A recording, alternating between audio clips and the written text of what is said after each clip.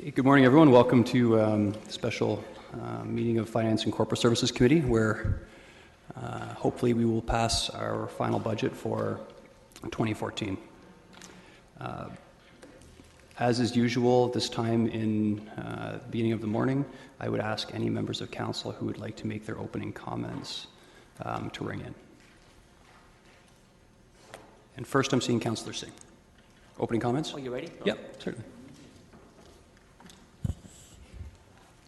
Thank you, Mr. Chair, and I just want to congratulate you on the good work you've done leading up to this day, and of course staff for their hard work for getting us here. A budget is an action plan and one of the most important policy documents for the city. Deliberating on this, our last budget for this term of council, has again made me appreciate living in such a dynamic and diverse city that offers such a healthy level of services and programs, which in turn contribute to a stronger economic climate. But having said this, I do realize increasing costs and taxes are becoming difficult to bear. Through this budget process, I will continue to urge and encourage reduction to the tax levy that will have the least impact on our citizens' services and future taxes. The suggestion I put forward last fall to direct staff to consider alternative revenue sources has brought forward viable options that can not only help further reduce the tax levy, but also provide an opportunity to allocate funding to strategic priorities, all with the least or no impact on our citizen. The various options before us should allow for a budget that is sensitive to the requests of our taxpayers for an increase limited to inflation, while also allowing us to consider improving service levels in some areas where they are lacking. We are in a very unique position, in my opinion, a first in this term of council. I look forward to hearing additional suggestions that will ultimately lead to a final budget that is balanced and ensures the taxpayers receives value for their tax dollars. Thank you. Thank you. Councillor Fernandez. Thank you, and good morning, everyone. And it's interesting when I reflect on my first budget day, how nervous I was and how I felt the need to throw up. I have to say, I still feel that way this morning. Nothing has changed. But I think we've all come a long way. I think the first budget was quite tense, and I feel that we've come forward in a more amenable, congenial, and ability to work together and understand that we have differences. But I think essentially what we want is what is best for our community. Reducing our budget to a tax levy that is within the rate of inflation, I think, is what many of our citizens have asked from us many times in surveys, unofficially, on the street corner, in the supermarket, and at community centres. But there are other areas I think that they're struggling as well. And I think that when we look at our utilities, and we look at the revenues that we are bringing in, and especially on such a cold winter as we've had this year, I think we're going to be seeing some significant revenues in our gas utility. So I'm hoping that we are able to look at a broad range of areas that we can make some reductions or some changes that will assist not only those ratepayers at the tax level, but also the users of some of our utilities, because I think we are in a very unique position owning our own utility. I think we can help some of our ratepayers and our users of that utility as well. I think that we're working towards a good final result, and I look forward to hearing some of the comments from around the Horseshoe this morning and this afternoon, and hope that we can all come to a resolution at the end of the day that feels really good and really positive. Thank you. Councillor Gazzola. Well, that was fast. I'm not awake yet. I will try to do my best. I want to start off, and I know you get tired of hearing this, but I've been doing this for more than 40 years. So over the time, I have learned a few things, seen a lot of different ideas. I want to start off by saying I'm not pleased with the present process. We spend 2 days of our time dealing with the capital and current budgets. A lot of questions are asked, but no actions are taken. In the olden days, which wasn't that long ago, there were a lot of actions taken at those 2 meetings, and we accomplished a great deal. Changes were made at that time that were later ratified on the final council budget day. In doing that, I think it's more transparent. The rest of council, the whole community knows where you stand on certain topics. And it does also give you a bit of time to think about these topics, and by council day, when they're finally ratified, you can even change your mind on various things. This whole budget process is a very complex matter to understand, and I have to think that it's quite a struggle to go through, and it becomes more difficult when everything is left to the last day. I know, talking with some other councillors, having to go back and forth between what we looked at capital and what we looked at operating, it becomes very, very, very hard. Having said all that, we have to move forward. And I will be very blunt and come out with where I want us to end up the day to day. I've looked at all the figures, and I will not support a tax increase of higher than 1%.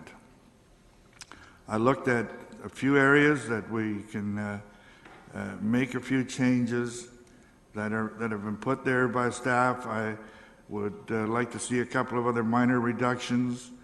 I'm in favor of adding back chronic deficits. Those, I don't know how we cannot be budgeting for those. Those are there. We know about them. They need to be put on the table.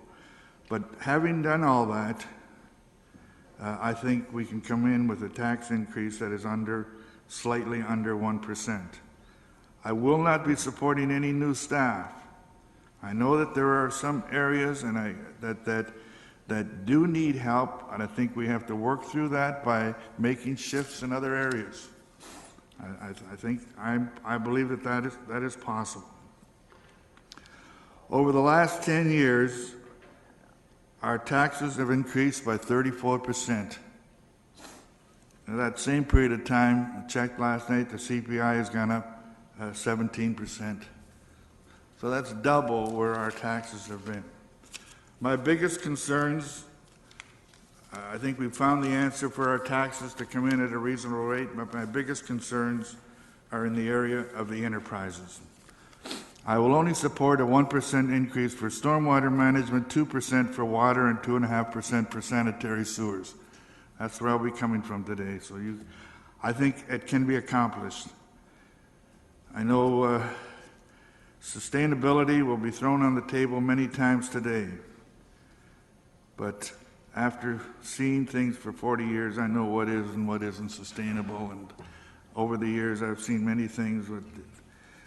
We're a very flexible organization. We can manage. Out of the blue, we had a bridge that fell down, and we came up, found $6 million without any problems at all. So I know you must consider the long term. There's no question. You always have to keep the long term in mind, but it's like running a house. Sometimes the short term dictates what you can and cannot do right away. So I want to close by thanking staff. They've made all the information that we require available. They have made their recommendations and taken their stance, and that's what they're supposed to do. And now it's up to council, and the buck stops here. Thank you. Thank you. Councillor Etherington? Yeah, through you, Mr. Chair, I too wanted to add my thanks to staff and fellow councillors. I guess a couple of generalities.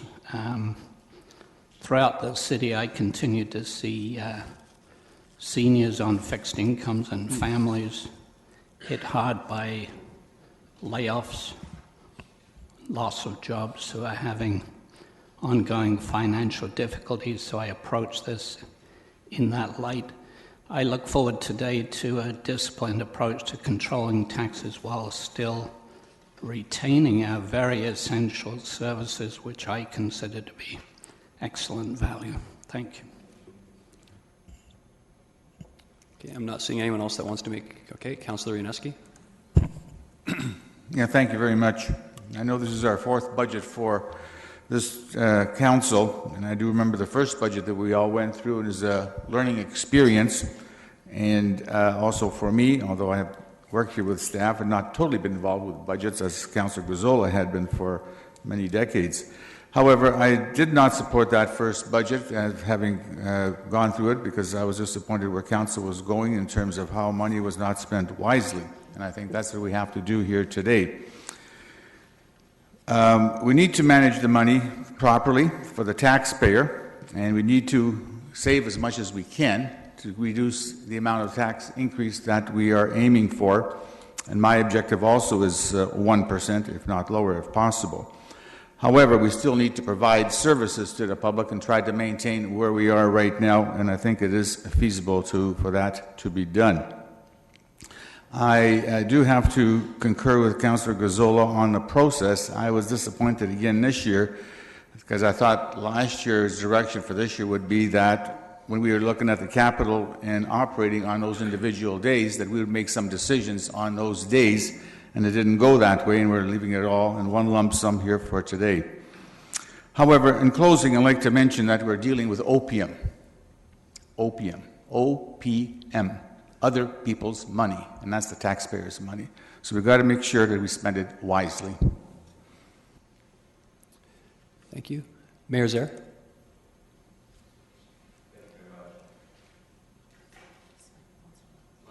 Oh, sorry, it's not working. Yeah, try this again. No, it's actually listing. Okay. I guess the clerk has to put it in committee mode.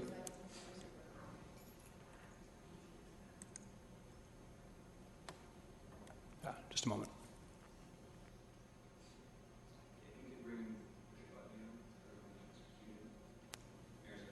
Okay, thank you very much. Last week there was a forum that was held in the chamber, and I think councillors Dangle Graham, I think Bill Ioannidis was there, Councillor Vrbanovich, and I participated in a forum. It was loosely based on a book of collection of articles that had been written by a number of people across Canada, and it was edited by Alex Himmelfarb, and who is a former deputy minister, I think, and also of the federal government, and also a former ambassador. So he had some experience in putting this book together. The title of it was "Tax is Not a Four-Letter Word." And one of the things, first of all, I did not agree with everything that Alex said, and to the extent that he would take things. However, he came up with an interesting comment during his presentation, and that was that governments are sometimes talked about as doing three things: tax, spend, and regulate. And he paused. He says, yes, that's what governments are supposed to do. They tax to pay for the services that are there for the good of all the people in a community. They spend those taxes on things that are there for the good of all people and the services. And they regulate for the good of the community and of all of the citizens. And it actually put it into a little bit of a different context. Those three words, and particularly tax and spend, are quite often referred to in a very negative way. And understandably, why, and then so. But when you put it into the context of what we are here to do, it is to provide the best kind of service for the the public and our community as is needed under the circumstances. And what this actually did, it flips on its heels why we are here. We find out what is needed for a community, and then we find the revenue for that, instead of artificially creating what a tax level would be at the beginning and then seeing how it fits. Now, I'm well aware that some of my words I've said already and still to come can be misinterpreted as saying I'm willy-nilly just ready to tax at any rate. And that is, of course, not the truth. We have to have reasonable rates.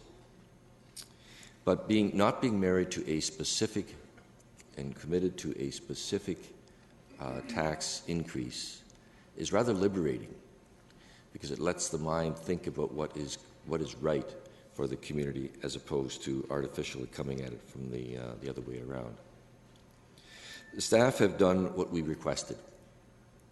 They have come in with a rate at this point in time of 1.17%, including some options of adds and reductions. So everybody in the public knows whether we like the process or not. I would suggest that most people you would ask on the street would know basically where people stand on the budget, and whether you've stated it collectively before in another session or not. So we are where council expected and the public has expected us. It is in the range of inflation.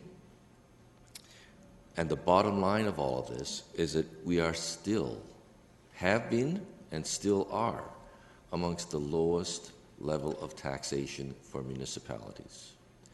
We cannot be held responsible for federal and provincial levels of taxation. We have to deal with what we have within our collective ability here. We have about, I'm just guessing now because I didn't count them up, let's just say there are 10 items for demonstration's sake. Some adds and some subtractions here to our budget. We could spend, and if we all took 5 minutes to do each in those 10, it's roughly 10 hours of time that we could be sitting around and talking about budgets. And I guarantee that we'll be basically in the same area we are now. So I think let's all keep that in mind. We don't all have to be speaking on all subjects. And you want to get your points across because it's more than just the figure. It is why we do things, not just the how and what it is. It's why. So I would hope that notwithstanding the figure being exactly where you wanted it to be at the end of the day,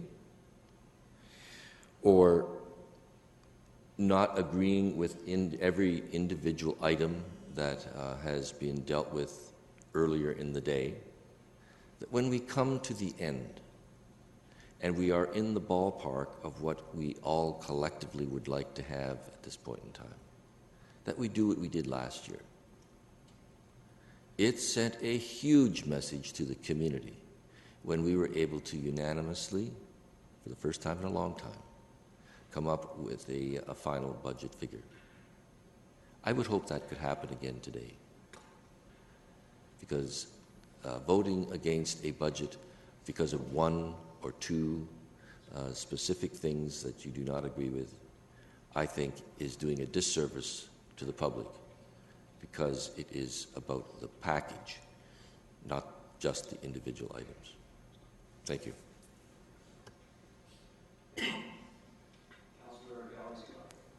Yeah, I just wanted to make some brief comments. Some of mine are along the line of what Mayor Zaire has already said, but I think it's really important that we take a look at the big picture when we're looking at this overall budget. And it's not just about this year, it's about next year and setting us up in a great area. I think this is it is the first time that I've been on council that we're even coming into final budget day with a rate that is very feasible. And that we really only need to make a few tweaks to get where we potentially want to be at the end of the day, and what really makes sense in the big picture for the community in the short and the long term. And I think that have been given great information, and a lot of our questions have been answered in the 100+ pages that we received for final budget day. And I ask that we not drag out today just because we want to hear our own voices, or because we have questions that may not be essential. I ask you to only ask questions that are essential to the budget and moving forward. I don't want to get into all the detail that's already given in a lot of the issue papers that we've received. And I ask, as Mayor Zaire has already done, that we don't have to comment on everything today, that we just focus on what we feel, and that's up to each and every one of you, what is essential in order to either get your point across or in order for the community to understand where you're coming from. And so I know for me, I only have a very few questions that I need to ask today in order to make my decision at the end of the day. So I realistically think we can be out of here a lot sooner than we had anticipated. So with that, I'm looking for a few tweaks, but overall, very impressed with where we stand today. Thanks very much, Chair Davey.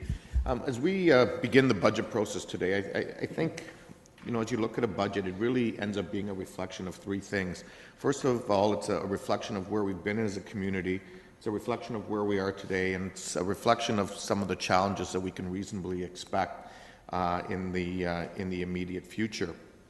And I think the document that's before us has been a result of significant work by our staff team, and I want to thank them and acknowledge them for that in helping get it down to the point where it's at. That no doubt didn't come without significant effort and work, and I appreciate that they helped to do that to make our jobs easier today. And I think you, Mr. Chair, have shown great leadership in that regard, and I appreciate that. I guess as we go forward today, for me, the lens that I'm going to be bringing to this is one that is reflective of some of the things that have come out of our recent Environics survey. And I think it's important to look at documents like that. We spend good money on those documents, and they are an accurate reflection of how our community feels. They're a statistically accurate reflection of how our community feels. And some of the things that document tells me is that our residents are looking to us to manage growth. They're looking to us to protect some of that small town feel of what makes Kitchener the great city that it is. And our residents expect us to provide amenities and services that our community wants. And when it comes to taxation, our residents are saying that 61% of them want to see us increase taxes at the rate of inflation to maintain services. 11% would like to see additional increases to improve services, and 23% say maintain taxes and cut services. So clearly the vast majority are saying maintain at the rate of inflation, and that's certainly the goal that I have set for myself today, is that we end up at no higher than the rate of inflation. I think that recognizes that it's been a challenging year for some. One only needs to reflect on folks that work at BlackBerry, at Schneider's, and other places who have lost their jobs, seniors on a limited income, and others. But also recognize that we're a growing community with challenges that need to be met. And in doing that, we need to budget in a way that doesn't simply push that burden onto future generation, but budgets responsibly and sustainably. And so the decisions that I'll be looking for us to make today are ones that are reflective of that, and I'm hopeful and confident that we'll end up with a budget in that reasonable goal that's reflective of what our citizens have told us they want. Thank you. Councillor Glenn Graham.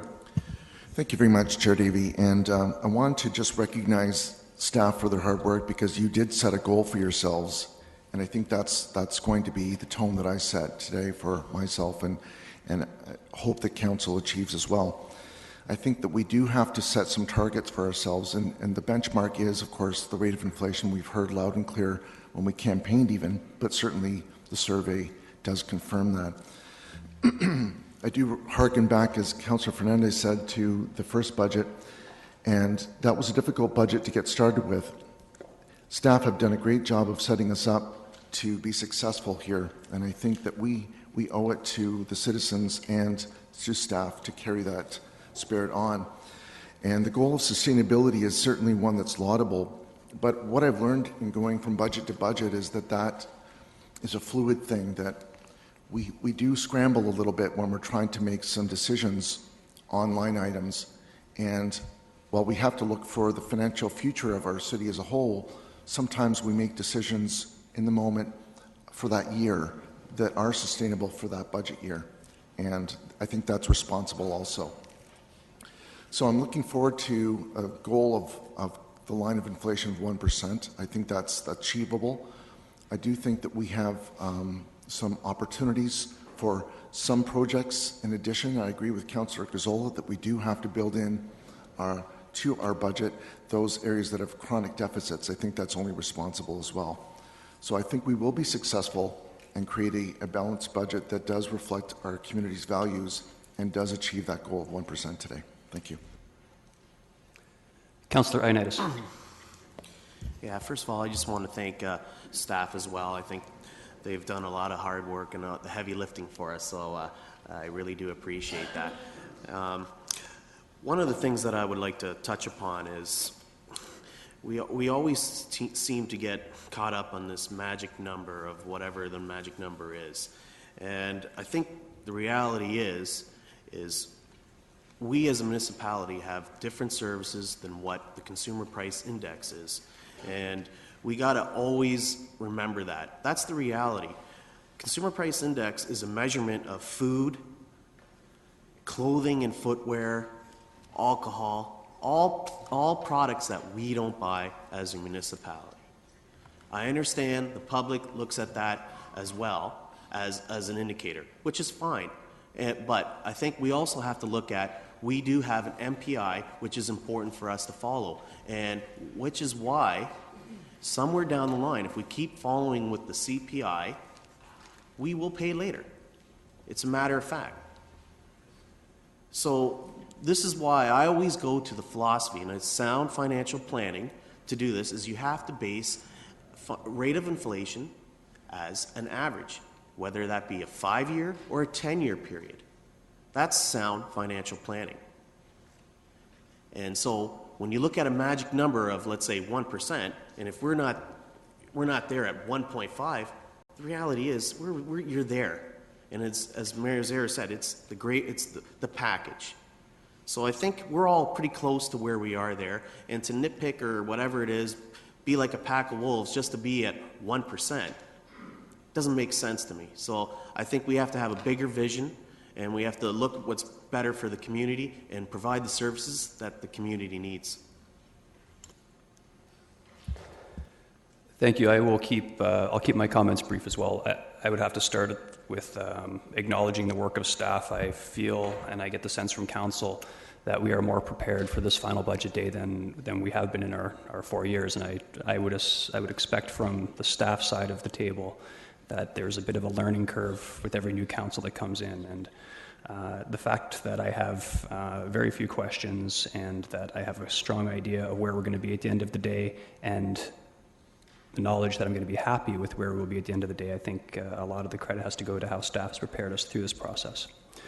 On the process, I've taken note of some concerns with making decisions earlier on.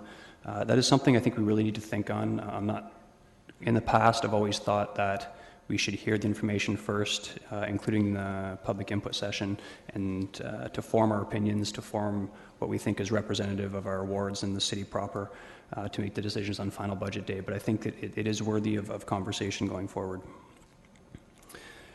I also want to comment a little bit on the irony of the thousands of hours that staff puts in, all the hours that council puts in, and how it is reduced to a single number, the target. It's an interesting dynamic. I mean, that we have to set a target, because if we don't have a target, we're going to be all over the place. And why do we set inflation? I think the simplest way that I can rationalize it is that in the fullness of time, if we are in excess of inflation, if we are in excess of people's ability to pay, then everyone goes bankrupt, starting with those that are poorest. So that's always been my rationale. Now, does that mean every single budget and every single municipality can commit inflation? No, you can't. There are unforeseen events or unforeseen circumstances that it would be entirely irresponsible to hit that target at all costs. Fortunately, I don't see that for today's budget. I think we're very, very well prepared. I think not only can we hit the inflationary target, we can add some future items back in and or deal with our chronic deficits. So in the hopes of a speedier day, I would also like to very quickly put my preference on the table.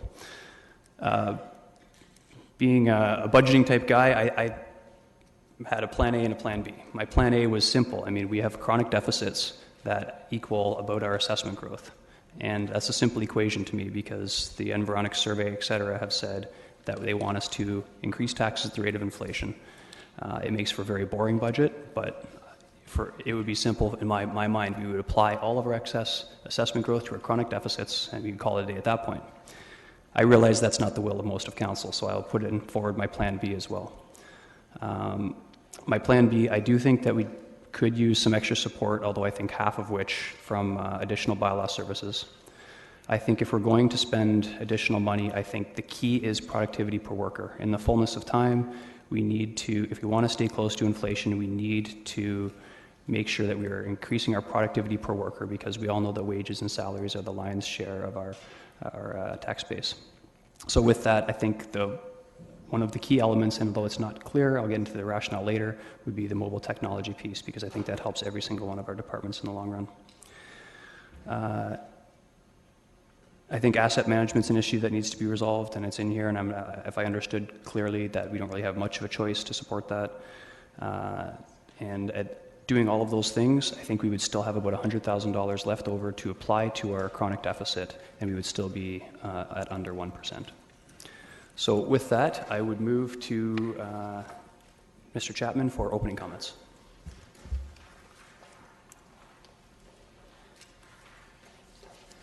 Good morning, Chair Davey and members of Council. And on behalf of the staff involved in the budget process, I thank you for the recognition that you've given to staff today for the good work that they've done so far in the process.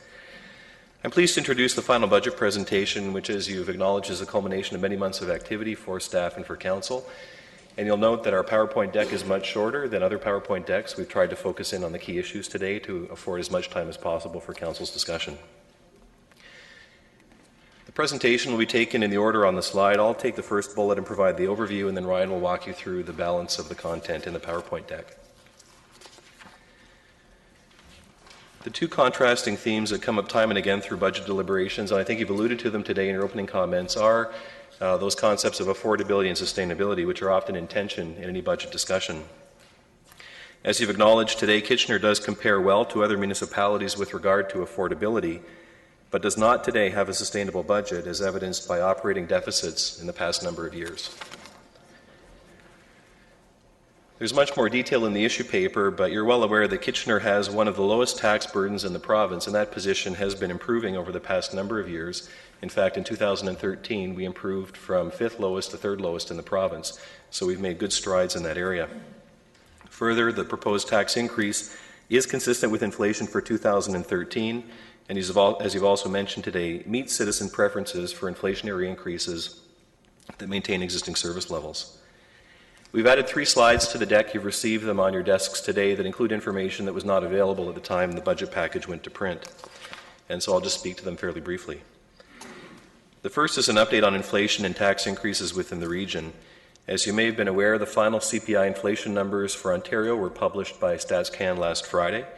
They showed that the year-over-year change for CPI in December was 1.5%, while the annual figure was basically unchanged at 1% for the year.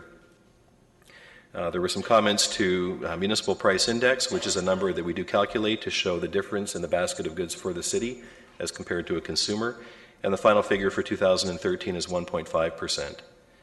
And finally, for interest, we've noted that the province of Ontario most recently has projected CPI of 1.8% for 2014. I was at a meeting of area treasurers last Friday, and we polled the group for information on their projected or actual tax increases, and they're provided here for all 7 municipalities within the region. And what you can see is that Kitchener has the lowest projected tax increase. Some budgets, as you know, have been finalized, and so those are denoted with an A in that table where those increases are final rates of increase. The next 2 slides include information which was gathered recently through the community survey conducted by Environics. I think Council is now very familiar with the process, but this was a survey of 1,002 citizens, which we know is statistically significant. The first question deals with citizen preferences towards tax increases and service levels. And as Councillor Urbanovic alluded to, the key finding is that almost 2/3 of citizens have stated that they're looking for inflationary tax increases that maintain service levels. And I would suggest to you that the budget as it stands today has essentially hit that bullseye. Much fewer people are interested in a 0% tax increase that reduces service levels or increases beyond inflation that increase service levels. But there is something interesting to note here. We've included for comparison the results of the 2012 survey that was conducted by the University of Waterloo. And that was not as large of a sample. It was not statistically significant, although it was representative. And what you can see is that the main result is relatively unchanged, but in fact there was a small shift from the number that said maintain taxes and cut services to those that were saying increase taxes to expand or maintain services. The second graph from the community survey deals with citizen thoughts about the value they get for tax dollars they pay. A total of 82% of residents say they get fairly good or very good value for their tax dollar, with 1 in 4 saying it's very good. Just 15% in total say that their value for tax dollars is poor, either fairly poor or very poor. And our understanding from Environics is that this distribution is not typical. In fact, it is more tilted towards those that have stated their value for taxes is good to very good. As mentioned before, the current budget position is not sustainable, and this is most obviously represented through the deficits that the city has generated in each of the past number of years, and we are projecting a deficit again for 2013. There are areas of chronic deficit in electricity, bylaw, fine, revenue, and operations, and those have really been driving those deficits in previous years.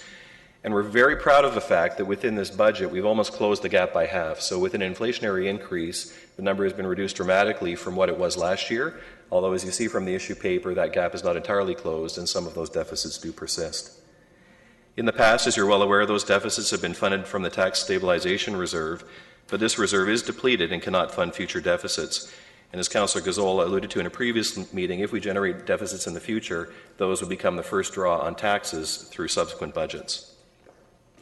So, Mr. Chair, I would suggest in closing that you've already achieved the guideline that you've set, and what is before you today represents what a majority of citizens are looking for, as evidenced through the Environics survey that was recently conducted.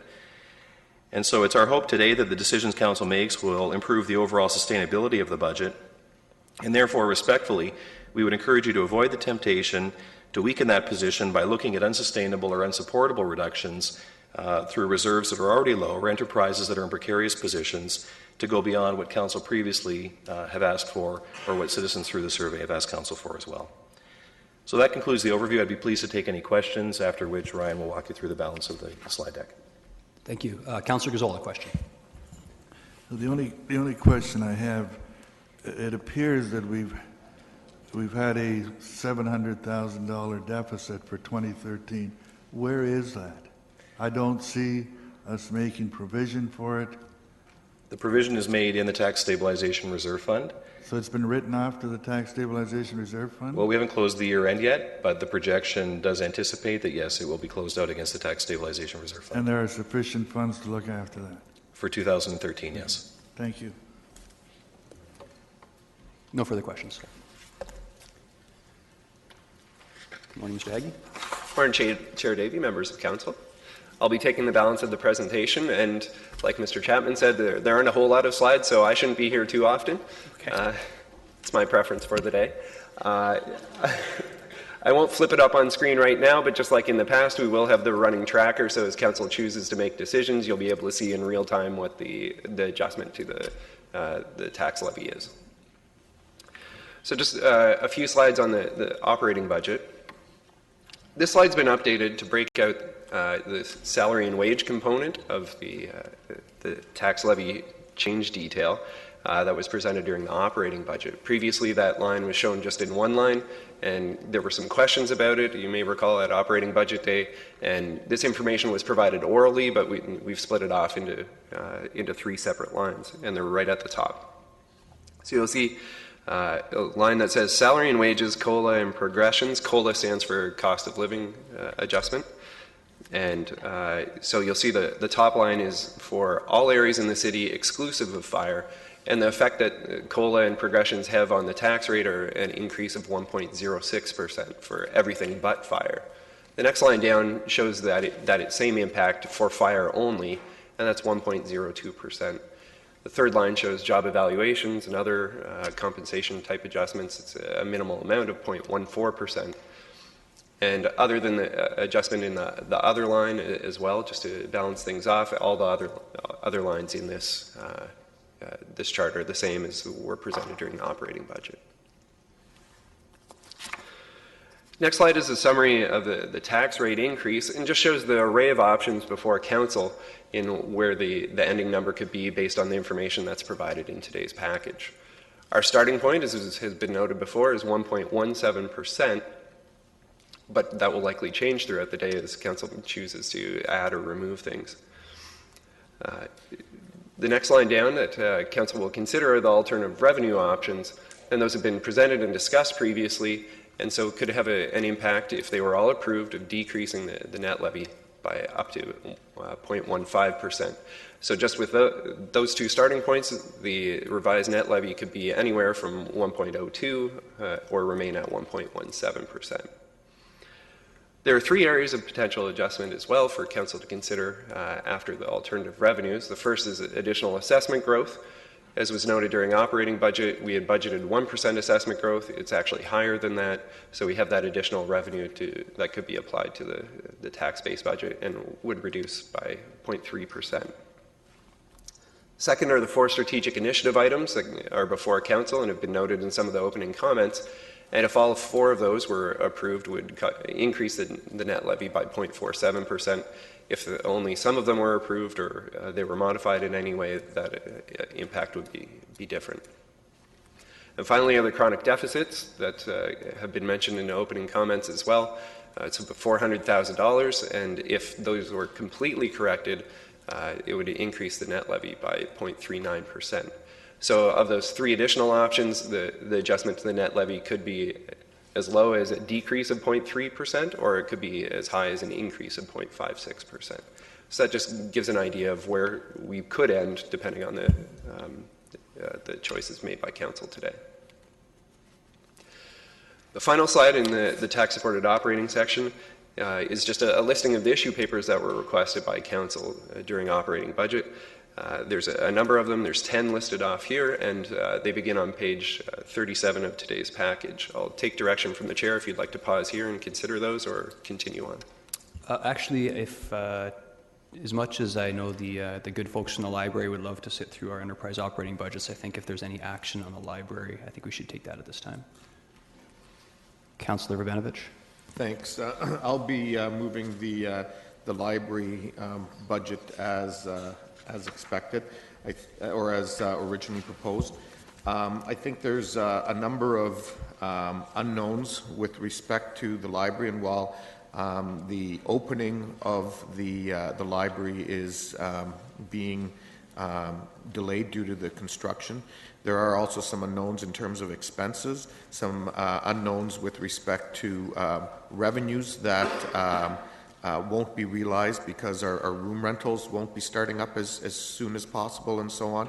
And so I think the prudent thing to do is to leave the budget, one of our most valued services by the residents of Kitchener, where it is right now. Okay, thank you. The motion is on the floor. Councillor Glenn Graham. Thank you very much, and there's no doubt that the library is one of our most valuable services. I have a different thought on this, that I think that we want the library to have all the money it needs for its operating budget. I think in this case that because we're starting a little later, that we should return the $110,000 to the city and ensure that it gets any monies that it needs for future operating or capital at that time. The reason for that is that I think that the city really could benefit from some of the initiatives that we have right now. As I said, we're scrambling every year to try and find money to do things, and I think that this is an opportunity to allow us to do some things that perhaps would be along the lines of economic development initiatives. So I do support the library's prudence. They've done a great job of bringing in a wonderful and fiscally responsible budget, and I think that this is an opportunity that we can use to try and fund some other initiatives. Thank you. Councillor Gazzola. Yes, thank you. I want to start off by commending the library. They've always done an excellent job. I've watched them closely for 40 years, and they've always produced, and they're one of the most important functions that we have in this community. But having said that, I will not support leaving the $110,000 there that they've clearly indicated they will not need to maintain their current level of service. Yes, it'll have to be made up next year. So in looking at the bottom line here is that the library is an institution that is primarily totally funded by the municipality. We are responsible for the library. If they run into rainy days, it's up to the municipality to deal with that. The current library boards can't look after all of those things. So it's a question of priorities. And to me right now, it's a higher priority that we look after our deficits that we know we're going to incur them. So by not including them, we're really closing our eyes, and we talk about all these principles of sustainability and all that, and we shut our eyes to those. So it's a question of, do we allow the library to set aside a reserve of $110,000, or do we use that money to clear up our deficits that we've already approved? So because of that, and in the future, I have no concerns with giving the library total support and whatever support they will require if they run into rainy days. It's always been the case that they've come to us and I think have received what they need. So I would urge the rest of council to not support this recommendation, but to pass that $110,000 on to look after our chronic deficits. Mayor Zaire. Thank you very much. I will support the recommendation. I believe that this is a very prudent thing to do, particularly in the case of opening up a new service. There could potentially be unforeseen costs as well. But failing that, what this does, this is one of the best examples, maybe the best example, of an action that's taken today to not fund it this way, guarantees and automatically increases the taxes in 2015 by 0.1%. No choice. It will happen. And I'm pleased to see and hear rather the support for funding unfunded services, chronically unfunded services. But this would, in essence, be causing that same kind of situation. So I will support the recommendation, or the motion, rather. Councillor Singh. Thank you, Mr. Chair. I think from the earlier comments, I heard many of us say what a daunting task it seemed in our first budget, and now comparing after 3 years in our final budget, our better understanding of the entire budget process. And although there are savings because of the delayed opening, I think we have a full, in-depth understanding that there are also unforeseen costs that can be related to that as well. So it's more responsible for us to offset if there are any costs, rather than just for immediate gains, but affect our tax levy I would support the additional, or because the monies that are still left because of the delayed opening, be still funded towards the library board, and so that we can better manage ourselves for the 2015 budget. Councillor Galloway-Seelock. Yeah, and I think Councillor Singh just touched on the last point that I wanted to make. And it's been said before, if we don't approve the budget as submitted by the library, we will just be putting a larger impact next year, not only the $110,000, which is 0.1% on the next year's levy, but also the unbudgeted expenses, which will come from the Central Library. So I think it's important that with the budget that we have this year, that we continue to support the full ask of the Kitchener Public Library. I have no further comments. I'll be supporting the motion as well. And I fully acknowledge this isn't the cleanest way to account, but the reality is taking this money out, I may or may not be on the next council for Kitchener, but whether I am or not, I'm not going to put the next council in a position that they already have to find an extra 0.1%. That's really how I look at this. And the reality is, should the library not suffer any unforeseen costs, they would be returning this one-time funding back to the city. So I'll be supporting the motion as well. No one's actually referred to it today, but I believe all votes will be recorded as per standard. So take a recorded vote on that.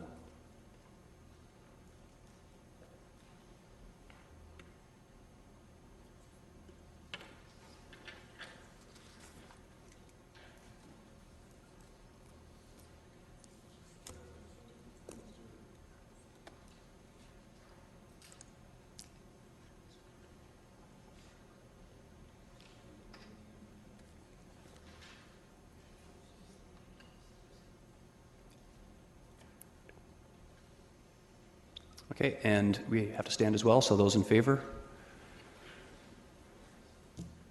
And opposed? Okay, very good. So I think we'll just progress through in the way that's outlined here. So we are on actually page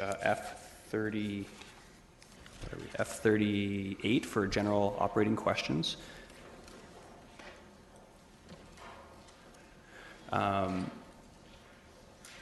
So this, again, many of the items here seem like they're more for information as opposed to actual budget direction. So if there are any questions on the general operating questions, now would be the time. Councillor Singh. Yes, so on that very page, F38, I think just for the interest again, of course there are viewers that may be watching. Could staff explain what is the water impact that's being pushed from the region to us? And if we were to support something less than what that is, how would that be affecting our taxpayers effectively subsidizing that decrease? Sure. Through the chair, the proposed increase for the water is 3.5%. 2.75% is directly an increase to the region cost. The city share of it is 0.75%. So essentially, if the city were to go down, or if council were to approve a water rate lower than 2.75% today, they would be subsidizing the regional increase. Likewise, for sanitary, the proposed increase is 5%. The region share of that is 4.5%. The city share is only 0.5%. So going below 4.5% on sanitary would just be a subsidy of a regional decision. Okay, thank you. Councillor Gazzola.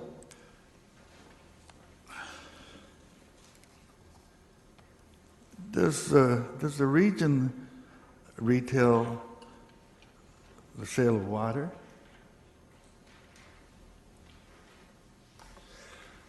Through the chair, I'm not sure that I understand the question. Does the retail sell water to customers? Not within the city. I believe it's not within the city, Yes. but the city is a customer, if you want to think of it that way. Yeah. Well, the region has 7 customers. Why do you insist? We are the retailers of water. Why do you say we're subsidizing the region? Is the region able to, because of what we do, go back and reduce their rate? No, they've set their rate. That's it. Yes. Yeah. I mean, we're subsidizing Pepsi-Cola too because we buy from them, right? It's the same thing. Mr. Chapman, comment?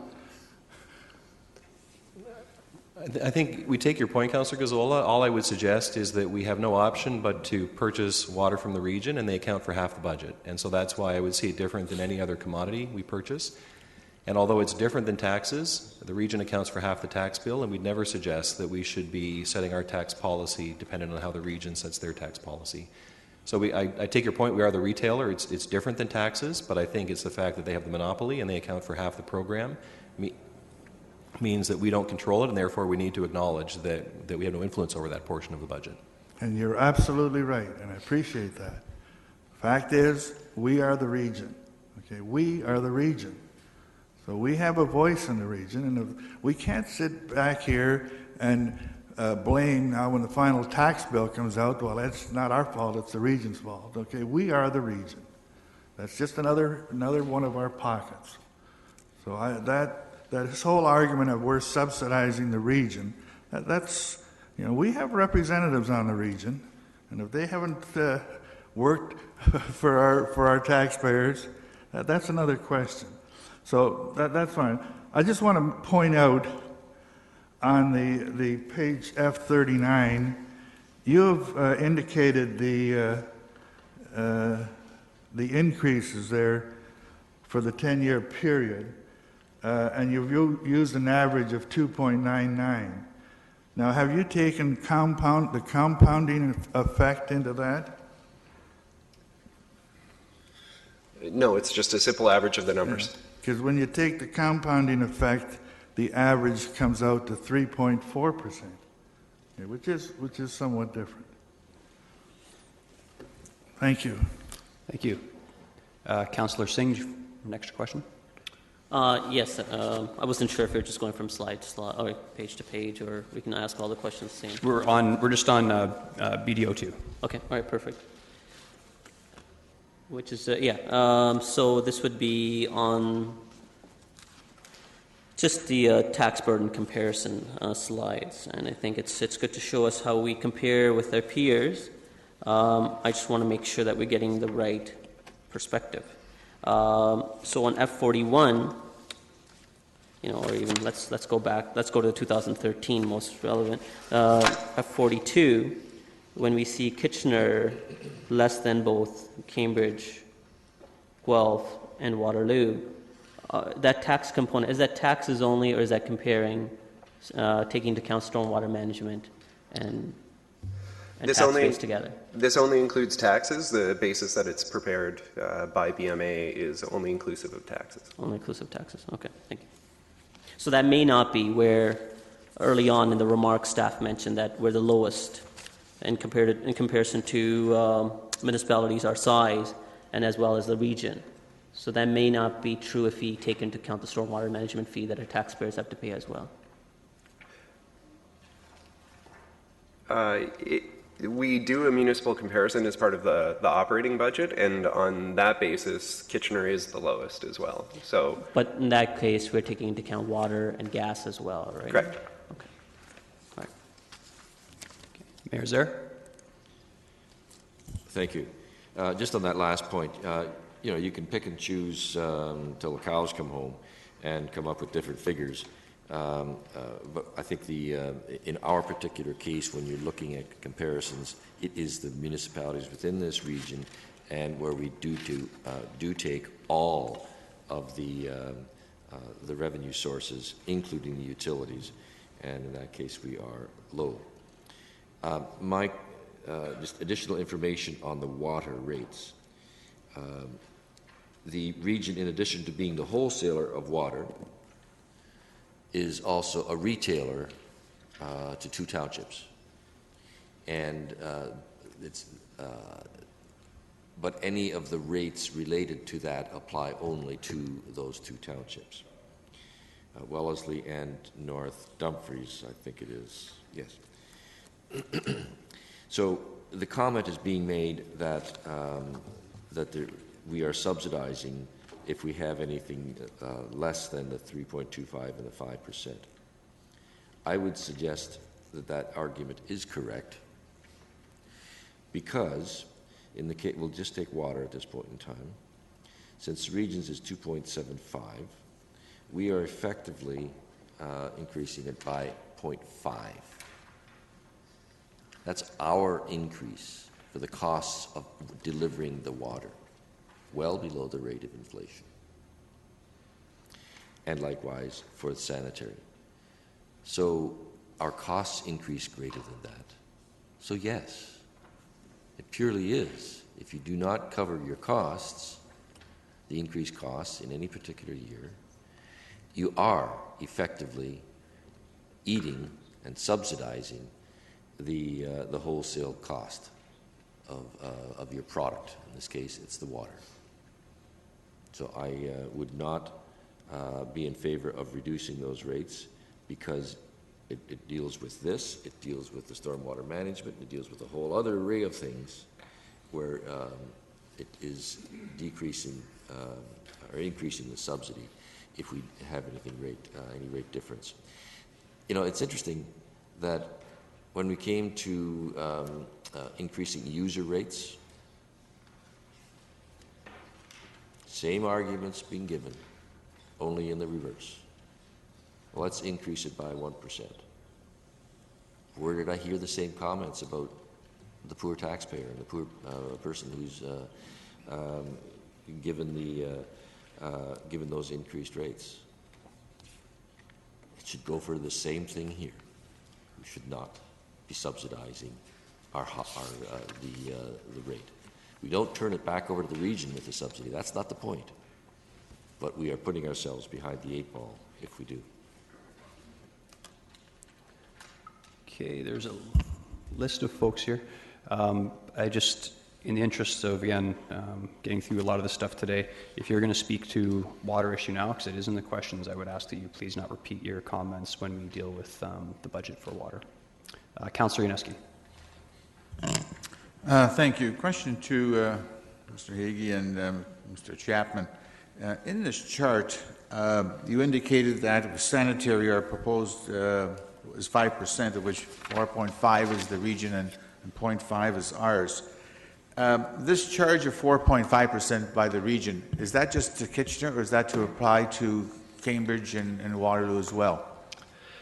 That's the calculated charge for Kitchener only. We know what the regional increase is and we know what the regional cost to the city is, so how much of their budget or how much of the total sanitary bill is regional cost. So it's simply taking the amount that we pay the budget by their known increase and calculating the rate that way. So it could be different for Waterloo, it could be different for Cambridge, depending on how much of their sanitary budget is comprised of the region, the cost of paying the region.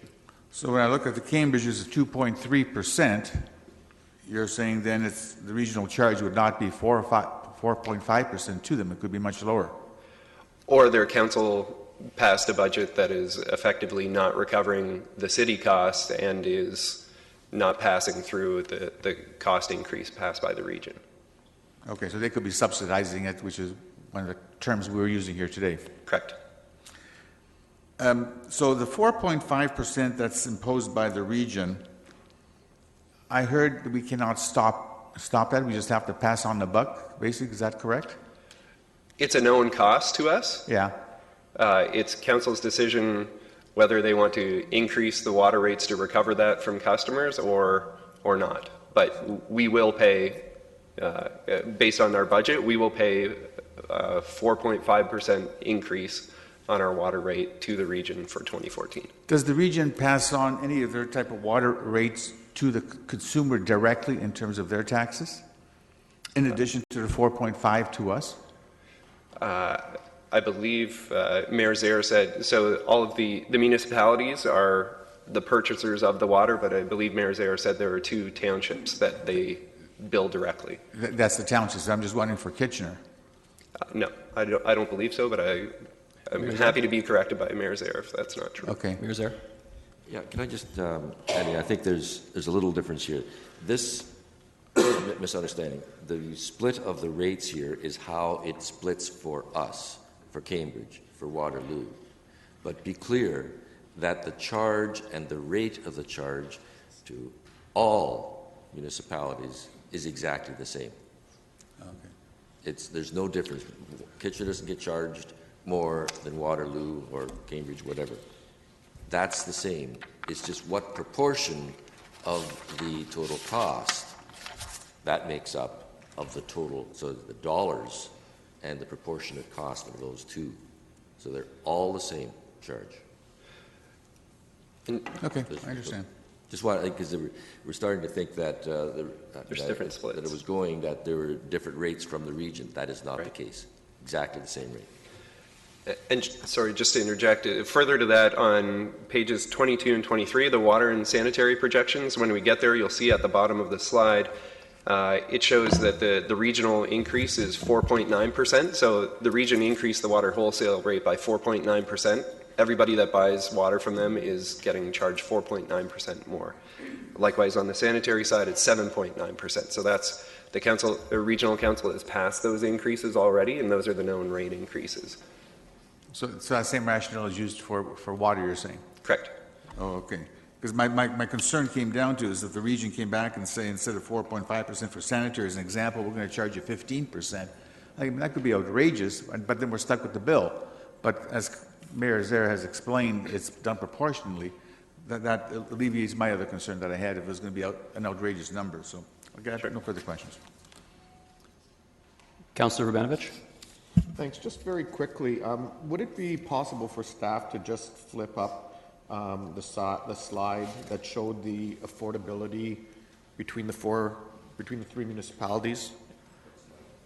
It was from the operating slide, page 020. Quick answer is no. Oh. Actually, yeah, we might be able to pull it up that. We don't have that presentation loaded up, but we can pull that. Did you have a question in the interim, or do you want me to come back to you? Yeah, maybe when they have it, if you can come back to me. Sure, thanks. Councillor Gazzola? Yeah, I'm not going to talk about the water and sewer and that till we get there, till we get to those budgets. Okay. Okay? I do want to make one comment, though, in response to the mayor, because he was, I'm sure, alluding to me, who moved the increase of 1% on the user fees. Okay, there's a difference between the user fees that we have, which are they are things that people can do without. They have a choice, but you can't do without water and sanitary. So there's a bit of a difference there. Thank you. The other question on sanitary, the sanitary is really looked after by the province, is it not? And the region is just sort of in between. No, the region processes, they have regulatory requirements that they have to meet that are set by the province, but it's a regional provided service. But I thought that the like the sanitation stations were funded and all that by the province, who billed the region. No. Mr. Chapman? I think that was the structure prior to regional government. Under the county system, it was provincially run, but with the formation of the region, it became a regional responsibility. Okay. I'll leave my water and sewer till we get to that point. I have a question on pages 43, 44, and 45. Now, I'm disappointed we don't show on those pages what our actuals were for last year, to give us some indication of where that 700,000 is. But the question I have, there's been some restating. Could you just, it gets a little bit confusing as to what has actually happened. Can you just expand a bit on that? Sure. Through the chair, the restatements are essentially where Council passed the 2013 budget, and between the time of passing the budget and preparing the next budget, things within the city have changed. So responsibility has changed for an item, or Council's made a decision that has changed where the responsibility for those services lies. So an example that's provided in the issue paper is grants. Council chose to take the money out of the Tier 1 grant budget and put that into KMAC and Arena's budget. So just for comparative purposes, we've restated that budget. So the money, overall money is still the same, but we've moved it from the grant line to the KMAC line. Otherwise, it would look like the KMAC budget went up 100% and the general expense line went down 40%. So just to avoid some of those large swings because of just a kind of a reorganization within the city, we restate the budget. Yeah, and I appreciate that, but normally when you restate something, the bottom line comes down to zero. Correct. But here the bottom line is coming down to a credit of $490,000. So what is shown in the issue paper is only the tax-supported side. Within the enterprises, there are some shifts between tax and enterprise. And so overall for the entire city, the restatement is zero. What this is indicating is that there have been some costs that had been budgeted in the tax-supported budget that have moved instead into the enterprise-supported budgets. Yeah, but I guess I still don't follow why the tax budget doesn't stay at zero, the bottom line. Through the chair, it's the overall total is exactly the same. We're only looking at a portion of it that is the tax side. If we had the restatements for the entire city, the bottom line would be zero.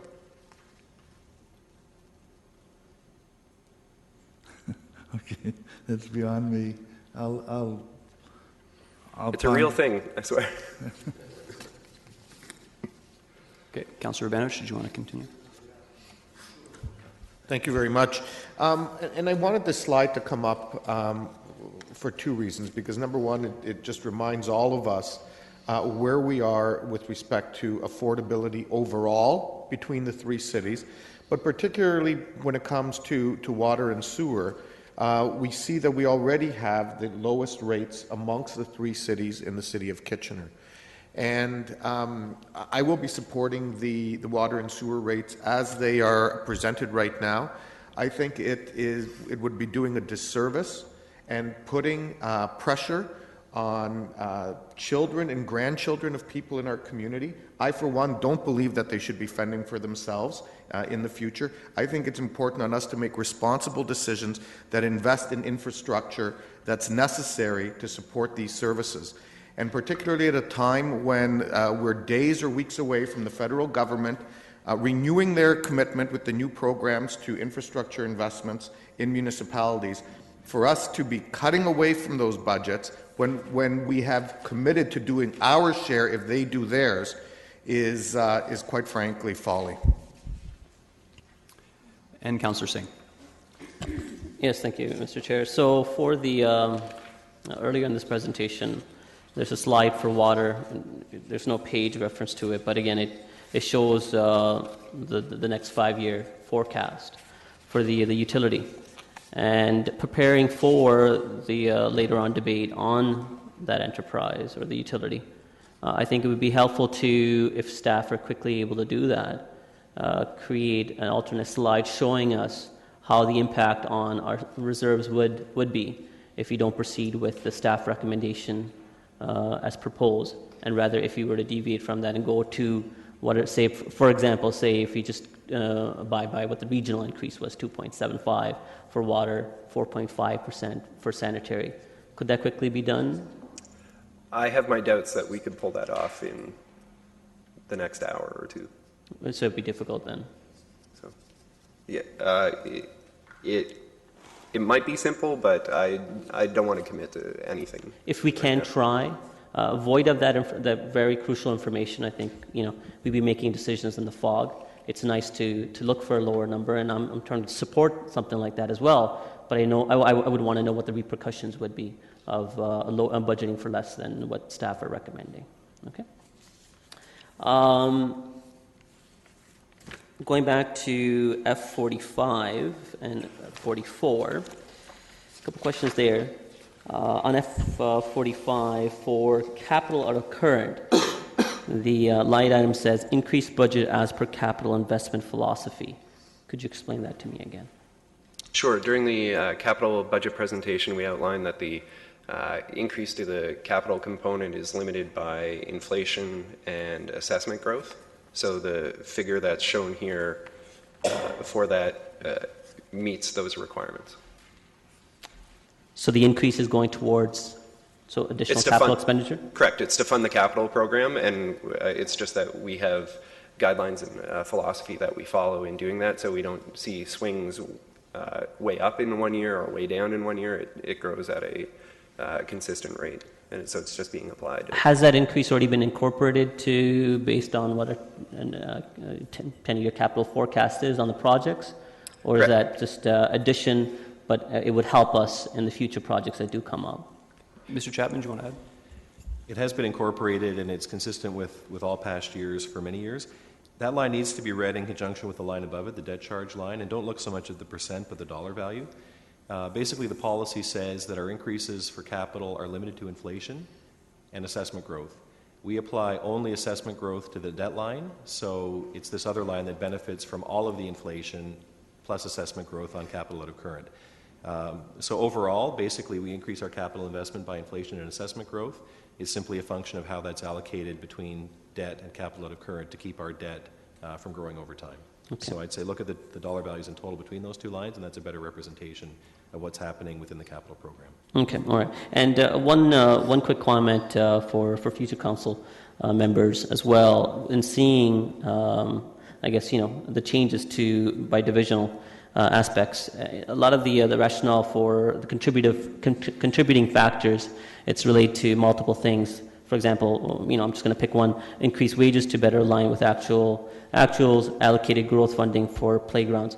Whenever there's multiple contributors, if the percentage of that could be added as well, I think that would be a huge benefit. Okay, I am showing no further questions on this.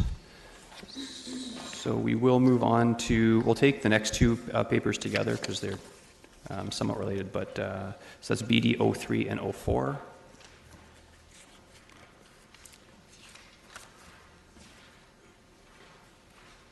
Which begins on page F46. And again, I would suggest there might not be much issue here in terms of affecting our budget for today, so this shouldn't be a long discussion item. Councillor Glenn Graham.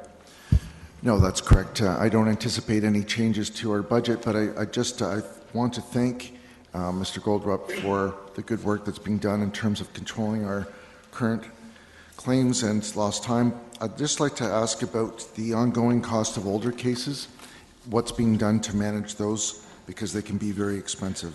If you could just speak a bit about that. Mr. Goldrup? Through you, Mr. Chairman.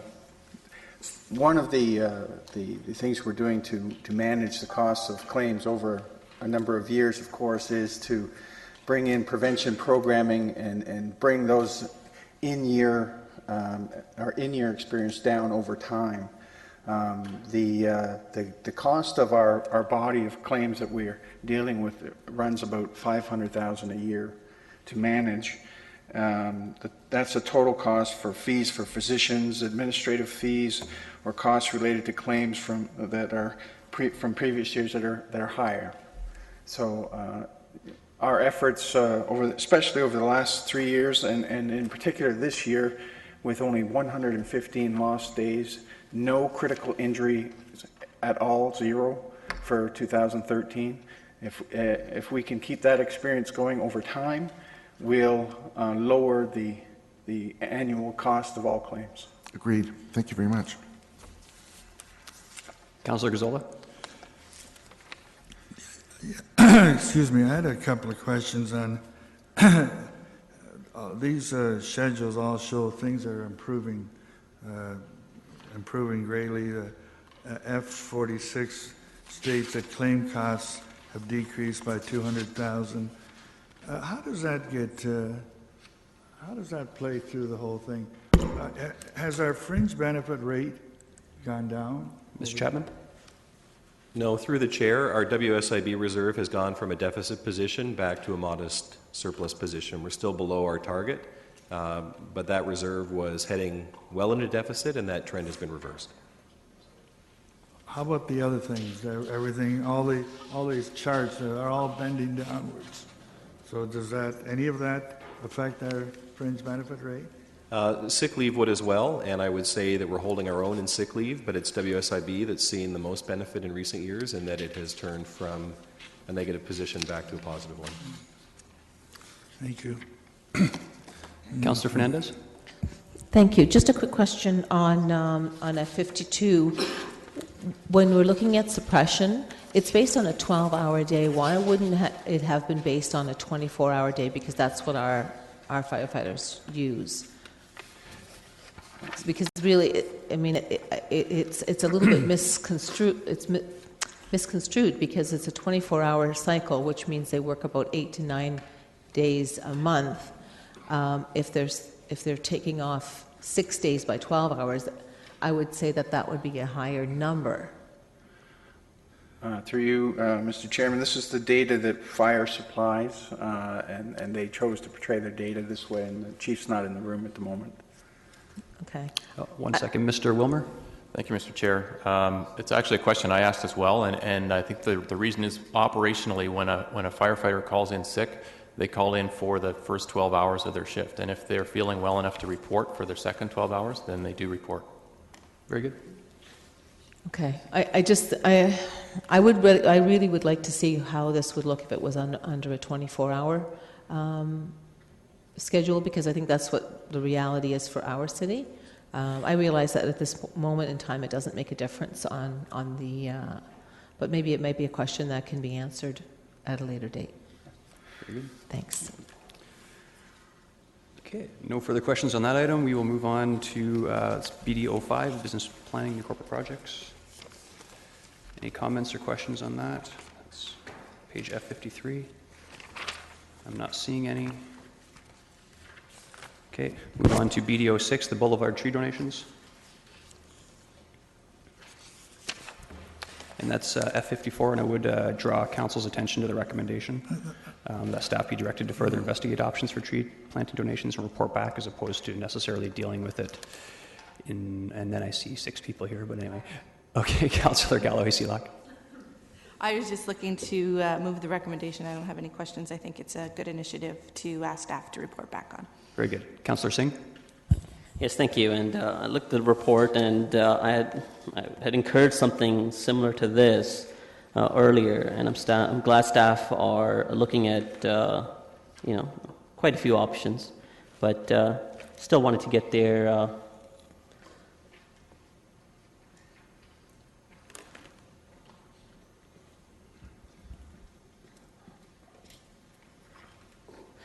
Mr. Whitmer, tell me if I'm wrong, but the way the staff report so far relays as to the direction we're going with, the separate donating policy, where residents can contribute, to help us with obviously the hardship that we're dealing with, especially with the EAB.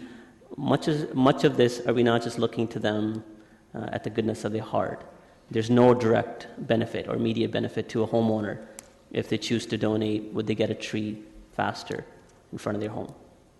Through you, Mr. Chair, that is correct, and that's part of the challenge we have with complying with CRA rules. In order for them to receive a charitable receipt, then they are not entitled to have something that directly benefits them, or else it's ineligible. So in order to do that, we're pooling the money so that it can be put in place in accordance with our master tree planting plan, which means that the donation that they give could be for a tree if everybody did that in front of their property, but it's probably not entirely the way that it's going to work, because the CRA would not permit that. Similar to matching, right? Where we look at if a resident comes in, gives us $200 and we match $200. Can we not do it this way, where they contribute to a tree purchase, we plant that tree elsewhere, and then we contribute a tree in front of their home? Those are details that I think council will have to deal with when we come back with the options, but I don't want to do anything. I only ask that now because I wanted to take the opportunity to staff and look at a way and to continue to investigate where avenues could allow to expedite that homeowner that is, I guess, contributing or donating funds to the city, simply because I think the uptake would be a lot more than if you were just to kind of focus on what's here. That's my opinion anyways. And again, I would reiterate that we're not going to solve this issue today, and the recommendation is the staff report back with options. So if you have suggestions on how this would work, I would suggest the follow-up would be that time, because I share many of the concerns that Councillor Singh just raised as well. Councillor Fernandez. Thank you. I'm really glad to see that we're actually moving towards a donation program, and we've investigated some kind of a receipt for them. I've also heard from a number of residents, especially with regard to courts and cul-de-sacs, and I was kind of hoping that we could support that replacement of the trees in courts and cul-de-sacs under the same kind of garden program that we use when people want to do that. Is that going to be something that you're going to be adding into this? Because it's different from the boulevard trees. It's the whole court or cul-de-sac taking ownership for that. Through you, Mr. Chair, we haven't gotten into the details of that specifically. We'll take that back for consideration. We have obviously a limited pool of money to deal with cul-de-sac bulb improvements for the community garden as we identify them. So we don't want to take away the opportunity, but it's something that we can consider as part of the pool of resources that we have available to us. Okay. My understanding is that there are groups of citizens who who have a cul-de-sac on their court and who are wanting to donate the trees and the work, and all they need really, I guess, is just the rototiller to come in. Is this something that we can be open to? It wouldn't really take any funding out of our community gardens. It's really just that they need just the manpower just to get the grass cleaned up and the tree stumps so they can go ahead and start working on the cul-de-sac as soon as the weather permits. If they make an application, we'll look at it with all the work that we have that we're dealing with on an annual basis. Okay. Councillor Ioannidis. Hi, Mr. Whitmer. One of the questions I have is, and I've been hearing this through, I guess, some media and all that, with the temperature being in the minus like 20s and 30s the past 2 weeks, how would that affect the EAB? Kind of outside the scope of the, but we'll... But it is in there. Okay. And through you, Mr. Chair, I don't know if I have a specific answer. I'd like to be able to say I wish it had a positive impact on their decline, but I can't guarantee that. We are doing further investigation as part of our work program to see how quickly it is continuing to move across the city. And if we see that is happening in a positive sense, a bit of a decline, that may delay the inevitable, but it may not get rid of it completely. And it may help us in the sense of how we have to react to the tree removals. Okay. And my other question is, and I may be out to left field on this one, but has there ever been a train of thought that instead of having the trees planted on the boulevards again, that they go onto the citizens' property so that future operations is now passed on to the property owner? That's been discussed in the past, Mr. Chair, and there's a pro and a con to that.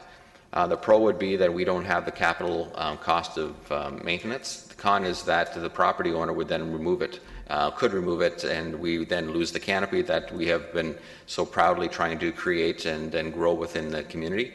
And it isn't going to get maintained. As the tree grows, it grows closer to the house.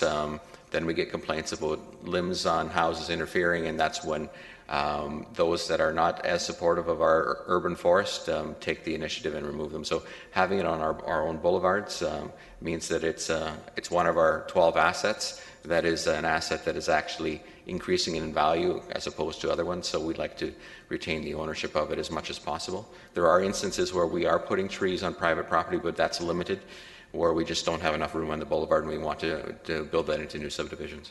Okay, and I do agree it is an asset. Thanks. Councillor Etherington.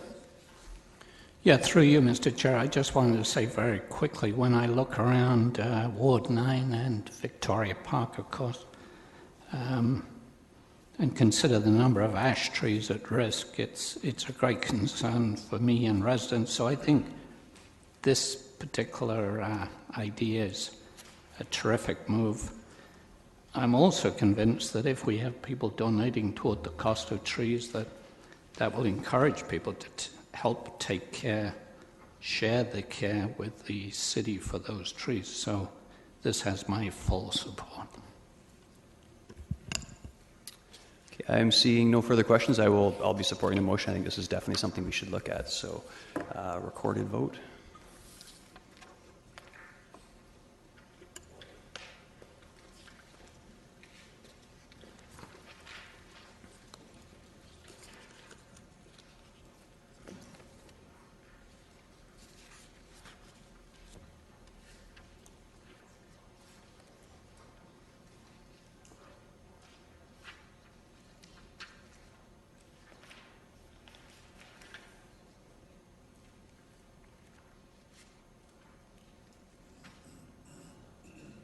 And those in favor? And none are opposed. Okay, we will move to item BD07, the update on the EDIF fund.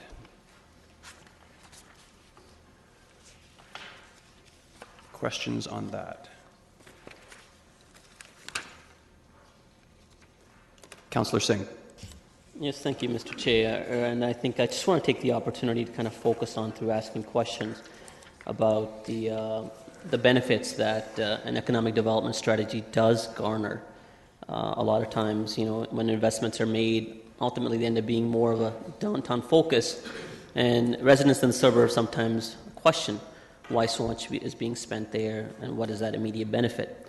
So my question to staff or Mr. Regier would be, in stimulate assessment growth.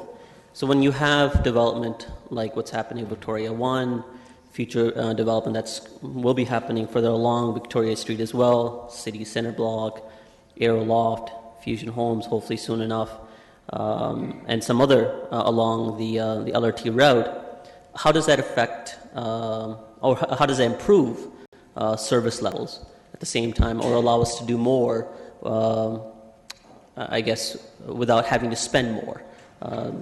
So I'm just looking for more of a confirmation from staff, acknowledgement that when we have increased assessment growth through density, that we don't have to build new roads, new parks, but there are additional revenues that can go towards other departments, especially towards operations, that helps the city-wide. Okay, Mr. Regier?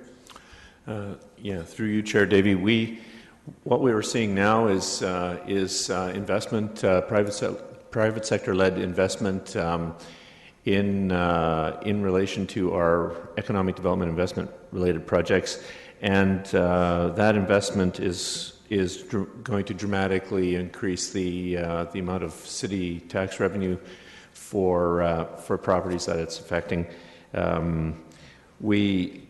This is obviously a long-term process. The financial benefits to the city accrue gradually as complex, multi-stage, multi-million-dollar projects are put together to respond to new opportunities.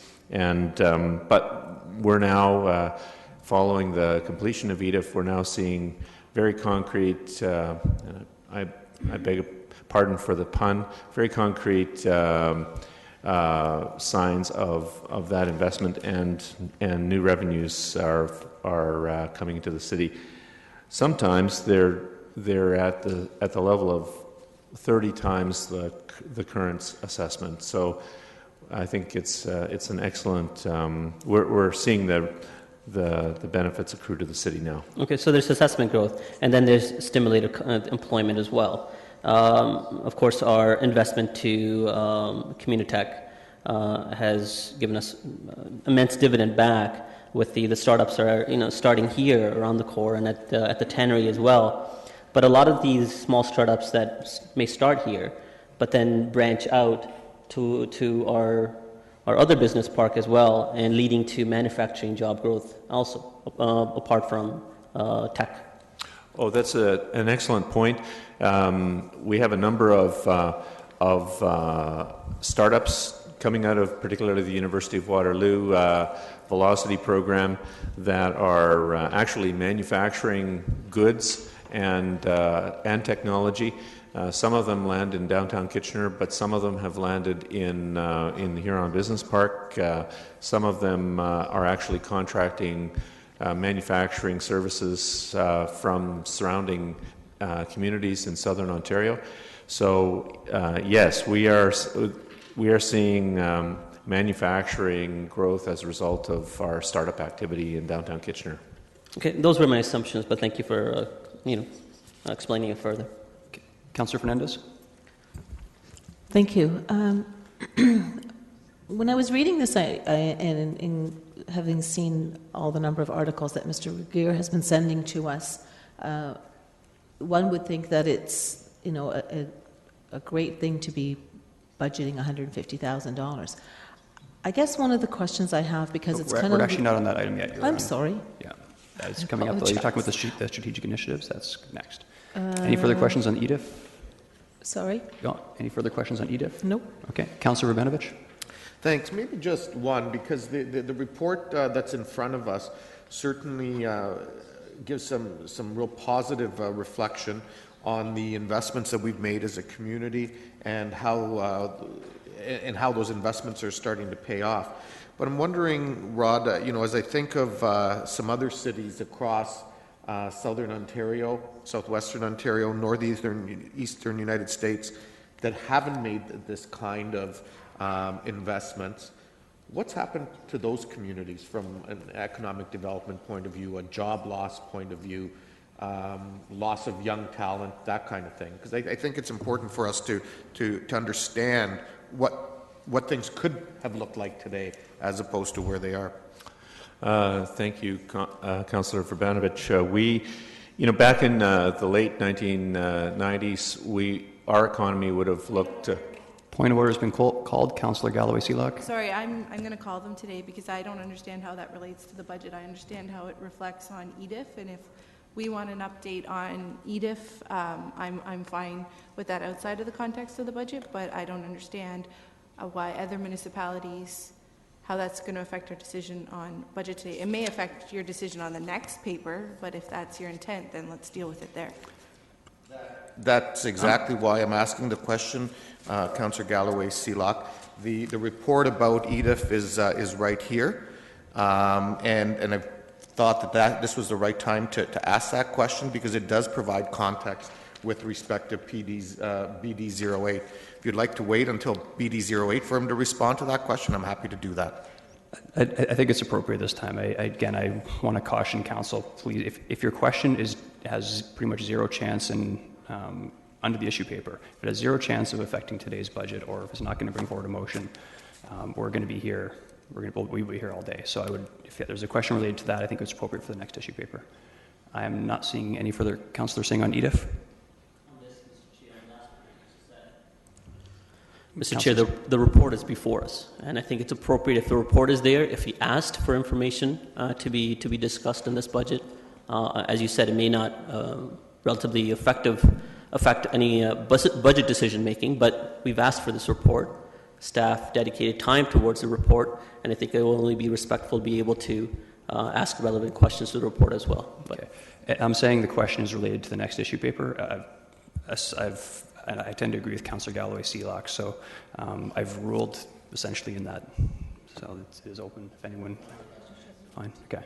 Okay. We'll move on. No further questions. I'll move on to page F58, the Strategic Initiatives Fund. Councillor Verbanovich. Thanks. Well, I won't repeat the question. I think it's already been raised, so if staff can now respond. Mr. Regier. Yeah, through you, Chair Davey. If you go back to the late 1990s or early 2000s, our economy might have resembled or looked a lot more like Windsor or London or Hamilton than it does today, or St. Catharines.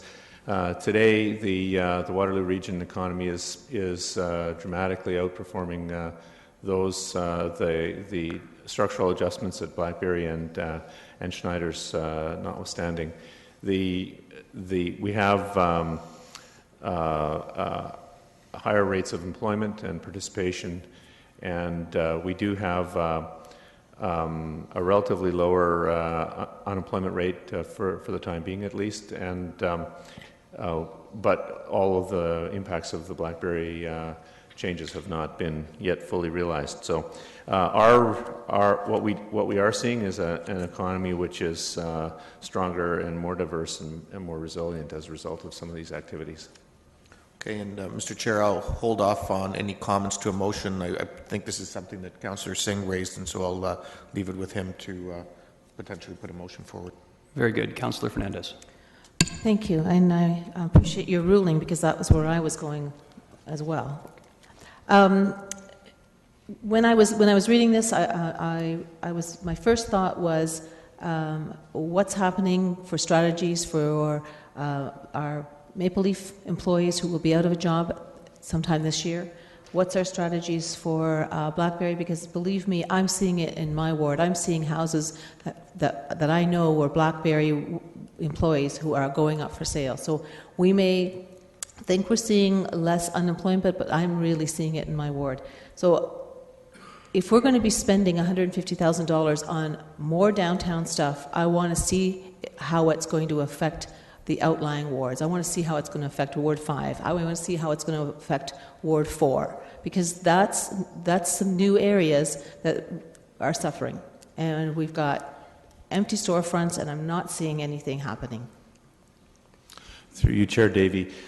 I think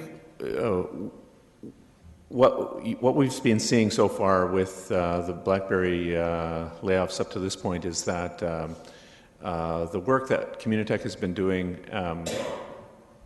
to support their redeployment in the economy has been very successful. What we're seeing something like, and I heard this statistic verbally 2 days ago, so I'm not absolutely, I haven't had it confirmed, but something like 70% of the BlackBerry employees are redeployed since the start of the layoffs 2 years ago.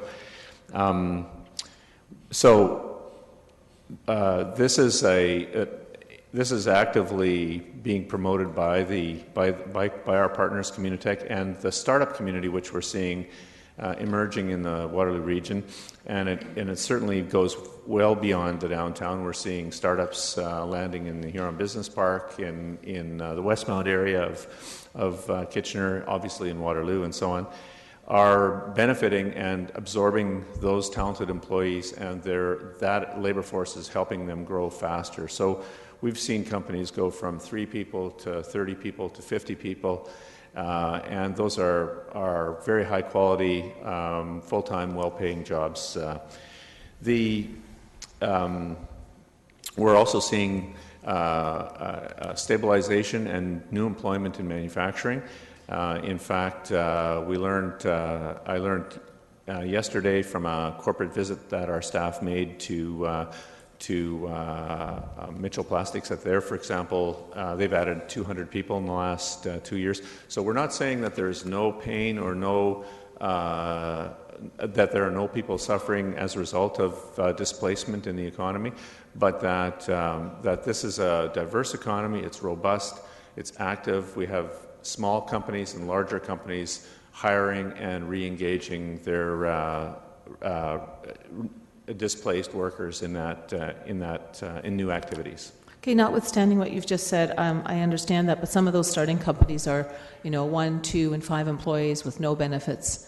And if they're coming from BlackBerry where they had benefits, or they're coming from Maple Leaf where they had benefits, I'm going to disagree with you on some of that. I would like to make a motion to reduce this to $75,000. I think that we will still have, it will still help some of us, but I think that it's not necessary to have the full $150,000. I think that the marketplace, the businesses will dictate. They will grow, whether they have $1 or $2 incentive. Some businesses will grow on their own organically. So I would like to make the motion that we reduce this to $75,000. Okay, I suspect there'll be several more questions, but I'll take the motion. Thank you. Councillor Etherington? Yeah, through you, Chair Davey, I follow on Councillor Fernandez. I also care very much about Maple Leaf and Blackberry and other workers. But I'm also convinced that the health of the downtown will indirectly affect spin-off jobs. I've seen that happening for our unemployed in manufacturing and high-tech areas. So that's a comment. A question to Mr. Regier, a quick question. I noticed in some of the subheadings here, there's a mention of creative enterprise. I wanted to ask why creative enterprise is only in the digital content. Why not in the music, film, and other areas in this report? Why is creative enterprise not part of that? Mr. Gear? Yeah, through you, Chair Davey. That really is simply an oversight on our part. We have consulted with them. Sylvie Donato, our Manager of Arts and Culture, has consulted with CEI on these projects. This is very preliminary work on each one of these business concepts. We've had preliminary discussions subject to the council discussion today, and depending on what your decisions are today, we'll enter into a more detailed planning process, and clearly on all arts and culture related projects we would be engaging CEI. Thank you. Councillor Singh? Yes, thank you, Mr. Chair. And kind of really, I got to acknowledge and agree with some of the things that Councillor Fernandez has said. And I'm leading to a question with this, that we can't risk being void of an economic development strategy, but we have to be more city-centric.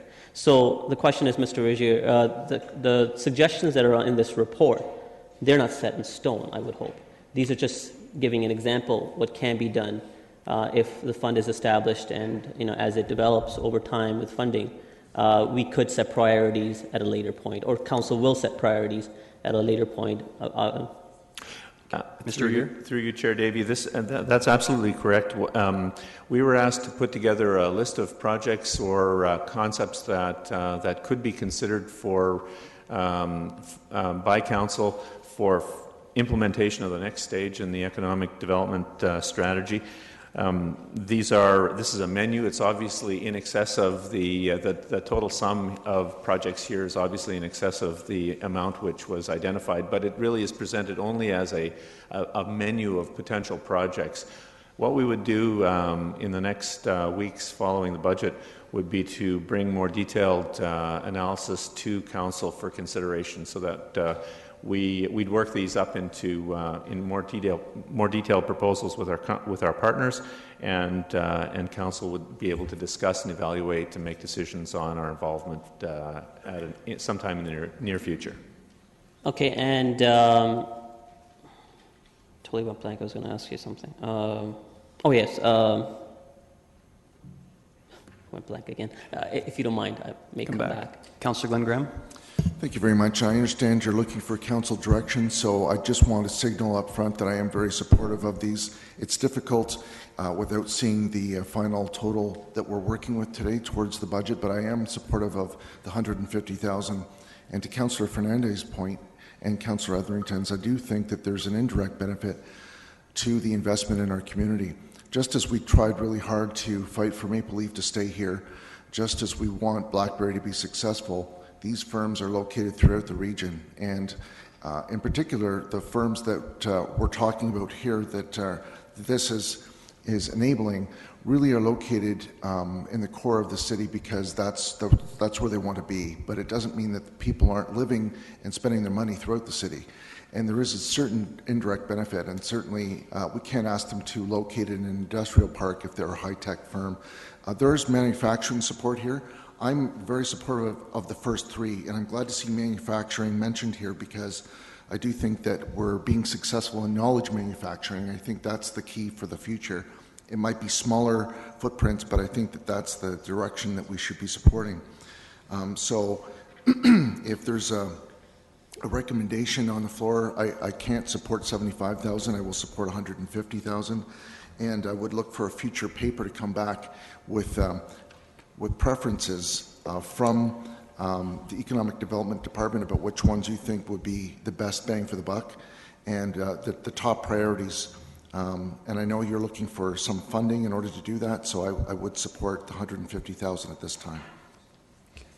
And just again, for council's interest, this item is not, just in case there's some confusion, this isn't actually in the current budget documents. This would be a budget add. Councillor Ioannidis?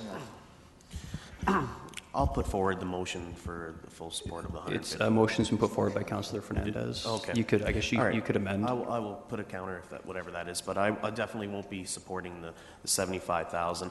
I think the bottom line is this whole initiative is about jobs. It is creating jobs. And we hear along this horseshoe all the time about how do we help support creating jobs. Well, this is it. So I think I will let and see what the votes go, but I think any reduction in this would be, I think, would not suit the community in any benefit besides temporary gains. I think we need to have full initiatives. I think we need to be active. There is an impending BlackBerry layoffs, and we need to take it by the horn and move forward with it, and not sit around and wait and see what's happening. Councillor Galloway-Seelock? I'd take a deep breath before it was my turn. I am really actually surprised at where we are going with this. Well, it's not that I don't support economic development. We've just spent $110 million on economic development. So it's not that I don't support it. I've supported it for the 7 years, my 8th budget here. We have an economic development strategy. And as far as I'm concerned, our economic development department is very creative in finding ways for funding, for repurposing funds, as we've seen recently, and for creating partnerships. And I believe that they have the ability to continue to work on all of these initiatives mentioned with that respect. We essentially will be giving $75,000 or $150,000 if we pass this for projects yet to be determined. Yet we're sitting here today and picking apart all the other projects that are there. We have strategic initiatives that our staff have outlined that we likely won't fund today, but we'll give economic development $150,000 for projects yet to be determined. This blows my mind. We've asked staff in every other department to scrape by with a minimum budget possible. We've criticized every penny that they've spent over the last 3 years. And here we are today, going to give $150,000 to projects yet to be determined. I have no problem looking at this in the future, but let's let our $110 million that we've spent on EDIF do the talking for the next couple of years, and then maybe we can look at this down the road. But I have complete confidence in the Economic Development Department that they will be able to continue to move KEDS forward without this money. Councillor Gazzola? Boy, it's not going to be a 7-4 vote. I won't be supporting this recommendation either at the 75 level or $150,000 level. I'm getting mixed messages here, and actually that's the position I've taken when we discussed this in committee earlier this year. I too believe, as Councillor Galloway-Seelock has mentioned, we have spent considerable funding in the downtown.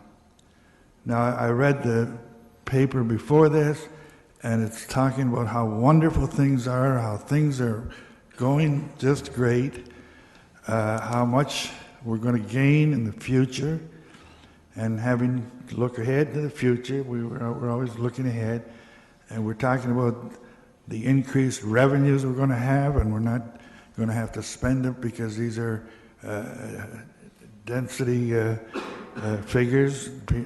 So we're going to have money coming from that to spend for future economic development. So the other thing that bothers me, and it would be nice if we had a golden pot of money that we could look after everything, cure cancer and everything, all of these things.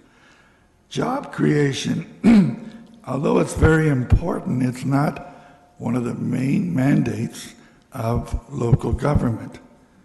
It is something for our senior governments who have much bigger pots and they can deal with these things in a much better way.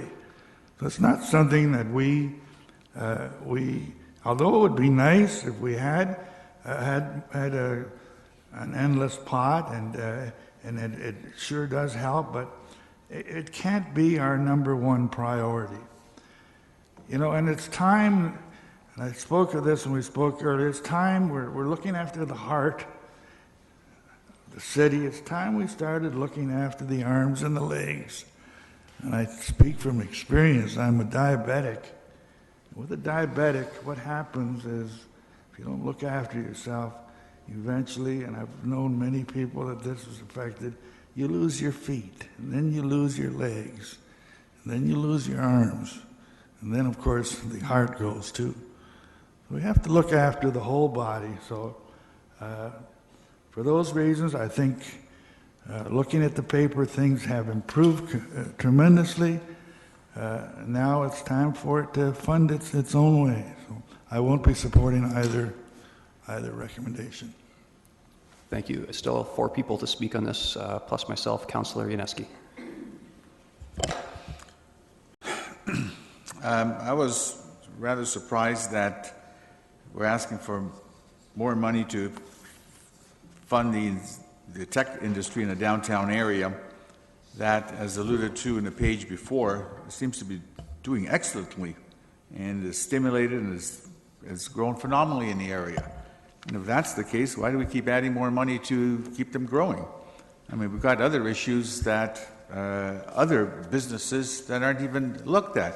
So this whole package of a half a dozen or so type of objectives, all tech-oriented, get more funding.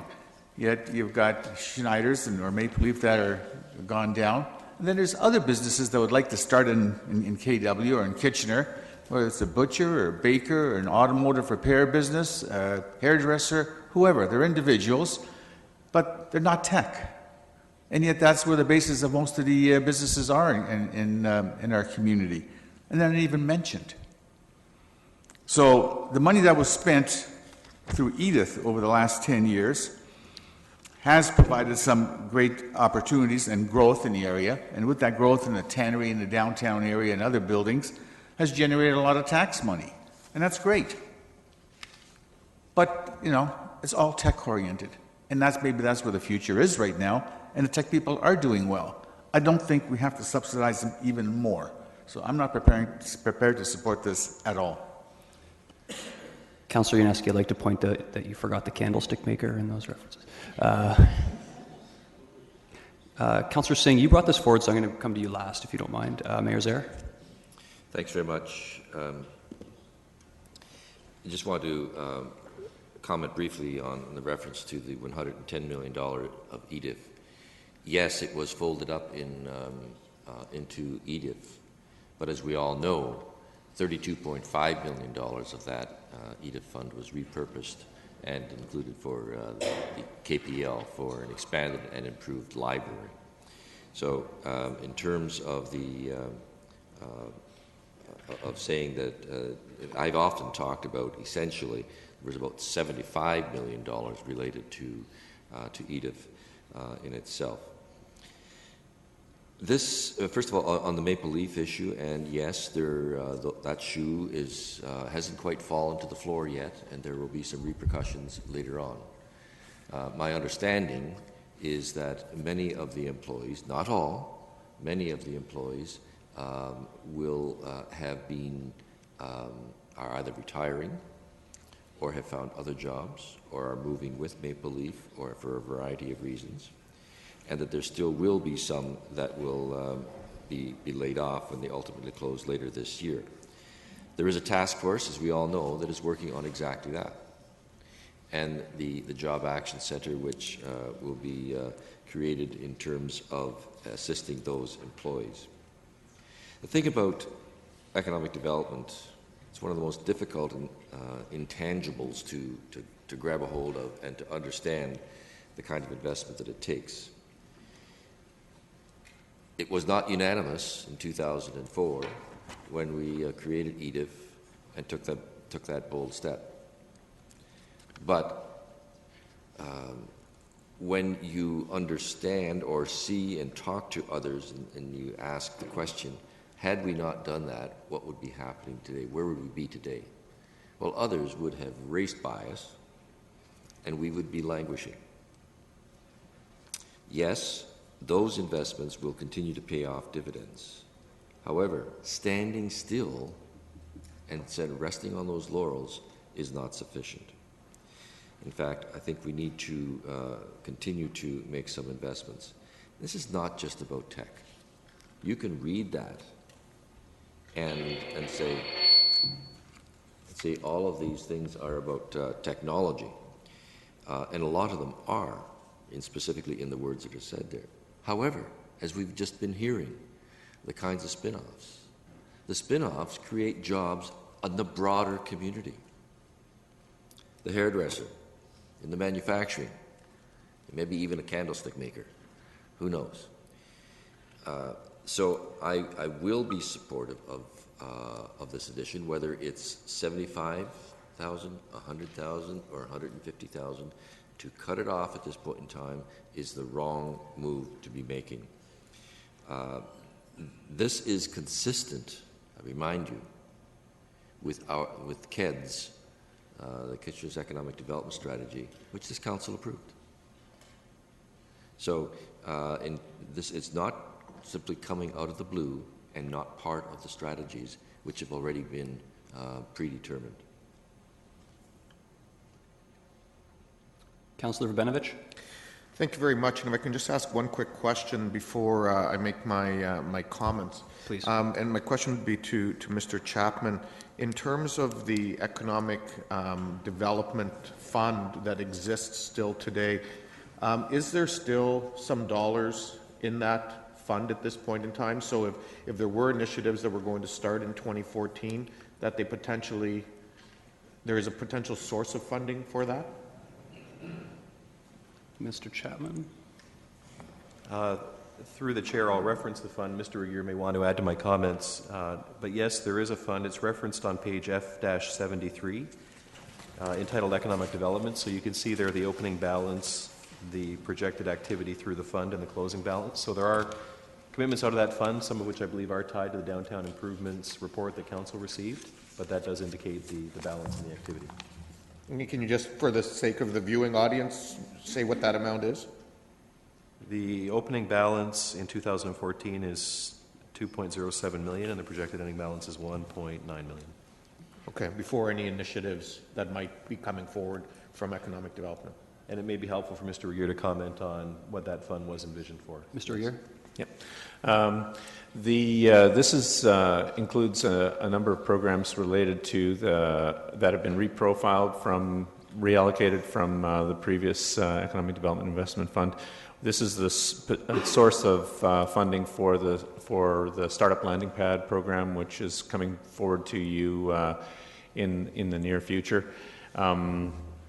And we are also proposing, as is identified in this issue paper, to bring forward a program, a proposal for the Economic Development Reserve that will give you a comprehensive look at how we propose to utilize this fund. It's also a fund which has been, up to this point, used almost entirely for capital works, and the distinction here for the $150,000 in the operating budget, which we've been discussing, is that these are all really non-capital investments up to this point. There are one or two projects here that have been put forward in this issue paper which could be of a capital nature. For example, the investment in the Velocity Foundry, just as an example, could definitely be allocated, should council wish, from the Economic Development Reserve. So there is some opportunity for overlap. Okay, and that exactly where I was going, Mr. Regier, is in fact, all of these proposals in year one, if, let's say, you brought them forward and the council was willing to accept them, in year one, they could potentially be funded out of that capital fund that exists as one-time initiatives, and if they proved successful, then they could be funded out of such a strategic initiatives fund from an operating perspective in the future? That's entirely council's prerogative. Okay. So if I can speak to the motion that's on the floor, Mr. Chair, and I don't know if this is a contrary motion or if it would be an amendment, or if you simply want to split the two issues. I'm extremely supportive of the notion of an ongoing economic development strategic initiatives fund.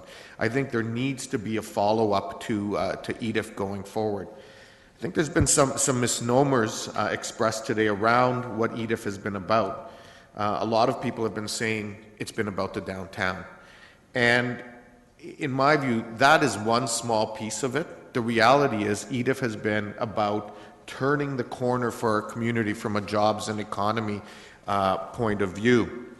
It's been about recognizing that we had certain assets in our downtown that traditionally were used for other parts of the economic sector and the economic vibrancy of our community, and used for and repurposing them in different directions. And the fund has certainly helped facilitate that. And yes, as Mayor Zaire has pointed out, a chunk of it went to the library. And in fact, if we look at some recent work that's been done by the Toronto Public Library, for every dollar invested in public libraries, there's been $5.63 in value brought back to the economy through their economic impact study that they did. I'm not saying that same number applies here, but I think some number can be extrapolated. Where I'm going with all this is I think what would be appropriate today is for us to endorse the concept of a fund, but not to put specific dollars towards it. I think there's ways that we can deal with any projects in 2014, but just like we did with EDIF in the past, we went through an extensive due diligence in that. And so I think what would be appropriate is for us to say that in principle we support a fund, that we wait for the fulsome report on EDIF that's going to come back, because we're going to continue to need to invest in economic development in the future. There's no question about that. And that we also go to the community and consult with them about what those priorities should be, just like we did in the creation of the EDIF. That, I think, would be putting the process in place, doing our due diligence, and then moving forward in the future, but not taking specific dollars this year before we really have a plan for it. And in that context, I agree with Councillor Galloway-Seelock. Okay, we have 3 people yet to speak in this, so what we'll do then, as of now, Councillor Fernandez's motion is on the floor with Councillor Ioannidis' amendment, but failing that, then we would come back to Councillor Verbanovich to essentially approve it to approve the concept without having an operating effect on the levy. Councillor Singh. Yes, thank you, Mr. Chair. And yes, I had brought this forward, and already there are numerous motions on the table, so it doesn't make sense to change and muddle the water any further. I'm quite supportive of carrying forward economic development strategy. Yes, a lot of dollars have been spent already, but that's not to say that you take a step back and let that momentum and let those investments go to the wayside. I think that's irresponsible, in fact, especially with the dedication that this community has put forward towards an economic strategy. Now that we take a step back, we're just saying that that can quickly go on the wayside. And that's why I like to see things like this, because ultimately at the end of the day, year after year, we go to our taxpayers into their pocket from their income, take funding to provide services.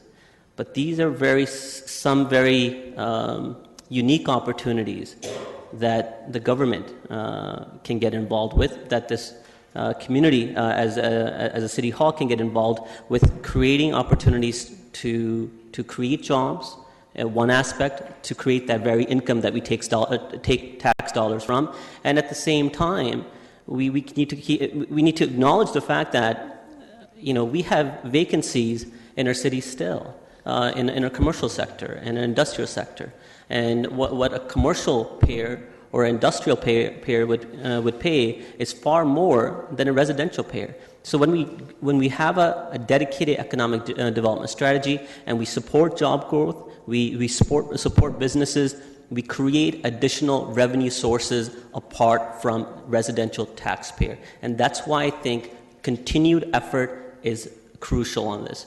And Mr. Chair, I think you suggested, I think a good point. This should be broken up into two phases, as to what Councillor Verbenovich has said. Create a placeholder, but with future dialogue. I think that should be one. But then after that, hopefully, if that's approved, then we should still consider some funding aspect to that fund as well. So if it can be broken into two. Councillor Fernandez. In light of the some of the discussion that's going around, I really would like to retract the $75,000 motion and withdraw your motion and withdraw it. Yeah, so I'll either support or not. Okay, thank you, Councillor Galloway-Seelock. Yeah, in light of everything that's happened since making my comments, I'd like to put a deferral on the floor. I didn't do it earlier because I wanted everyone to have an opportunity to have their comments. My deferral would be that any funds. That a report come back to discuss the potential of this type of a fund so that we can have a fulsome discussion around it, and that any funds that may be put in that be deferred until the 2015 budget.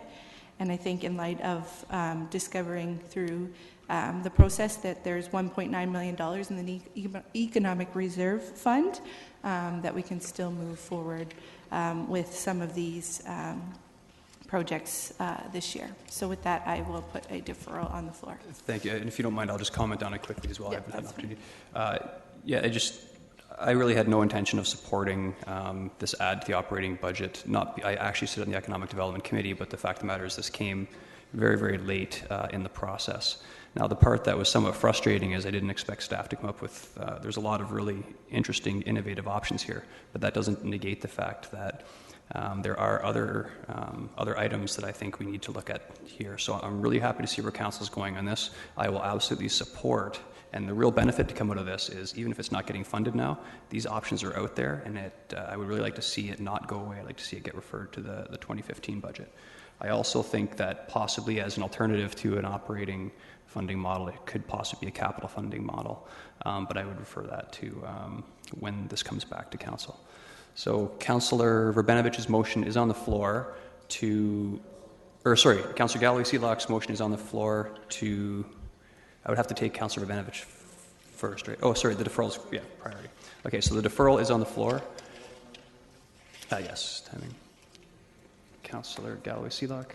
Sorry, the funding would be to the 2015 budget, but that staff could come back in the spring before June with something to discuss, what the use of a fund like this may be and for potential endorsement at that time. Very good. Everyone clear? Okay. Recorded vote.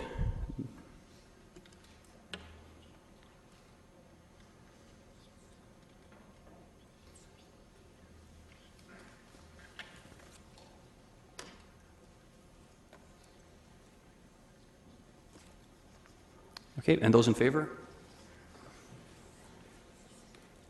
And opposed?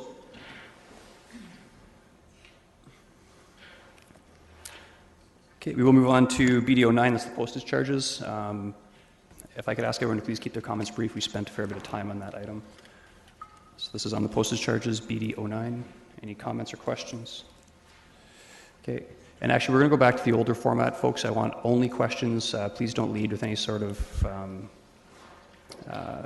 direction. Save your comments for the end, okay? Councillor Etherington. One quick question, Chairman Davey. In connection with this, are we also preparing for the eventuality of no house delivery, the cost of that, in addition to the cost of postage? Who would speak to that? I don't believe they're directly related, but You're referring to our delivery of our council packages at home? Okay. I don't think they're related, but I'm not sure anyone can speak to that. Sorry, just repeat the question. The question is whether we are looking at delivering the mail to each house directly? No, we have not looked at it here. It does not include it. Okay, thank you. Councillor Galloway-Seelock. Just a quick question. I hope it's not direction, but have we looked at any ways to incent our customers to not have to send their bills out, like getting them online? Do we incent them in any way to try and decrease this cost in the long term? So you're talking about enrolling for e-post? Yes, we have, and the enrollment has not been significant. It's been very low, in fact. Canada Post has actually spent a lot of money last year on marketing e-post, and we haven't seen the numbers that we would like to see. But have we thought about giving them any sort of, like, I'm just going to throw a number, $5 off your next bill if you sign up? Because in the long run, it's going to save us money with not having to send postage. It is part of a strategy, long-term strategy to do that. Yes, we have, but we haven't got there yet. Okay. I think we need to give them a bigger incentive to enroll in e-post. Okay, thank you.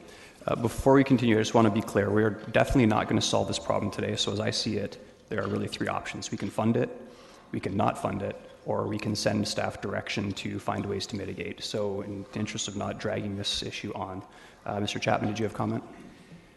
Through Mr. Chair, two comments actually. A fourth option would be to fund a part of it, and that may be to look at enterprises versus tax differently, given there are two components to it. So there may be some combination there.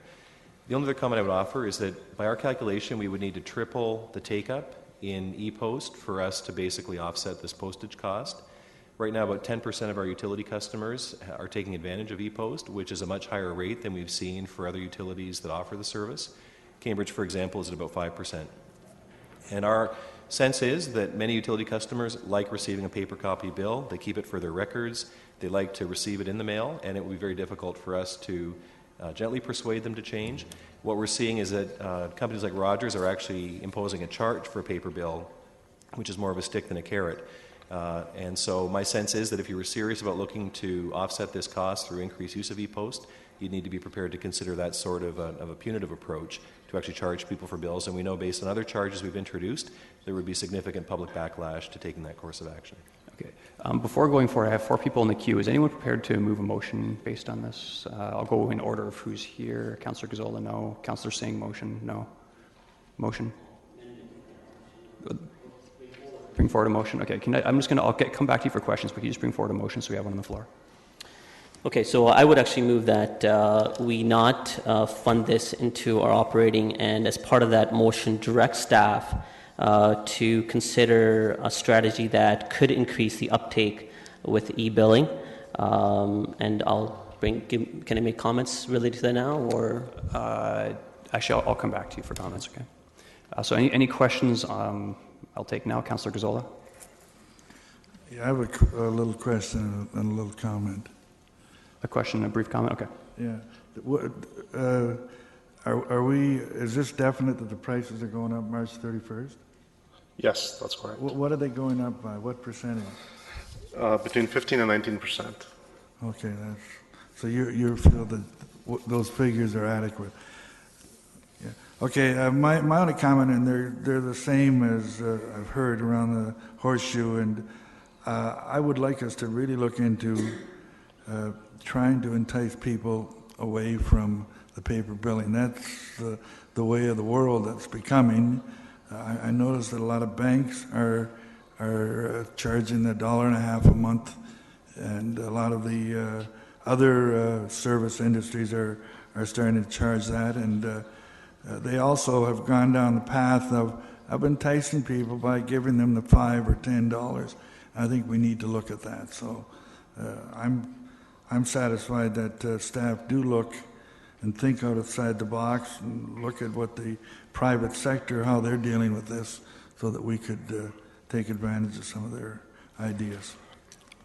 Very good. Councillor Rabinovich.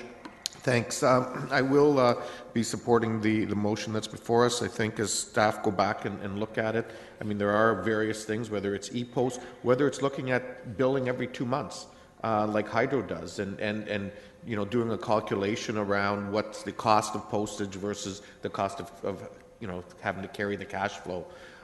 It's something that we'd obviously have to look at, but that's something staff can then bring back, and I think we can deal with it in that context. And just on another note, if clerks can be aware that the live streaming is stopped, and if they can maybe try to get that corrected. Thank you. Councillor Glenn Graham. Thank you very much. And I was going to move a deferral, but I think Councillor Singh covered it. And I do like the idea of looking at this as the private sector is, including the carrot and stick approach. Also incentives for people to basically perhaps have, to start with this process and to perhaps do it intermittently. There's a lot of options here. I don't think we need to make a decision today.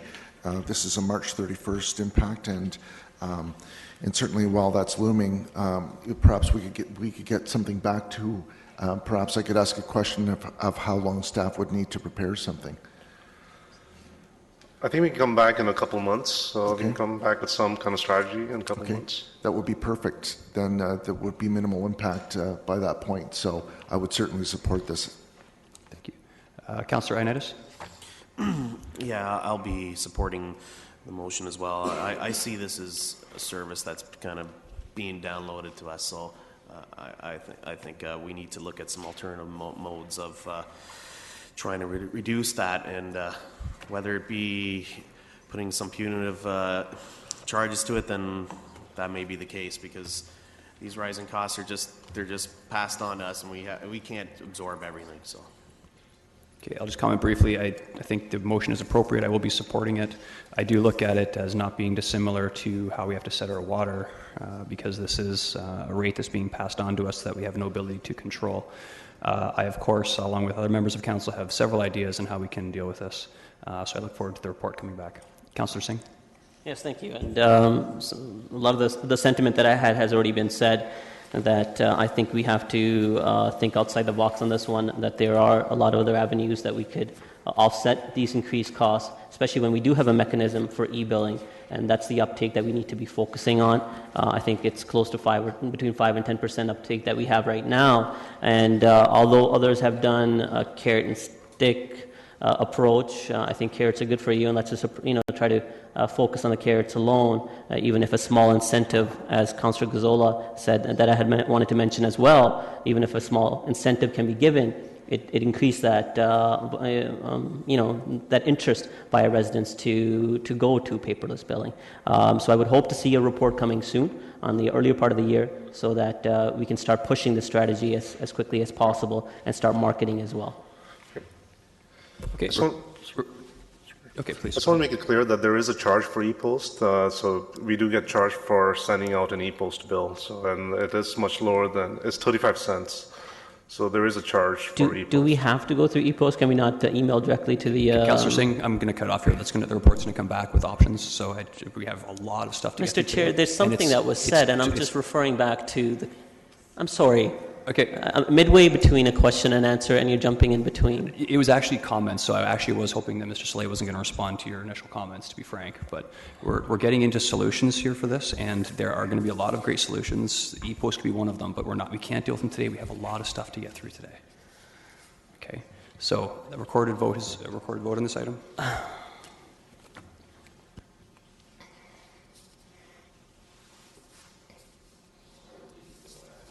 This is for taking no action, except for the report coming back.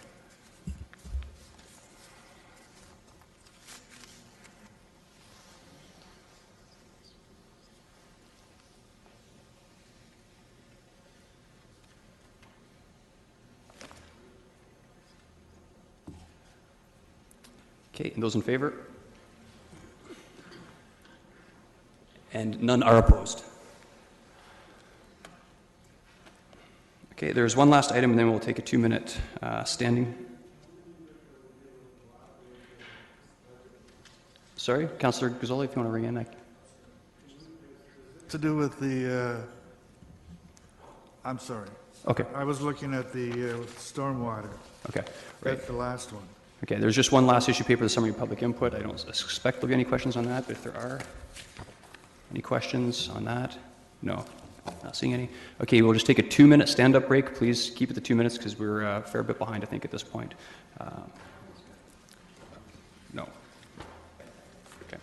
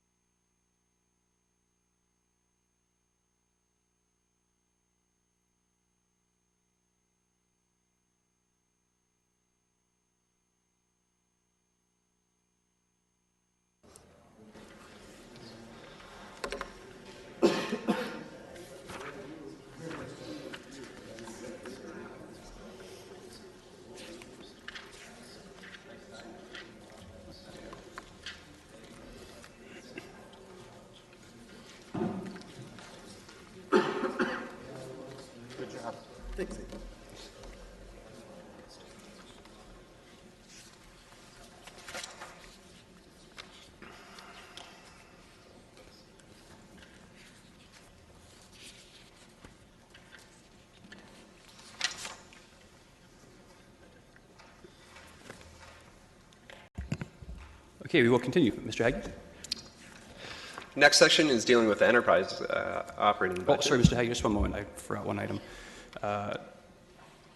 First of all, we are a bit behind today. I apologize. I really don't like cutting anyone off. It's not my nature, but at the moment, unfortunately, it's my job. So I apologize for that. But if everyone can sort of help keep their comments and questions succinct, I would really appreciate it.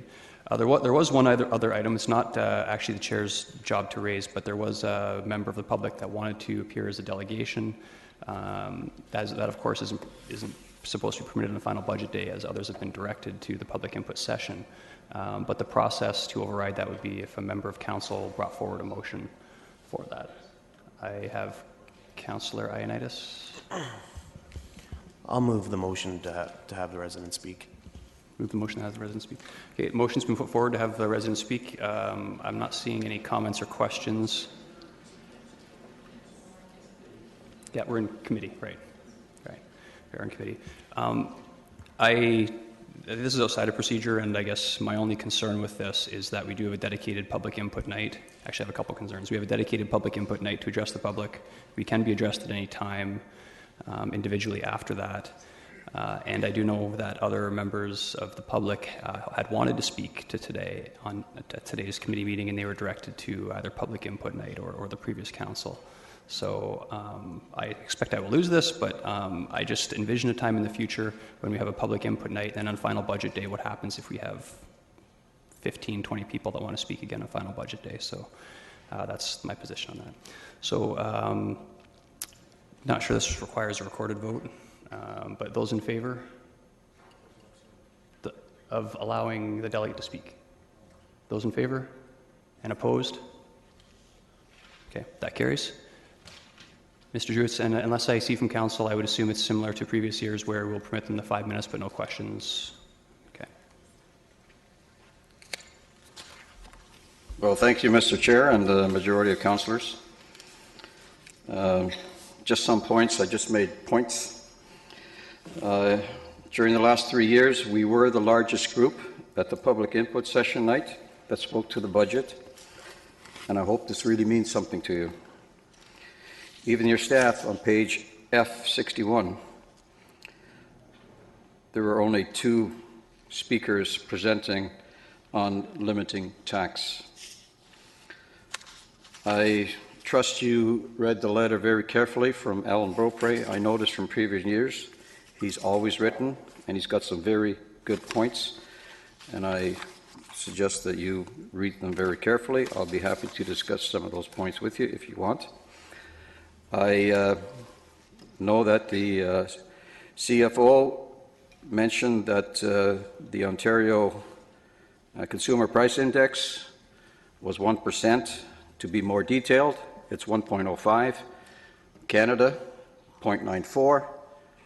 And as you know, Chair, we had a little bit of discussion on January 13th. So the difference between the Canadian CPI versus an Ontario CPI is only 0.11%, so not significant. The other thing I want to mention is, as some of you have said in your opening remarks, and I just want to emphasize that, this is an article that was in the Toronto Globe and Mail on January 15th. Psychological recession lingers. Most Canadians feel economy is still weak. Annual survey finds, and that is very significant. A real-world example of citizens in our city. A young family trying to get ahead. Father, mother, and 2-year-old child. Father is a skilled trade. Not every skilled trade gets $25 an hour. Many only get $16 an hour. Rounded, that's $32,000. The mother, she works at Tim Hortons or McDonald's part-time, trying to help get the family ahead. We know what the wage is there, $10 times 1,000 hours, 42,000. I think you know around this table, $42,000, there's very little, if any, discretionary income there. They're trying to get ahead. Every increase in property taxes, every increase in water and sanitary, not only the city, but the region, and the school board, 30% increase eventually in hydro. As the cumulative effect, as Councillor Gazzola mentioned this morning, there will be a breaking point. And I suggest that breaking point will come upon us very soon. Just one more thing I'd like to mention. The Bank of Canada, the Governor is, an article dated January 23, he is concerned about the persistently low inflation rate.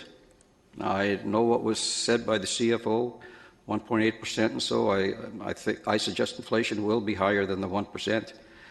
But depending where your school of thought is. But in that article, and this is not me, disinflation or slowing in the rate at which prices rise seems to be lasting longer than expected, Governor Stephen Poloz said. And I mention this to you not only for today, but also for future budgets as you start to prepare your 2015 budget very soon, if not tomorrow. That's all I have. Thank you kindly, Mr. Goetz.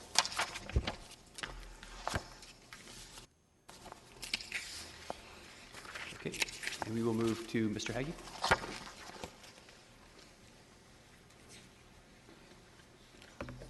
The next section deals with enterprise operating budgets and the projections. Just a comment overall on them. The budgets and projections remain essentially unchanged from what Council's seen. There have been some updates to the projections, but the budgets are the same. The one exception is in the building enterprise, and that's noted in the covering report, as well as here on this slide and in comments on the building slide that I'll be making. Essentially, building revenues did not come in as high as expected in 2013. Some of that was due to just estimated increase in building permit activity at the end of the year. That did not happen as there was a new building code coming in. And another portion of it deals with a known project that was anticipated to come in at the end of 2013. As it did not come in at the end of 2013, it's still in progress. It will happen in 2014. So essentially there's been a decrease in 2013 of building revenue, and $100,000 of that has been added back into 2014.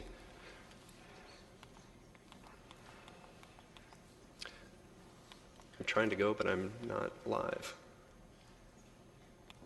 Thank you. Again, before looking at any of the individual enterprises, I'd just like to pause a moment and remind Council of the timing for setting fees for the various enterprises. Council has already set the fees and charges for 3 of the city's enterprises, that being golf, building, and parking, and those decisions were made as part of the user fee review that Council passed in November of this year. Next is the gas utility, and while there's projected changes in the rates included in the budget, those will really be revisited by Council in 2014 after the heating season, so later this spring. So while there may be an interest in budgeting differently, the actual change in the rate and what the customer will bear won't happen today. It will happen at a later Council meeting after we know what our experience is for 2013. The 3 enterprises that are being settled today, as far as what those rates are the final 3 for water, sanitary, and storm sewer. And so Council will be deciding today what those rates are and could impact the people that use those services here today. So moving forward into the various enterprises, the first is the golf enterprise. It's the simplest of them all because it's unchanged from the operating budget. I'll take direction from the chair. Would you like me to proceed through each of these, or do you want to deal with them? I would proceed through the ones that have been dealt with, and then we'll take questions as a whole. Okay. So proceed the ones that have already been approved. Next is the building enterprise, and as I mentioned at the outset and is noted in the report, the projected actual in 2013 has decreased by about $400,000, and the projected revenue in 2014 has increased by $100,000. Otherwise, it's unchanged. And finally is the parking enterprise, and the projected actuals in 2013 are slightly better by about $55,000 compared with what was presented during the operating budget. So I'll pause there. Okay. Questions on those three items? Councillor Gazzola? I have a few questions on the parking. Parking monthly is going to go from 2.7 to 3.9.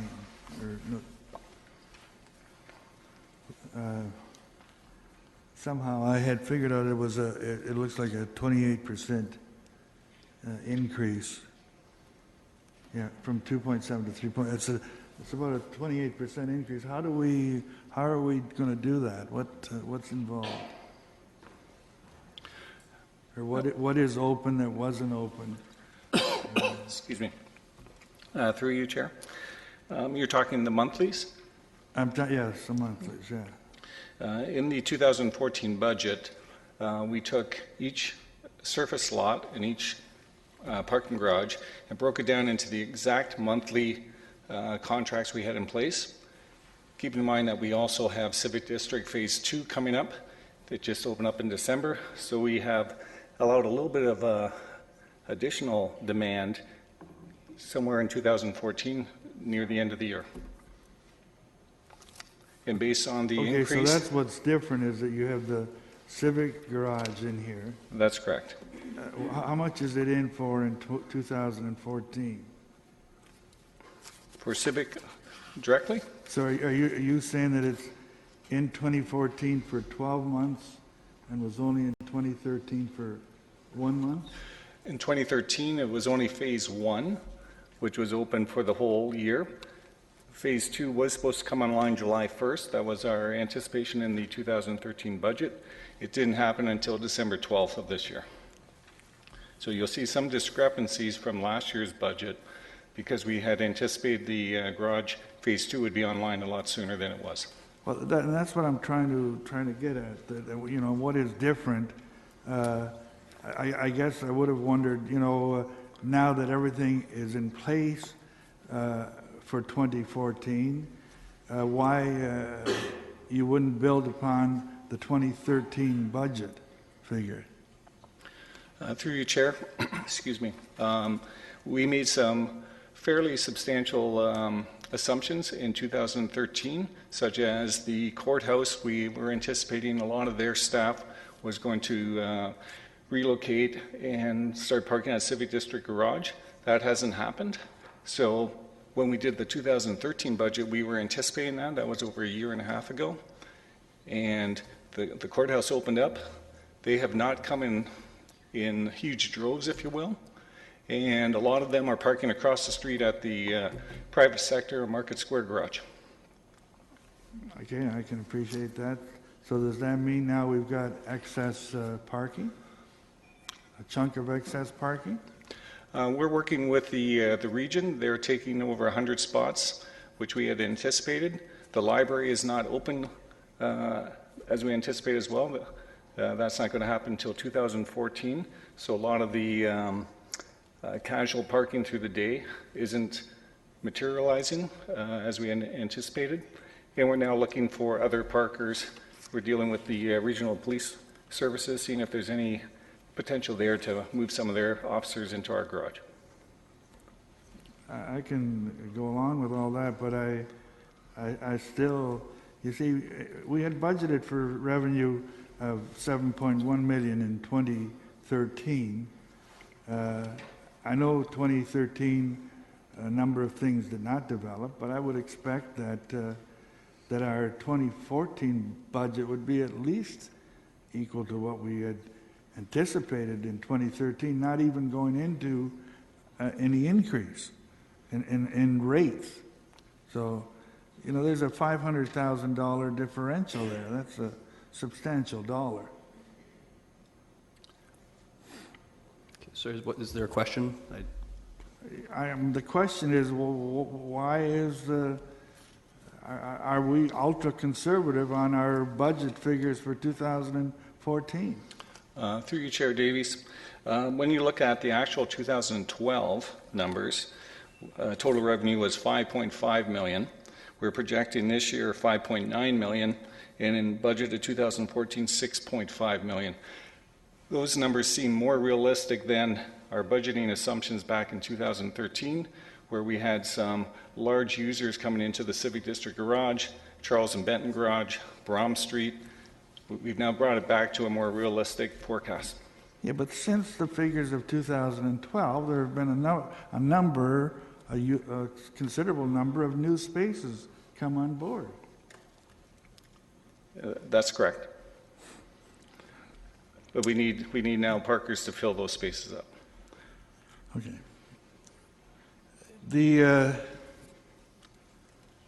What happened to other revenue in 2013? It's off considerably. What is other revenue? Other revenue includes gate parking over at Center in the Square. It's miscellaneous revenue as well as recovery from internal overhead. And there's interest rates and stuff like that. Those are the big ones. So there's a 30% decrease. Through you, Chair Davies, part of that is again, in 2013, we had anticipated Lot 19 in front of Center in the Square to be fully completed, as well as Lot 19C, which is still being used by the construction of the library and the garage. So that lot, which has 76 spots, didn't come on stream July 1 when we anticipated back in 2013, and is still not operational at this point. So you'll see a decrease from the budget. Again, if we look at actual 2012 being 320, projected 417, and in 2014, 486. Again, we're on a positive stream. Subsidies. Subsidies are increasing. What does that increase due to from 1120 to $1.2 million? Through you, Chair Davies, without going into the total details, a lot of that will be the rate increase, which gets applied across the board.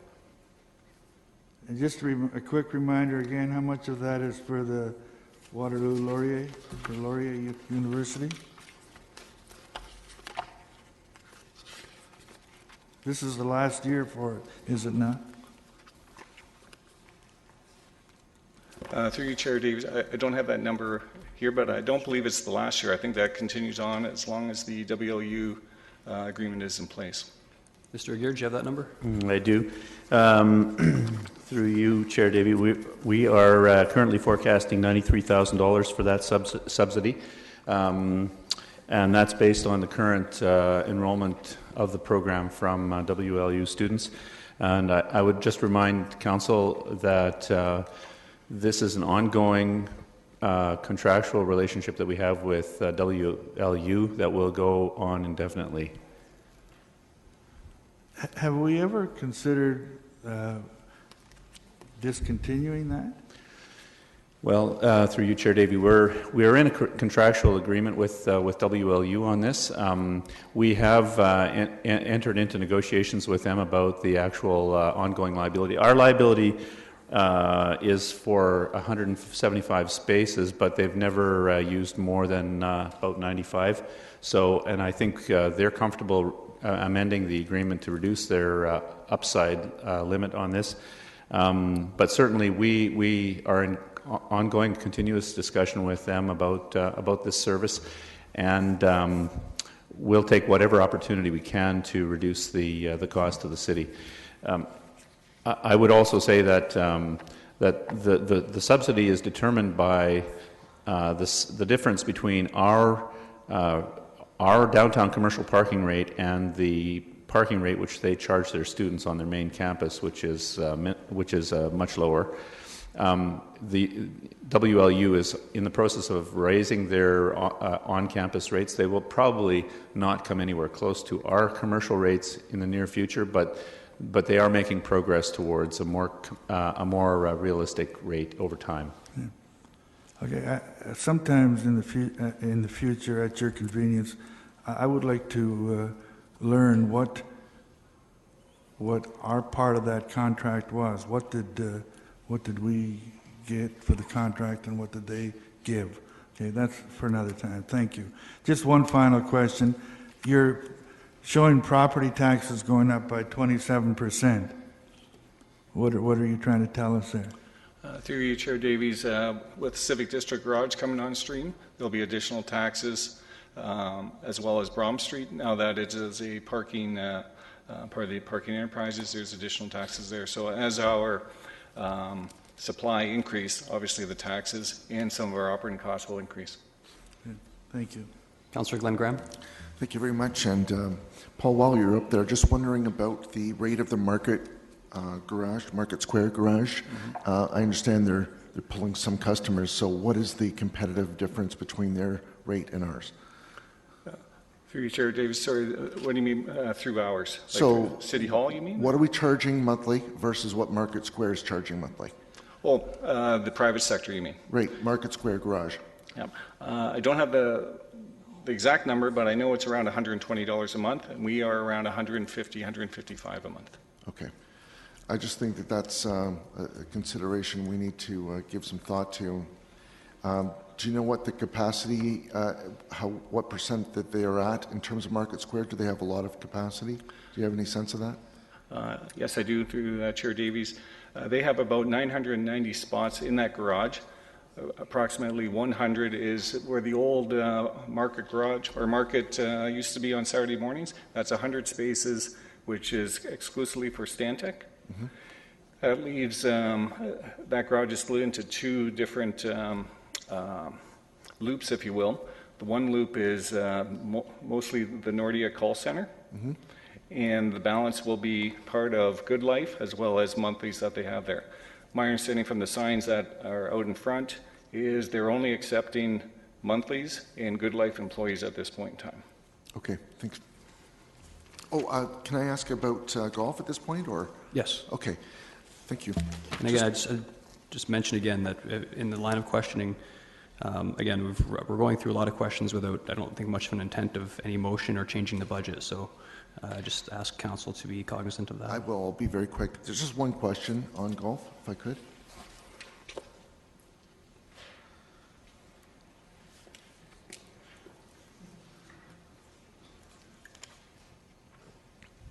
Thanks very much, Ms. Kugler. And it's just regarding the Stabilization Reserve Fund, and I'm just concerned that while we're not really whittling away at that over time, and I'm just wondering what the plan is there. Through you, Chair Davey. Currently, what we're trying to do is stabilize the day-to-day operations. So our intention is to work at whittling that away when the first debenture is paid off. Okay. And that is in 2019. Okay, thank you. Councillor Fernandez? Ms. Kugler, you may as well stay. I know this has been discussed before, and I'm understanding that some of the golf courses in the region are now joining underneath Golf North, which tells me that they're seeing a benefit to joining in sort of an alliance. We've talked about leasing one of our golf courses before. Have we ever put forward a business plan on what that would look like? Through you, Chair Davey, I believe that the report in 2012 was extensive in the review of options and value, and I'd be willing to pull that report again and meet with you. Yeah, let's talk about that in a little while. Okay, thank you. Very good. There are no further questions. Mr. Haggie?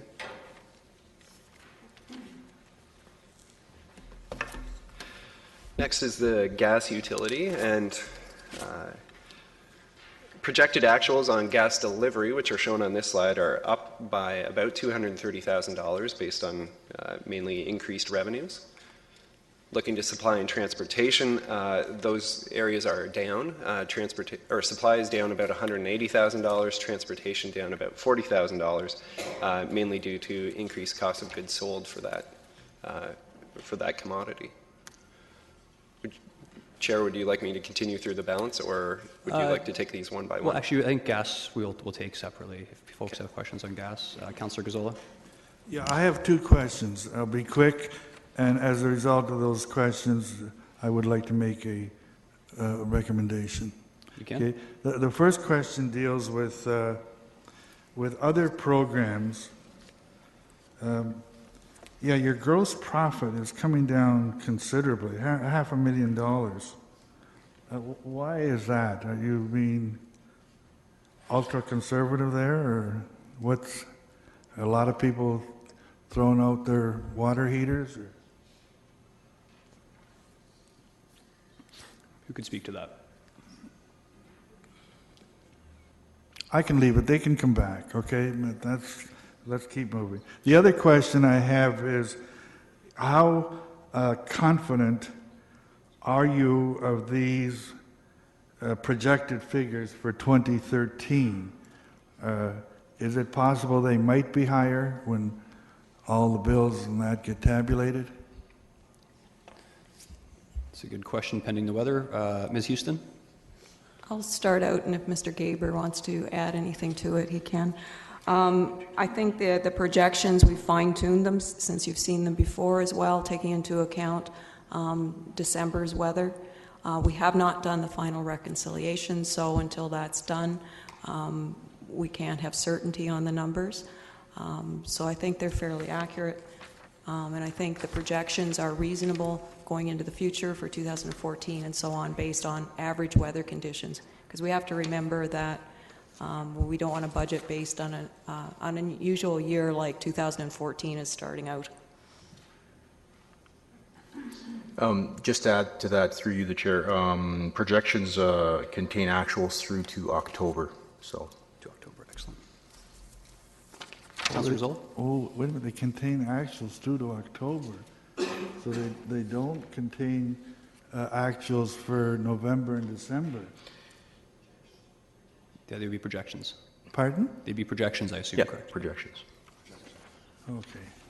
Well, we'll be watching that. That's fine. The other little question I had, on the supply and transportation, there was a one-time transfer of $4.3 million. Where did that go? That's on F21, sorry. Or no, it's right there.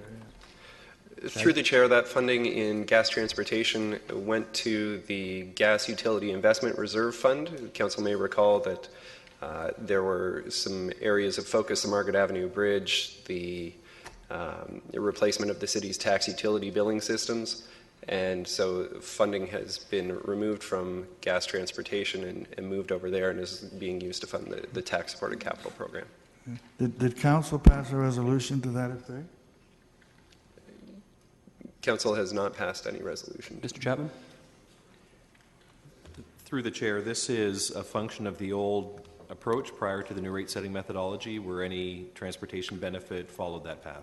No, I don't disagree with it, but a council should pass a resolution to that effect. And typically that's been formalized through budget. Okay, that's all, just as a reminder. Okay, thank you. Okay, thank you. I would, at this point of time, like to move a recommendation that we pass a further $250,000 from our gas business to our tax levy. However, the mechanics are required to do that.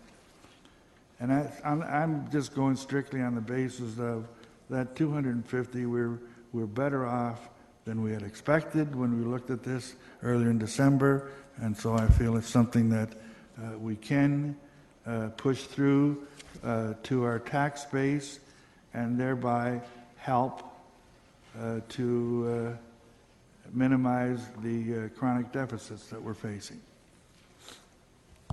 Okay. Councillor Fernandez? I just need a little bit of understanding on the transfer to gas capital from what our projected was of 10,500,000, this is in gas delivery, to our budget of 13,700,000, and then we're really jumping up 16,900,000. Can somebody help me understand why that we're seeing such a huge leap? Mr. Chapman? Through the chair, this is the line that funds the gas utilities own capital program, and so on capital budget day there were a number of issue papers that spoke to the projects. This would include the relocation of gas infrastructure for the LRT, which is the subject of a cost-sharing agreement. It would include increases, I believe, in pipeline work based on actual costs. There were a number of projects that were the basis of issue papers that accounted for that increase. Okay. I was going to ask something about the accelerated infrastructure programs, but in reviewing, this is just gas, so in reviewing all of the movement that we're having on this water, sanitary, and storm, so do you want me to wait until we've addressed all three of them? Yeah, not on water and sanitary, yes. Okay, so once those are all done, then I'll talk about that. Certainly. Okay, Thank you. thanks. Councillor Singh? Yes, Councillor Gazzola, I'm not entirely opposed to the direction that you're going. I wouldn't mind taking a look at your suggestion, but just suggesting that if you wait till more later part of budget day to see where we sit, and it may help us to really tweak what that right number may be. Would you be comfortable with that rather than taking the motion right now?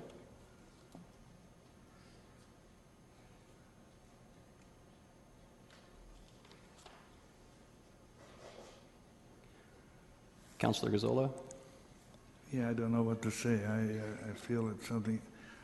I will, sign of good faith, wait. Thank you. Appreciate that. Hoping that the vote won't be 11-7 to 4. Very good. Councillor Singh, any further questions? No? Mayor Zaire? Well, maybe we can have a unanimous vote, too.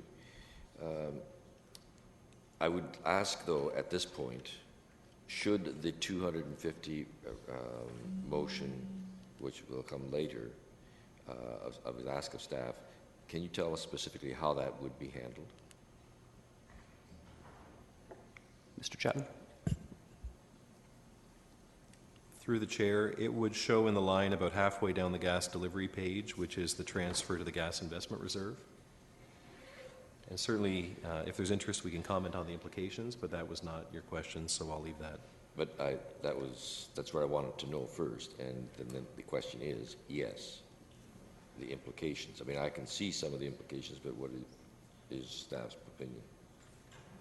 So what you can see is that basically that stabilization balance is presently within but falls below the minimum benchmark. So that should first of all be of concern for council because it reduces your ability to respond to weather volatility. I don't want to overstate the issue, but staff would strongly recommend against increasing the dividend. And I would take you back to the report that you dealt with in 2012 on rate setting methodology. Prior to that point in time, there was not as much rigor around how the dividend was set, and typically through the budget it would be adjusted. A number of concerns lingered from that approach, and the approach was changed. And basically we went through a process following an approach similar to what the OEB does to establish what our cost of service was and therefore what a maximum dividend could be. And the dividend in this budget has been set based on that maximum level. Our delivery rates are higher presently than Union Gas. We have a number of sophisticated ratepayers that have operations in other jurisdictions who are watching closely our gas delivery rates and would not hesitate to lobby or to exert pressure if they felt that the rates, that we were abusing our monopoly power to basically pass delivery rates that were excessive to provide an excessive subsidy to the rate base. We believe that we can justify the current level of dividend, but we are at the maximum, and I would suggest to you that right now you're drawing more out of gas than is coming in from the utility. Presently, the implication of this decision today would be to necessitate a further increase in gas delivery rates, and staff could not support that. Thank you. I have some comments on that. Shall I wait until that motion comes forward or give them now? I would hold off. I have comments as well, but I think we'll wait until we have to deal with the motion. All right. And then the second question that I had is in the summary of resolutions or motions that was on our table today, we certainly haven't dealt with that yet. That's at the end of the day. Is there a motion that includes the issue that was raised earlier about the $4.3 million. I couldn't find it. And if there isn't, should that not be incorporated in those resolutions? Mr. Chapman? Through the chair, it's the same as any other motion that deals with funding the capital pool. So it is inherent in the reserve recommendations and in your approval of the capital forecast, but there is not a separate recommendation to bring that into effect. So as long as we understand that that is included in the overall... It's all a part of the package of recommendations. Capital. Yes. Okay, just want to make sure it's covered on. Thank you. Okay, no further questions. Mr. Haggie?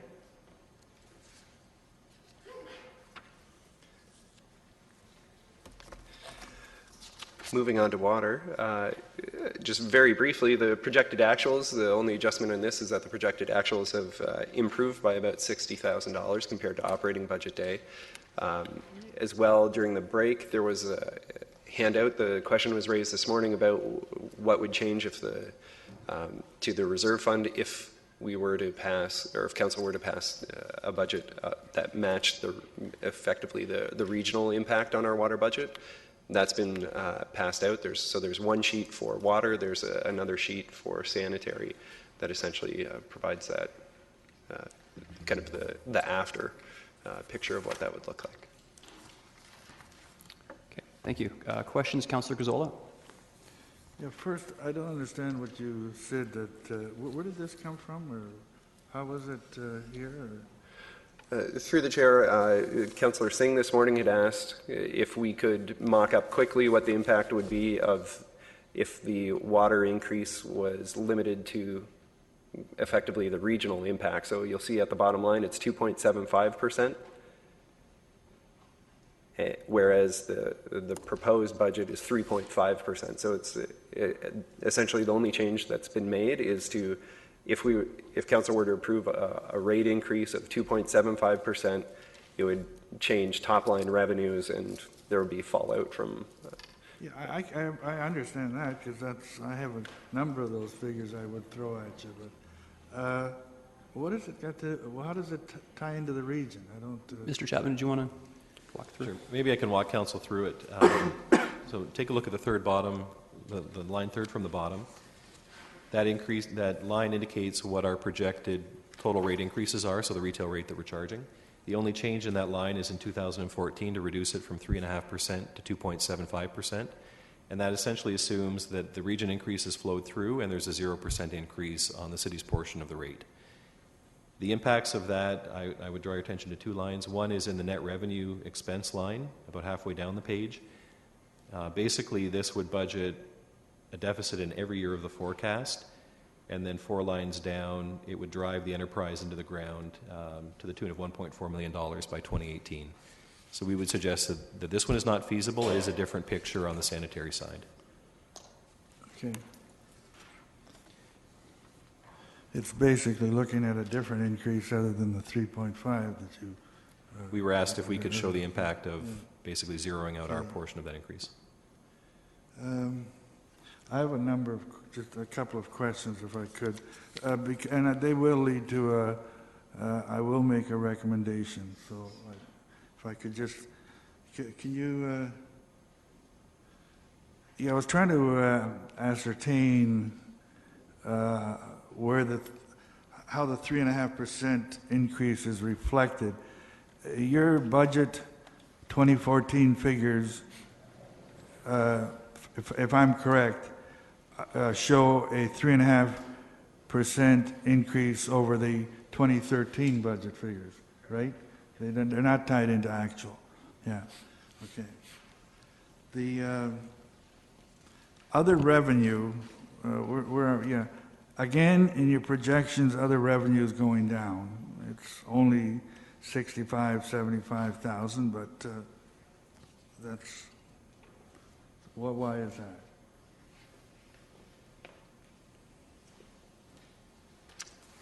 Through you, the chair. So your question's about the miscellaneous income, is that what? Yes. Yeah. So miscellaneous income is comprised of two items. One is $729,000 a year. That's an internal charge that gets charged to the fire department for maintaining the hydrants. And then the other charge is other revenue. That's about $250,000, and that's from our bulk water fill stations, from permits, late charges, and water repair and inactive cutoff. So, wouldn't they go up by 1 or 2% with the price of water going up? And wouldn't the charge to fire department go up? we have an agreement to not change it or to review it every year right now. So we are at the moment no. Can we get the same kind of arrangement for the public? That's actually what I'm arguing for. But thank you. Yep. One other question. Operating expenses are up by 11%. I just look at that. Yeah, operating 11%. What's happening there? I didn't. That's if you look at operating expenses, what does that comprise of? It comprises of items like main breaks, items like water meters, replacing water meters. So we're bringing back an initiative to start replacing water meters more proactively. So that's increasing. That helps us on the other side as far as when water meters get a little older, they get a little slower, so we don't register as much. So that's the one side of it. The other side is main breaks. We are seeing an increase in main breaks over the past 5 years. So just to give you an idea, the average main break is about $10,000. In the news, you guys have seen we've had about 36 main breaks in the past 29 days. So a considerable amount of increase. I think 11% increase, really asks for some explanation, and we really haven't had that. So I wonder about that. Transfer to capital. You're putting an additional $900,000 into capital on top of the accelerated infrastructure. So that's to replace mains that are required to be replaced so that we can reduce the number of main breaks. So the other item that we're looking at is some new technologies as far as trenchless to try to rehabilitate some of the older infrastructure that's in the ground. So just to mention, there are some streets that we've had 6 main breaks on, so that does affect the residents.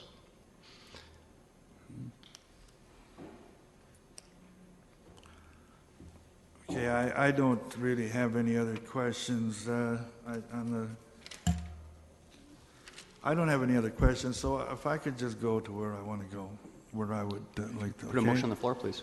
Pardon? You want to put a motion on the floor? Yes. I want to move an increase of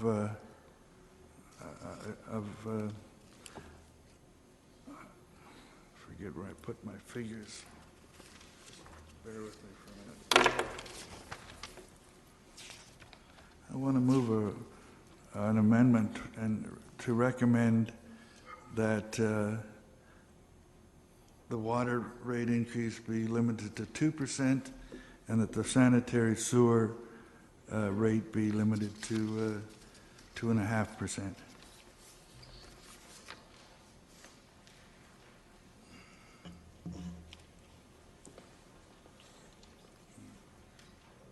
And sewer, okay. Okay, so that motion's on the floor. Councillor Singh?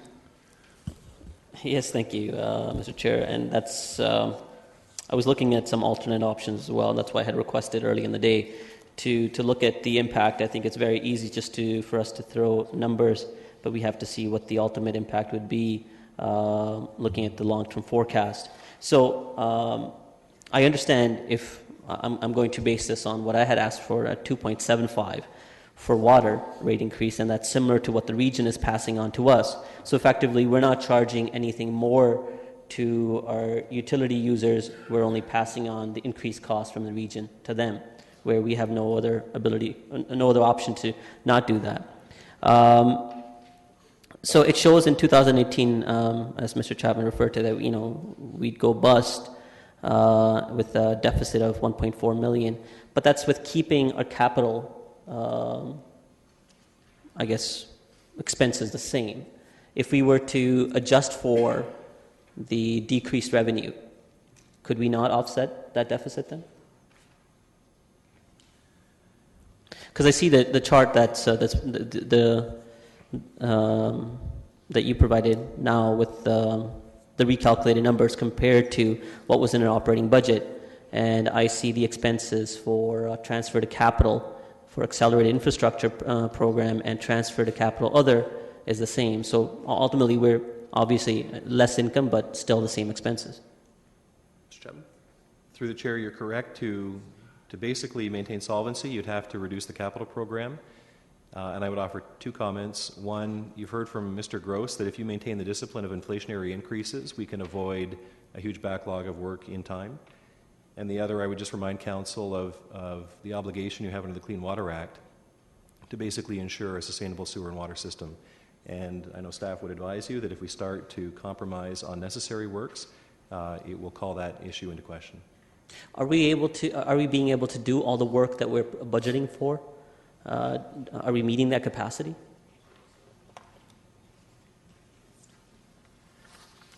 Through you, the Chair, I'd just like to reiterate Mr. Chapman's remarks.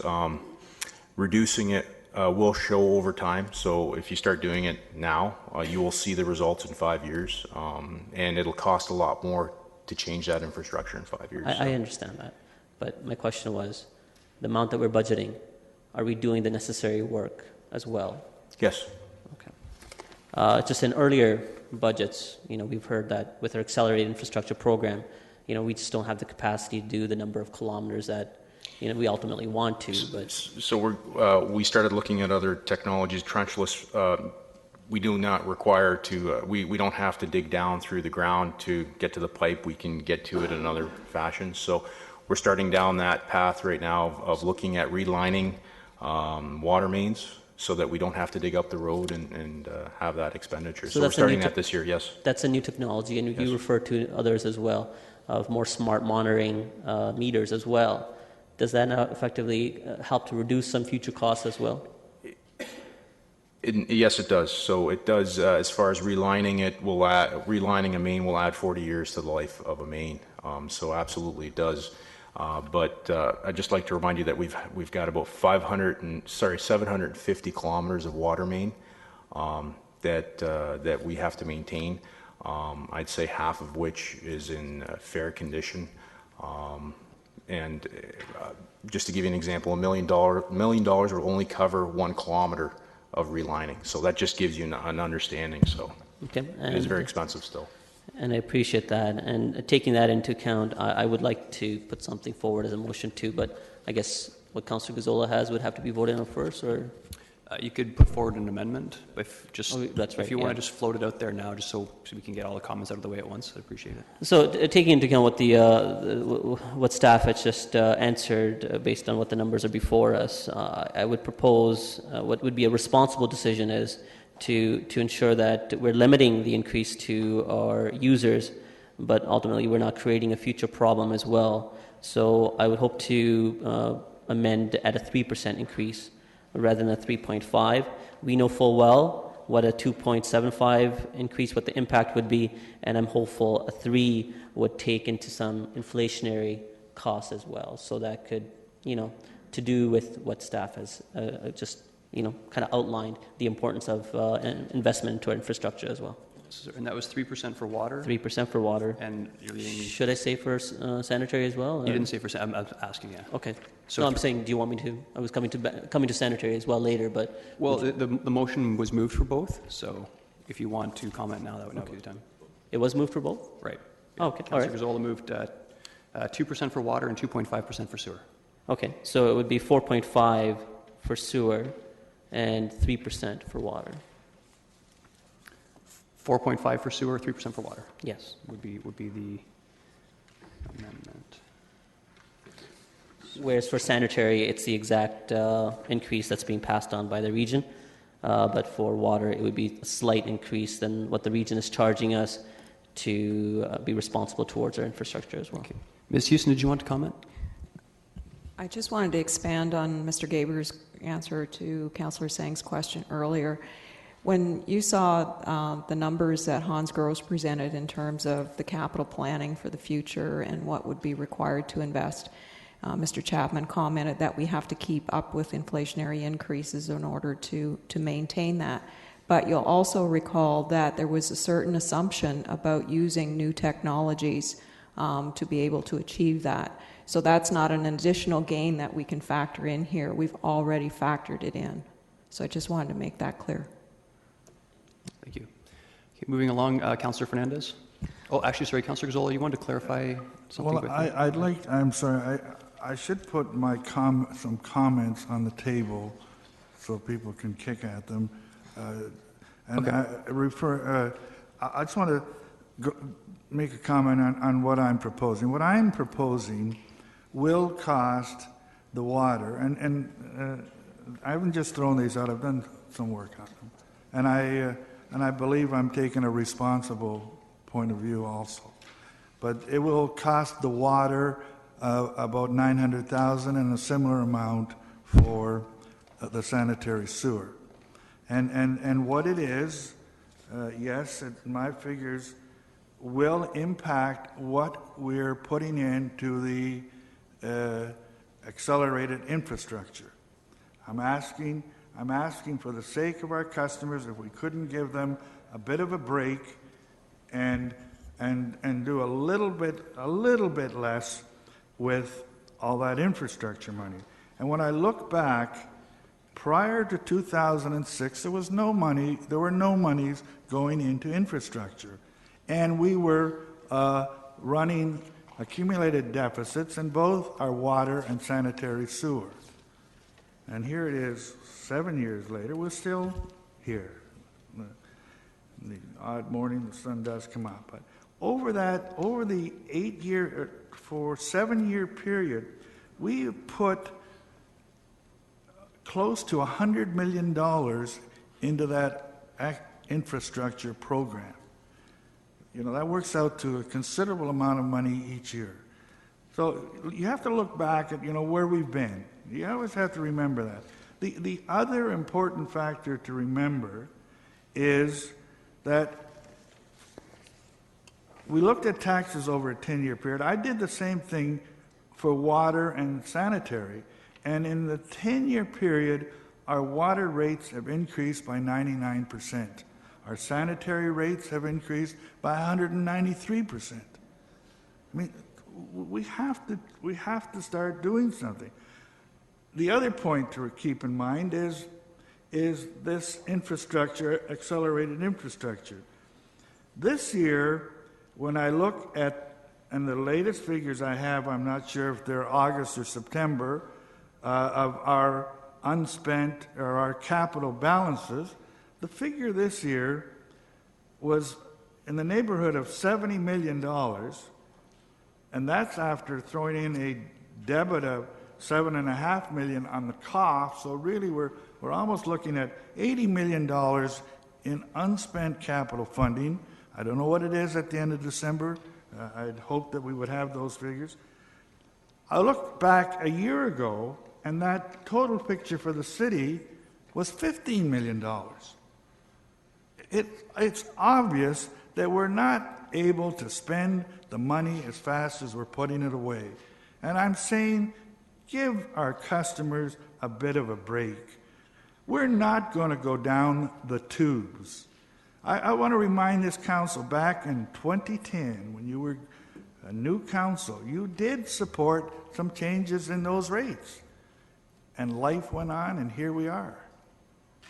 So, yes, it would be nice to not look at brackets down the road. But I guarantee you this city is not going the way of Detroit. I guarantee you that if we're a little more passionate or considerate of our water and sewer customers, that we will survive. The region is constantly increasing.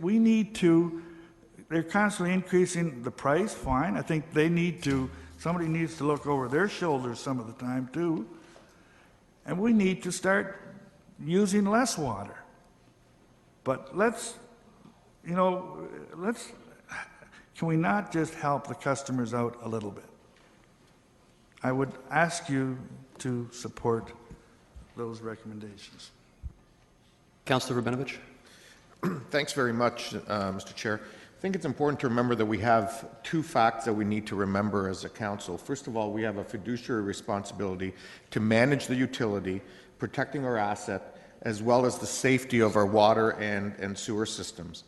Secondly, we need to remember that our customers do have a way of dealing with these issues. They have ways of managing their water use and reduce costs, hence managing their water and sewer bill by putting in various measures in their homes and so on to reduce water use, both from a use perspective and from a water conservation perspective. I think the one point that isn't being raised by some of my colleagues is the fact that we already have given our ratepayers a break by having the lowest rates in terms of water and sewer out of the 3 urban centers in the community. For me, it boils down to this. I personally can't talk out of one side of my mouth saying to the federal government and to the provincial government, give me more infrastructure dollars and we'll do our part. And on the other side of it say, but you know what? I'm going to cut the rates and not do our part as a responsible local government. It's simply putting the burden of this on future councils, and that's not the responsible thing to do. Without a doubt, this kind of decision would look great today, particularly in an election year. But in my view, it's totally irresponsible and saddles future generations with higher costs and poor quality infrastructure. And that is not the way that I think we should be going in terms of how we deal with this issue. Mayor Zaire. Thank you. I'm going to refer you to a couple of other pages. First of all, 020, that's in our operating budget section, which has been up there before. You don't have to set it up there again. It's the overall cost, comparing Kitchener, Waterloo, Cambridge, of the household cost. For 2013, we're already the lowest of the 3. Then on page F38, that's our budget package for today, the increase is the lowest combined, water and sewer, of the 3 cities. So we will be the lowest, continue to be the lowest. Interestingly enough, a comment was that, well, we need to use less water. And Councillor Gazzola is absolutely correct. We do, from an environmental standpoint. But don't be fooled, don't be lulled into thinking that using less water is going to reduce the rates. In fact, it has the reverse effect. Individually, you might be able to lower your own water bill by using less water, but collectively, the rate is going to go up because the costs are the same or higher divided by a lower amount of water. Therefore, rates will go up. It's a reality of doing more with less.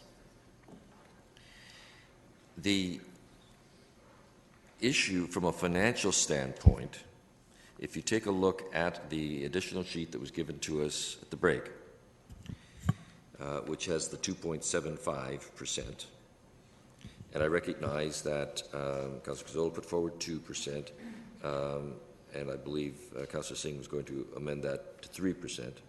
Either way, you do, from a fiduciary standpoint, from a financial standpoint, you begin to put the utility at a risk.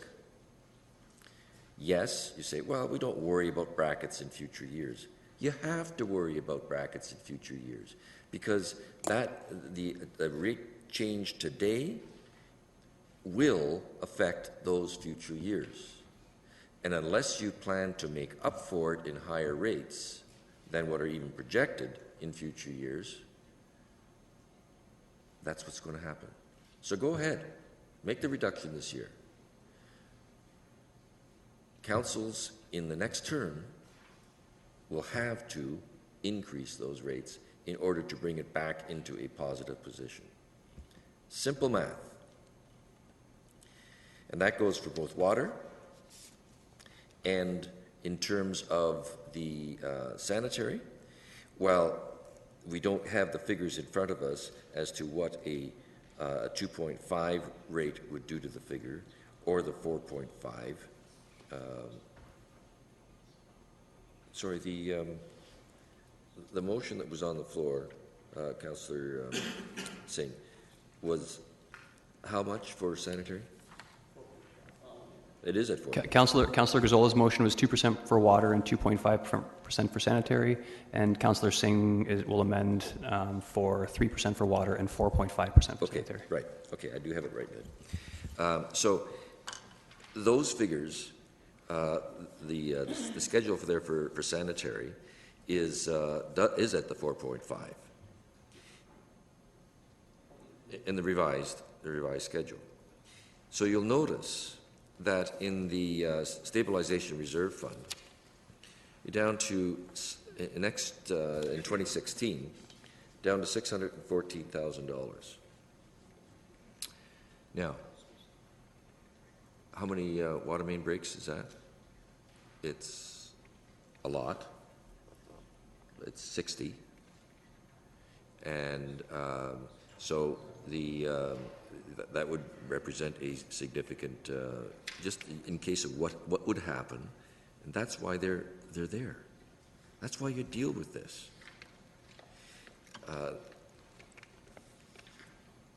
Now, that's financial, where we have a responsibility to make sure that not only today, but tomorrow and the next year and the next year after that are in reasonable shape.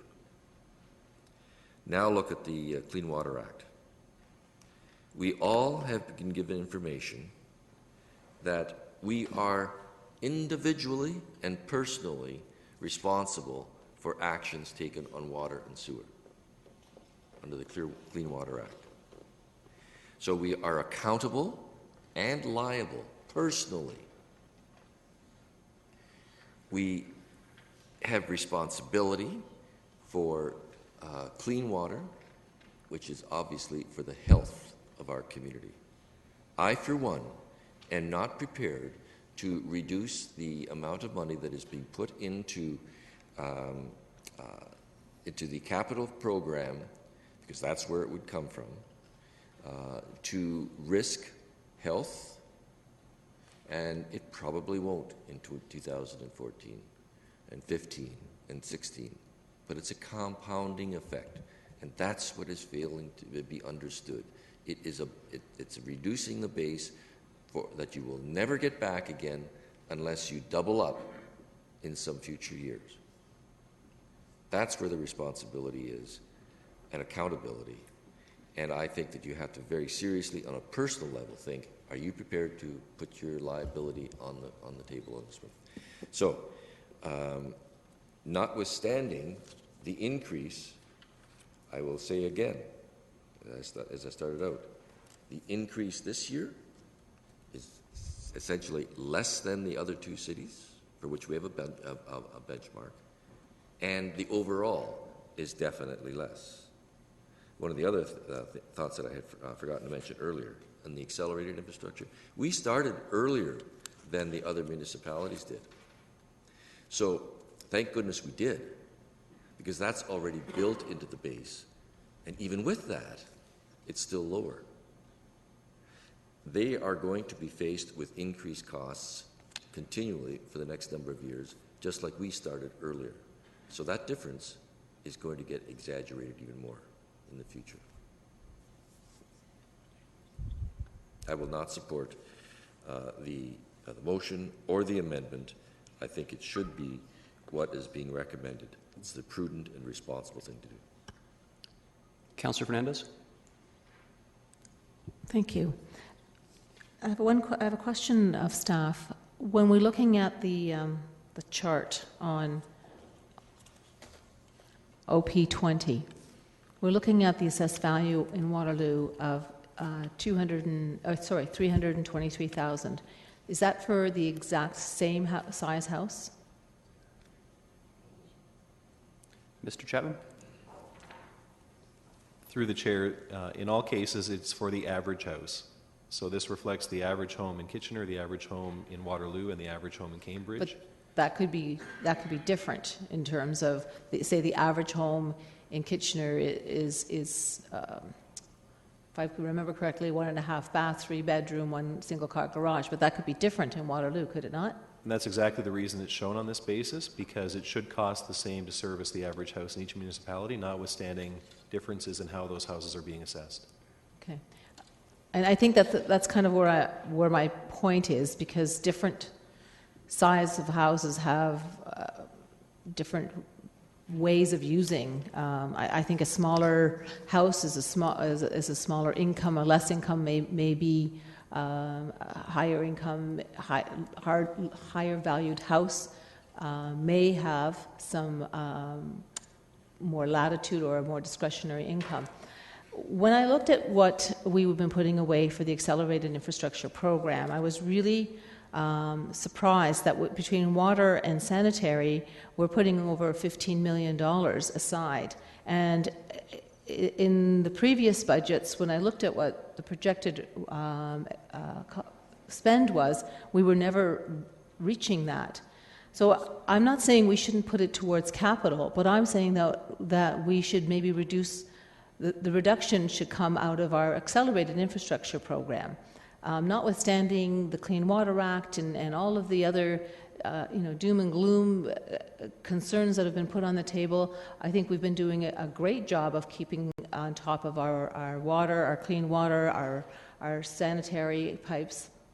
I think that we're not taking away a tremendous amount of ability for our staff. What we're doing is essentially reducing the amount of revenue the consultants are making, because the reality is it's consultants who come in and quote on these jobs and are the ones that are walking away with some additional revenue. So I think it's important for us to be able to pass a little bit of savings on to our customers. I think that it's not coming, if it doesn't come out of our capital, we just need to reduce maybe a smaller amount that goes into our Accelerated Infrastructure Program.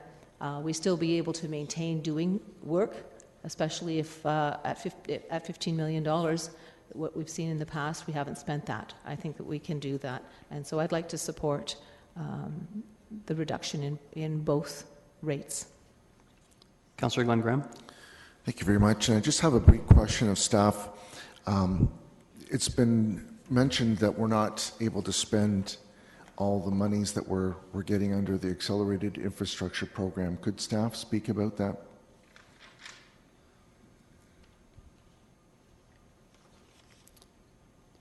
Okay. Could anyone comment? So the question is, could staff speak to the funds that we've been budgeting and why they haven't been utilized?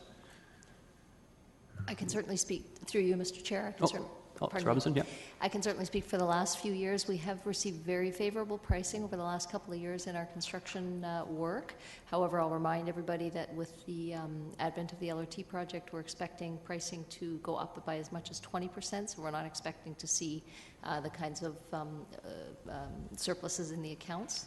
The other thing that we've changed is this year we have a new construction manager, and we've started to be more diligent about closing out projects as 2 years following construction, so we should see those numbers start to drop. So we are certainly capable of spending the accelerated infrastructure funds on a yearly basis, and we will determine to do that going forward. Thank you very much. I came here today wanting to give our customers a break. I am concerned about the compounding effect of doing that, and that just as we came into a difficult year with our first budget with stormwater, that we have to play catch up, and it's very difficult to do because the dollars add up quickly, and then we do have to increase our amounts that we're asking from our customers. So I think a slow and steady, consistent approach is the way to go.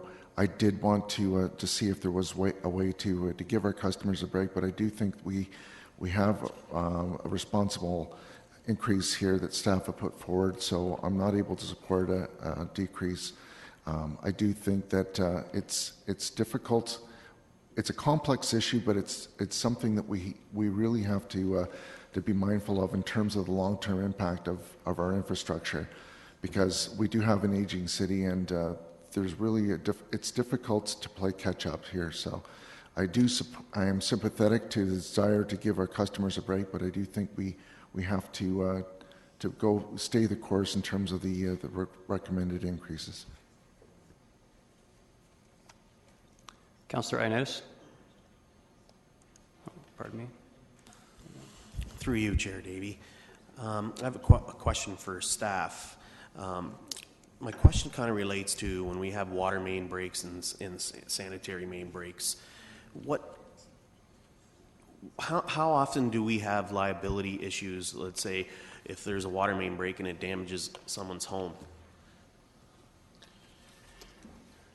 Through you, the chair, quite often we do. I was at one 2 weeks ago where the water did end up in some basements, so it does cause issues further down the line.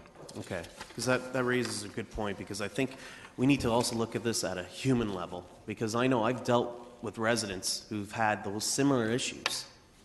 And you also got to look at it as, if you want to look at it as compare this to a house, and you have a roof, and you know your roof span's only 15 years, and then you kind of delay upgrading your roof after 15 years, and then eventually in your 20th year it starts leaking into your house, and it creates more damage if you're not proactive. So that's my point. And I'm not comfortable with playing around with the rates. I think if we're already the lowest, we're already doing our customers a service in being the lowest rates and being progressive in maintaining our infrastructure, which is very key. Councillor Etherington. Yeah, through you, Mr. Chair, I just wanted to say that considering the Clean Water Act alone, I take the content of that law very, very seriously as a councillor after watching the deadly results in Walkerton. I understand that I'm responsible and accountable, as the Mayor said, as a councillor, and I'm very unwilling to gamble, play roulette on the future safety of Kitchener residents. So I'll be going with what staff is recommending, and I really don't think, as Councillor Fernandez suggests, that this is a doom and gloom scenario. This is a very responsible approach to this issue. Councillor Gazzola. Am I getting the last say? That's what I was hoping I'd ever get. Oh, okay. I'm only looking at the queue. No, I put in because I thought I moved it. It's that I would get an opportunity to say a couple of words at the end when everybody else. In that case, there's others. Let Councillor Janeski go first. Thank you. Having heard the comments and questions and responses from staff that we have $70 million of projects that have not, and money not been spent, and I know staff have come back and stated that they'll want to address that and move forward on it. Yet I know when issues come up, there's money still found. As an example, the Margaret Avenue Bridge, dealing with $6 million or whatever the figure will be, it seems to have been no problem. We found the money; it's there, and of course, because some other projects have not been spent on. So moving forward on this and trying to reduce this, as was done in the motions, I'm prepared to support those motions, especially the lower one, because I don't think it'll have an impact on staff. There's money there that has still not been spent, and we can still use it. And this impact on the future will not, in my opinion, be there, because there's money sitting in the kitty.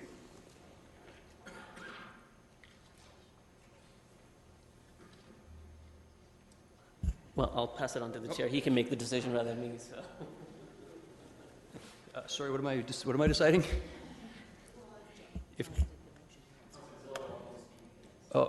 You've spoken twice in this already, Councillor Gazzola. I can't permit a third time.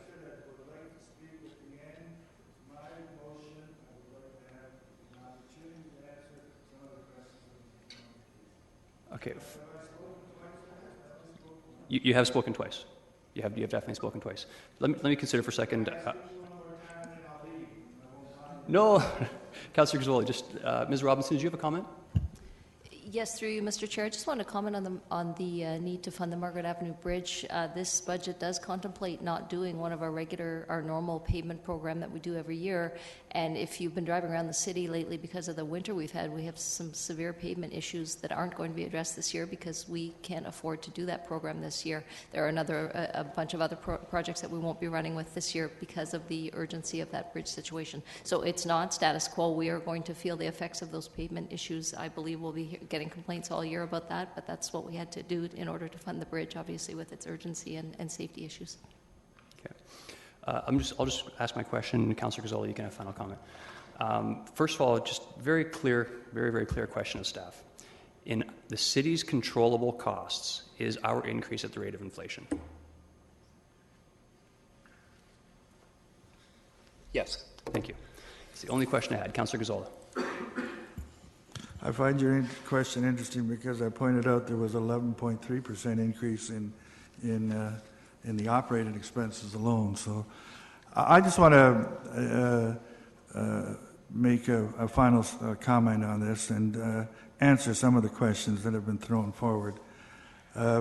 It's not I'm not playing up for an election issue. I have tried every year for I don't know how many years to reduce this rate.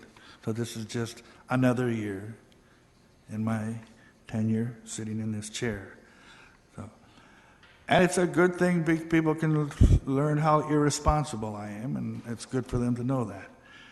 The second point is I don't live in Waterloo. I don't live in Cambridge. I'm concerned about Kitchener. We're always referring to other places when we want to make a point, but our ratepayers live in Kitchener. Another point that I forgot to mention is that a few years, not many, 1 or 2 years back, we had no reserves. All of a sudden now we've got $8 million in reserves on top of all the money that we put into the infrastructure program.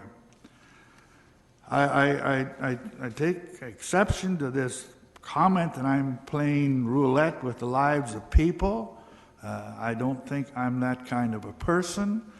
Personally, I have been one to bend over and stick my neck out for people and take some risks. I'm prepared to live.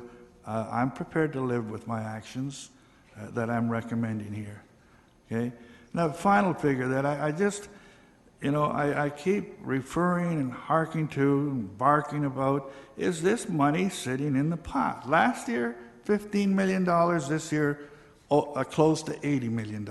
And as we talk more about these things, we start to learn more information. Like all of a sudden, yes, in the past, our prices have gone down.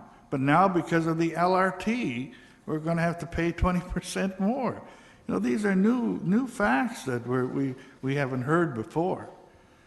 And I just, going back to that Margaret Avenue Bridge, I don't know, and I don't know this, but I didn't clearly see what funding was switched around and turned around and flip-flopped. And I saw there is a paper here today that does specify or some of the details, but I hadn't seen that in the past. But again, it was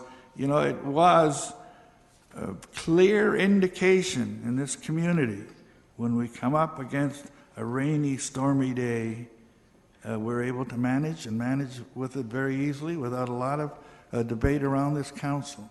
So yes, I know there's a lot of cold weather and there's bigger holes and we have liability and that's what we have insurance companies for. So I've done a considerable amount of research on this, and I'm not one here to take and bankrupt the city and make everyone around the table liable.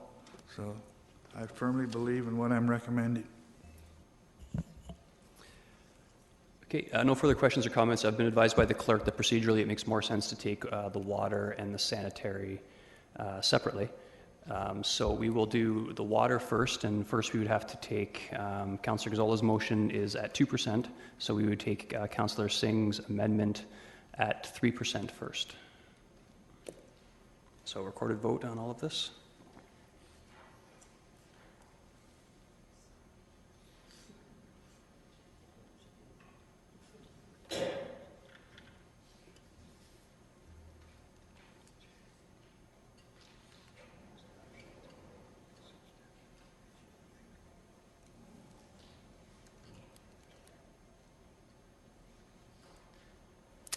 Those in favor?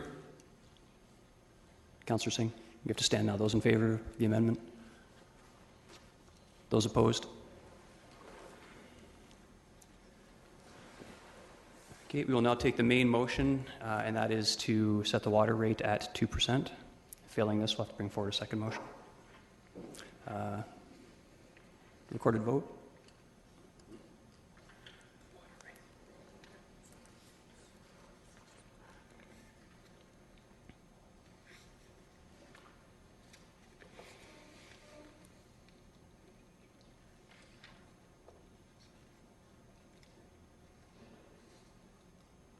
Okay, those in favor?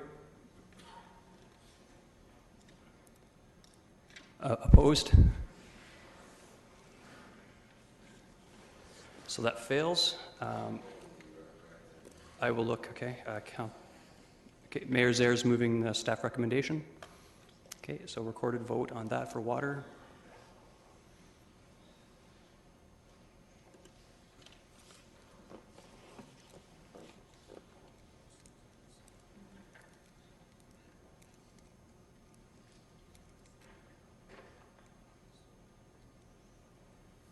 And that carries. Those in favor? And opposed? Very good. Okay, we'll now deal with sewer. First, we'll take Councillor Singh's amendment of Councillor Gazola's motion to raise the sewer rate at 4.5%.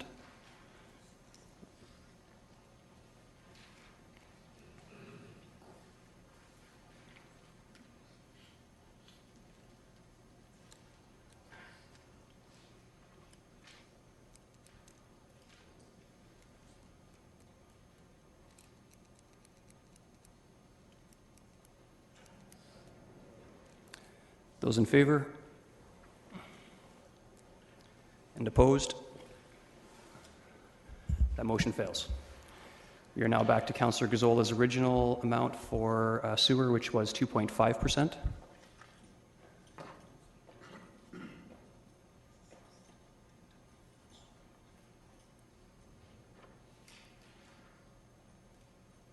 the voting is open.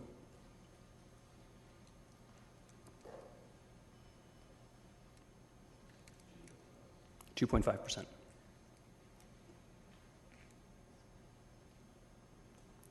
Those in favor? And opposed? That motion fails. Councillor Galloway-Seelock has moved staff recommendation.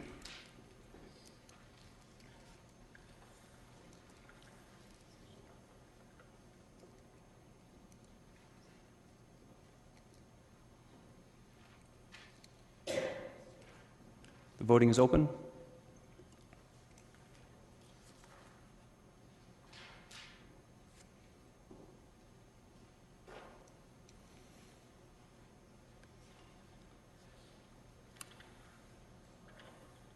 Those in favor? And opposed? That carries. We will break for lunch now for 45 minutes. Well, I guess we'll make it 50 minutes till 2 o'clock, and then we'll deal with stormwater when we return. Thank you.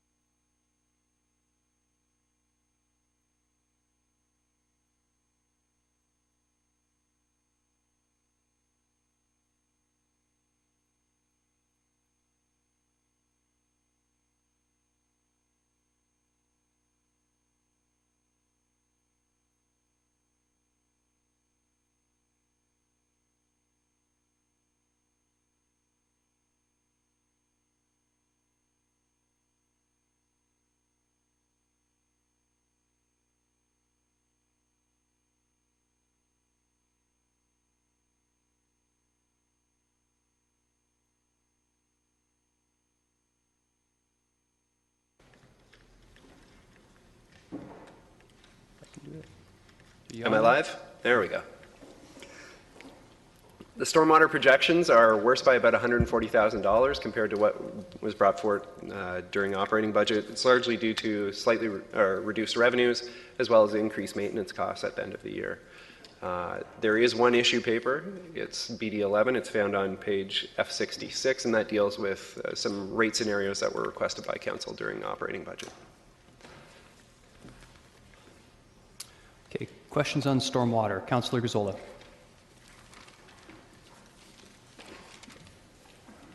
Yeah, I've lost my. Oh, okay, sorry. Here, the credit program. Where do I see that? 900 and, oh, you've got new figures here, right? Sorry about that. I'm still in the old figures. Anyhow, the credit program doesn't seem to be, it's way off what we expected, right? Yeah, we're off by, what, close to $900,000. What's happened there? We budgeted 600 and we went 300,000 the other way. Scrolling. Yes, through the chair, this was addressed earlier in the fall of 2013. We had made a commitment to the Ministry of Environment to commit $1.8 million over 3 years to the credit program, and our estimate was conservative in the amount of uptake that we would receive, as well as in staff costs. However, it has been fairly successful with over 4,000 properties participating in the program and spreading the word.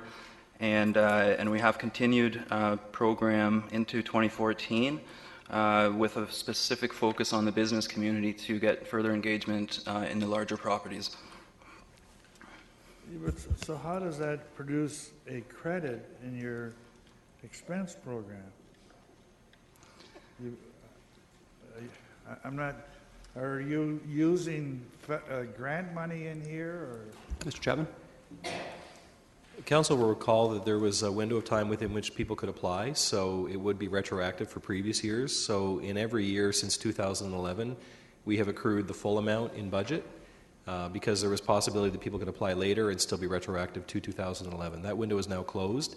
We know what the actual costs are, and the unused amount of the accrual has been closed out. Okay, that's a different story then. Now you're able to look at actual figures, and we came out on the positive side financially. It's the other part. Mr. Golan alluded to one element of it, but the reversal of the accrual is the other part, yes. Okay. The we're putting additional amounts again into the accelerated infrastructure program, an additional 850,000, right? That is correct. Now, what's happening to the capital transfer? We budgeted $6 million last year. We only, it looks like we're going to have used $2.5 million, and now you're going to $7 million. What's happening there? Yes, through the chair. So throughout the budget process for this year, we and based on project closeouts and other developments in the accelerated infrastructure program, we ultimately had to find a way to balance our bottom line, if you will, by 2016. So in order to accomplish that and not extend the deficit beyond 2016, those closeouts were required to offset additional costs. Okay. I'd like to move a recommendation to dealing with the stormwater, please. I'll make it very quickly. I would move a recommendation of limit the increase to 1%. We're not really talking a lot of dollars here. From what I see, 1% is $102,000. To take off 2%, we're dealing with $204,000. I think that's something that, when I see these figures, that we can live with that. It was so closely related with the tax levy, and it was we're looking at 1% there. I'd like to see the same 1% here. Thank you. Councillor Fernandez. Thank you. And I'm going to, Councillor Gazzola just beat me to the punch because that's where I was going to go as well. Considering the fact that we haven't seen a tremendous amount of uptake and we continue, I know we're going to hear that there's a concern about some deficiencies in 2015, but the following year we're anticipating a 1.5 million revenues. I think that this is not dealing with water pipes. This is not dealing with Clean Water Act, except that for the fact that we want the runoff from the houses and the construction sites going into the stormwater ponds to be able to seep into the ground properly, and we want to keep those stormwater ponds clean. I don't think that we're actually spending the money that we have. There's a significant difference here of close to $4 million that we didn't spend. So I would strongly support that 1%. Okay, Ms. Robinson, do you want to comment? I'll let Nick Mr. Bowman. Yeah, through the chair, the Clean Water Act does apply to stormwater as well, and along with the same liabilities. Stormwater, obviously, a portion of that are the storm sewers in the roads, so we are talking about pipes as well. And in addition to the Clean Water Act, we also have the Ontario Water Resources Act that regulates our stormwater ponds and oil grit separator units, and requires us to maintain them and enhance them or rehabilitate them if they're not meeting the targets as designed for water quality and for flood control. So given that we are a new utility, there's a significant backlog of work, and there's a long way for us to go to meet all those requirements, but it is a risk for us currently to discount that and not put our effort into meeting all the requirements from the Water Resources Act as well. And I would just add to that, if possible, the asset management plan that was presented by Hans Gross in October did outline what was required in the stormwater utility, and under current funding levels, which is 3% per year, we're going to have a backlog in both pipes, ponds, and oil grit separators by 2023, and we're contemplating dealing with that backlog at that time. But this asset management strategy contemplates current funding levels to continue, and that's 3%. Continue through the queue here. Councillor Singh. Yes, thank you, Mr. Chair, and I apologize to the committee that I was late. Along with Councillor Ioannidis, we had a meeting regarding a neighbourhood event that's being organised, so unfortunately got scheduled at the same time. And I was hoping to really speak on this as well, and Councillor Gazzola has kind of beat me to the punch as well, because I think I was going the same direction.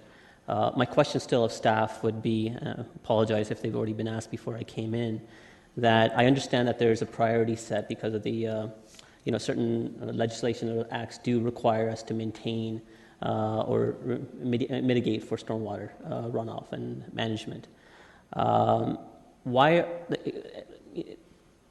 Tell me how we compare with other municipalities in Ontario, similar to Guelph, Waterloo, Cambridge, London, Brampton, Mississauga, just to name a few that are close by.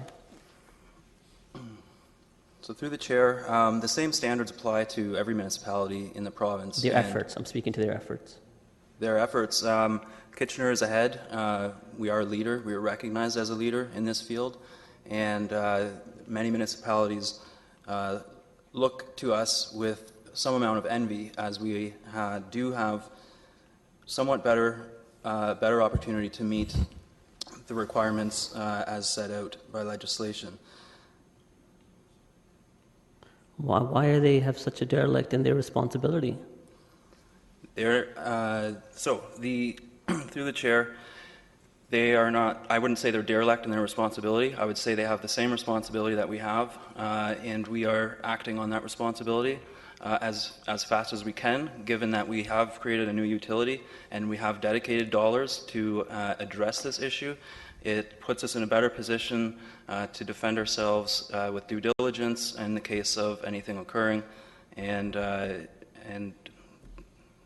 yeah. So you're saying because we have an avenue to take in as much money as we require, ultimately we just like to do as much as possible as we can, as quickly as possible as we can? Well, through the chair, in 2010 when the utility was formed, a sustainable level of service was identified, and shortly after it was implemented, it was reduced by 10% and has slowly worked back towards that. So for the past 4 years, we have actually been not funding the sustainable level of service that was presented, and even with the 3% increase this year, we will still not be back to that level that was identified at the beginning.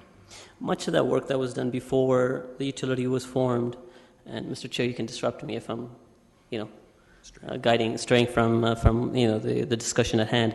But much of the work that happened before the utility was formed happened along in conjunction with Waterloo as well. But they phased in their utility, taking it out of their tax base slowly and incorporating it into the utility over a number of years. So were their priorities set different than ours? Through the chair, it's correct that they phased theirs in, but their program was fully funded. It was, whereas Kitchener... No, it was $2 million. They had to double their funding as well. Sorry? The last time I looked at the report that UCO wrote, it noted that they did increase their funding by going to a utility model. I think they had some $2 million that was in base, and they went to a $4 million as a priority. Through the chair, my understanding is that Waterloo phased their program in over 4 years, 25% a year, and this year is the first year that they're at their full full program strength under the utility. When Kitchener implemented their utility, then we went from a $8.9 million program under the tax model to recommended $13 million program under the utility model. And that was a sustainable level of service that we'd identified with the information available to us at the time. However, we have not been funded at that level, and nor will we be at that full level with a 3% increase this year. Okay, so I may not agree with your last part of your rationale, but to do with our rebate. So there hasn't been much of an uptake on the rebates. Do you feel that we did enough of a public input process beforehand to ensure that we were doing the right type of program that could, Through the chair, the uptake would be better? Objectively, I think that to say that there wasn't very much uptake, I would say that there wasn't as much uptake as we had conservatively estimated when we developed the program to ensure that we had available budget to run the program. So with over 4,000 people participating, I think that is quite incredible uptake relative to other places in Ontario that have a similar program. So with respect... Did you say 4,000 people? Yes. So 4,000 properties. We have about 60,000 households. So a little less than 10%.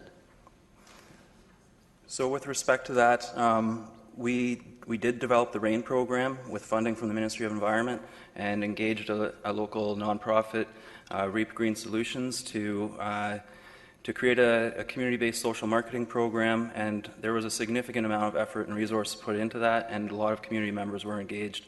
And we're actually in the process of finalizing a report which we'll be submitting to the Ministry for their approval, summarizing that entire program, and we'd be happy to share that with Council as well. So the last bit of the rationale for this utility was because the taxpayers, property owners, residential property owners, it wasn't fair and equitable. So could you tell me, out of the $12 million that's collected as a revenue, approximately $12 million, what would be a commercial component and a residential component?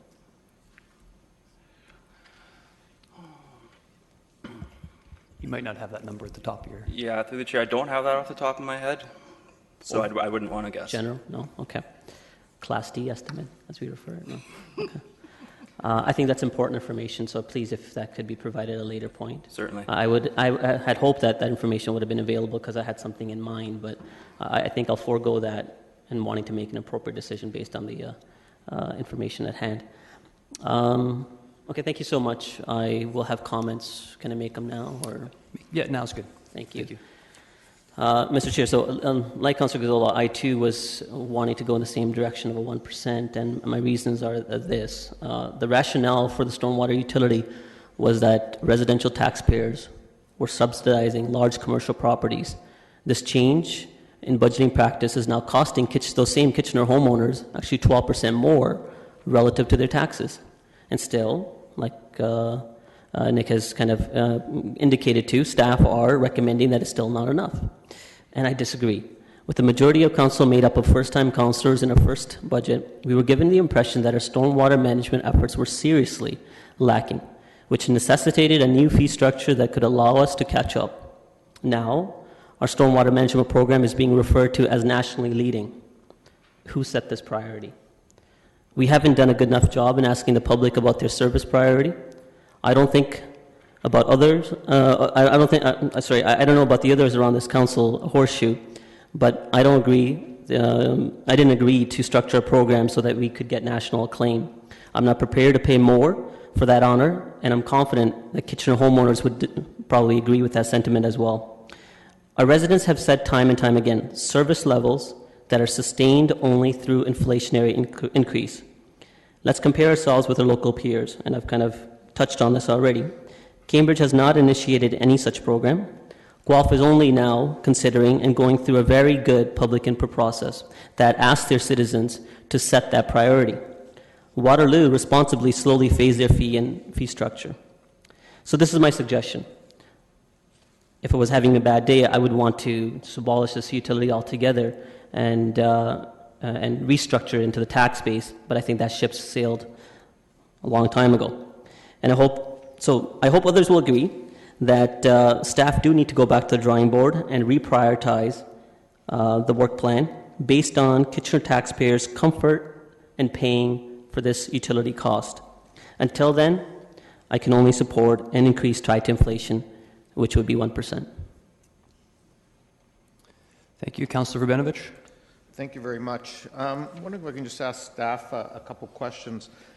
Have we seen in recent years within our community and communities in general a change in what used to be considered the 5, the 10, the 20, the 50, the 100-year rain events? And if we have seen that change, how is it impacting our community? Through the chair, we certainly are seeing changing weather patterns, and we're seeing more intense storms, more frequent storms, and as evidenced by this past summer on June 28th, we had the flooding of the Fairway Road area, which actually caused a significant amount of damage to downstream infrastructure, which fortunately we were in a position to respond to, and we only anticipate more of those types of events in the future. And so, and I was going to actually touch on that summer event. I couldn't remember the date. As I recall, there were implications along Fairway Road and through that area. There were also some implications, I believe, on Weber Street in the area of Zares Highway Market and so on. They were all part of that flooding. Is that correct? That's correct. And is some of that because the sewer pipes that we have in place were, somebody explained this to me, but I can't remember the details. It was built for, I don't know, the 2 or the 5-year storm, but now we're seeing more of the 5 or 10-year storm. I'm wondering if you can explain that and what that means in terms of what we need to do from an infrastructure update. We are seeing obviously larger storms, and sewers were designed for the 5-year storm, but only since the 80s when this was really started to be considered, and sewers were designed and overland flow routes were designed to get water away from places. So many parts of the city currently don't have adequate stormwater infrastructure to move that water away. So part of what we need to do as we replace this stuff is, I guess, increase the capacity because of climate change mitigation and put in place larger sewers to handle these larger events as we go forward? That is correct. Okay, and this isn't unique to us. I mean, I would suspect this was something that Calgary and Toronto, Mississauga, all these incidents this past summer impacted, correct? Precisely. Okay. Well, thank you very much. And because of that, I won't be supporting the recommendation that's before us. Again, many of the same arguments hold for our water and our sewer infrastructure about why this is absolutely essential going forward, because quite frankly, the cost if we don't do it will be much more significant directly to our taxpayers over time, either through this or through their insurance rates and other issues as we deal with more of those kinds of major storm events. Mayor Zaire. Thank you. I first have a question. I think it's just one question. It may lead to more. But in terms of the comment was made earlier about the projects having to be moved out beyond 2016, and then you used 2020 as, and I may have misunderstood that. But can you give us an idea of the types or the specifics of projects that would have to be deferred as a result of what has happened thus far and the reduction to 1%? Through the chair, we have completed municipal class environmental assessment for 12 ponds. 7 of those still need to be rehabilitated to meet current standards, so they would be scrutinized. There's stream work that's scheduled to stop erosion from threatening private properties. That would have to be scrutinized, and we would have to essentially reprioritize and look at which projects couldn't be completed. That's it. Okay. So in terms of the, there's more than enough need than what we have in terms of funding, even as it is right now. I take it because of the comment that you had made, that's correct, or someone made about 2020. Okay, my comments will be very brief. As I understood it, and it was confirmed by staff a moment ago, that the Clean Water Act does apply here, and in terms of the liability that we all share. And I was going to comment about the climate change, but Councillor Urbanovich has summarized that well. So it's not just about having the adequate system, or rather not having the adequate system to handle the large flows of water.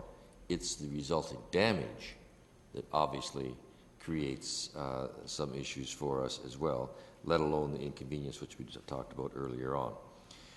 So this is another one of those projects, I think, that and items that we can reduce it to 1%. You can reduce it to 0. You can cut out the program entirely, but that's short-term pain for much longer-term pain. So I will not be supporting the reduction to 1%. Thank you. Councillor Galloway-Seelock? Yeah, just one question of staff. It's been referenced that, or you've said that our program is leading nationally. Is our actual infrastructure something that's nationally leading, or is it just the program that we've implemented?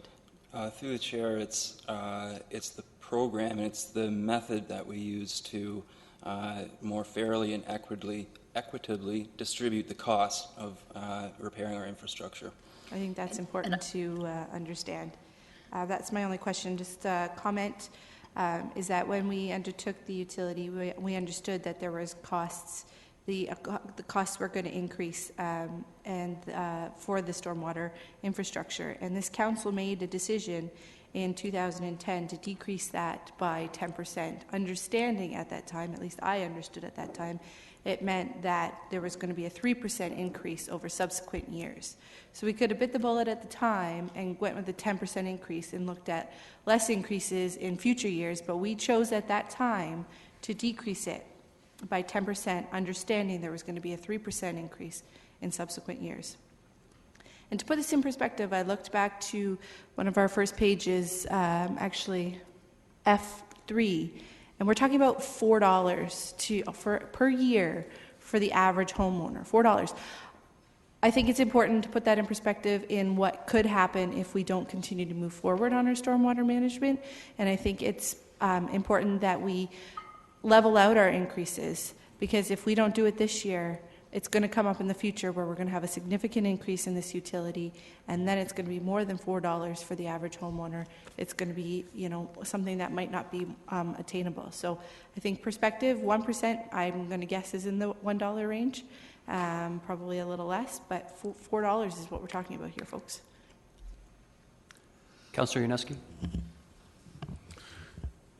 Further to your answer in regard to Fairway Road being a concern last year in terms of the flooding, what intensity of storm was that? One in a what? That I can't say off the top of my head, but I know we received about 50 millimeters of rain in roughly half an hour, and that's it's off the charts as far as intensity goes. It's way beyond what our system can handle.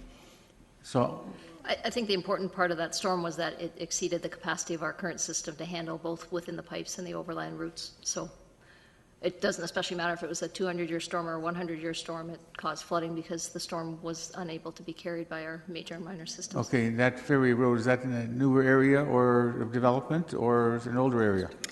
It's a well-developed area, but I would also suggest that as we move forward and imperviousness sometimes increases.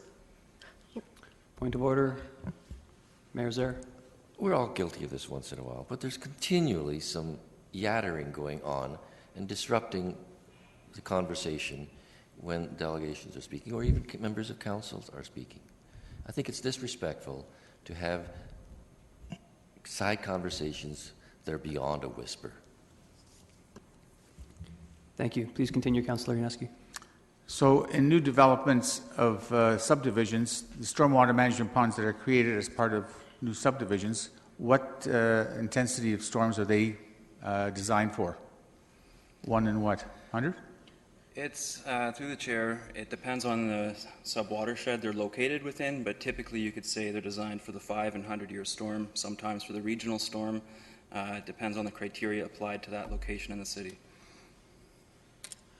Okay, appreciate that. So in the budget here that we have before us, you've requested a standard 3% increase in this request.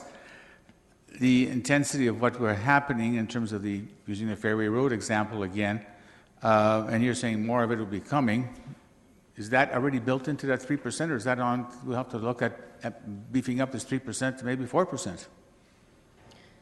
I would say it's not built into the 3%, and it's not us that's saying the storms are getting wilder. It's Environment Canada, so that's kind of a known fact now. So the 3% isn't going to cover that, but we'll build it into the projects we do as we move forward. Whenever we build a new project, of course, we look at current IDF curves, which define what a 5-year storm is.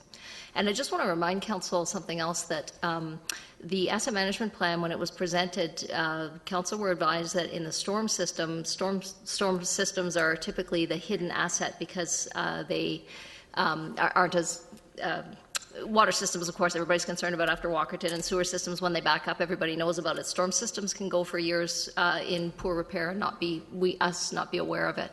Only 10% of our storm pipes have actually been cameraed or asset assessed. So there's there's a risk there that we need to be aware of, that as we move forward with the funding that we're asking for, we'll continue to understand better the storm system. The stormwater assets are assets just like the sanitary and the water. They need to be maintained, they need to be looked after, and if they're not, the risk of flooding and all the other things that have been mentioned, quite apart from the legislative requirements, need to be looked after.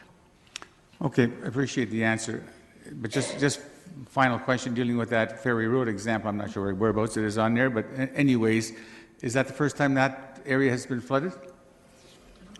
Through the chair, I can't say for sure. I know that we don't have an existing hydraulic study for the Hidden Valley Creek, which is where that outlets to, but in response to the damage that storm caused to Hidden Valley Road, and looking for a solution to ultimately mitigate that in the future, we plan to undertake a hydraulic study and figure out what's happening in that system. Thank you. Councillor Ioannidis. Through you, Chair Davey. Mr. Golian, what we had dealt with, you and I, over the summer about West Heights Pond, would that fall under this program? Through the chair, West Heights Pond is what we would consider a natural pond. It doesn't serve stormwater function in the traditional sense of holding back floodwater and improving the level of quality in the water. Okay. Would the one that was built on Resurrection Drive, would that fall under this? Yeah, that's correct. Okay. What about the one that's on Hidden Creek Drive and West Meadow Drive? I can't think off the top of my head where that one is. Okay. I know with a lot of the concerns that I've dealt with this summer, had to deal with a lot of these stormwater ponds. And a lot of the concern that I heard from the residents was they want these ponds kept.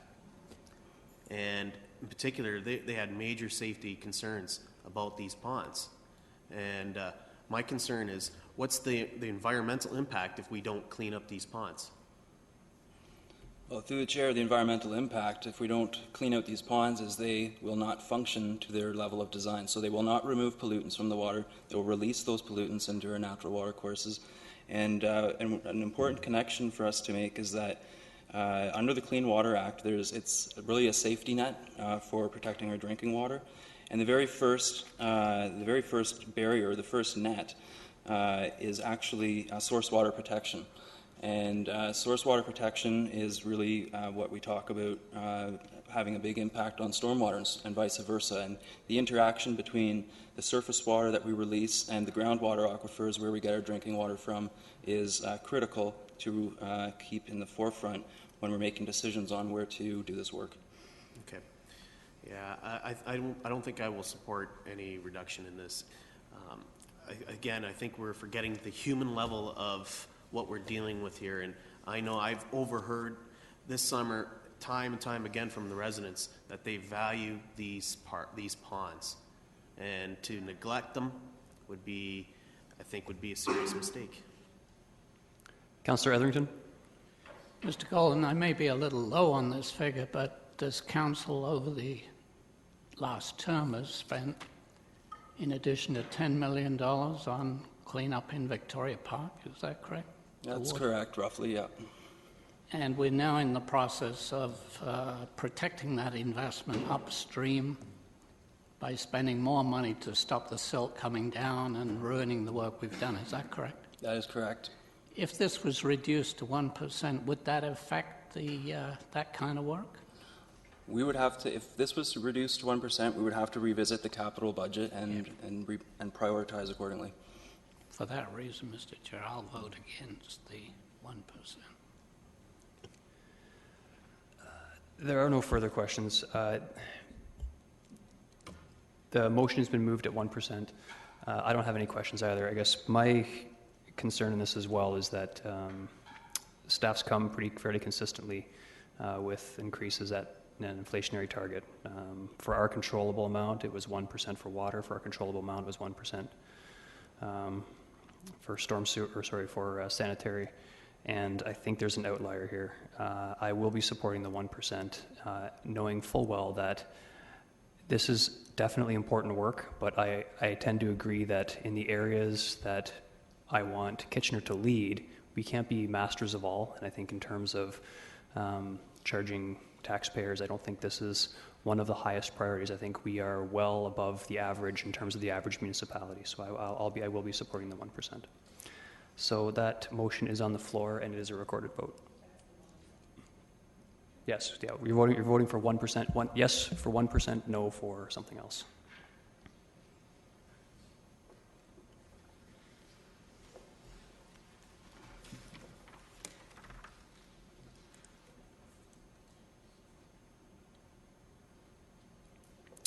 And that fails. Oh, and sorry, those in favor? And opposed? Okay, that motion fails, so I will look for a different motion on this. Moved by Mayor Zaire for 3%. Recorded vote.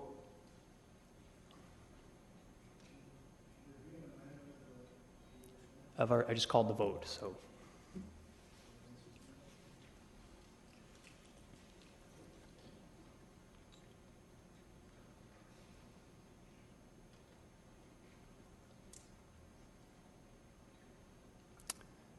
And that carries. Sorry, those in favor? And opposed? Carries at 3%. Thank you. Okay, we will move on to capital budget.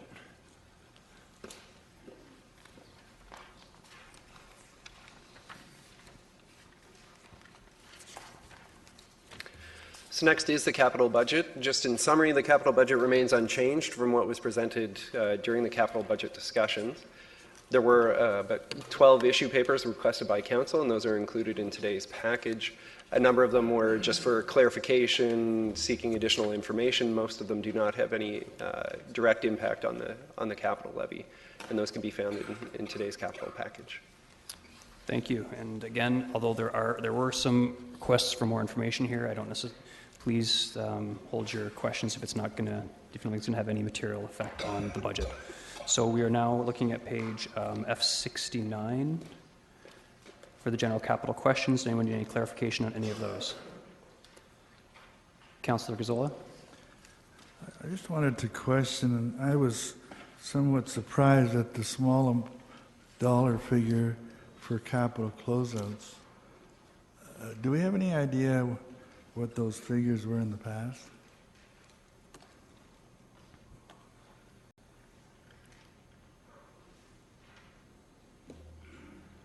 I know they were substantially larger than that. Through the chair, I can confirm that they were larger than that. In previous years, quite often it was in relation to a large expected operating budget deficit, and those capital closeouts were used to fund the operating budget deficit.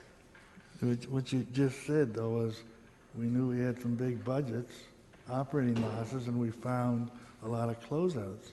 We have an operating deficit this year of $700,000.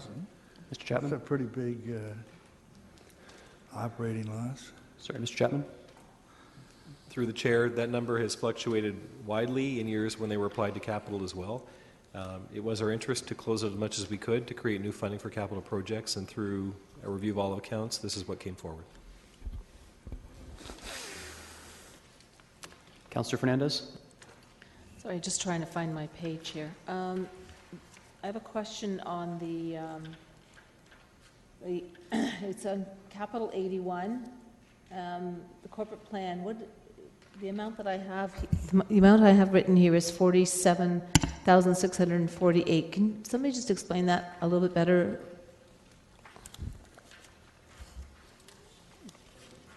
Capital 81. Sorry, maybe I've got the wrong page. Oh, sorry, that was the encumbrance. So maybe what I need to step back with my question.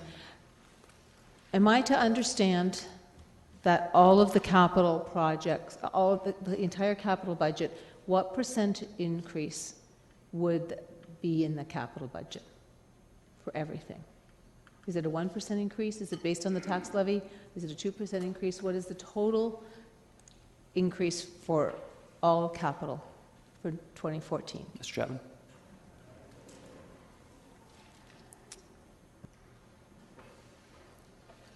Or Mr. Haggie? Just to clarify, are you talking only tax supported, or are you including all the other enterprises and whatnot as well? Okay, I've been looking at the encumbrances on the pages in the capital. Correct. And I'm looking at the amount of money that's left in all the various pots. So I want to understand if, for example, a department was given $1 million to last year. Right. But they only spent $750,000. They still have $250,000. Would they be getting $1 million this year, or is it a percentage of what they have? So they would only get $750 this year, so that brought them back up to $1 million. Sure. So through the chair, for general provision accounts, those are the ones that you'll typically see year after year. Those ones inflate at 2%. But if there are discrete projects that had one-time funding, so you could have a project that gets $1 million. Next year it could get 0 because it was one-time money for $1 million. If it was one of those projects that was anticipated for the entire forecast, it would be $1 million. The next year it would be increased by 2%. The year after that by 2%, and so on. Okay, that's wherein lies my concern. That when I see a $70 million encumbrance balance, that there are many, many, many pots of money sitting here within departments that may not have gotten depleted, but yet they're still going to get the same amount of money that they got last year and the year before, or the percentage increase. So is there anything that we can do, or can we say, instead of a 2% increase for those provisional accounts, that we only go 1%? Regardless of whether it affects the tax levy or not, I just want to I need to ask that question. Mr. Chapman. And so perhaps I can clarify, there were no across-the-board increases that effectively ignored what was there and then just gave more money into those accounts. Even in the case of a general provision account, and often the one I know that you've asked about is the planning studies account, for example, through budget review, we've looked at that account, we've looked at the existing balance, we've said what's in the work program, what level of funding is required. If there's more than enough funding in the existing balance in the capital program, we make an adjustment. Sometimes it's through a closeout. More often than not, it's through adjusting the actual capital forecast. So there are a number of cases where we've changed a future budget amount because there are funds in the account that will be expended in the current year. Okay. So I take it your concern is that there are funds there and departments have been awarded similar increases for future years.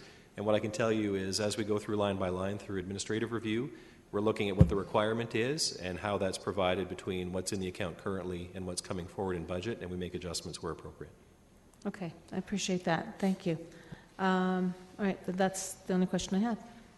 Thank you. No further questions on that item.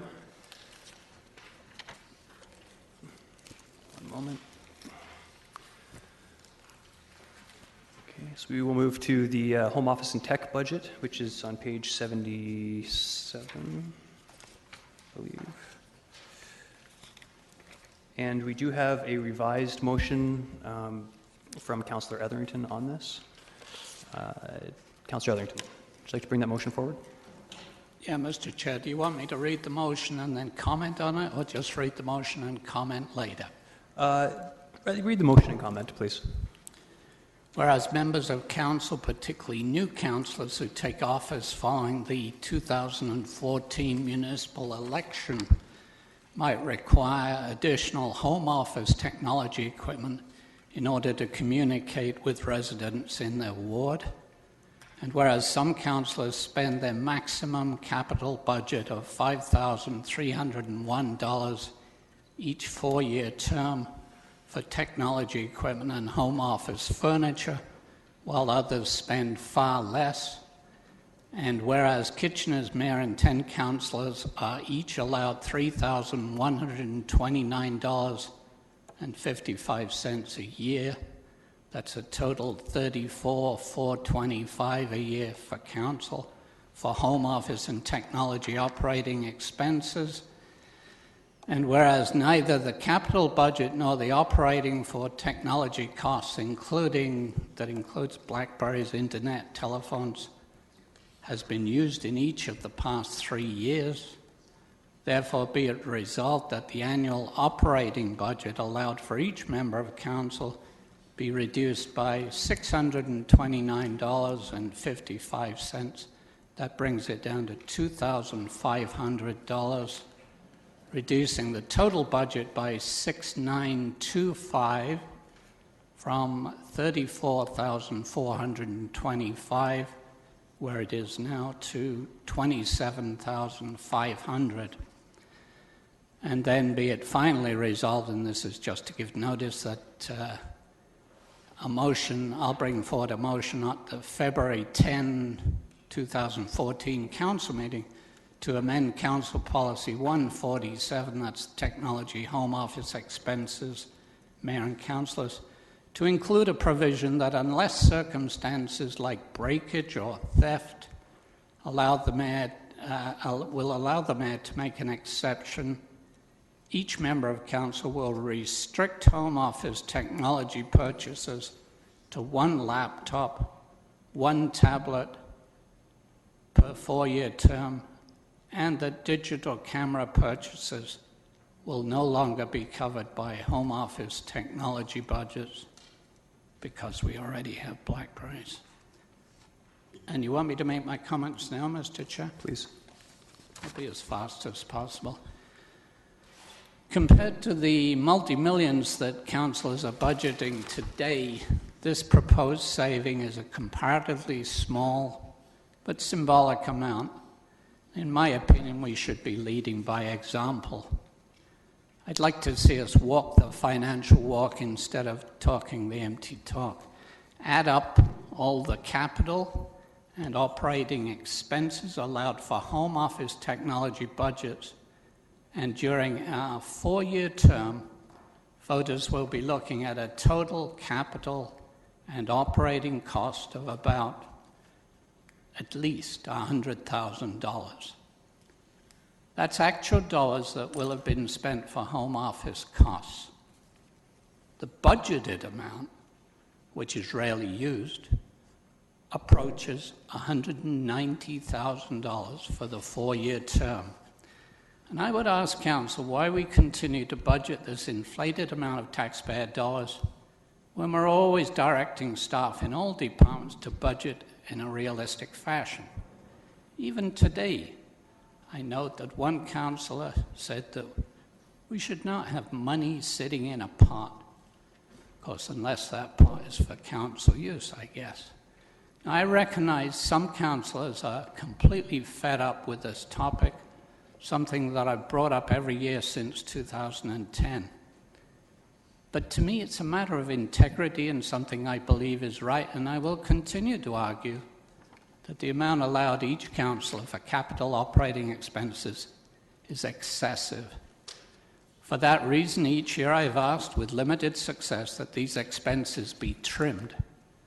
Mr. Chair, as I've already said, we still have many voters who, because of layoffs or living on senior citizen fixed incomes, are trying to survive difficult financial times.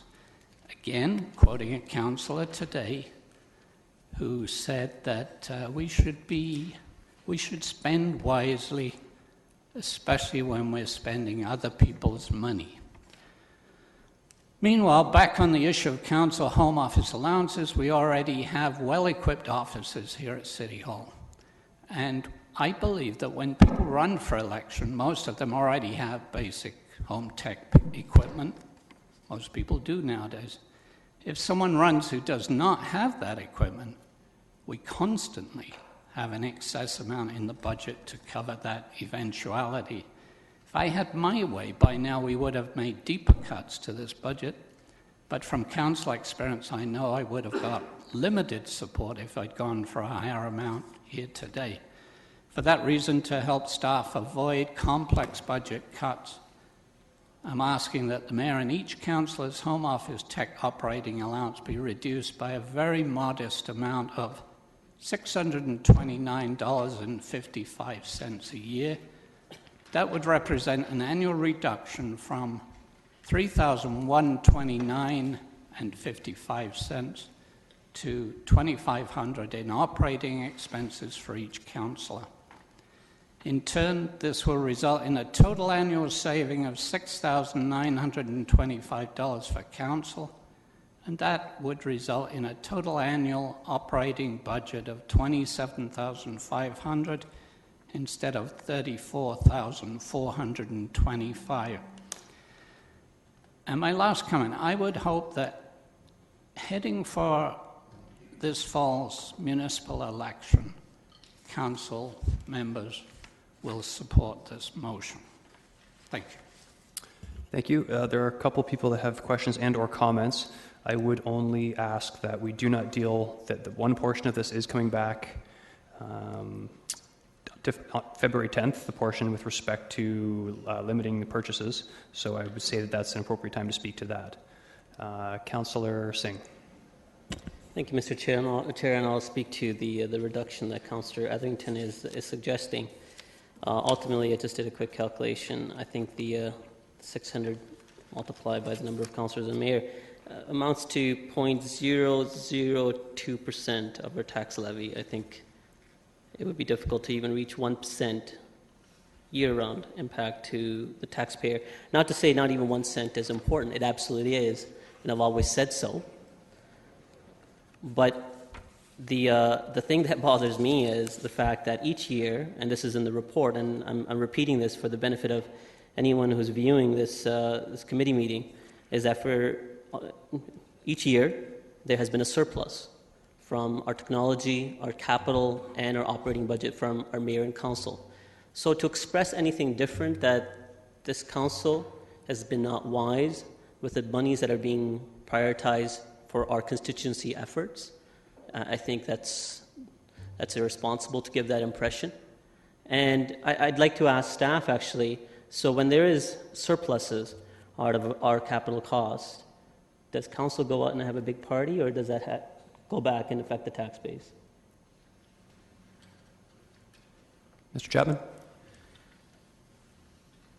The annual operating surplus would form part of the annual budget surplus, and at the end of the term, any unspent capital dollars would be closed back out to the capital pool.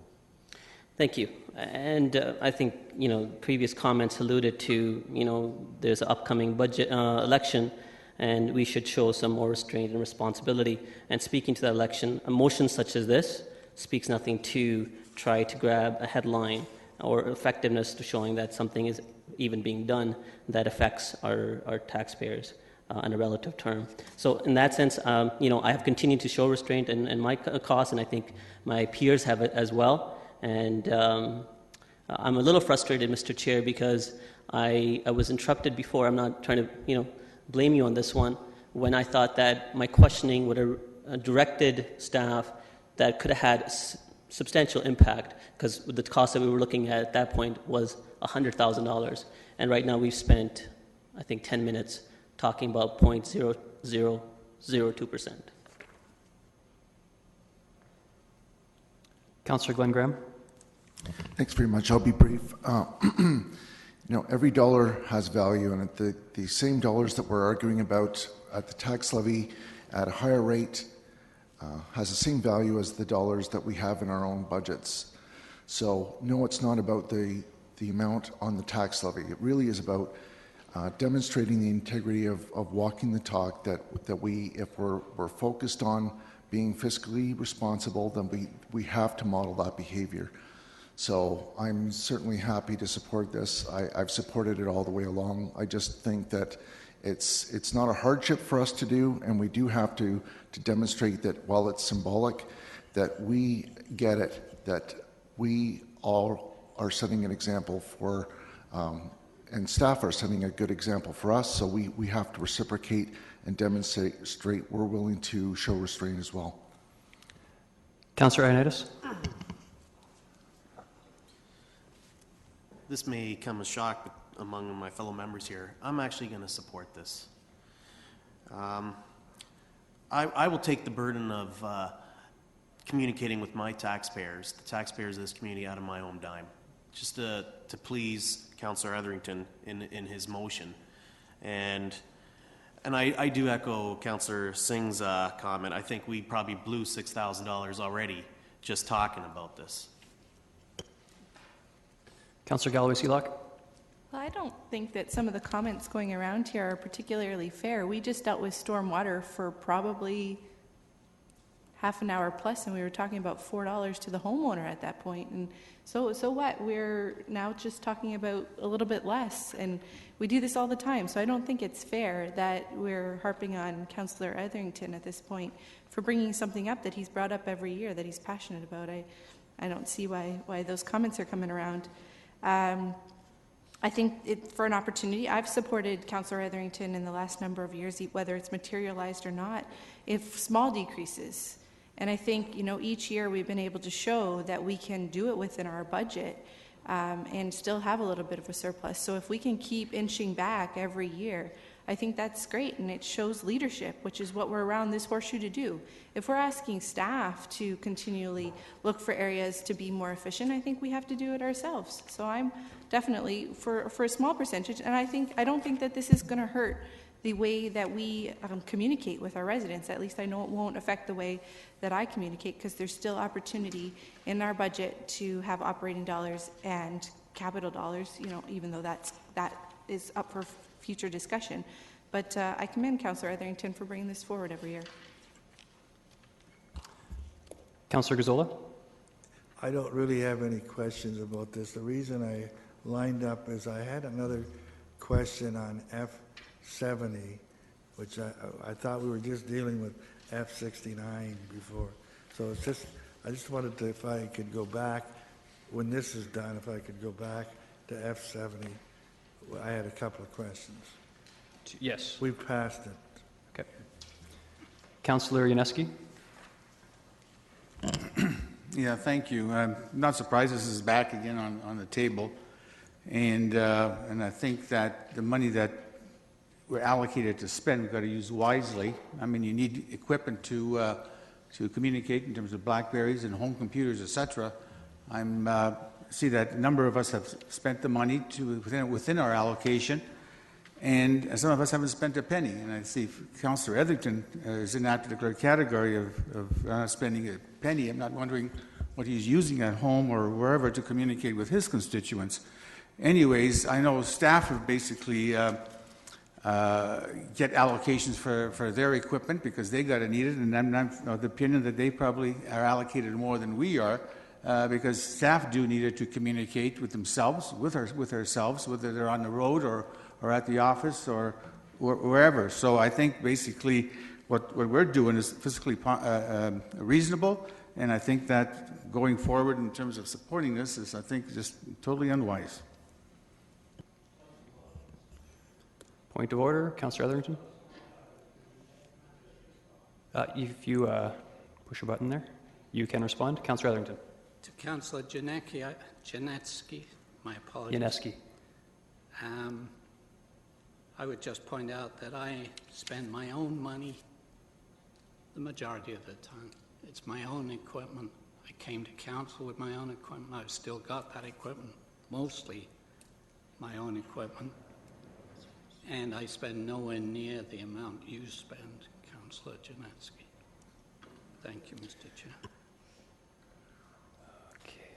Councillor Gazzola on this? I'm sorry. No, I've spent most of my money, and I don't.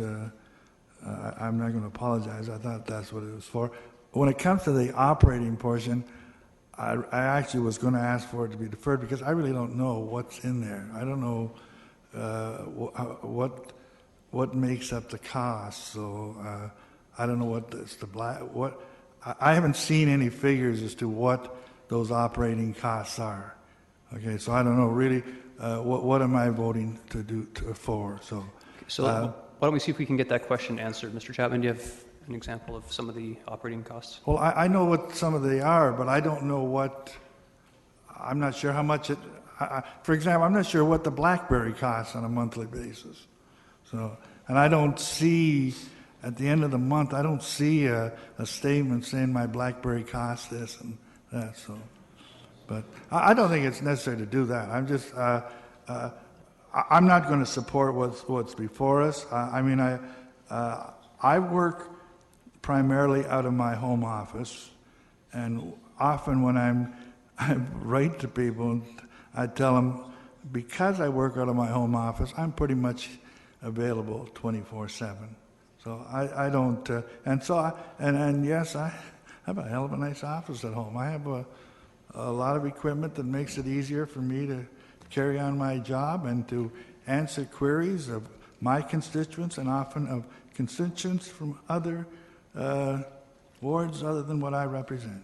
So I don't disagree with what Councillor Etherington's trying to do. I gather that the February the 10th is something to deal with the future councils. If that's the case, I don't have a problem with that, but at this point I won't support what's before us. Mayor Zaire? Yeah, can I make a suggestion? I really hate to do this actually, but I because it is such a small amount, but it's a sensitive one. I think some of the difficulty here is that individuals, perhaps myself included, don't exactly recall where we really stand at this point in time and what costs we have been putting through. It's available, and I would suggest that the summary of the for each of us is available. I think with a couple of clicks on the computer, that could be done in the next few minutes, and we come back to this just so that we all have that information. That may resolve part of the issue, to put it into a different context. or an additional context at least. Okay, so you just want to defer it until staff can yeah, and I pull the don't know information? that we even need to take a deferral motion on that, just Sure, as a that's courtesy. not a Can we wait a few minutes while that is done? Sure. And in the interim, there's no further questions. I'll comment quickly. Yes, it's an election year, but you have to take into account that Councillor Etherington brought this forward, and he's been consistent bringing forward these sorts of internal-looking cuts every year, and I have supported him every year. I'm aware of how much I spend with my home office funds, and I don't, like many, I don't come near spending the amount, and I think the message is clear that if we're asking staff to trim budgets if the money isn't being used, we should be doing the same. It's as simple as that. It's a $7,000 item. I do think we've spent a bit more time on this than we need to, but I will be happy to support it. I'm not sure if you want to move on to another item or if you think it will be... Yes, through you, Mr. Chair, we're just trying to pull up the statement of council remuneration. This information is included on that. Okay. It will just take a minute or two. If you want to proceed, I believe Councillor Gazzola said that he had some questions about something going back previously. On the previous page, Councillor Gazzola, do you want to ask those questions now? I just wanted to ask, on page F70, there's mention of the Green Municipal Fund. What is... it says we're going to receive some monies, or it's on F70, item number 4. Ms. Fletcher? Through you, Chair Davey, as part of application to the Green Municipal Fund for the CMF project, one of the requirements was over the the first 2 years that we were operational, we have to report back on some environmental initiatives. So basically we had to tell them what we were hoping to achieve up front with their funding, and then we have to prove it. So we're just finalizing those environmental reports for submission, and then we will receive the funding.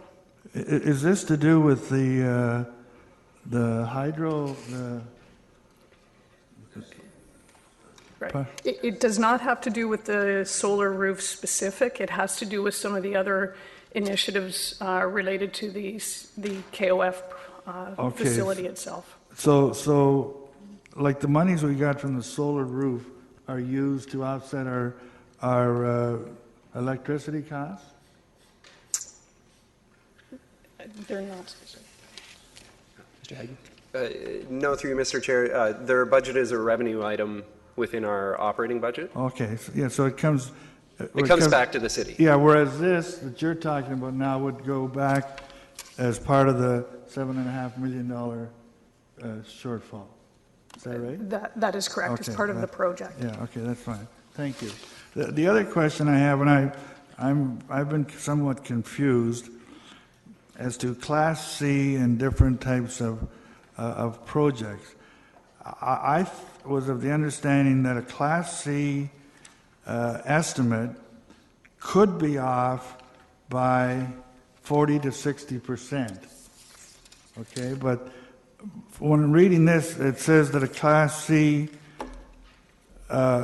estimate has 40 to 60% built into it. Those are two different things. Ms. Robinson? So referring to what was, through you, Mr. Chair, referring to what's provided to Council when we do the budgeting process quality of estimates, I'm not sure which page in this year's package, I'm looking at last year's. Typically, Class C typically includes an unforeseen contingency factor of 40% to 60%, depending on the nature and complexity of the project. So different engineers do that different ways, but typically we're adding 50% to our cost estimate at the beginning to allow for unforeseen things that we don't know at the Class C level of cost estimating. Okay, so you've already added that. When I see a Class C, you've added at least 50%. That's correct. Into that project. That's correct. And it's because that's different than from what I understood, it's a Class C.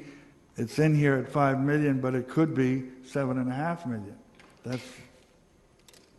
Well, it could always be $7.5 million, but a Class C estimate already has built in a 50% contingency. Okay, that's different than now. Underneath it says non-engineering projects don't have that. So Through you, Mr. Chair, I can't speak to non-engineering projects. I can tell you that I am strongly encouraging all engineering staff, when giving cost estimates to council, they need to identify what type of cost estimate it is, because I think we get confused comparing apples to oranges. We all get confused. We need to be specific about what we're talking about when we give a cost estimate. If it's a pre-tender estimate, it's Class A. We know a great deal about it. If it's a Margaret Ave bridge, the day after we find out we need a new bridge, it's definitely a Class C. We need more information before we can be sure about a cost estimate like that. Okay. I trust everybody else is clear on this, so I will, in the future, try to make sure when I see a project that I ask. Okay. Mr. Chapman? So I have information in response to the question, I think, from the mayor around what has been spent in operating. Just to remind council members, typically this would include your BlackBerry charges, a home internet or telephone line connection if it's dedicated for that purpose, long distance and roaming charges, that sort of thing. We have 2012 data. We haven't finalized 2013 yet, but in 2012, 5 council members spent under $2,000, 4 spent between $2,000 and $2,500, so 9 of 11 would fall within this limit. And then 2 council members spent more than $2,500, one not by much, the other by more. So it would seem to me that the majority of council members have consistently been under that $2,500 threshold, and for the 2 that weren't, one was quite close. Okay, so the implication could be then, if there are ongoing capital expenses as a result of this motion, some members of council may have to act immediately to reduce that, lest they be charged personally. Is that, or go over budget? Operating costs. Operating. That's okay. correct. Okay. Councillor Singh, I have you queued. Councillor Singh? I would appreciate having seen that sheet, because I know it's emailed to us. It could have benefited showing, seeing exactly how we all sit. It's a public document. I don't think it would. So the question is, can we see that sheet? Can we put it on the overhead? Yeah. I know where I sit.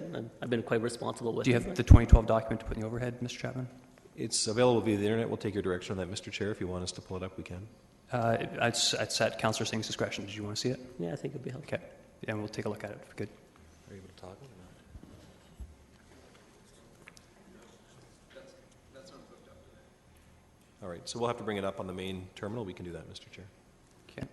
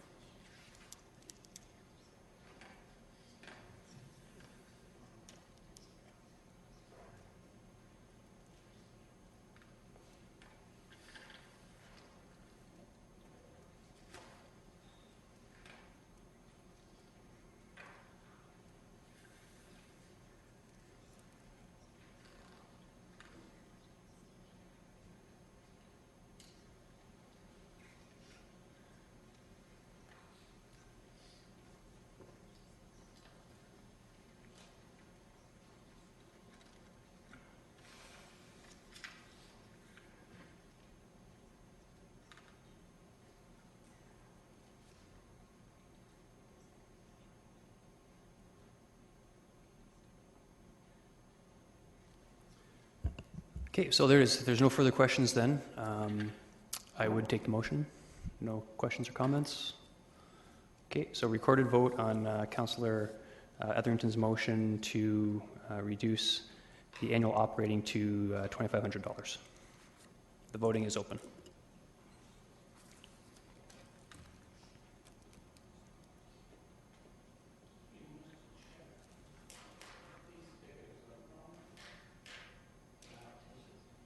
They're 2012. They're not last year, the year previous.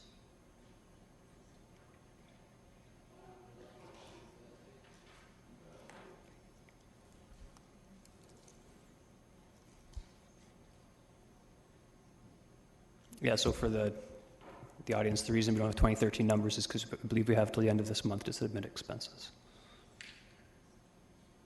Okay, so the vote is open. Has everyone voted?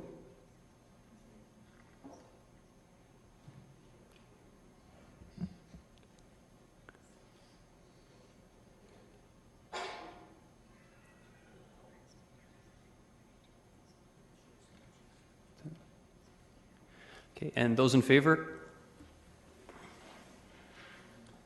And opposed? That carries. Okay, moving along to, I believe it's public art on page F79.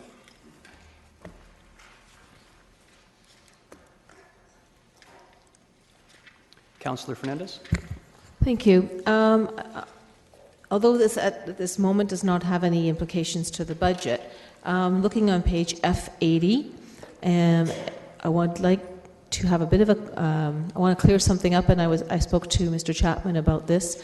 In the very last, under Consolidated Fund Public Art Projects, we have community proposals, and under that is bike rack art.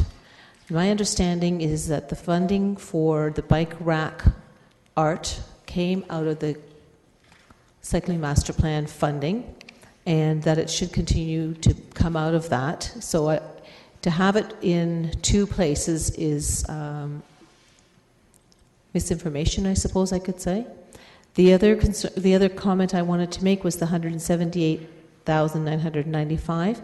Since those are community proposals, I would say that they are only proposals at this time. There are no commitments to this fund, to these projects. I don't see any reason why we can't pull that out of this right now. Or it's an existing balance, so I'm a little bit puzzled as to where that should go, but I don't think it should be staying in this fund at this time. Okay. Ms. DiDonato? At least that was the explanation I had from Mr. Chapman, right? Okay. You can help me if I'm saying it incorrectly. Mr. Chapman, do you want to comment? You were correct in that the existing artistic bike racks were funded through the Cycling Master Plan. Council can ultimately decide how to fund future bike rack installations, and Ms. DiDonato can speak to why this is here. All of these funds have come through Council's 1% per art allocations. My understanding is none of these are committed, and any commitment of these funds would require future Council approval. So if they're not committed for the $178,000, does it have to stay in a reserve, or can we move that money out and put it somewhere else? Through the chair, the funds that are there for community proposals are regulated through the public art policy currently and can be used for projects that meet that policy need. For example, spreading the community public art program throughout the city. You are correct in that these are proposals that have come forward, particularly in the bike rack, a proposal for bike racks at community centers throughout the city. So it's a new program that's being proposed, and the community centers have expressed an interest in having bike racks that are installed as part of the program throughout. But you're correct, these are proposals at this time. Okay.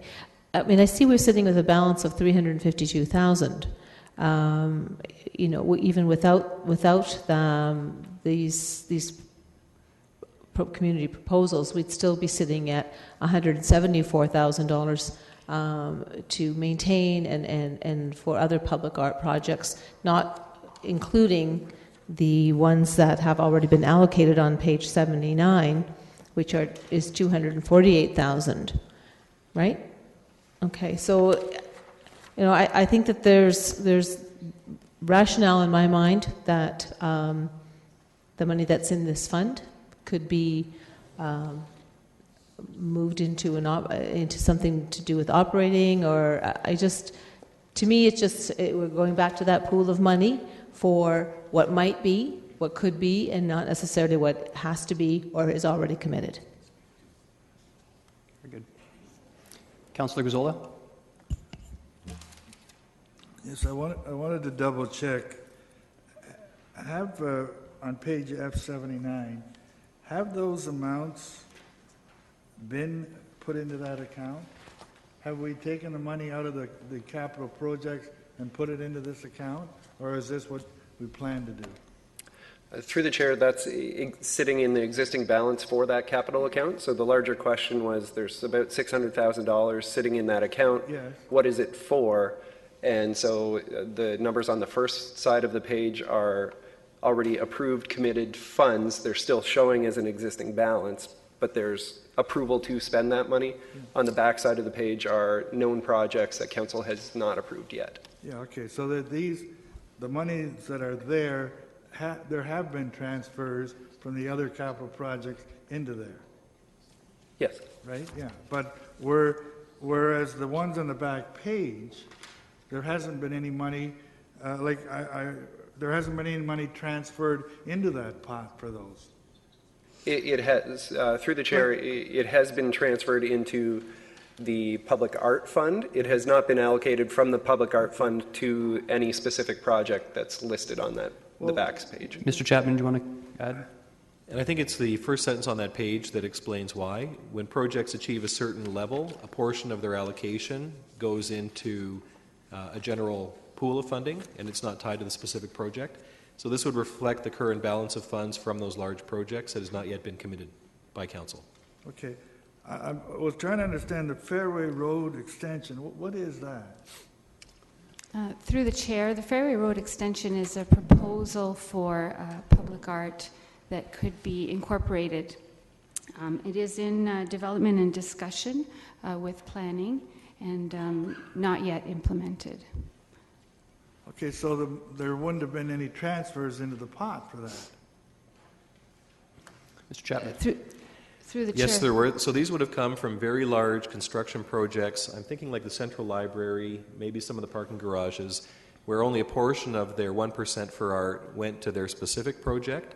And under the policy, a portion is required to go to the consolidated fund. So we have made the transfer from the projects on the 1% per art basis. They're sitting in the consolidated fund, and council has not yet allocated them.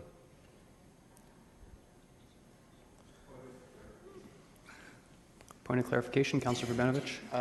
I believe on the Fairway one, and staff can correct me if I'm wrong, but that's already been approved, and those dollars committed to the region, because this was a regional project that required some additional money from the municipality, and we've already approved that and committed that to the region. Through the chair, I know the urban design improvements were committed, so there were improvements made in terms of basically the entrance features and the trailheads. And this was part of it, because I think it had something to do with the railings or the columns. Tower, the columns at the ends of the bridge, if I remember correctly. So I'd look for Sylvia to confirm that. Through the chair, that's correct. We are still working with planning and the region to determine exactly how that will look. Okay, Can I go back? But we have not put any money into the pot for the statue project, for example. There's been no money put into this account. Correct. So again, what I would say is that the funding, so there is $352,000 of funding in a pot. That funding came from large construction projects unrelated to what you see here, and council ultimately will use that for impactful projects that benefit the city on a citywide basis. I understand that, but the point is that when these projects go forward, there'll be more money put in the pot from those projects. No, there won't. Okay, that's fine. The other question I had is that on this 100,000 you're allocating for restoration, do we have any more detail on what that's about?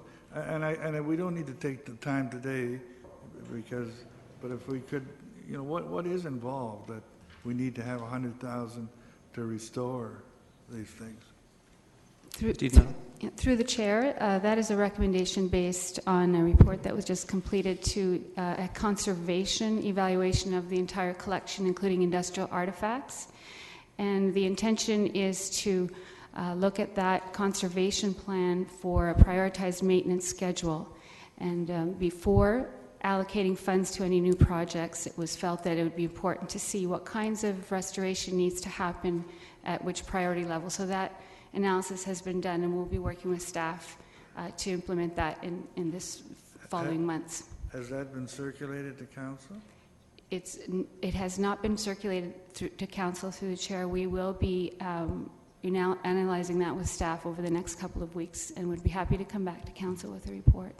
Thank you. Councillor Galloway-Seelock. Yeah, I just have comments. as the Arts and Culture Advisory Committee rep, I think it's important for me to speak up and support the funds that are in the public art fund balance. It's important here to understand the policy, the public art policy, the 1% for public art policy. So in order to, the extra funds that don't have anything committed, that money is there for when there's smaller projects that are being done, and we all know that it costs money to produce art. And so it's to supplement some of those smaller projects so that you can get a meaningful piece of art completed in areas that are required.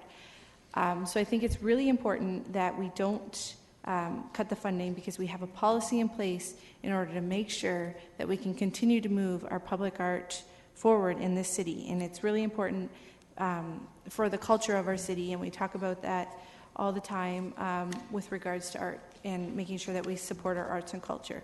So I think it's really important that I've already said that like 3 times, but it's really important to keep this keep this funding, even though it's not allocated, it will be, and it will be spent. And sometimes that $178,000 could go towards one project, it could go towards 5 projects. So I really hope that council will support keeping the money in the fund for its intended purpose as per the public art policy. Mayor Zaire? Thanks very much. I think in terms of, I think the clarity has come out in the last few minutes, but you almost have to ignore the figures at the bottom of page 79. It's quite simple. $601,000 in the budget came from a whole array of projects, on 1% of projects over time.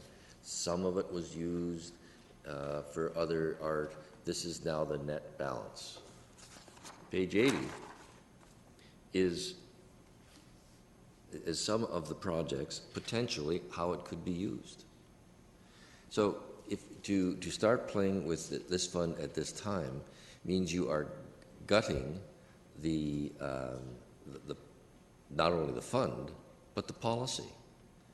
We have raised funds essentially through our capital budget, because it's included in that capital budget, and therefore taxes, to put into this fund. And now to shift it over is in very bad faith.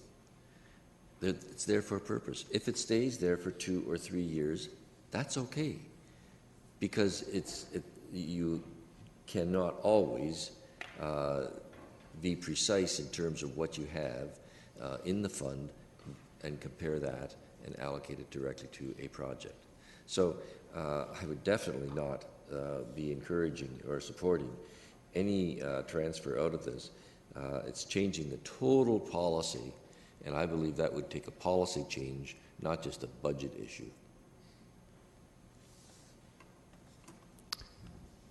Councillor Singh? Yes, thank you. And continuing questions on the amount that's being kind of held for, art projects along the LRT stations and bike racks and such. I apologize if this is not specific to a budget question, but has consideration been given, rather than allocating this from the art policy, but through costs that could be recuperated through development that would happen there as well? Sorry, could you repeat that question? I'm referring to the last, I lost that page, last part of that, page 80? Yes, page 80. Okay, sorry. I was making notes for something else. I lost track of that page. So this is the, for consolidated public art project, the last part of $178,000 in reserve for community proposal planning around rapid transit stations. Rather than this being allocated from our art policy, I'm saying, can this not be budgeted in other aspects, such as, fees recuperated or remuneration recuperated through development that happens along the LRT route? That's what I was referring to. I don't quite understand the question. Mr. Wilmer? Through the chair, I think that the short answer to that is no. When in the early days of public art being something that communities across Canada were we're realizing the value of. We, along with many other communities, faced the challenge of whether or not it was reasonable to make this a condition of development in the same way you expect development to do its own landscaping. So this would be public art on private property, essentially, if we made it a condition of development. We don't want to overly regulate or throw up barriers to the profitability of development when we expect development to grow our community and our economy. What we realized is we needed to lead the way, so we needed to set aside 1% of our projects for a period of time and show the value of that in order to prove that to the private sector in the decades to come or generations to come. So it's really early days yet, and I think this report reflects that, that we're starting to lead the way by doing this as a condition of our own projects first. Thank you. See, Mr. Wilmer speaks my language. He got me. So. Okay, and Councillor Fernandez, will you bring forward a motion? Yes, I'd like to bring forward a motion, and I don't believe it's gutting the policy. It's really just talking about my understanding from what I've been hearing is that we had public art projects. We did not spend all the money that was allocated out of those projects. I don't want to be starting to fritter away, so I would like to motion that we take $100,000 out of the Consolidated Fund Public Art Project. That does not impact the Fairway Road extension, and it doesn't impact the art collection, restoration, and maintenance funds, but take that $100,000 and move it over to the Tax Stabilization Fund. Maybe not necessarily for this year, but for next year. I think that it doesn't gut the policy, it doesn't change the policy, it just is being reasonable with the funds that are in there without leaving the fund completely depleted. Okay. Motion's on the floor. Councillor Urbanovich? Well, thanks. I guess with the motion on the floor now, it's actually good because it gives me something more direct to respond to. And unfortunately, I can't support the motion that's before us. I understand that some people may want to take a look at the policy, and if that's the case, then let's have that discussion, but that's not a discussion for today. I think when we look at this issue, we need to look at it beyond some of the traditional places where public art has been, which has often been in the downtown, and look at how do we continue to grow it out throughout our neighborhoods and create community gathering places and create the kind of placemaking that has been achieved with some of it in the downtown throughout our community. We've seen some places where that has happened. I mean, we've seen the public art attached to our community centers, to our libraries that have been built throughout the city, our fire halls, and so on. And this is these dollars aren't there to be flittered away. I certainly did not hear one staff person or anybody suggest that, so I'm surprised to hear that kind of language being used. And I liken this very much to things like heritage and community gardens and other important initiatives that I've heard members of council speak strongly about because they help build community, they help build neighborhoods. And I think this, in a similar way, helps to build neighborhoods. And I think it would not be prudent to take monies that are there already, that have been put there through a previous policy. And if we want to review the policy, let's have that discussion and debate on another day. Councillor Gazzola? Yeah, I wanted to have a word on this, actually, even before there was a motion, but to me, this is very important. To me, this deals with history and heritage, and it talks about who we are, and to me, those things are very important. I mean, we're really talking about $60 million in projects that we've carried out in the city, and we've put away or spent a few dollars to add some art pieces to those projects that tell a lot or tell a little or a lot about us today. When people look 15, 20, 25 years from now and look at some of those pieces of art, there's some good stories that go with them, and it tells about our heritage, about our history. So with that in mind, it was always my intention to fully support this fund. I think the point that has been made, and I know there are a number of councillors who have been concerned with this over the years, and the way to change it, if they want, if there's enough support there, we need to look at the policy and change the policy. But the policy is in place, and I think they've. I would like to have a little more details on the restoration of what's involved, but the other projects are the projects we've already seen, or we know there's smaller projects that are coming down the line. So I will not support the recommendation. Mayor Zer. Thank you. I also will not support the motion. In fact, I think the motion is out of order because it is contrary to a policy. And council can do just about anything it wishes, but it also has to do it in a respectful manner. It is totally contrary to the policy, because the policy talks about how you get the money in and how you expend the money. And so now we are frivolously moving it out to another purpose. I strongly suggest and support hope that council will not approve this. I too believe that if you want to deal with the matter, it is a policy discussion at a later date. Councillor Etherington. Yeah, I too, Mr. Chair, I will not support any move to take dollars away from public art. As far as I'm concerned, obviously $100,000 out of this balance will make a difference. That's obvious. I think we should be investing more, not less, in public art. We need legitimate public art to add soul and beauty to our community and neighborhoods. So I will not be voting for Councillor Fernandez's motion. Councillor Glenn Graham.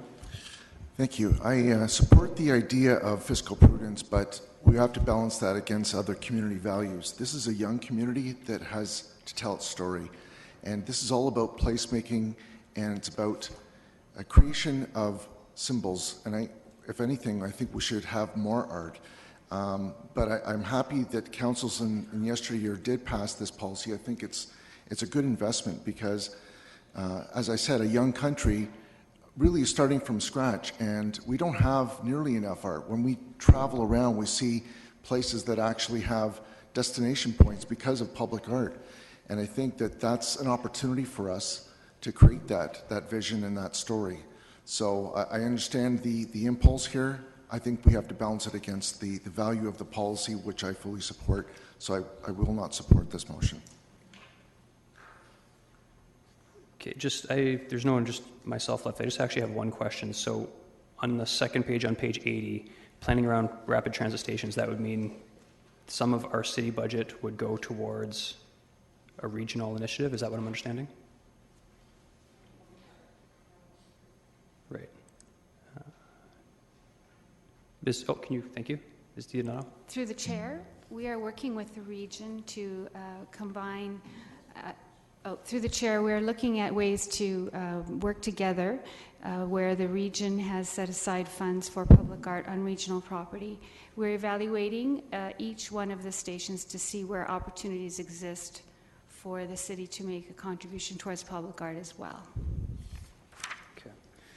I will be supporting Councillor Fernandez's motion. Yes, it's a policy. Yes, it's against that policy. Policies are guidelines, and I can't in good conscience, limit things like our stormwater to inflation when that is the very core of what we do. And this is I understand a city without public art is a boring city, but we're not saying that. There's $600,000 in the budget. There's $250,000 committed, and it still leaves a further almost $200,000 sitting in there for future projects. This is not that big of a deal. We have chronic deficits we are not going to be able to fully address today. I think transferring it to the stabilization, tax stabilization account is appropriate, much more so than some of the other things we could be looking at today. So I will be supporting the motion. I think it's inappropriate. Some of these items are inappropriate. The bike racks should be funded by Cycling Master Plan. Rapid transit should be funded by the region. This is not the place that the taxpayers I represent want us spending money. So with that, recorded vote.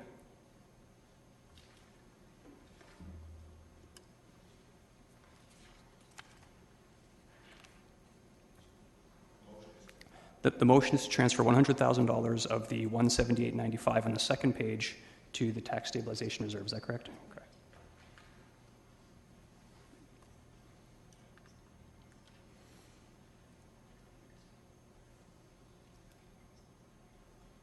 Okay.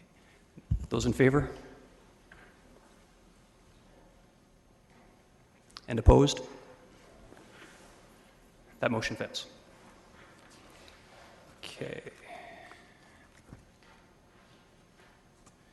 We are moving on to fire communications equipment, page F81. Any comments or questions on that? I am not seeing any. On to the next, park and trail general provision work plans. Yeah. The fire, yeah. The schedule on page F82, I was trying to tie that in to the capital forecast, and in the capital forecast there's a figure of 20,000 for 2014, and you show 150 here. All of the other 9 years tie in, but that first year doesn't tie in.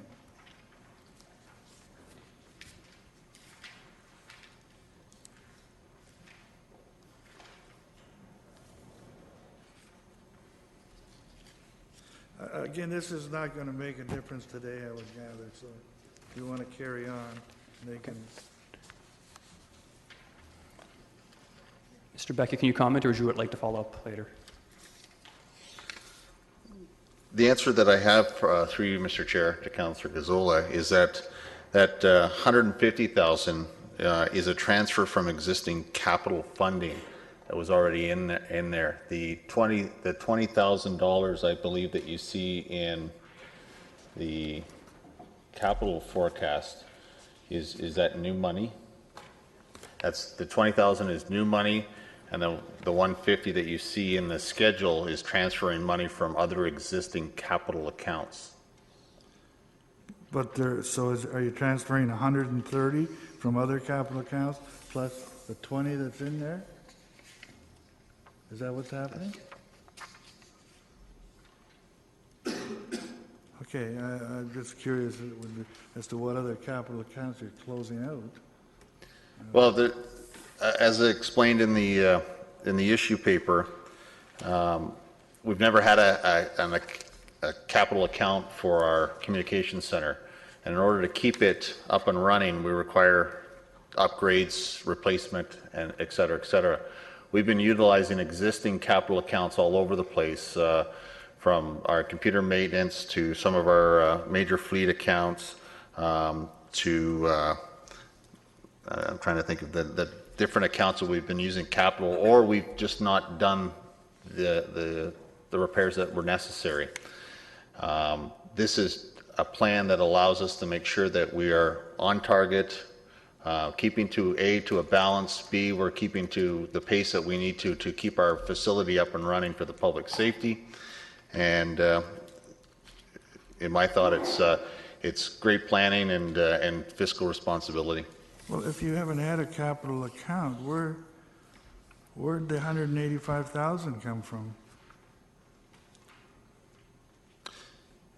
So we're talking 185 and 130. So the 185,000 was from we had a dispatch upgrade account that funds were transferred into in 13, I believe, because this plan was sort of put into in 13 in terms of the concept. new monies and new transfers and all that. New funds that were required were being presented in the 2014 budget in terms of a new direct. So really, the transfer from other capital accounts is really 315,000. I'm going to defer to. So through you, Mr. Chair, the $185,000 is money that came from previously approved capital projects within fire. The $150,000 includes $130,000 that was budgeted in 2014, but has just been reallocated within the fire budget. So that's money that was planned to be spent in 2014 in a few different projects for this type of equipment. It's now just being repackaged together, so it's in one consolidated area instead of having it nested within a number of other projects. Okay, thank you. Thanks, Chief. Just makes it more transparent. We are moving on to page F83, the Park and Trail General Provision Work Plans. Councillor Fernandez. Yeah, just want to I'll wait for Dan Ritz to come down.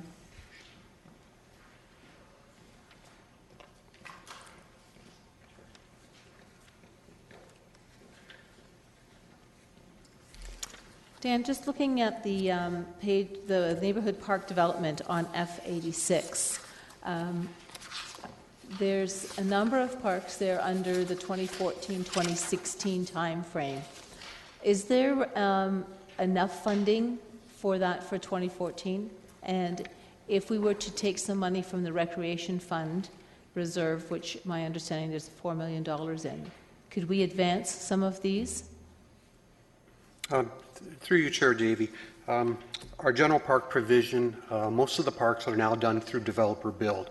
Annually, we see anywhere from 4 to 5 parks come in annually, and then that is paid then through invoicing to the developer. Some of that invoicing does take time. There's always a lag between the time the developer actually does the work and it gets paid for it.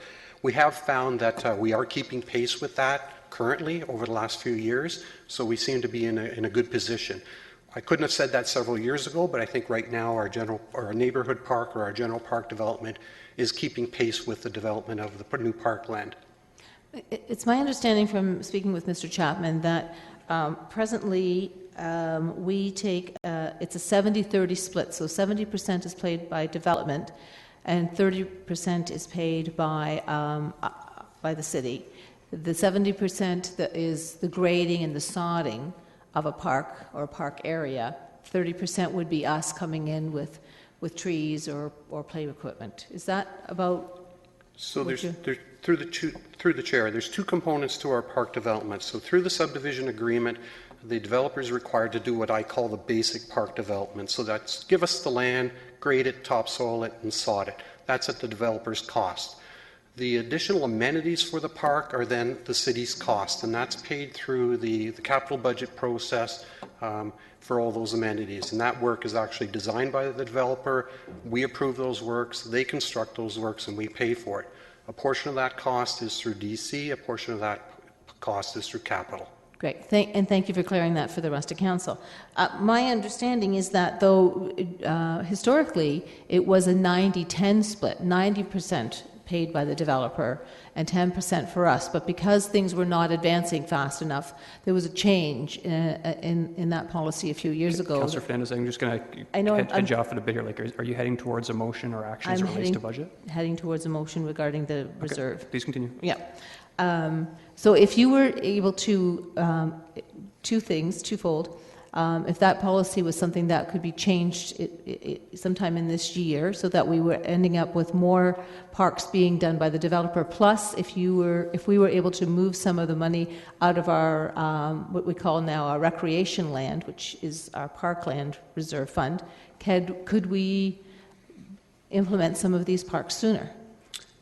Through the chair, I'm not sure if there's any opportunity to advance them any sooner because it's relied on the development activities by the developer bringing them forward. So as they come forward, we work with the developers on their timing and on the costs of those parks. I'm not sure if there's any way to expedite that any further because it's still relied on development applications coming in, new subdivisions coming in. Okay, I'm looking at Templewood, for example. That area has been sitting without a park of any nature for 7 years. If we were able to move some money forward from the recreation land, could we not do that? We're not waiting for any development. The development is finished on Templewood, unless you're talking about the next phase of development, the Benke subdivision. But there is opportunity, I believe, in that area for a park. So we're not necessarily waiting for funding, we're waiting for the developers to act. Okay, so it's not ready. Okay. Yeah. Could we, is there parks then that are being rehabilitated that are not dependent on developers that could be advanced through the recreation fund? So through the chair, so that's a different capital budget line item, so that would be our park rehabilitation budget. Currently that deals with the inner core parks of the city. So you'd find that identified on 87. Page 87. So I think we have approximately 100,000 identified annually for that to do that work. We have a long list of parks to do through that, and we'll pick away at them through the capital budget process. Okay, so basically you're telling me you're quite satisfied with the way the way we're moving forward with parks, and any additional funding is really not necessary at this time. I'll clarify for our neighborhood parks, our funding is probably in a good position right now. That's not quite the same for our district parks or our trails, though. Okay. All right, I'll leave that for now. Okay. Councillor Gazzola?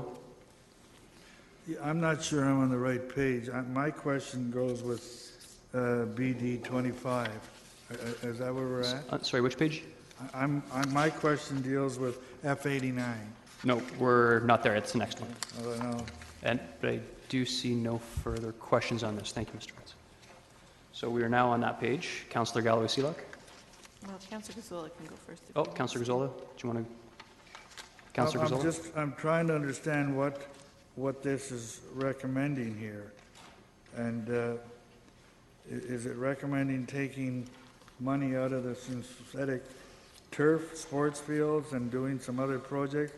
And when I look at the bottom of the page, I wonder why things don't zero out.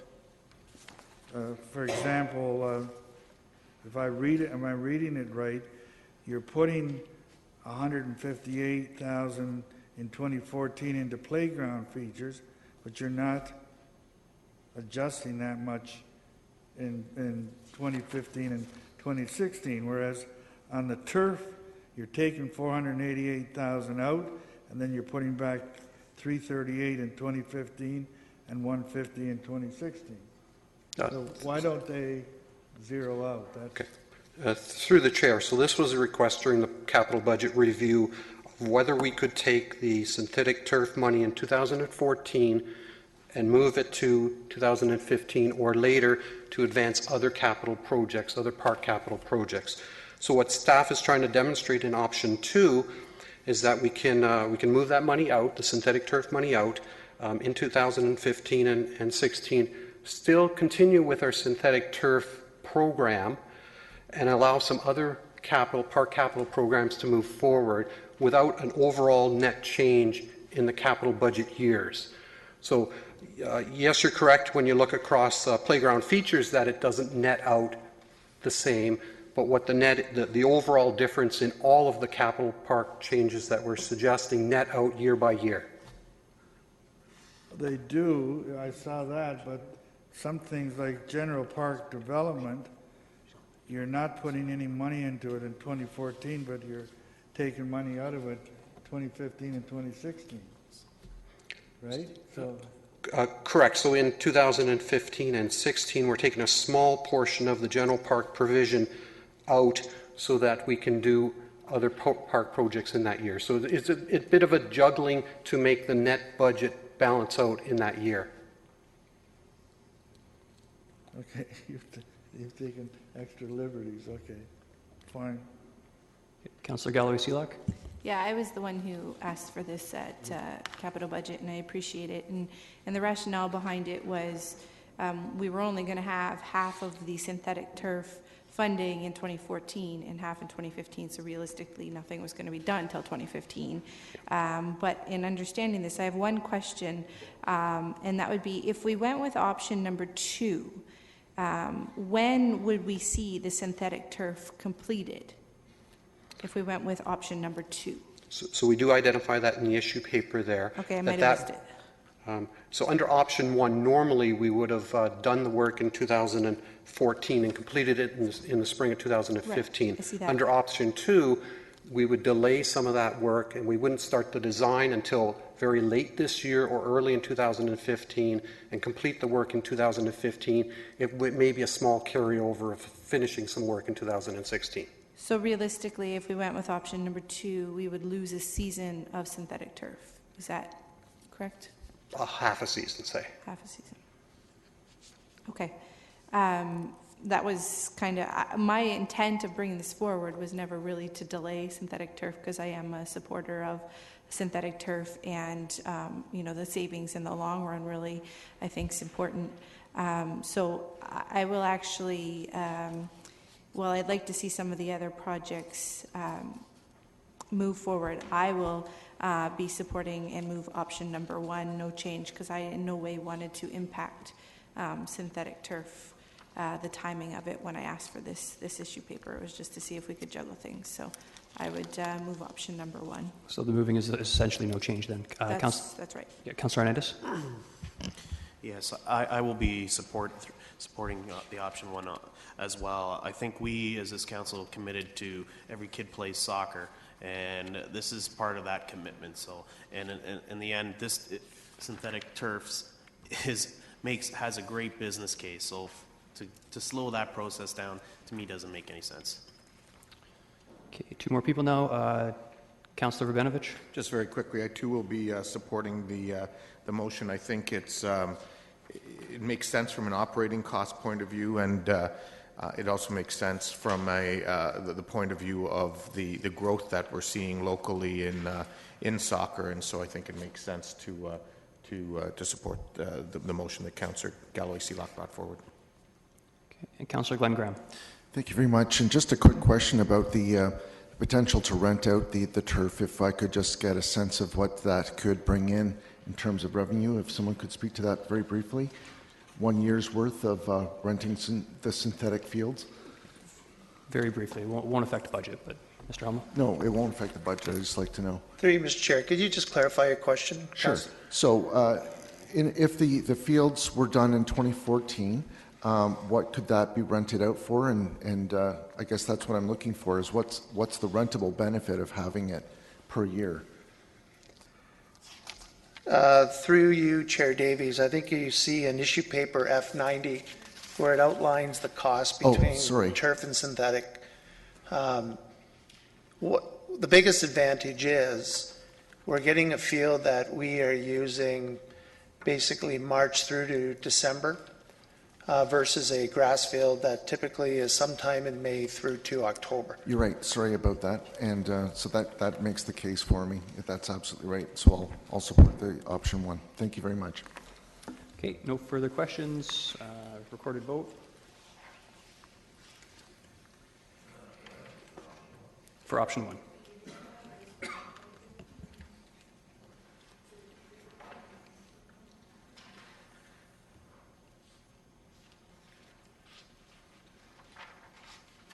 Okay, and those in favor? And that carries unanimously. Okay, we will move on. There are some information items. The Woodside Park Synthetic Fields update on page 90. Councillor Gazzola. I guess there are no recommendations coming forward here. I just wanted to ask a question. On page F90, when I look at it, you say the cost of a synthetic field is $1.2 million.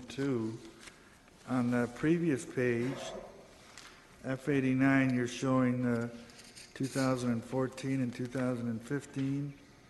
Those figures add up to less than $1.2 million. So what is the? I'm trying to look at your business case. Is it $1.2 million or is it?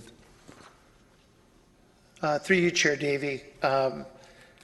When the Leisure Facility Master Plan was done in 2005, the estimates that we have been given, typically a synthetic field is costing $1.2 million to build. And that would be a football-sized field. Woodside Park, 2 soccer fields came in just slightly less than $1 million per field. We've budgeted, because at this point we're not certain whether we're going the soccer route or the football rugby. Based on discussions internally, football rugby field would make more sense, so that would be the $1.2 million budget figure. So I think through the past number of years, we've carried the $1 million based on the cost at Woodside. So until we really come up with a final design of what field we're going to build, we'll clearly come down to what the actual cost is. Okay. So you answered, and I wondered what the Woodside field costs. I was just trying to look at the next thing I want to look at is, how are we doing? And from what I gathered from looking at 2013, we were better off by about $104,000 on the revenue side of it. I said the revenue received was $129,806. I don't know how I came up with that. Oh, there it is, right there. And you saved, you would have saved $25,000 on the grass maintenance? Is that correct? That's correct. Yeah, that's the point. That wasn't there. So is that, were there any costs on those new fields in 2013, 2012? Through you, Mr. Chair, there are costs. We do have to staff it and do groom it, and that the grooming and the maintenance of the field itself is typically that $5,000 cost. So Woodside Park operating has those costs built into the running of that field. So there is a cost. So that's what I wanted. So was it the $5,000 cost, or was it substantially more? The maintenance on the field is $5,000, yes. As we discussed previously at the councils, our sports fields are set up in a family. So we have staff that come out of Woodside Park, deal with Peterholm and Ballyard. So their time is charged to partially at Woodside, partially at Peterholm, and the facilities are booked there. So there are charges to Woodside, but the actual maintenance costs on the field at Woodside are in that $5,000 range. Yeah, so the cost would get allocated there, and you're within the $5,000. Yes. Yeah. Okay. Councillor Galloway-Seelock? Yeah, this is probably really just relating to the last one. As we move forward with the next synthetic turf, I just wanted to suggest that it may be a great candidate for the sponsorship strategy and looking for potential funds to help offset that cost. Thank you. And lastly, Councillor Etherington. Yeah, through you, Mr. Chair, to Greg. Greg, you and I worked on the Woodside problem with noise. I was just curious, just very quickly, what income have we lost because of that? I note that we had to really cut back on one of the fields. Is that substantial income?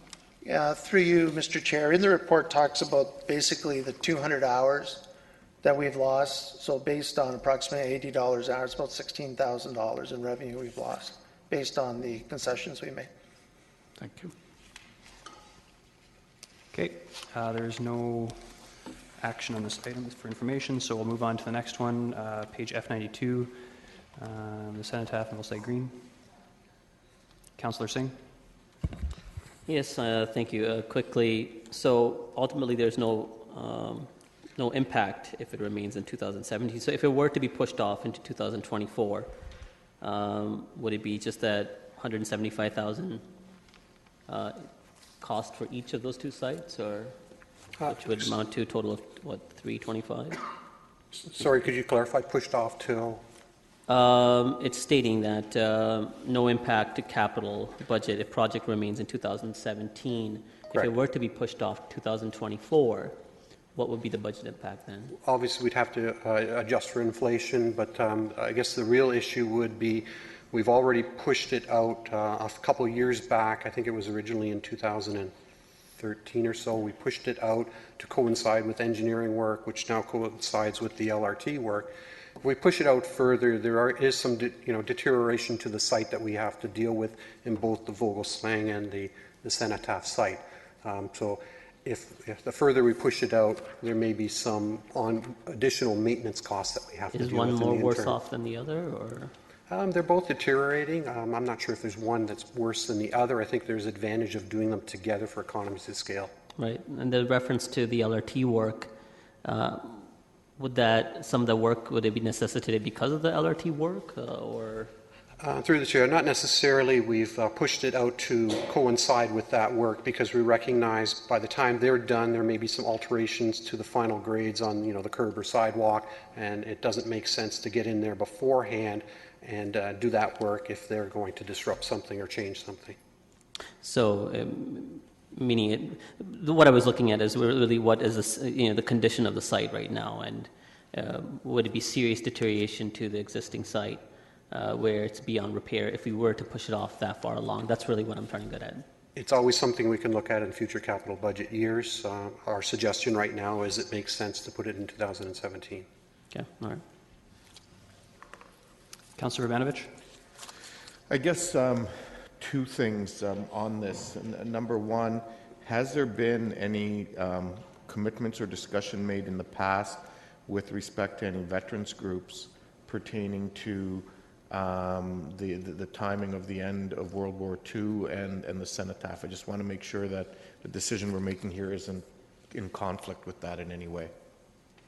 So the capital budget is identifying site improvements. We really haven't looked at the Cenotaph as part of this project. It would be left alone. Okay. And the second part is in terms of the timing that's proposed here. If we are looking at doing this, I'm also cognizant of the fact that 2017 is Canada's 150th. Could we, is the work that's being contemplated, this would still allow us to get it done in time for Remembrance Day of 2017? That's something we would have to look into. I think really what's going to affect it is the timing of the LRT work and when we can get in there and finish our work. So that's something we will continue to monitor each year. Okay. I just think those are, with that historical event of Canada, I just think that that's important so we can work to ensure that that would be good. Thank you. There are no further questions. I see a recommendation here to keep it as is. Would somebody like to move that then? Moved by Councillor Fernandez. Recorded vote is open.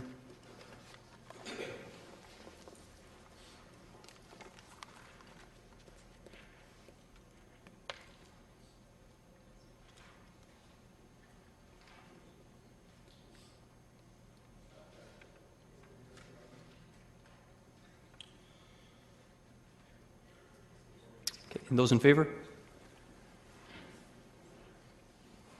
Good to stretch. That carries unanimously.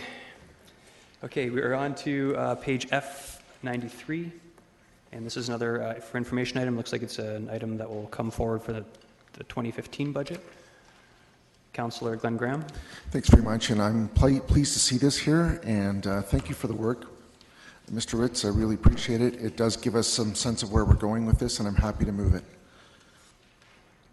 Okay, and it's for information, so there's no voting on that item. So we're now on page F95, the Charleston Water Parking Garage. Councillor Gazzola. No, I jumped the gun. I'm on F96. Okay. Councillor Fernandez. Yeah.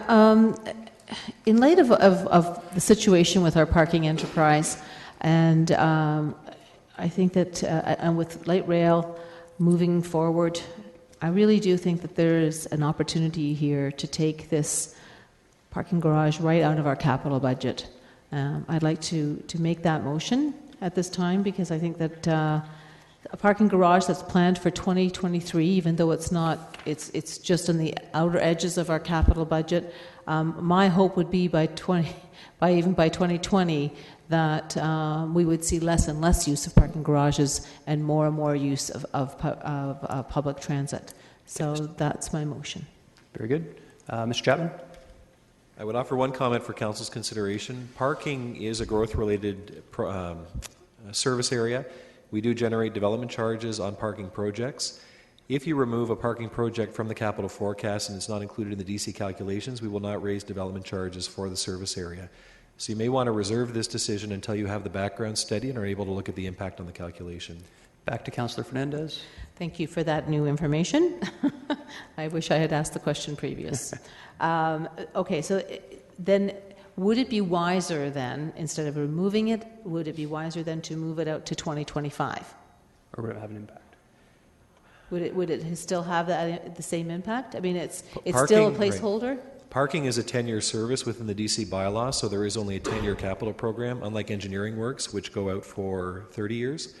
So I would suggest that if you have an interest in seeing the impact of this project on the calculation, leave it in. That will by no means tie your hands. You have the option, once you see the DC calculations, to remove it. And clearly nothing's going to happen with this project in the near term anyways. As you're aware, the development charges background study will come forward within the next few months, and I think there's nothing wrong with reserving a decision for that process. Okay, I'll take your advice in consideration then, and I'll remove the motion again. Okay. Councillor Rabinovich? No, that's fine. No? Okay, and I actually do need someone to move the recommendation then. Moved by Councillor Ioannidis. Recorded vote?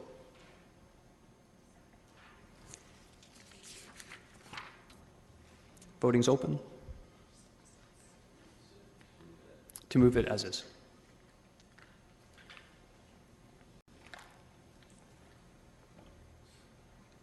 Okay, and those in favor? And that too carries unanimously. We're on to traffic calming on page F96. Councillor Gazzola. On the bottom of page F96, in the bottom paragraph, was there a resolution from council saying that members of council wanted to seek alternatives? Right? Mr. Eadman? Through you, Mr. Chair, there was no resolution to seek alternatives. It was just to report back on the reduction in traffic calming. So staff felt somewhat divided on the issue of whether or not we do reduce it or not. So we left that up to council to decide what your wish is. Well, and that's the point I wanted to make, is that some members of council are the same, are divided on it, so that the word some members of some should have been in there. Okay. Thank you. Councillor Singh? Yes, thank you. So I understand that we could reduce it relative to our peer communities, some that have large geographical area, and as population groups, they're budgeting almost close to the same as us. But I see that there has been expressed interest by council to look at other progressive implementation as well. Could you quickly refer to that so I can understand what those costs would be, so that if we do decide to reduce it to 3, we know what the impact is? Sure. Through you, Mr. Chair, there's differences in local communities as well in terms of the layout of the street network. So communities that are more of a grid network have more options for traffic to travel through, whereas Kitchener is more of a complex radial pattern. So it's difficult to compare apples to apples, first off, in terms of traffic calming budgets and their applicability between cities. But secondly, we are looking at reducing the implementation of speed humps, which cost approximately $5,000 per speed hump, to more curb-related work and landscaping features, which can be up to $20,000 per measure. So that does increase the impact significantly on a traffic calming project on a given street. And so if we were to consider reducing it to 3, that could be incorporated within the existing budget, those features?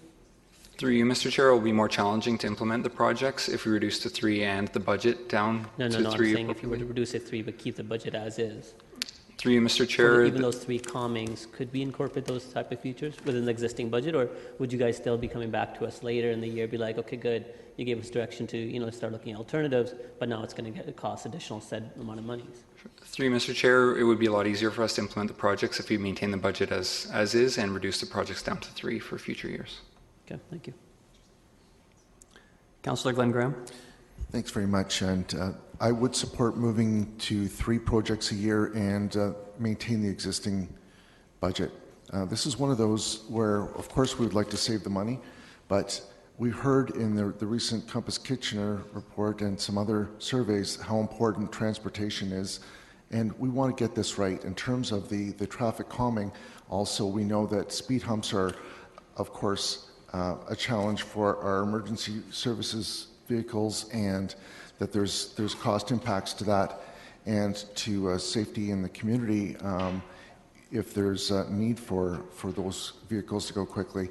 I think we need to get it right and invest properly in the long term beyond our horizon of council, certainly. So I would support this. Love to have the money, but I think we need to do the right thing and fund 3 projects properly. Councillor Ioannidis. Yes, I would agree with Councillor Glenn Graham.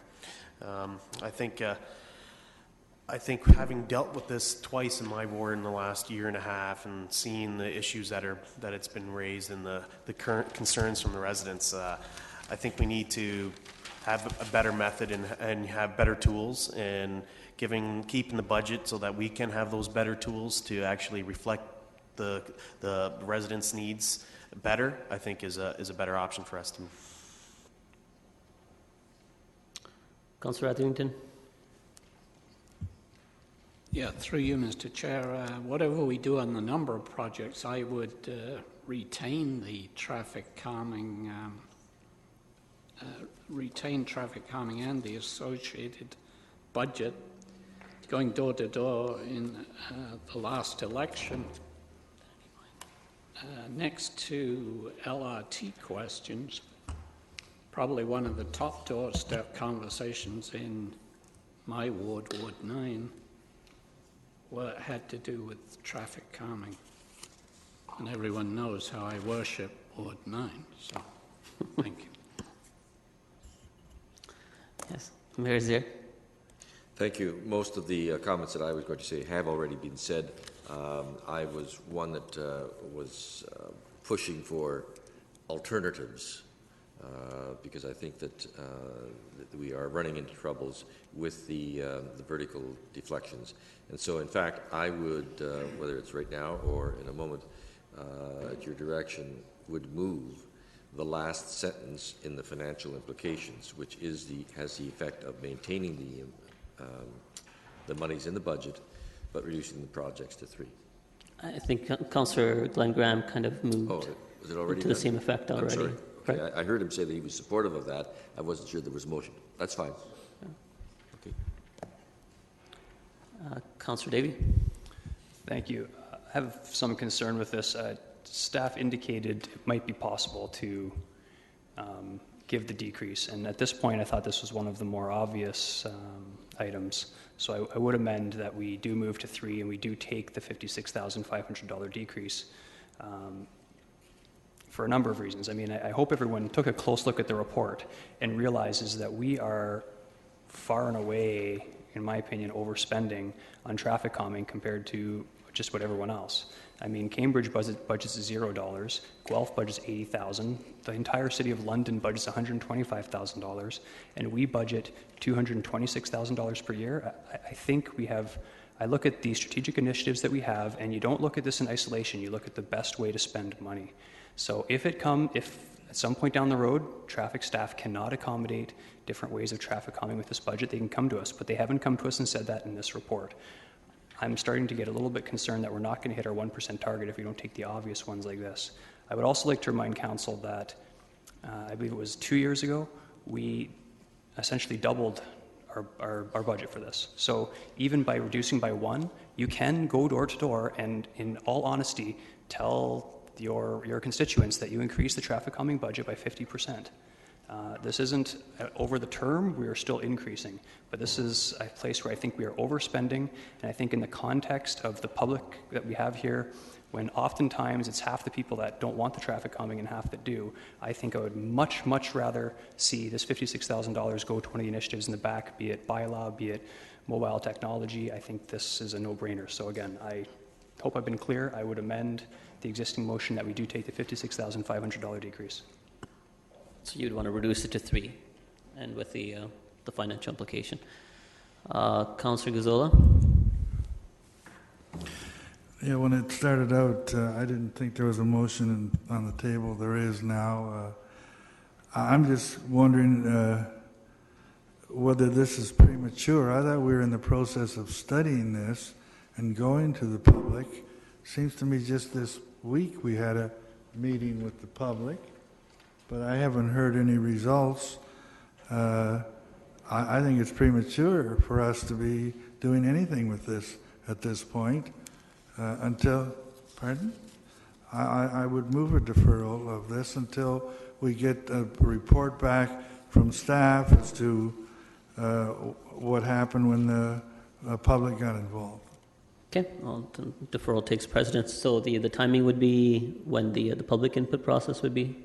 Yeah, I don't know where the report is or when it's intended to come back to council. But. Could staff give indication so we know exactly when the deferral would be for? Sure. Through you, Mr. Chair. We did hold our public meeting on Tuesday evening. We had 4 members of the public attend, so we'd like to do an electronic notification as well to see if there's any other interest. Of the members that did participate, all of their comments related to specific traffic calming projects and not the broader policy. So after we get our information back, we would report back to council, so approximately a month's time to get back to you on that. Okay, all right, so early part of the year. All right, I'll take a vote. Oh, well, deferral does take precedence, so if you have any comments as to timing.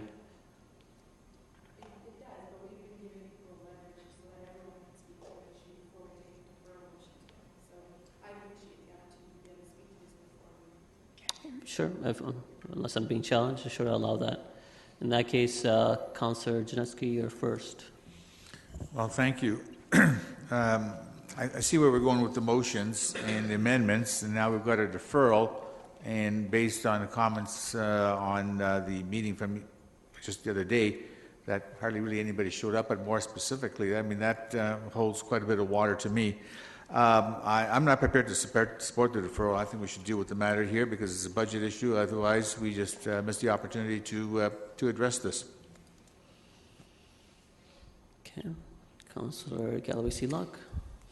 Yeah, traffic calming's one of the things that I've been pushing over the course of time, and it may surprise you, but I actually agree with Councillor Davey on this one. I think with our new policy that we're putting in place, we're going to be looking at things differently. So I actually have no problem moving to 3 per year and decreasing the funds. There's always an opportunity if different measures come into play and we need more money that staff can come and suggest that, or there's always the opportunity to go down to 2 measures in a year in order to allow for some of the measures that may cost more money. So I think that at this time I'd be willing to support Councillor Davies' 56,000 decrease with only 3 measures to be implemented in a year. And it is hard to believe that I'm saying that when I was the one who was really pushing for 4 to begin with a few years ago. But I think as we begin or continue to be more progressive in a community, we have to look at different ways of trying to slow down our traffic. Thank you for that. And again, there is a deferral on the table, so I would have to go back to Councillor Gazzola based on the comments you've heard. Do you want to reconsider, or would you still want to proceed with the deferral?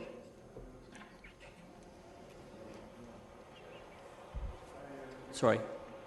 Go ahead. Yes, personally, I am very much in favor of traffic calming. I know I've talked to so many constituents, and this is an issue that they have. I don't understand it. This is an amount that's in the capital forecast, and we're going to. How is this going to work? We're going to get this in. You're going to reduce the capital Mr. Chapman, could you recurring? help explain that a little? Through the chair, this would be a permanent reduction of $56,000 per year, so it would equate to a reduced capital transfer. The levy impact would be 0.056%. Thank you. I'm not I'm prepared to ask for deferral. We've asked for public engagement. We don't seem to have gotten it. Our staff are saying, well, they're going to look at a different way of getting a little more public engagement. So I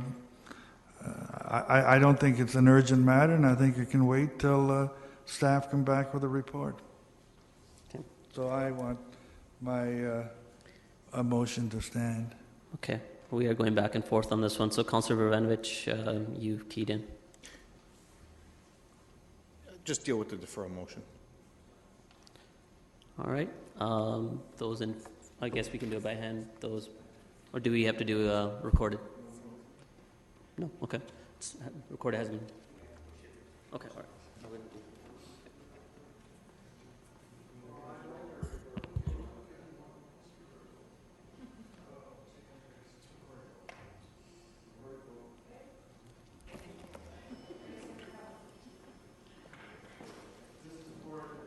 This is for deferral.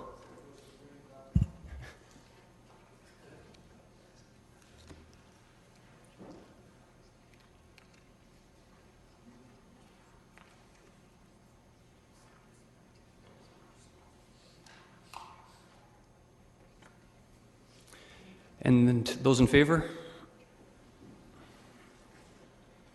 And opposed? Okay, the deferral fails. So, without bothering to go back, I can continue, sure. So, it would, my amendment would be voted on first to Councillor Glenn Graham's motion of reducing to 3 and taking the $56,500 off of the tax levy. Councillor Glenn Graham's withdrawn, so the motion is as is. So it is the motion as it now stands. Would be mine, which I'm supposed to be sitting over there, but that's fine. To reduce to 3 and take the $56,500 off the levy. Recorded vote.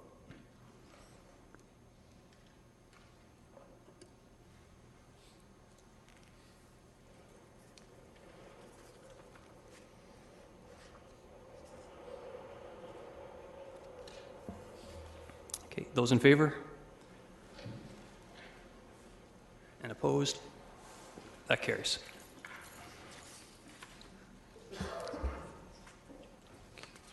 Okay, we are now on to page F98, the Margaret Avenue Bridge replacement. This is for information. Councillor Gazzola.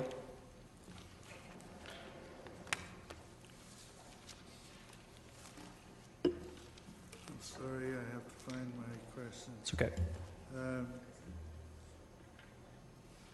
Yeah, okay, so now I can take it that this is, these figures here, F98 are a Class C estimate. Most of the figures on F98 are annual programs, so they're operating costs. Yeah, but Sorry. You're looking for $6 million. Right. So the $6 million is a Class C estimate. That's correct. It's a $4 million job, and you've thrown in $2 million for contingencies. The estimate we worked from, $4 million for construction. We have design, engineering fees, EA, railway fees, staff costs. So yes, $6.3 million Class C estimate. And then. And a contingency. Yeah, and now so then when you've got that in there, we can pretty much go by that, right? What's different than a Class C? Sorry, I don't understand the question. Well, so you've put a contingency in there of 50%. So then that should be it, right? Correct. Yeah. So the $6.3 million, it's not going to go anywhere. Based on the best information I have today, that's correct. Yeah. Okay. That's fine. One of the items you have here that you've transferred is balance in the federal gas reserve, gas tax, $399,000.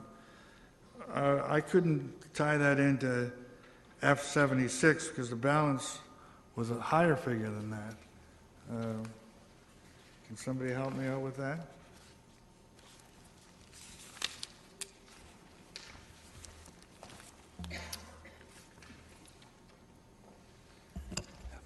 Or is it the 380,000 or what? Who could speak to that? Or is that something we can return with? Through the chair, the 399 is the uncommitted capital balance of the federal gas tax reserve. So it's okay, so it's the uncommitted balance. It's not the balance of the federal gas. Available balance, yes. Yeah. Okay. All right, because that's a different thing. Do we have, has this been distributed to council before this? Or do we have other details as to, when we talk about these projects, do we know where they are? Like we do know where the Highland Road is, but when we talk about road resurfacing program, do we know what streets we're talking about? Or? Through the chair, we have an annual road resurfacing program, and we select the roads based on needs, which are collected by our asset management group. So we do that every year, and it's in the 10-year capital forecast. This year's road resurfacing program we elected not to proceed with it to free up some of the funds for the Margaret Avenue Bridge. So it's shown in the 10-year capital forecast. So you just made a decision on your own to take it out of here. And, I mean, if it was in the program, your program says it needs to be done, and now you're saying no. I'm concerned my street might be in there. It's been 50 years. Through the chair, that's correct. That so the funding, there's no funding available for road resurfacing. The streets are not told to council at the time of passing budget. The council approves the funding envelope, and then when the tender comes back to council, the roads are specifically listed off, and they're done on condition assessment. And it goes back to a comment earlier in the day that Ms. Robinson made that finding the money for Margaret Avenue Bridge was not a completely painless exercise done by staff. There will be hurt, and you may hear more about it from your constituents because we are not resurfacing roads. But we haven't made these decisions, have we? This is what staff has said. Like, and we have no idea what we're talking about here, right? Is that a question? Yeah, I suppose it's half a question, half a comment. Okay, I'm slowly going to give up. Capital out of current, $1.2 million. Does that include the venture part of it? Like the capital out of current figure, I thought for this year was in the 850,000. Through you, Mr. Chair, the capital from current, that's from the capital pool. And as was brought up earlier in the day, there was a question about the transfer from gas transportation reserve, stabilization reserve fund to the gas utility investment reserve fund. Essentially, that additional funding is being used to fund the Margaret Avenue Bridge as well as the taxi utility replacement. And all right. I want to just re-emphasize this. So there's no road resurfacing program in Kitchener this year, and no new sidewalks on local streets. Is that right? Through you, Mr. Chair, the Operation Sidewalk Repair item refers to a pot of money that we have every year for operations to undertake repairs to existing sidewalks. They are spending the amount put into budget every year, but there was a surplus in that account, so that surplus has been suggested to be dedicated towards this Margaret Avenue Bridge. Oh. It's amazing. What is the ARP projects reallocation? Through you, Mr. Chair, the ARP are the triple-funded projects that we do in engineering each year. So through reallocating the gas tax portion to the Margaret Avenue Bridge, we will not be doing some project somehow to fund the bridge with that money. Is it possible to get a little more detail on this? Because this is going to affect all the wards across the city. Could we not have a page or two on a little more detail as to what's involved here? I would ask for that if council would concur. A follow-up on more information regarding specifically, what would you like, Councillor Gazzola? Yeah, a little more detail. We've diverted $6.3 million in our capital forecast. Just a little more detail on exactly what we're doing. And where it came from. Okay. That's obviously an item that staff would follow up with. I'm not, is that going to require a significant amount of work that requires motion, I would ask? It's not a significant amount of work. If the chair wishes, I can run you through the line items now, but I'm not sure if that would be appropriate. Actually, I think, Councillor Gazzola, if it's okay, if you could follow up with over email, Ms. Robinson, I'd Certainly. appreciate it. Okay. Thank you kindly. Councillor Singh? Yes, thank you. I don't want to give the impression that, this is the first time we're seeing this, but I do agree that I think there was lack of a wholesome discussion regarding reprioritization from resurfacing program to the bridge. Construction costs. Unless this is already answered and I missed this, what is that component? What's the total amount? Of the road resurfacing program? Yeah. This year's road resurfacing was actually a lower year than typically, and it's $1.2 million. We typically spend, I think, $3 or $4 million on a road resurfacing. So 1.2. How many streets can that accommodate? I can't tell you off the top of my head. I'm going to say 1.2 million, 3 or 4 perhaps. 3 or 4? I think we typically do 8 or 10, so. Oh, I see, okay. We typically do 8 or 10? Resurfacing projects, I believe so, yes. And the 1.2 can only accommodate 3 or 4, you're saying? Speaking off the top of my head, I think we're typically spending $3 to $4 million, which is 8 or 10 streets, so I'm presuming 1.2 would be 3 or 4 streets, unless I got my math. Okay, all right. Okay, so that helps me to go with the line that I was kind of considering. This is more of a comment, if you could allow. Similar to what Councillor Gazzola has already said, the pain is absolutely experienced citywide, and as is the pain that's being experienced by those that have to travel across that bridge, and of course that doesn't provide that necessary link there either, so that's as much of a high priority also. There are perhaps other considerations that we could do. I know earlier in the day, Councillor Gazzola was considering transferring monies from our gas utility reserve towards tax stabilization or towards the tax base, which in effect would be a sustainable funding from it, which would have a compounding effect to that reserve. Councillor Gazzola, perhaps this is something that we could consider allocating the same funding but towards the bridge to offset some of the costs so that at least maybe 1 or 2 streets could still be done that are absolutely in dire need. But I'll wait for you to consider when you bring that motion up. Thank you. Mayor Zer? Thanks very much. Just a technical point in the figures. The top of page 98 says it's $6,286,000, and the total on the schedule shows $6,268,000. It's just a reversal of numbers, transposition. Just for somebody to check that out for what is correct.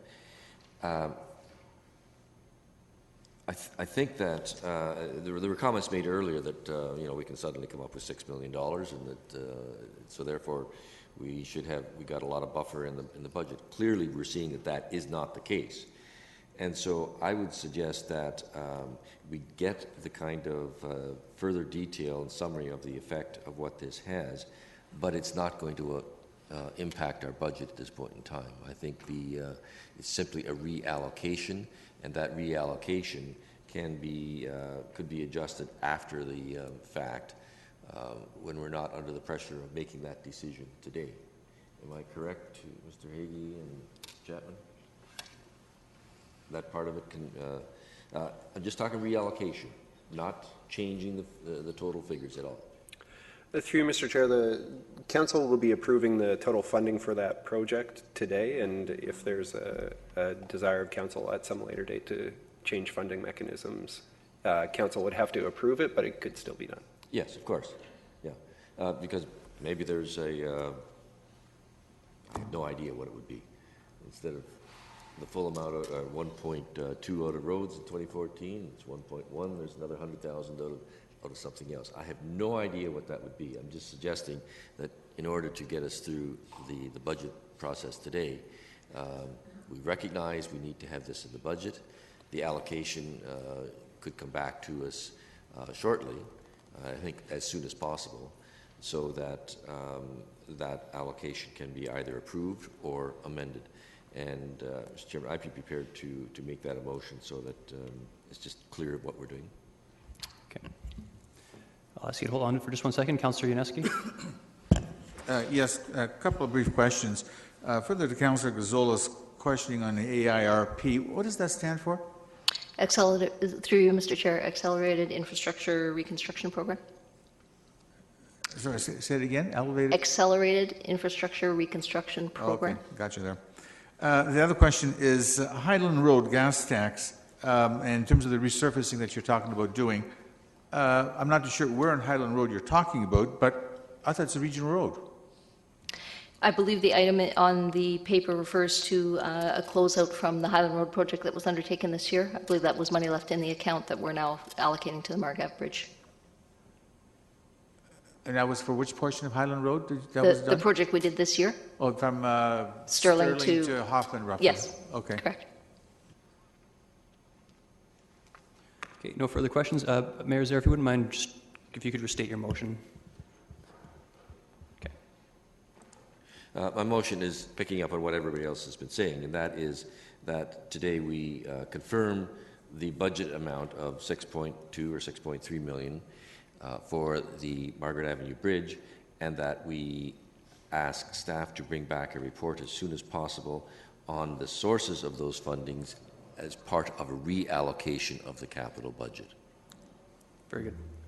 Okay, seeing no comments or questions, record. Oh, Councillor Gazzola, question? No, I want to make a comment. Comment on the motion, yeah. I mean, I have no choice but to support the recommendation, but I'm really getting upset here when I hear this is one account we closed out and this is another account we closed out, and we've got all kinds of accounts there, like I've been saying for years, and they're resurfacing. I don't argue with what we have to do here, but the more I listen, the more I'm hearing, well, hey, it wasn't just $68,000 in accounts. It's a lot bigger figure than that. I think this council should be making those decisions, or should be at least be made aware of accounts that are there that could be closed out. It's nothing to do with the recommendation that's before us. Okay, we will take Mayor Zaire's motion. Recorded vote is open.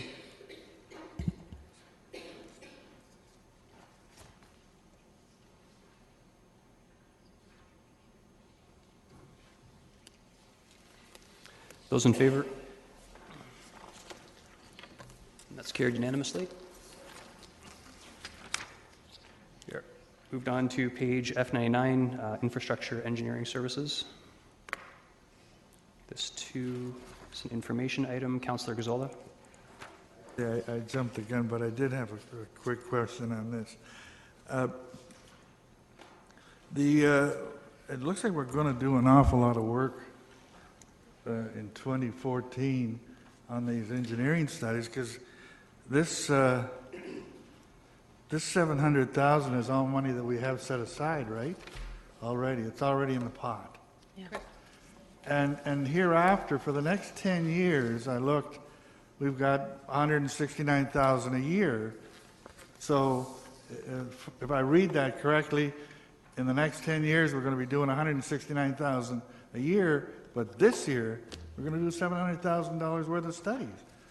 Can we manage that many studies in 1 year? Ms. Robinson? Through you, Mr. Chair, you raise a very good point. What we're saying here is there are a number of studies that are outstanding that need to be done. I always have to look at our staffing in the engineering division. We are short-staffed currently, so these are the studies we'd like to do with that money, but whether we'll be able to initiate them all this year, I cannot say at this time.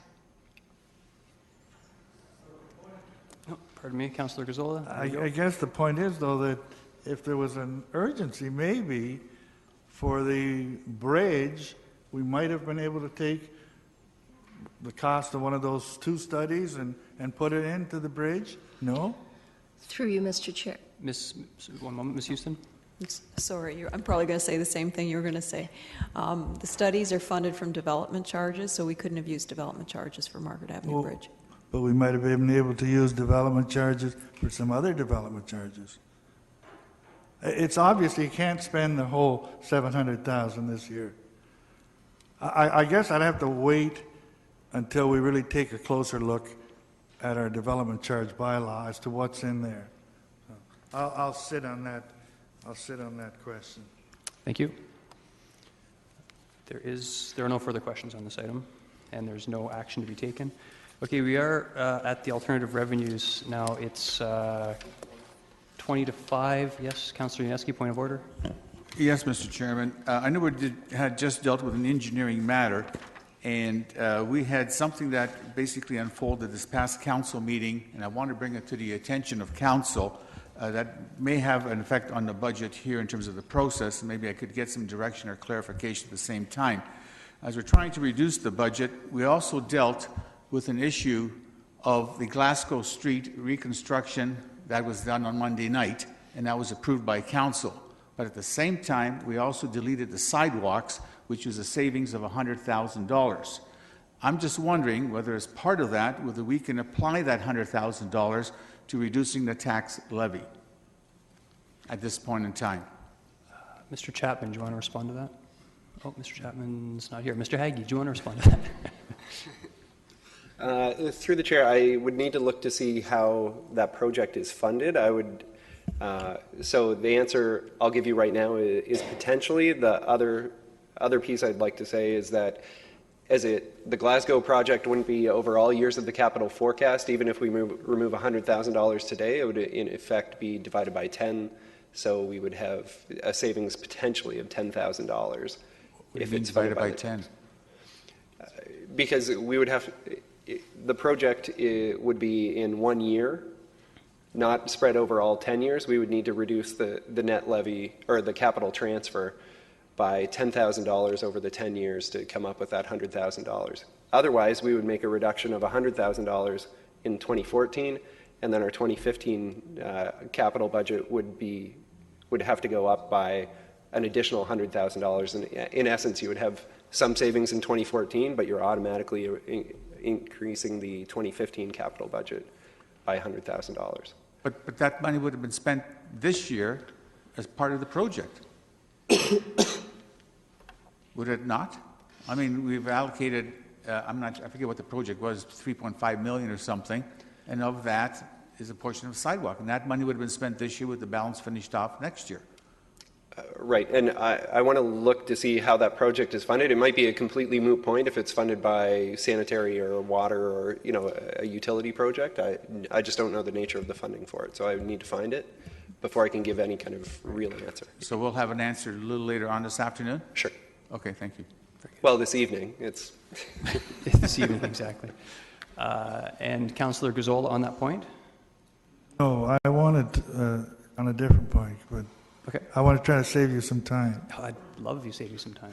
No, I would, if I could, I'd like to move all the recommendations on F-101. They are small amounts. There's no real impact on really anything.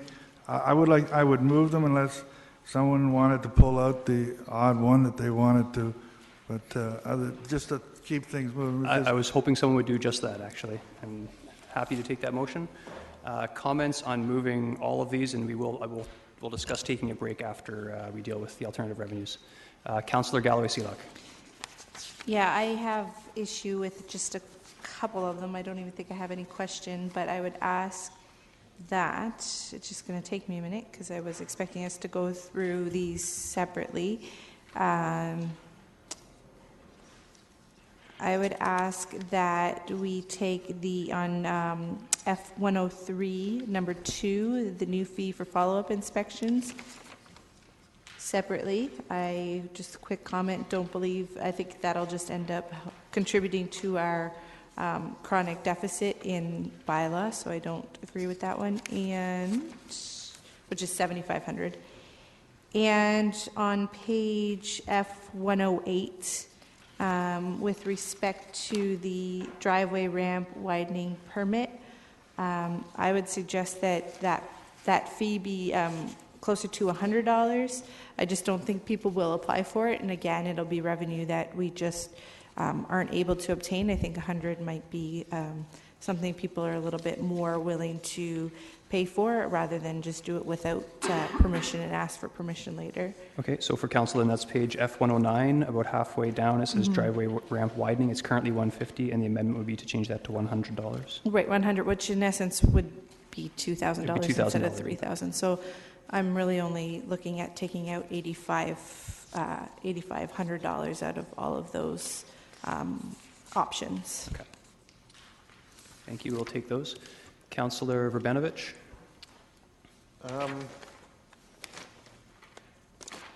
I'm actually fine with, sorry. Okay. Councillor Ioannidis. Yeah, I had a little bit of concerns about the driveway ramp widening, and I just wanted to make a note about that. And I will support Councillor Galloway's motion on that. And I just wanted to also let staff know I appreciate their concern, their brainstorming and coming up with ideas to, for us to look at. So I'm just glad to see that's going to be a little more in line. Okay. I'm seeing no other questions or comments. What we will do is we'll take the amendment first on, instead of voting on them individually, we'll just take the amendments. So on page F103, Councillor Galloway-Seelock amends that we remove item number 2, which is new fees for follow-up inspections, which would take out $7,500. So if everyone's clear on that, we'll have a recorded vote on that. So if you want to remove it, you would vote yes. If you want to leave it in, you would vote no.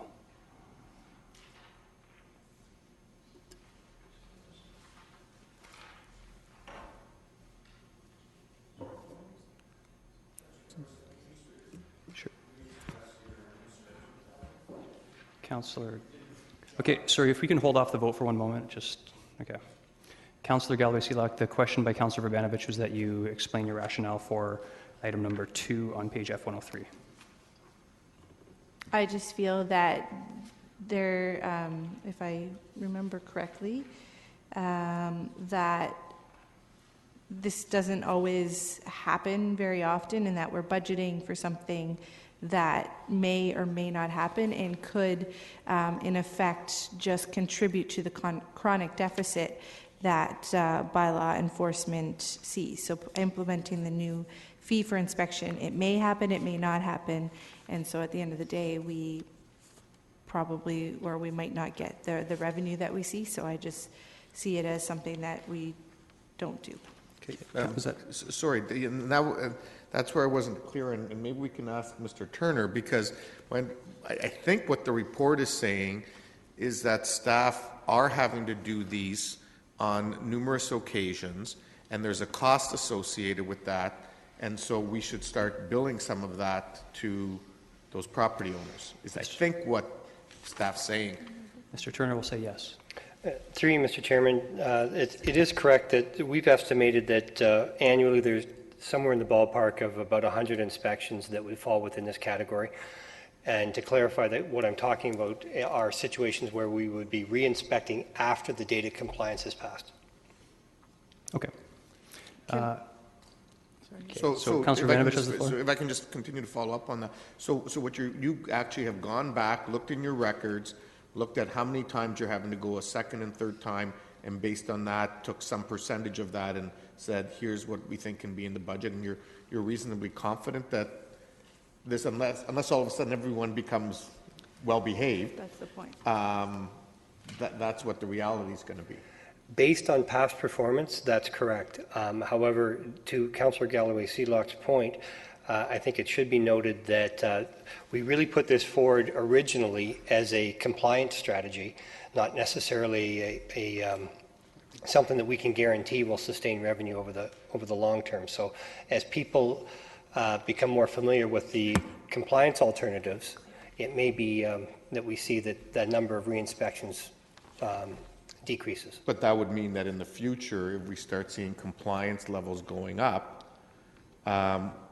and we have to reduce this amount, we potentially can also, in the future, reduce the overall, make a slight reduction in the overall budget as well if we need to, because presumably if they're not having to go back as many times, you're not as busy. To you, Mr. Chairman, yes, that's correct. We do foresee that there's a potential for decreased revenue as the compliance increases over the long term. Okay. Can I Okay, and just- I'll go back to Councillor Galloway-Seelock. I think that was her. Yeah, I have no problem, I think I misspoke. I have no problem with charging the new fee should you need it. I don't see the point, or I don't agree with budgeting that amount as a revenue, because I believe that it'll end up being a chronic shortfall because people will actually comply.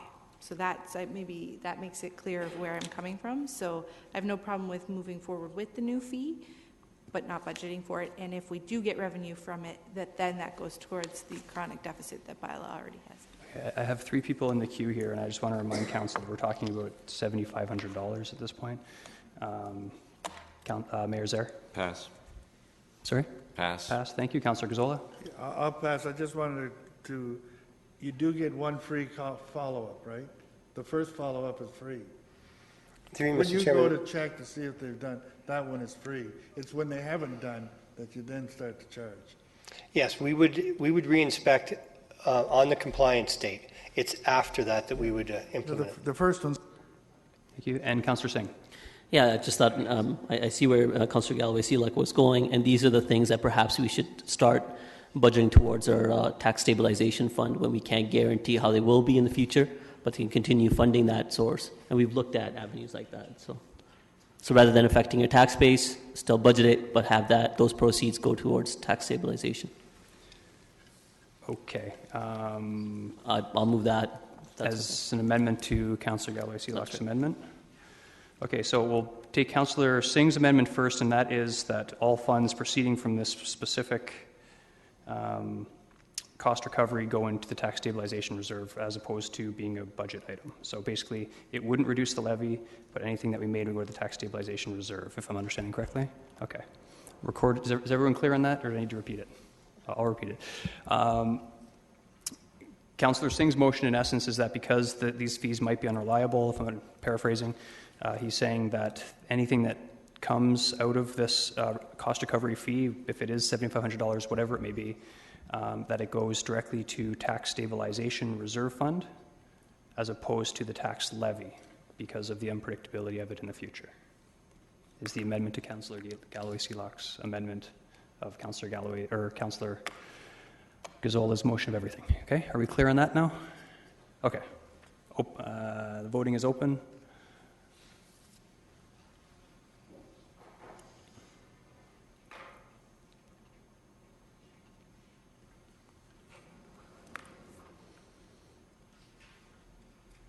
Okay, those in favor? And opposed? That carries. And now we're back to Councillor Galloway-Seelock's amendment of, and this here you're voting on,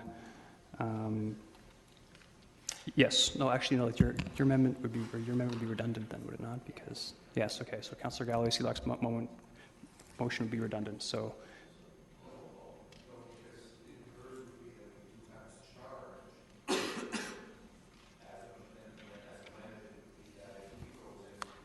Correct. Yeah, that would be incorporated in John's. I think we're good. Mr. Chapman, do you have? Okay, so we're done with that. We are moving on. There's only one other item, and that was the driveway ramp widening. The reduction from essentially $150 to $100 per application. So from the budget impact is $1,000. Okay. Recorded votes on everything, even the $1,000 items. Oh, Mayor Zaire. Yeah, just so we know the dollar figure. We're now voting on the composite. No. Which one? No, right now we're voting only on page F109. Okay. Councillor Galloway-Seelock's amendment to reduce the driveway ramp widening from 150 to 100 only. That's fine. We'll vote on that. Can I ask another question? Sure. Yeah, please. Where we are with, forget about that particular one for a moment. It's only $1,000 difference. My quick calculation in the all of these then, it's about $142,000. Is that correct? Tax supported. Okay, thank you. Okay.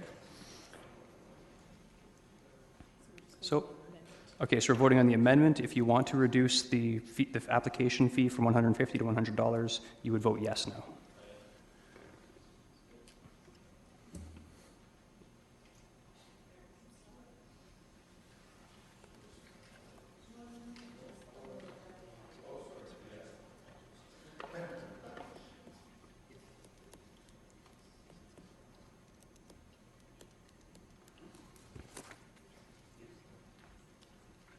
Okay, those in favor?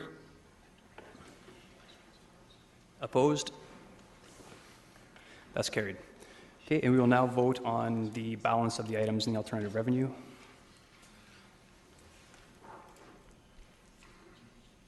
Recorded vote is open. We're dealing with everything now, the rest.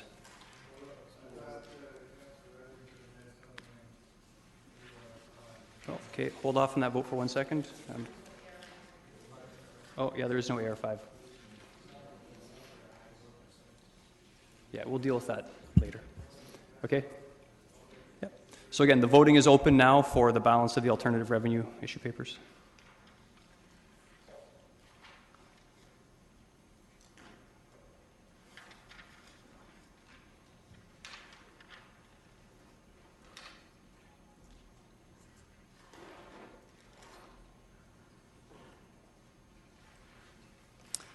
Those in favor?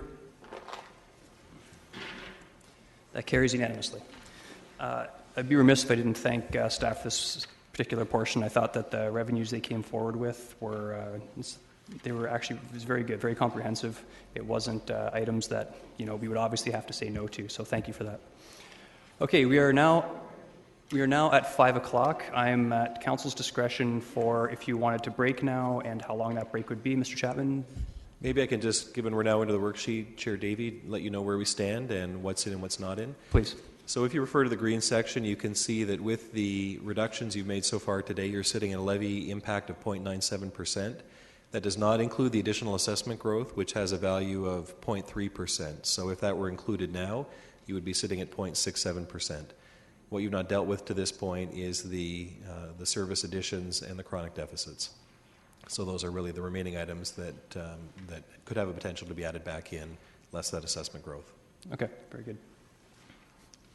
Okay, Councillor Rubenovich? Well, I was just, do we need a motion on the additional assessment growth, or is that just automatic? It's automatic, yes. Okay, perfect. Then let's take a break. Take a break, yes. And how, again, I'm at council's or committee's discretion. Are we taking a long break? Are we taking a short break? 10 minutes? I'm hearing 10-minute break. So we will reconvene at 5:10. Oh, Councillor Singh, pardon me.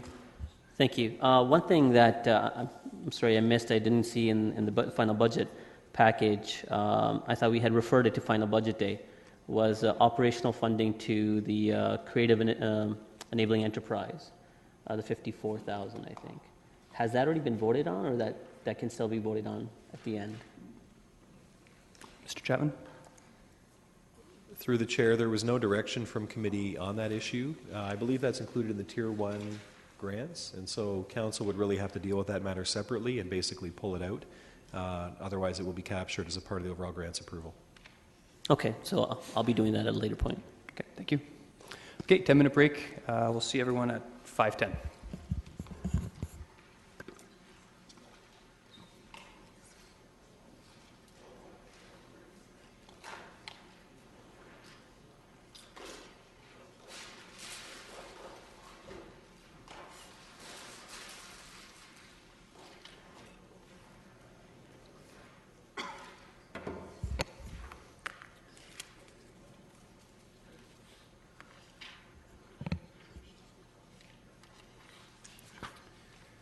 Okay, I think actually now, because we were dealing with the items that were somewhat related to this, might be an appropriate time for Councillor Etherington to bring forward his second motion, which is in front of you. Councillor Etherington.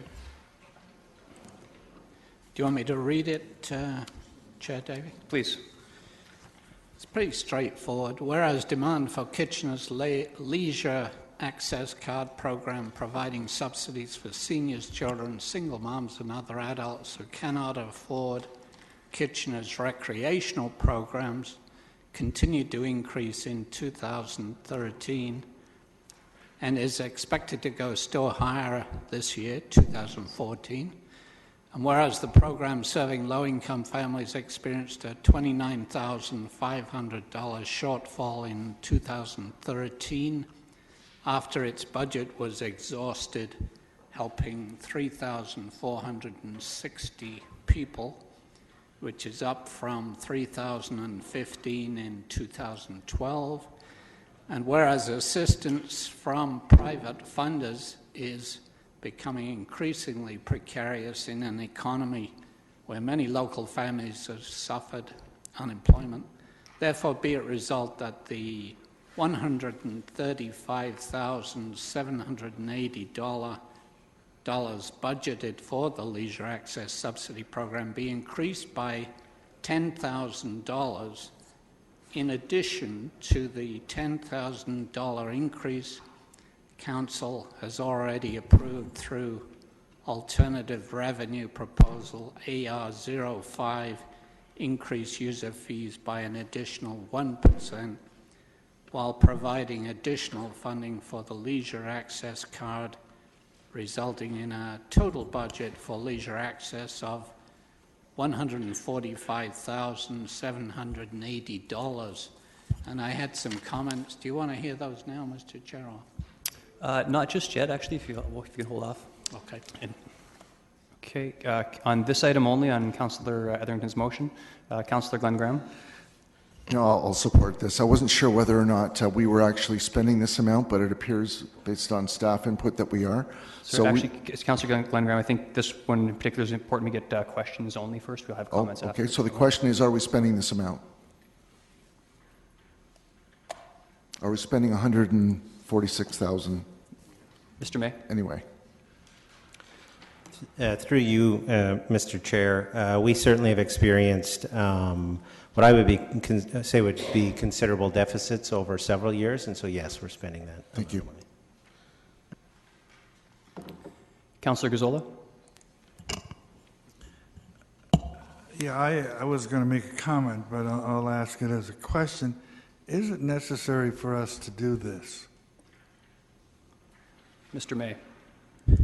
Through you, Mr. Chair, as I've mentioned on several occasions, we have a plan in place, a multi-year plan to increase the revenues for LAC. Certainly, the $10,000 Council has already approved is a part of that, and we foresee us coming back over several years to ramp that up. Yeah, I don't. Can I just make a comment? I don't have a problem with. No, Councillor Gazzola, I'll come back to you, but I just want to get through the questions. Only one more, actually. Well, so no comment. I'll come back to you in the same order, in the exact same way I've treated Councillor Etherington and Councillor Glenn Graham. If you have a question, and comments will come right after. I thought I had a follow-up question, but it's gone. So. No. Okay, Councillor Singh. It's not a question, it's a comment, so I can wait. Okay, I just have one question, and again, I think I understood your last response, Mr. May, but if I know we asked about this, and I was concerned about this too when we were dealing with the fees, and the direct response I got is even if we don't approve Councillor Etherington's motion, it will eventually, well, in other words, we will not be turning away a single person that would try to access this program. That's correct. Our plan is, as Council's approved, to increase it by $10,000 this year. You'll see the new Council will see a similar plan the following year and the following year. In the meantime, this is a program where we will not turn anybody away. This is a high enough priority that we will find the funding and reprioritize if necessary. Very good. Okay, comments. Councillor Etherington, to come to you last. Okay. Councillor Glenn Graham, did you want to comment? It just makes sense to support it now and formalize it, put it in the budget. We're saying we should reduce chronic deficits. This is a priority for Council, so I certainly support putting it in formally.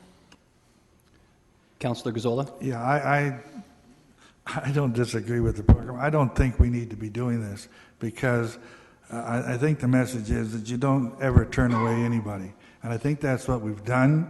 I think, and this is the type of thing that can result in a deficit in a year, but I can appreciate that it's staff are going to make a decision that it's a deficit that's well worth it. So to me, it's not. I think sometimes if you pass a resolution, then are you putting a limit on what you can do, and therefore, So I don't think I don't think this is necessary.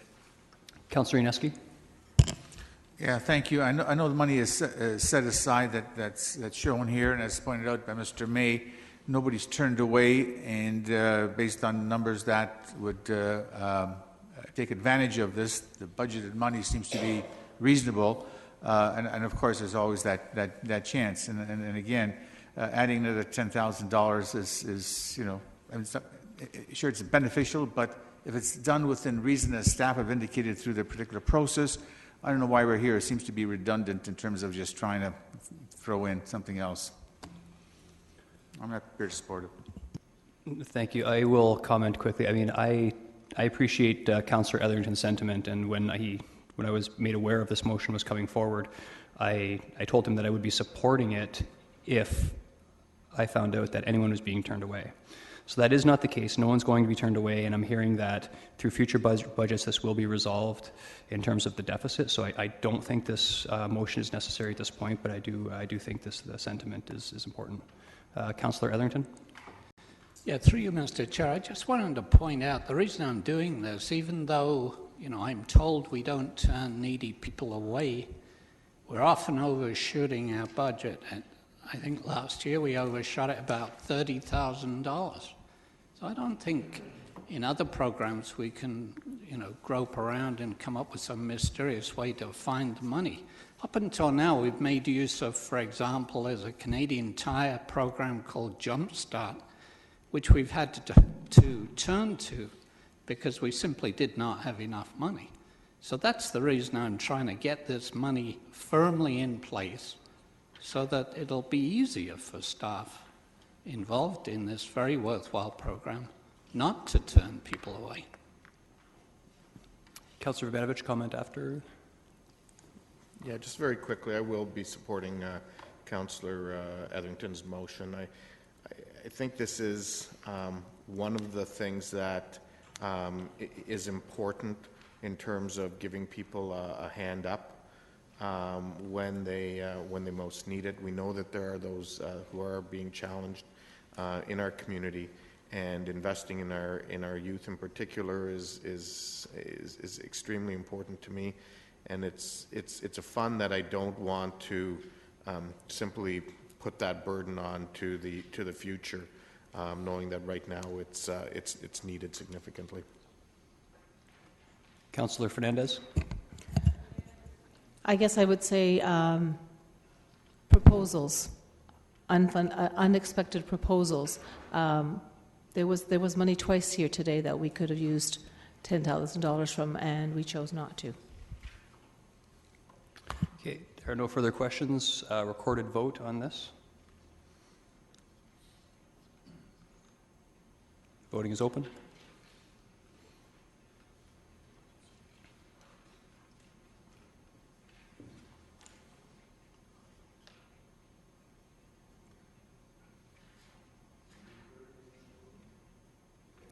Everybody voted?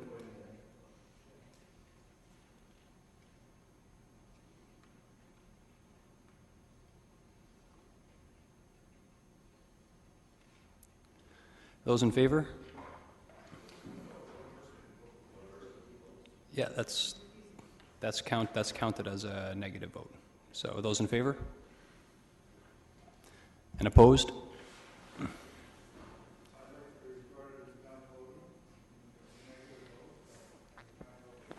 Our rules of procedure do not provide for negative votes or not voting. If you fail to vote, it is a negative vote. Okay, we will move on to, where are we here? We are now on strategic initiatives on page F112. The first item is the citywide bylaw enforcement. Councillor Rabinovich. Thanks. I don't know if staff are doing a presentation, but I'd like to move this item in its entirety. I believe the report speaks for itself in terms of the growth that we've seen in bylaw. I think from a resident customer service point of view, these kinds of issues, whether we're talking about noise complaints, whether we're talking about parking complaints, whether we're talking about property standards issues, these are the kinds of things that we receive a lot of calls about from our residents, and we also, if we start looking at it in the context of the fact that there is only one taxpayer, when we look at the city and the regional piece, we've made commitments in that regard to handle certain types of calls, like the noise stuff, so that the police don't need to, which will hopefully have a positive impact in a sense on their budget by dealing with these issues from a lower cost point of view. I think the justification is there. I do, however, in moving this, and I probably should have asked this, I apologize, before I moved it, because it'll adjust my motion somewhat. And my question would be to Mr. Chapman, in terms of the dollars that are in for this and for the other staffing positions, are they looking at full year staffing amounts right now? Mr. Chapman? Through the chair, yes. For all of the positions in budget, we've provided for a full year of cost. So, and I know, for example, that the police does this at the region and so on by staggering their hirings. If, in reality, if we approve this today, you're not going to have anyone hired till probably April 1st, maybe even May 1st. Would it be reasonable for us then to reduce the amount this year, recognizing that just like people moving through step increases and so on is a first hit on the budget every year, this would be a first hit on the budget for next year for the remainder of the salary if we reduce 3 or 4 months from these numbers? Through the chair, you're correct. My suspicion is that April 1st is a realistic hire date for these positions, which would mean a quarter. We'll talk about them to come to it. For a quarter of this position, that would equate to about $44,000. So yes, council could do that. Staff have not recommended that in the past for the reason you identified. It basically does bind a future council to a further increase, but there's no reason why that could not be done if that's council's will. Okay, so my motion, actually, Mr. Chair, is moving these amounts, but moving them based on an April hire, so at the 75% amounts, with the remainder being dealt with similar to our step increases then next year. Thank you. So if we're clear on that, then the budget impact would be $134,500 approximately. Is that just times 0.75, right? I'll let you think about that. And Councillor Fernandez? Yes, I did have one question from Mr. Turner.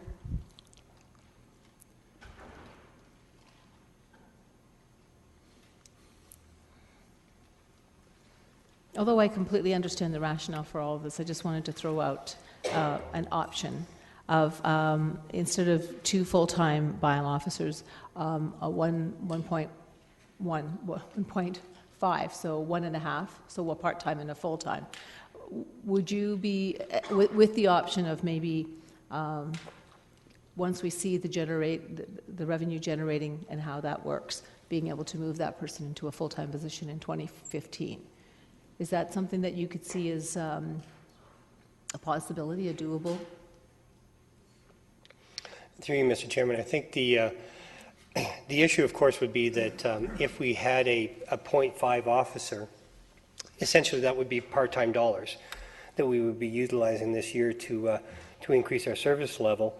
There'd be no guarantee that it would be approved by council as part of the 2015 budget. So that would be the caveat that converting a part-time position to a full-time position would require council's approval, and that would be subject to a new budget cycle and potentially new members of council. So that's the caveat that I would add to that. Okay, so it's the risk you're not prepared to take, in other words.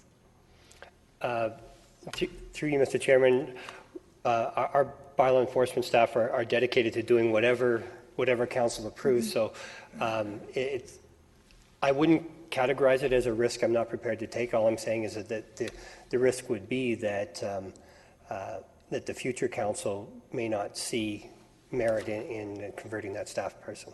Okay, I understand Mr. that. Chapman, do you want on that point? Just for council's interest, I note that hiring 1.5 FTEs would have the same financial impact as hiring 2 full-time positions as of April the 1st. So it may be that Councillor Verbanovic's and Councillor Fernandez's proposals have the same budget impact, just different implications in terms of headcount.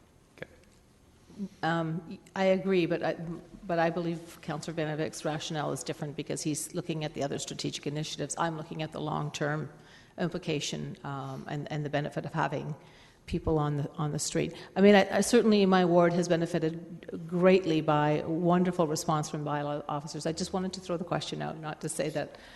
Don't want to make you feel uncomfortable at this point in time. Okay. I want to support the 2 staff complement without having any hindrance of the April hiring. I think that might be a bit problematic come next year's budget. So my amendment would be that we start the hiring and we start the dollars ticking right after budget. Sorry, I need clarification. So you're suggesting... Councillor Verbanovich is saying that he wants to see the budget number at 134,557, and I'm saying no. I'd like to, if we're going to do this, put the full 179,409 in there. Okay. Realizing, just as an aside, though, realizing that we're not hiring in April because we want to delay on purpose. It's just that it will take that long to hire. I understand okay. that. Just want to make sure we're clear on that. Very good. But I have my reasons. Yep. Mayor Zaire. Thank you. I need a little bit of a clarification on page 114. I think I understand what it said. However, additionally, the cost is $179,000. I get that. Anticipated that these officers may generate an additional $40,000. The $215,000 chronic deficit is irrespective of whether we have these new officers or not. Through Mr. Chairman, that's correct. So the balance of 215 to 40,000, 175, obviously. What are we doing about that? And I seem to recall someplace else in the budget papers some other revenues related to enforcement, and we didn't deal with that already, did we? So how much was that? Can we go back up on this slide? Was it nearly the same, right? It was for a different purpose, but the deficit is considerably so. This would bring it down perhaps to 150,000, the chronic deficit. That's correct. That 40,000 would be applied to reduce the deficit cap. Yes. And so, what are we doing about that? It's the royal we.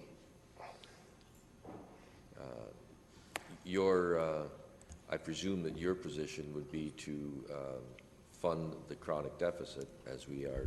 Mr. May, do you want to comment? Sure. I would just remind Council that last year we did make significant progress. Council made significant progress in addressing the specific structural deficit. We did lose some of that ground with the pilot project in terms of parking on streets where we lost revenue. But the size of this chronic deficit goes far beyond an ability of the bylaw division to correct the situation on its own. So either now or in time, we will have to increase the budget in order to take care of this. Is that correct? Yes, and it is one of the items within the structural deficits that's been identified as one of Council's options in terms of the additional assessment growth. Okay. Thank you. I have to think about this. Councillor Singh?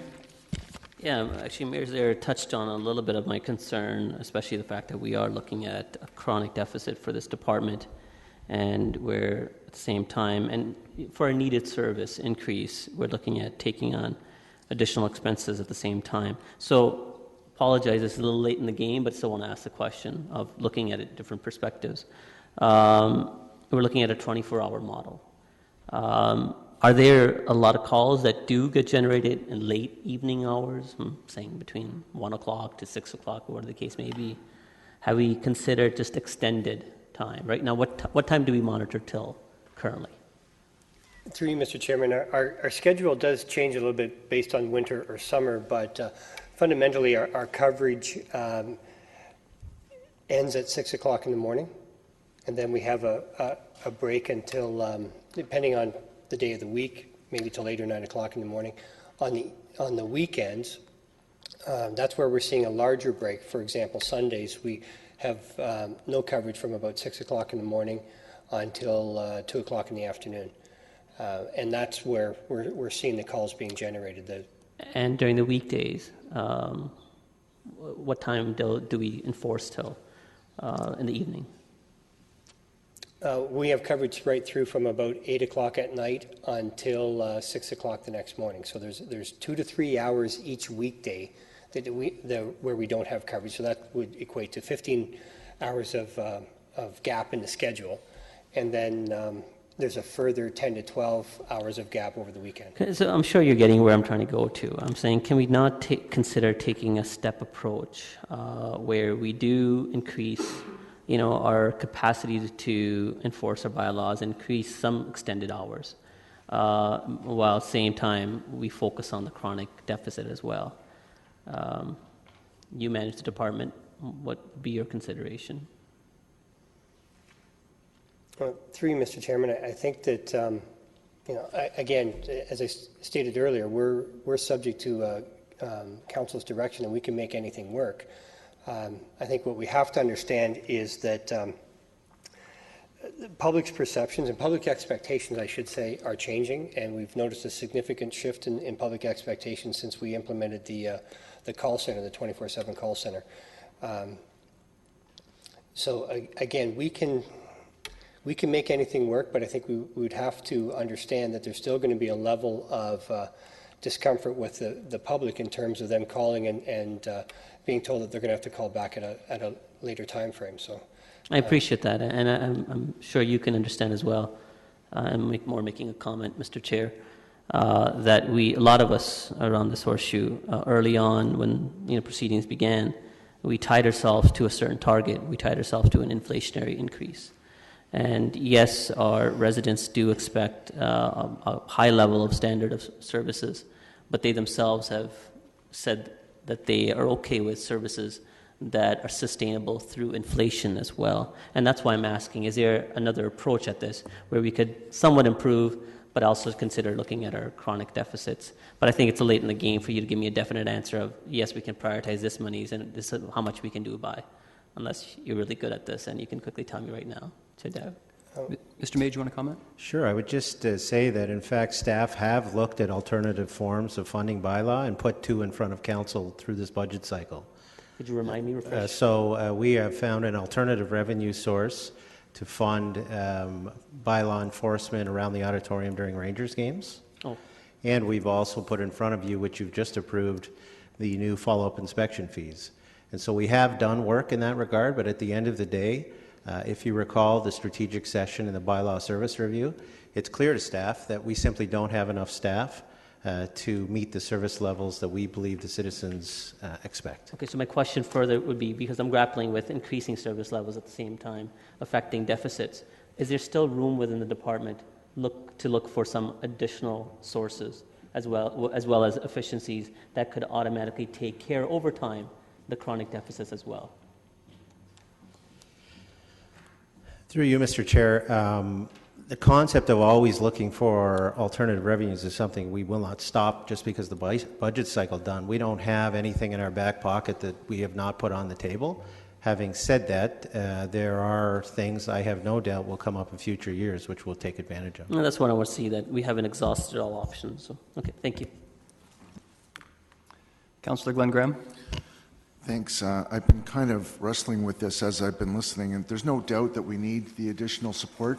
You've been doing a magnificent job with the staff you have. Expectations have been increasing, and I think that that's actually responding better to our community needs that were there already. So I'm glad the contact center is going 24/7, and that'll only ramp up potential requests for calls. So there's no doubt of the need for this. So I will support the request for 2, and the April start makes sense. And the only question is whether we can't find other efficiencies in the organization to do this. At this point, I would say we've got to go with what we've got here in front of us, and I will support this request. There are still 5 people in the queue. Councillor Etherington. Yeah, through you, Mr. Chair, very quickly, I recognize we need to address this deficit, but I also think we have to bite the bullet on this one. I support this because bylaw, in my opinion, across the city, is one of the most overworked departments, overworked and very responsive departments. And I particularly like, for the benefit of my ward, the idea of having extra staff on duty at weekends, because that's when I hear the most from some of my frustrated residents, particularly in the summer. So I support this. Councillor Gazzola. It's comments, right? Yeah, I don't have a question. Yeah, we're sort of in both, so go ahead, comments and questions. No. I can totally agree with this paper here. I agree that you need the help and you deserve to have the help. And I know your division does an excellent job for the city. Unfortunately, though, I am not prepared to support the recommendation that's before us. I don't know what the FTE count is in the city. It would have been nice when we do budget deliberations to have that information before us. So my take, and I mentioned it earlier this morning, I will not be supporting any increase in FTEs. I think your case is an excellent case, and it is a number one priority. But there are a lot of people in this in work for the city that I would like to see the opportunity to move 2 FTEs from some other positions into this position, which has a very high priority. So unfortunately, I can't support the recommendation before us. I hope you won't take that out on the ward I represent. I think I know your address, Councillor Gazzola. Councillor Galloway-Seelock. Yeah. I was going to make this big speech on convincing people, but I think we're already there on this one. I'm supportive of the 2 FTEs, and I have no problem with indexing it to April. My one question would be, it's suggesting here that with the 2 new officers that you will get approximately $40,000 in revenue. Does that correlate at all to the $130,000 from the chronic deficits? So if we approve 2 FTEs, does that mean the chronic deficit of 130, that's, I don't have a page number on this one, but 130,000, does that mean we can reduce that to a $90,000 chronic deficit? Is it that simple? Mr. Chapman? I'm guessing no. It would be nice, though. Yeah. Mr. Chapman? The answer is yes. It is yes. Okay, so I'm confused. Sweet. So, Sweet. should the budget, in all fairness, sorry if I can interject to clarify, okay. Should the budget impact not reflect that then? It should say $139,000 for the budget, because if that comes off the chronic deficit. Is that not what we're saying? No, and so maybe Michael's more articulate in terms of sorry, explaining Mr. the May. reason why. Yeah, through you, Mr. Chair. The reality is the council could make a different decision. You could decide to add that $40,000 to an already unrealistic revenue target. And so that's why what we're saying here is certainly our intention is if you approve these two positions, it will reduce the chronic deficit by $40,000 as opposed to the other option, which would be to increase it by $40,000. So I think what I would like to do, if we can deal with them both at the same time, or I don't know, up to the chair, but in approving the, maybe it's not feasible thinking about it now, but in approving this, we can also look at the reduction of that $40,000 to go towards the chronic deficit, which then becomes $90,000. And we can also potentially fund that as well. I think bylaw, the case is in front of us, and I don't usually do this, but I'm going to. A case in point, these are all from the last 2002 to 2012, 80% increase in noise complaints, 220% increase in total calls for service for noise officers, and a 300% increase in parking complaints. Sold. Like, we need help in bylaw. So I think it's really important that we support the two FTEs and then look at using that fine revenue to offset the cost of the chronic deficit. Councillor Yaneski? I do agree with most of my colleagues here that this is a critical matter that needs to be addressed. Of course, when you're dealing with issues from licensing to open air, burning, snow events, student housing, public nuisance, graffiti, and the list goes on, it's all generated with the taxpayer and the taxpayer complaints, and that's who we're representing. And if that's the level of service that they are concerned about, I think it's important for us to follow through and try to address and try to solve the problem. However, what I'm still puzzled on is, even though we're talking about this chronic deficit and then $40,000 will go to it, how do we eliminate the chronic deficit? What do you have to do that? Through you, Mr. Chairman, I think that based on the history of the last 4 years, since 2010, we've been facing that deficit, which suggests to me, when I compare the revenue that we've been taking in from fine revenue to the target, the gap has remained pretty much the same, which suggests to me that the staff are able to sustain the revenue amount. It's been fairly sustainable at the level that it is at approximately $1.6 million for the last 4 years. The gap has remained the same, so that suggests to me that the target itself is unrealistic.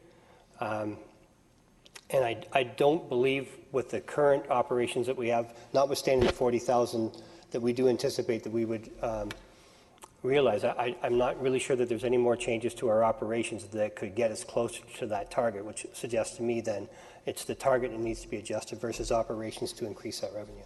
Mr. Chapman, did you want to add? I think expressed another way, if you have the total bylaw budget, it's funded two ways, a part of it through the fines they generate and a part of it through the tax levy. And they're simply not able to generate the fine revenue that is in their budget, and so that needs to be reduced, and when that's reduced, the contribution from the tax base needs to go up. Okay, I appreciate the answer. So then, where I was thinking of was that, okay, you're hiring two and you still got the deficit. If you hire another 6 more people, you'd still have that chronic deficit, notwithstanding additional staff? Is that the logic of thinking, or do you eliminate it? Or because you have 6 more people on top of the 2 and now you're talking 8, you've got a bigger salary to deal with, does that deficit increase? Through you, Mr. Chairman, it would depend on the role that the new officers play. These officers, we're talking about the types of officers that deal with the noise complaints, the snow on the roadways at this time of the year, the open air burning. So they are out there delivering services more than generating revenue. They do issue parking tickets, so there is some revenue generated, and hence the $40,000.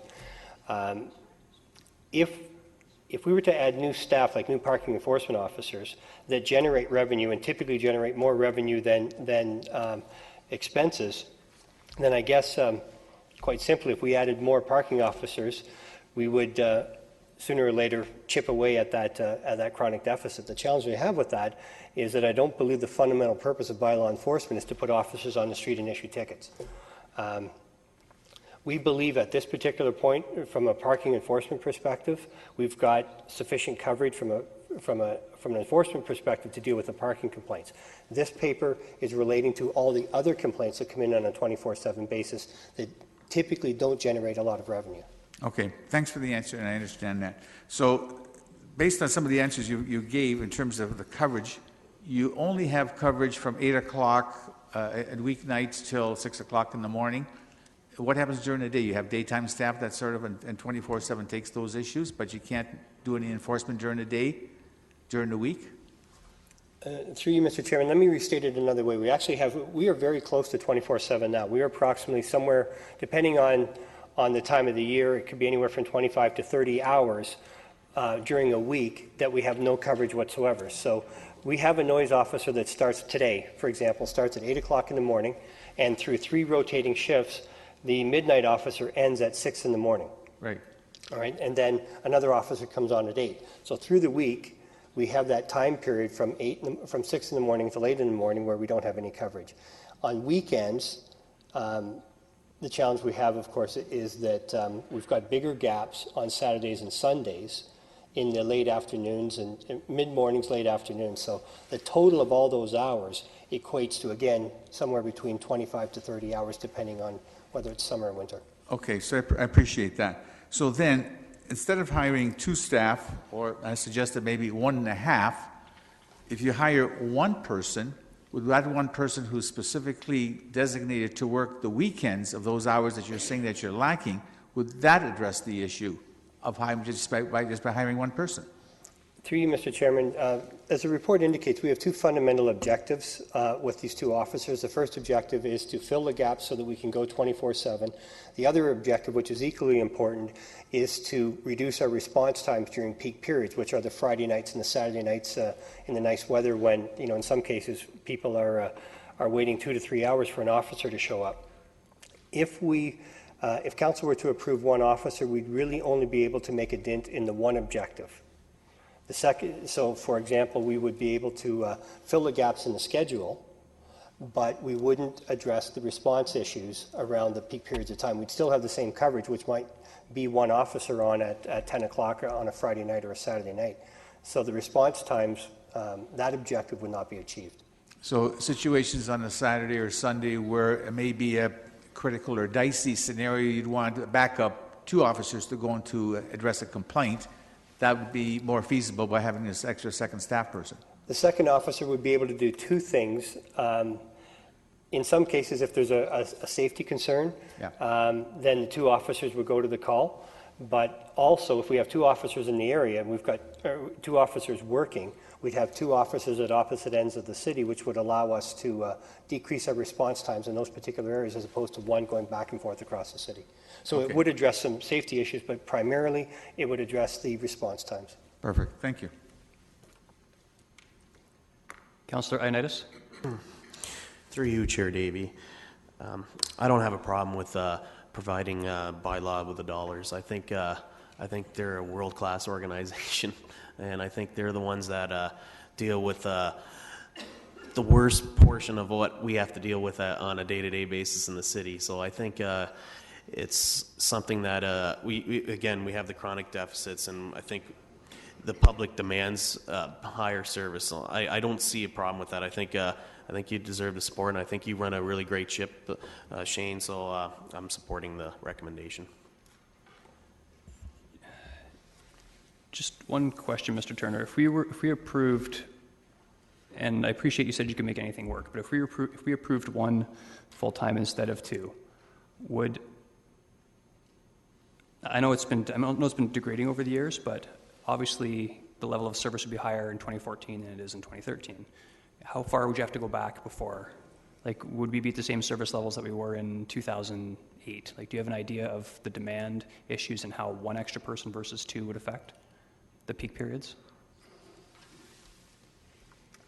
Through you, Mr. Chairman, I think that if I'm understanding the question correctly, and I don't have the graph in front of me that shows the growth in the complaints, but in terms of levels of service to address the response times, I would think we would probably be back more in the range of about 2004, 2005, that time frame. as we get into the latter half of the last decade, we saw several other programs come into play that have addressed, that have increased our issues, like the open air burning bylaw, which has been a significant issue at certain times of the year. Our school zone enforcement is another one that came into being in 2004, 2005. So I think, and I apologize if I'm not addressing your question directly, but It was kind of a murky question. No problem.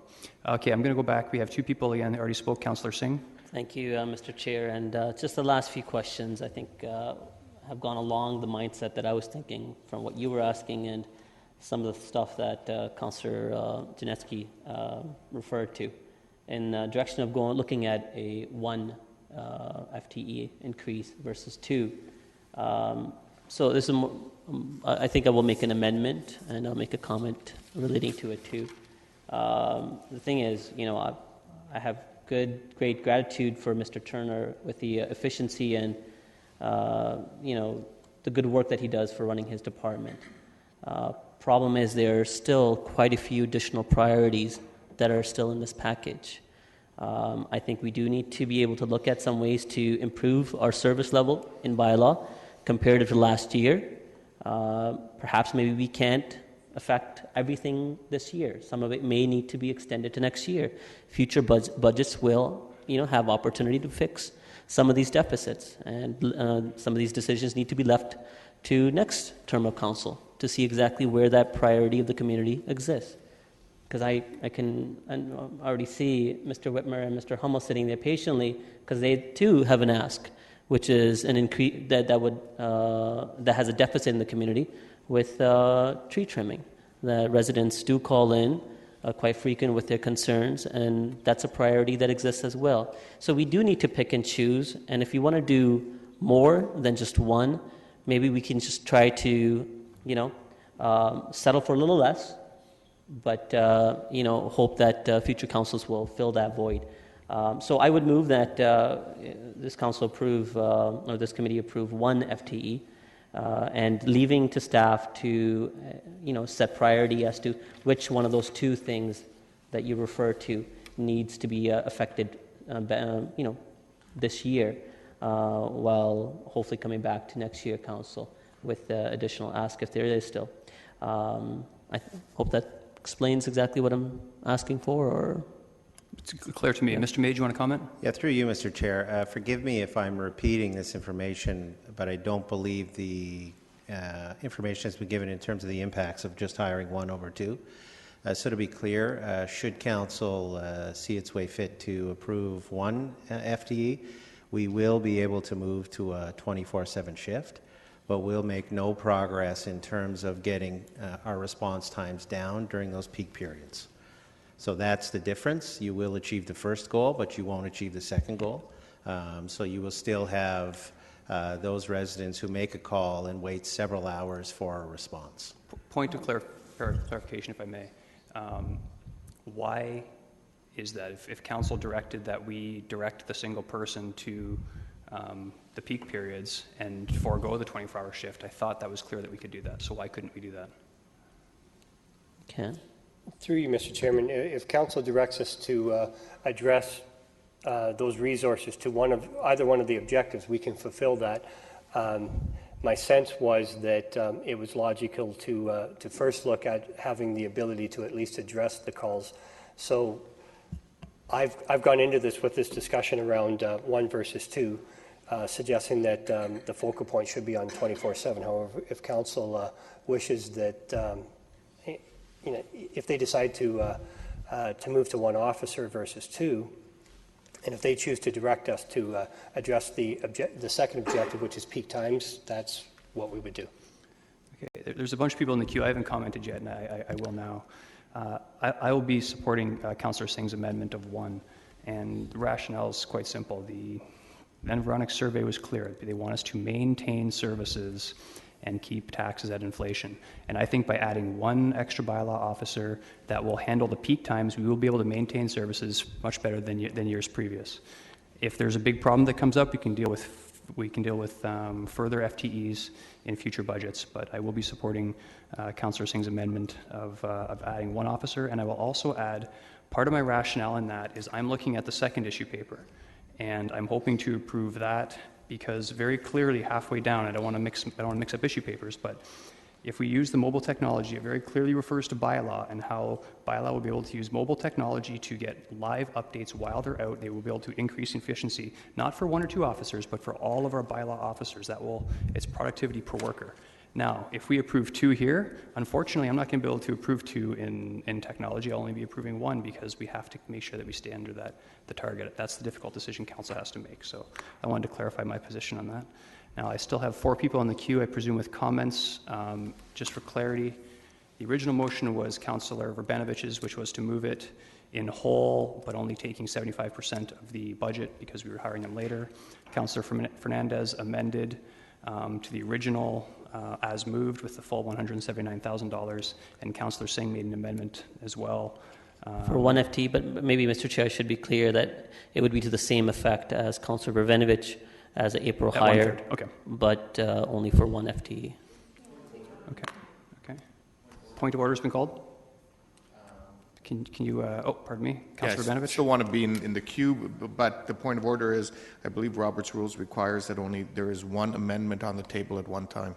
Right, so actually, Councillor Singh, you'll have to hold your amendment until we deal with Councillor Fernandez. Thank you for the point. Councillor, pardon me? Yeah, Mr. Clerk? Through you, Chair Davey, you are permitted to have an amendment to an amendment, but you can only have 1 at a time. So Councillor Singh's motion is in order. Okay. I thought that was the case, okay. So Councillor Singh's amendment is still in order at this time. Councillor Gazzola. I had a comment before. I want a clarification, and I want to make sure that I clearly understand it. From the way I understand it, our revenues have been overstated by $215,000. Okay? And at the same time, and we're not getting that, so we're coming up with a deficit. At the same time, we need 2 staff people for $179,000. And if we get those 2 staff people, you'll be able to get 40,000 of the 215 that we've been overstated by. Am I correct in all of that? So there are the 2 issues. That's my understanding. Pardon? That's my understanding. Okay, I just want to make sure that and actually clarifying point then too. So if we do actually approve 1 FTE, then I assume that $20,000 would be added from the, yes? Okay. Okay, if I could just make a quick comment, okay? I came in here not wanting to go with, but I will support the 1. It's somewhat of a compromise, and it's part of the way. So, Thank you. Thank you. Mayor Zaire? Yeah, I'm just checking my math. Okay. I wasn't going to comment on this because it made eminent sense to me to do the right thing, and that was to provide the service to get back to some levels prior to the time when we simply have no chance of meeting the level of service which is being expected. And so, but clearly at this point in time, that isn't what is on the table. I want to put this into perspective for you. And by the way, the reason I made the comments earlier on, at the very beginning of the day, was that I'm not married to a specific rate, is that what is driving this decision right now is that the 3rd green line, and not necessarily what is right to do. Because going with 1 or 2, with the April 1st starting, is a difference, if I've got this correct, at 0.068%. 0.068. Am I right? 134,000, half of it, 68, or 67, sorry. That's what I have. Okay, so it's it's so marginal that I still want to add the same kinds of things that other people are talking about, but it still can be done and within this range. Will it be at 0.999%? Will it be at 1%, or will it be at 1.1%? I don't know yet. But that's the problem, because people are driving towards that figure and ignoring of what should be done. We should be putting 2 of those officers there, because that's the service level that is required. Councillor Rubanovich? Sorry, I'm sorry to belabor this, but I'm just looking at Robert's rules right now, and it says that an amendment, so a motion can be amended, but only one amendment to an amendment can be considered at any one time. So my question is this, because I think it's important from a precedent point of view. The amendment was to so the fundamental motion is to approve the 2 officers at 75% funding. The amendment does not change the intent of the motions. What it's simply doing is saying put all the funding in place. So it doesn't substantively change the motion. I would argue that Councillor Singh's motion substantively changes the motion by moving it to 1 person. And so that would require the first motion to fail, the amendment and the first motion to fail, and if that happened, then that motion could be considered. So I would ask the clerk to rule on that. I apologize, but I think it's an important principle. Or alternatively, my understanding was there could be amendments to amendments when I was reading it. But alternatively, since they are not mutually exclusive, Councillor Singh's and Councillor Fernandez's motion, we could vote on Councillor Fernandez's motion first, and then Councillor Singh could bring forward the amendment before we vote on your motion. That would... Oh, is it? Okay, that's... Sure, if the clerk could... I think we've... I see what you're driving at. I think we've done this exact sort of thing in the past. I think it is consistent. It's not... What I would say would be contrary would be if Councillor Singh brought forward that we reduce our complement of bylaw staff. I don't think reducing it by 1 or cutting it in half is contrary to the original motion, in my opinion. Okay, Councillor Galloway-Seelock. Sorry, I don't want to debate this too long, but the difficulty is if we vote on 1 first, defeated. We vote on 2, it's defeated. You know what I mean? I want the most that we can have, right? And so I want to vote for, I can't vote for 1 if it goes first, right? Because I want 2. So I think we need to deal with the main motion first, or the amendment to the main motion first, because the other one's different.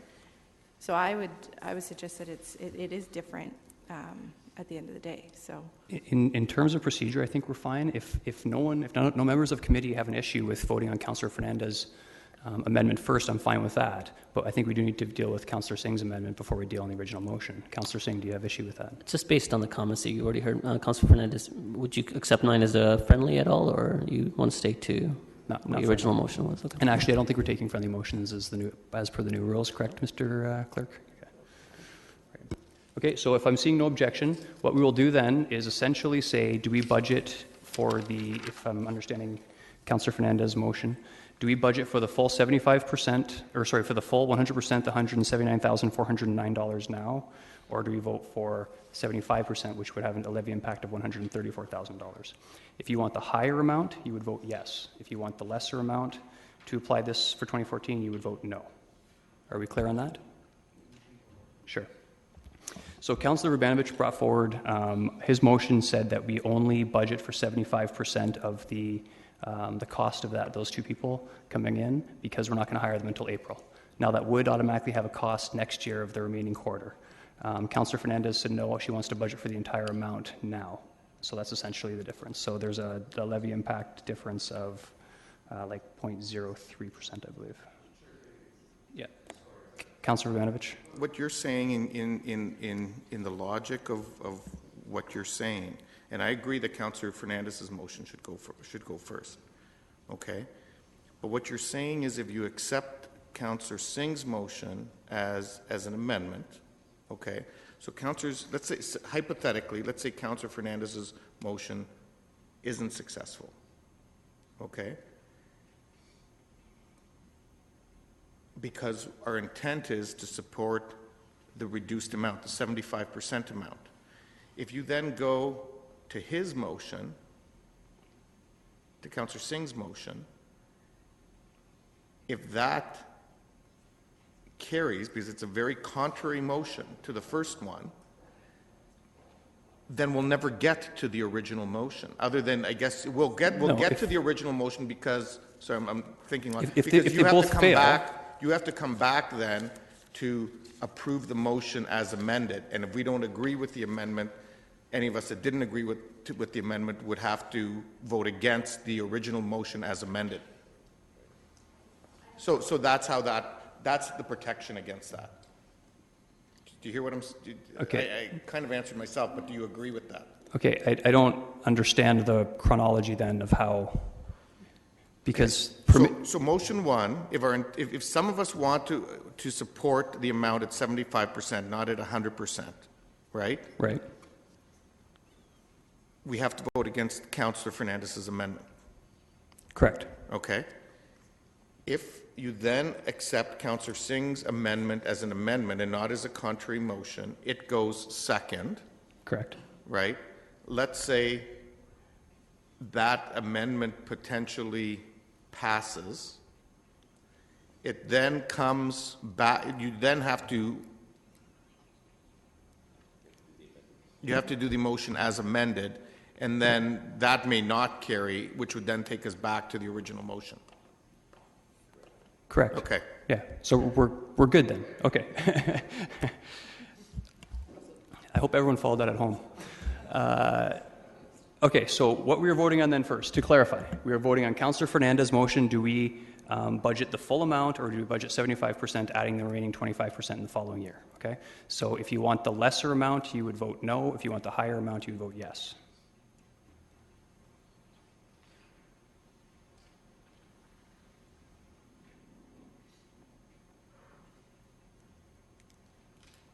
And waiting for the vote. Here we go. Voting is open.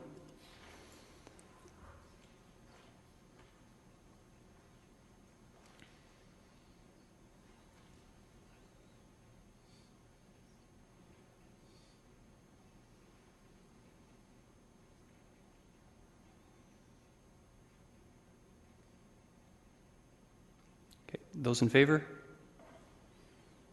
And opposed? Okay, that amendment fails. Okay, we will now be voting on Councillor Singh's motion, which is to hire 1 FTE instead of 2. And again, it's implied now we'll be at a 75% impact. So the budget impact, I believe, will be $67,000 or 0.0067.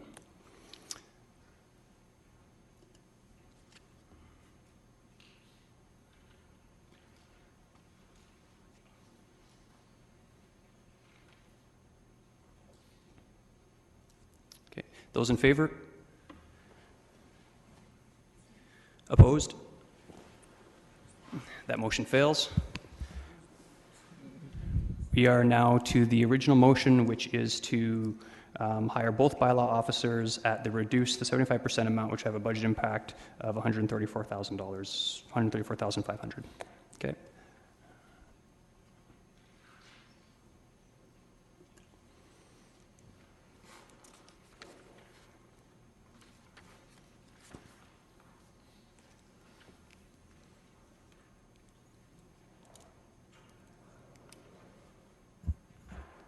Those in favor?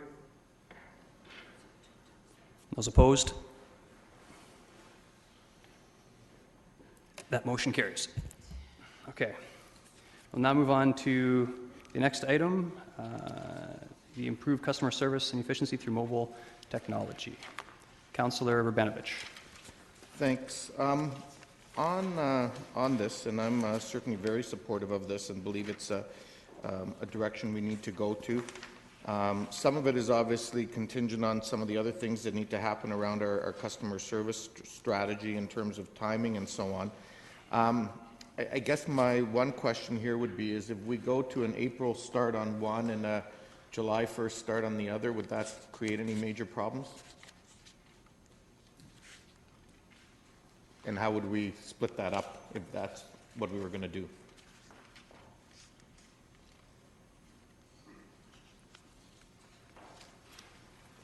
The difference is about 25 grand.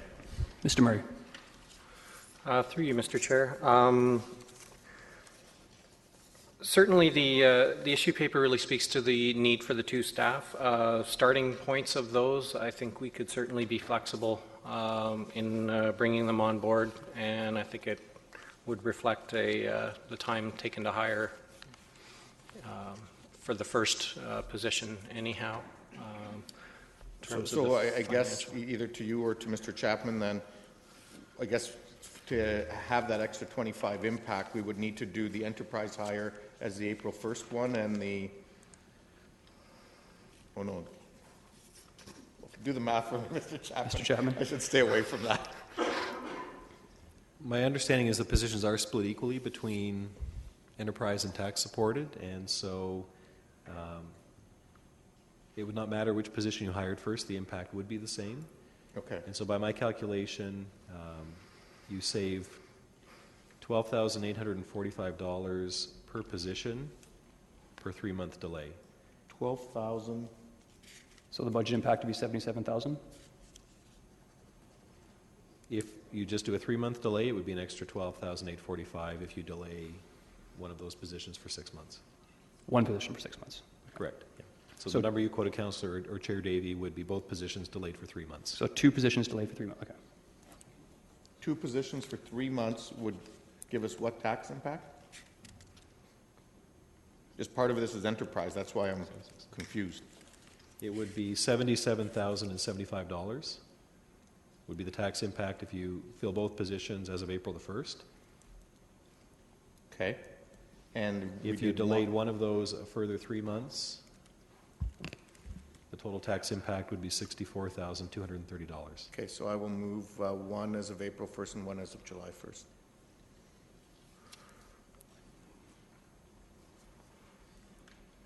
April, 1 July. Okay, just so everyone's clear on that, the move, Councillor Urbanovich moved both positions, one beginning April 1st, one beginning July 1st, and you can see before us the levy implication of that is 0.06%. Councillor Ioannidis? I will support the motion forward. I think it makes a lot of sense. Technology is disrupting, from the traditional sense, the world and how we communicate and how we do business. And the times are changing, and we need to adapt to the changing periods. And some can argue this may be a service level increase, but I don't see this. I see this as a necessity of doing business.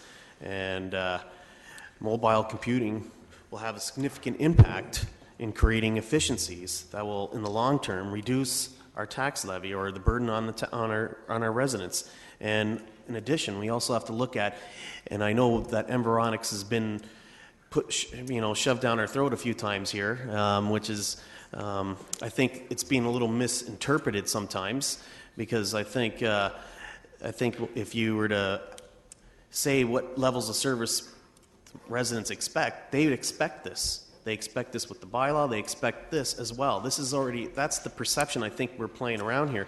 So I think this will create another level of transparency because everything will be on time. So residents will know exactly when and what is happening on time. So this is right there with Environics. Councillor Singh? Yeah, thank you, Mr. Chair. And, when we saw this early on, when this report had come forward, I had asked the question that, I saw this as us moving forward with greater efficiencies. And I was hoping that we could translate that into hard numbers and say, you know what, yes, we're taking on additional costs for the FTE, but because of the efficiencies, it would be a positive impact to the tax base. Have you done more work to that since our last conversation? Through you, Mr. Chair, what we've tried to do is put together just the general, and in the issue paper it highlights a generalized view of the projects that we see and the benefits that would be there. Doesn't give specifics to numbers, that's why I was more hoping to get. Yeah, and beyond the ones that we were able to present that day that we'd spent a lot of time putting together, until we really get into the projects and understand what sort of business process improvements can be made and how to apply the mobile, we'd really just be throwing estimates out that are not not representative of what we're going to put in the field. Areas of the corporation. So it's very clear to me on the enterprise side. You know, you got building, you got engineering. You know, I could see these departments really utilizing something like this. On the tax base side, could you refer to some areas that would be benefiting? I guess the operations would be the primary, or? Certainly the same premise applies whether it's enterprise or tax, and I think in the presentation that we gave in November, any of the time that we can save, and the example that I think, going back from memory here, was 10 minutes a day, saving that in a group of 20 people over the course of a year, there was a $25,000 savings attached to that. That premise is going to stand true whether it's a tax-supported operation or enterprise. Those operational efficiencies are there. The customer service improvements are there. We really do strongly see that anywhere that can implement mobile technology to increase operational efficiencies, there's a gain there to be had that will result in more efficient operations. Thank you. And you know, I do support this. This was one piece that I was looking forward to, as I said earlier, that one area that I continue to harp on is that we need to lower tax base, not just through cutting services, but through efficiencies. And I think these are opportunities that we can achieve those efficiencies through technology.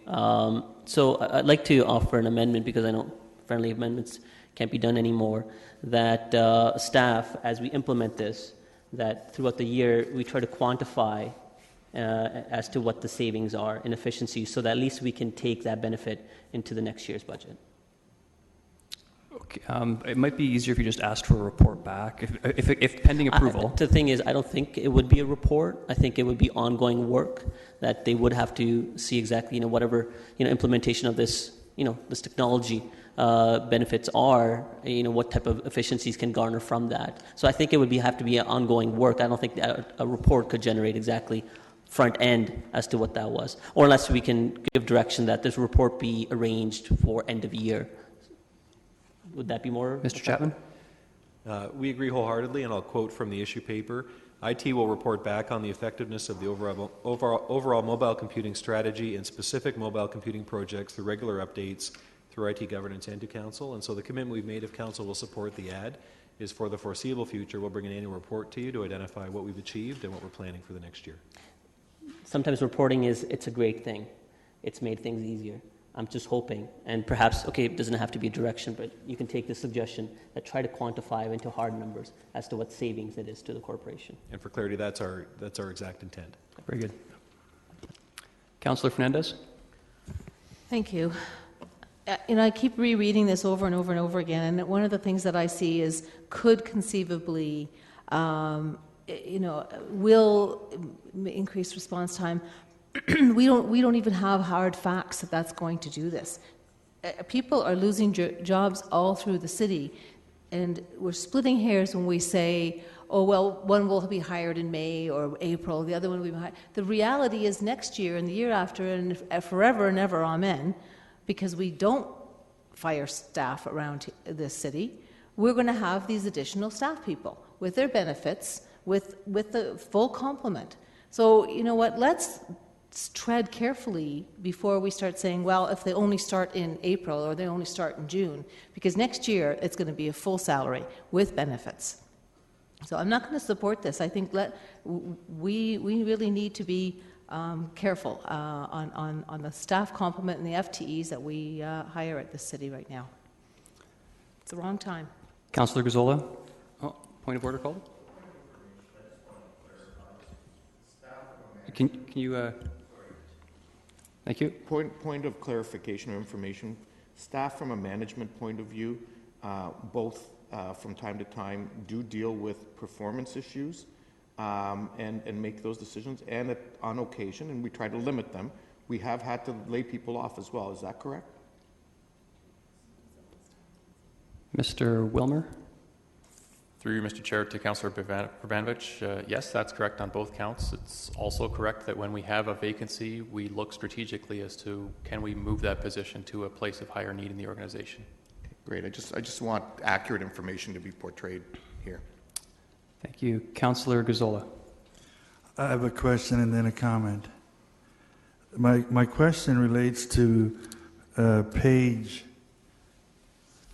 F-82, fire department. Fire chief here? Fire chief? I see under 2014 mobile computers, $200,000. Does that got anything to do with this?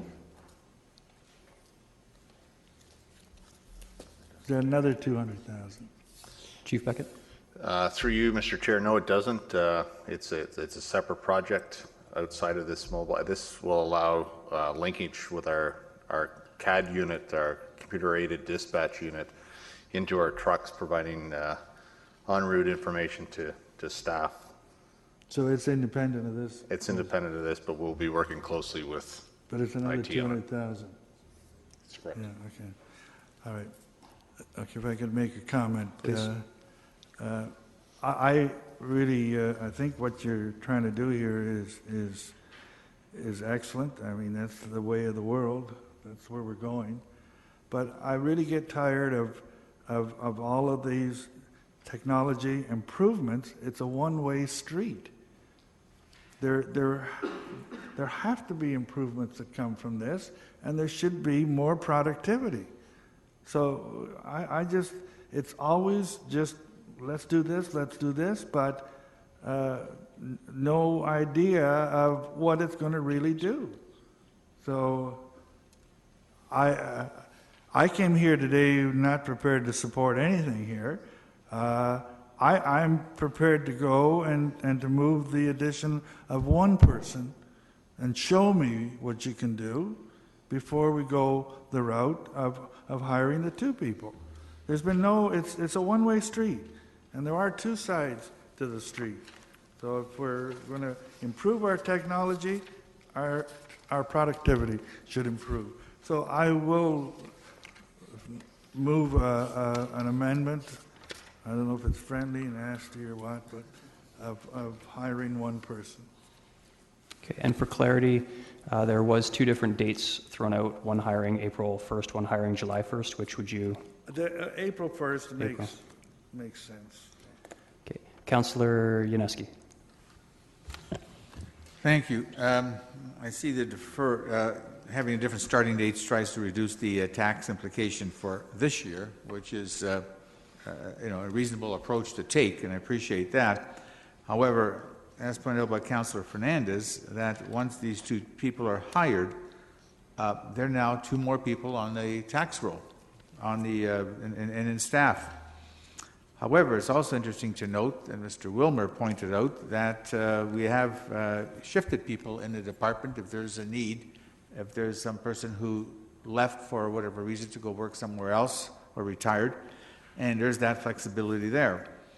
I think that's the better way of going, of having staff consider if there is a vacancy within the department to do a shift and move somebody around that they feel is more appropriate to fill in a position that's here before us and work that way.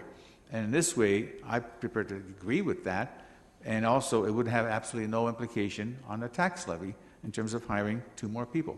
So I'm not prepared to support any amendment for one or two people.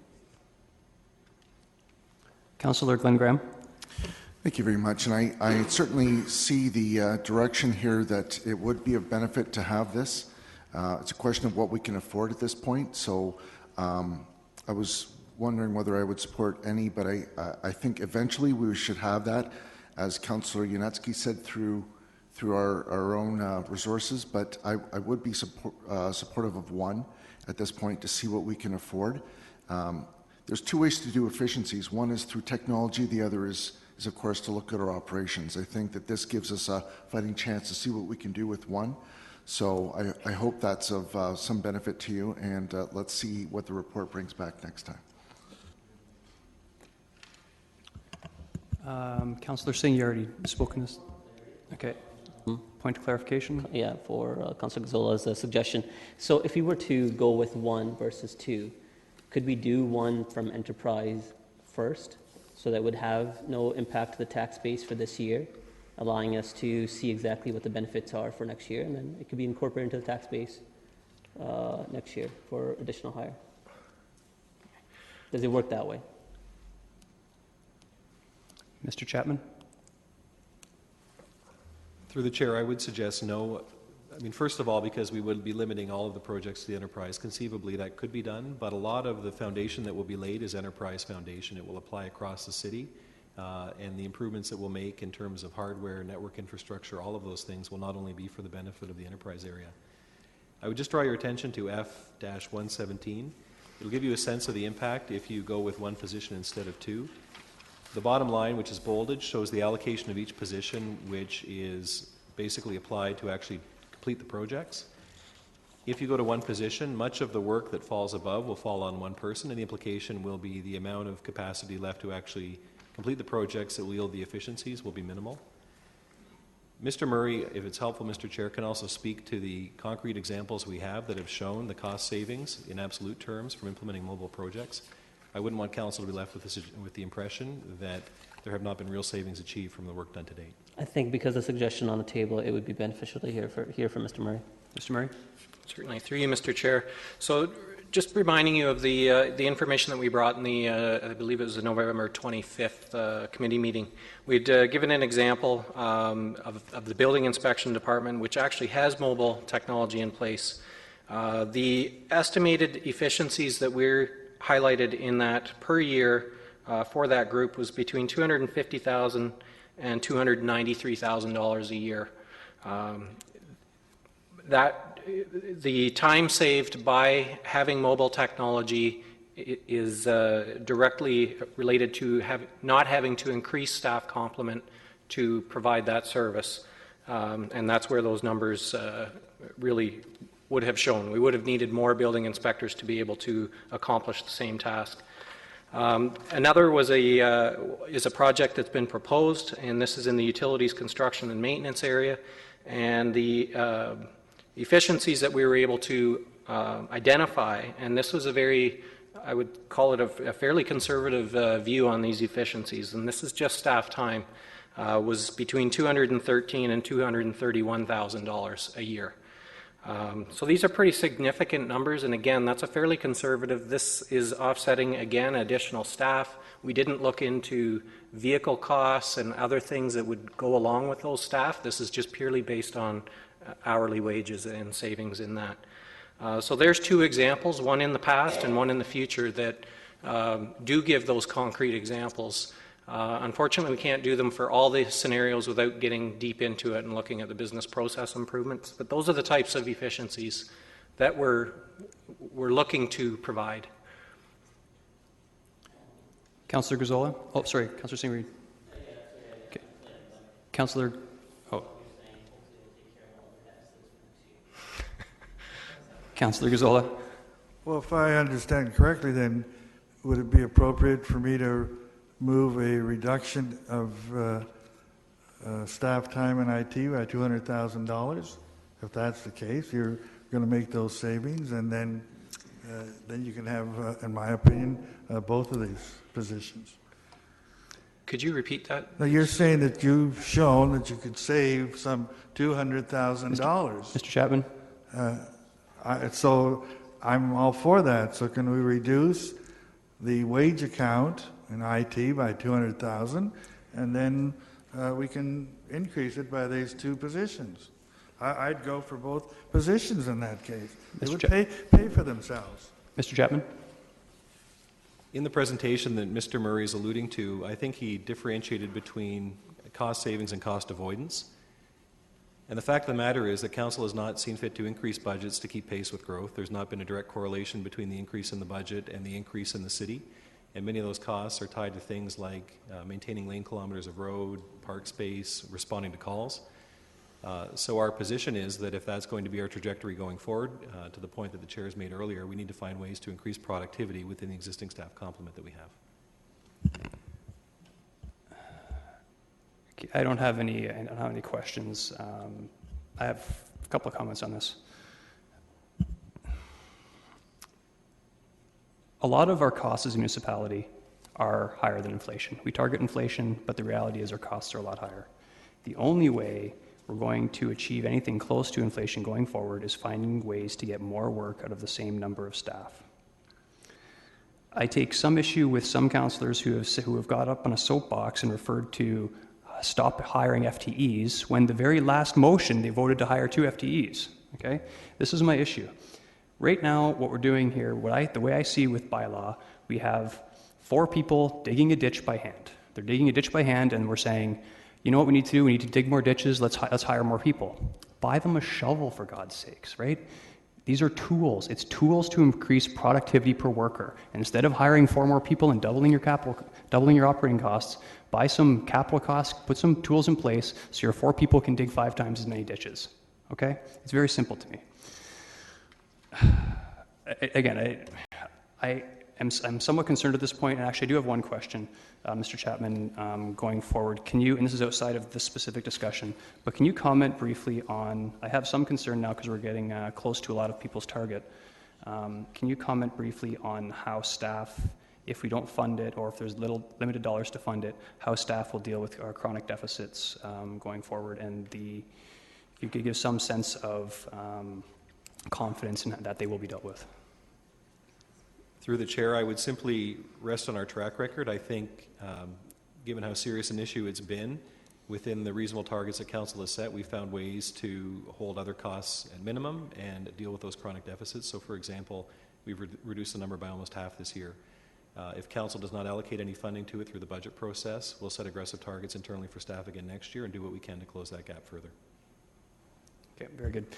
So suffice it to say, I won't be supporting Councillor Gazzola's amendment. And I will be supporting Councillor Rabinovich moving the two full-time. Mayor Zare. Again, I wasn't going to comment, but the difference here is I don't even know the exact figure anymore. I think the figure that was up there was 69,000 that was in there before, 64,000. Okay. And we're talking about 40 cents now on a household? Without that in there? Or without that in there? 60 cents. My mistake. 60 cents. That's what the difference is here on the average household. I rest my case. Thank you. Recorded vote, and we are taking Councillor Gazzola's amendment first to reduce it from 2 to 1.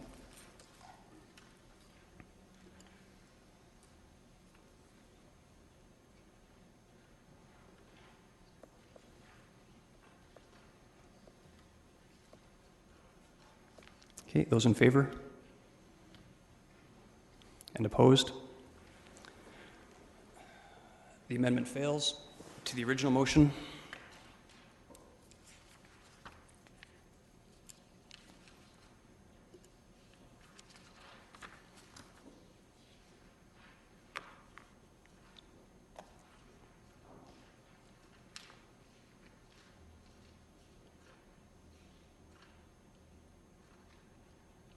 Those in favor?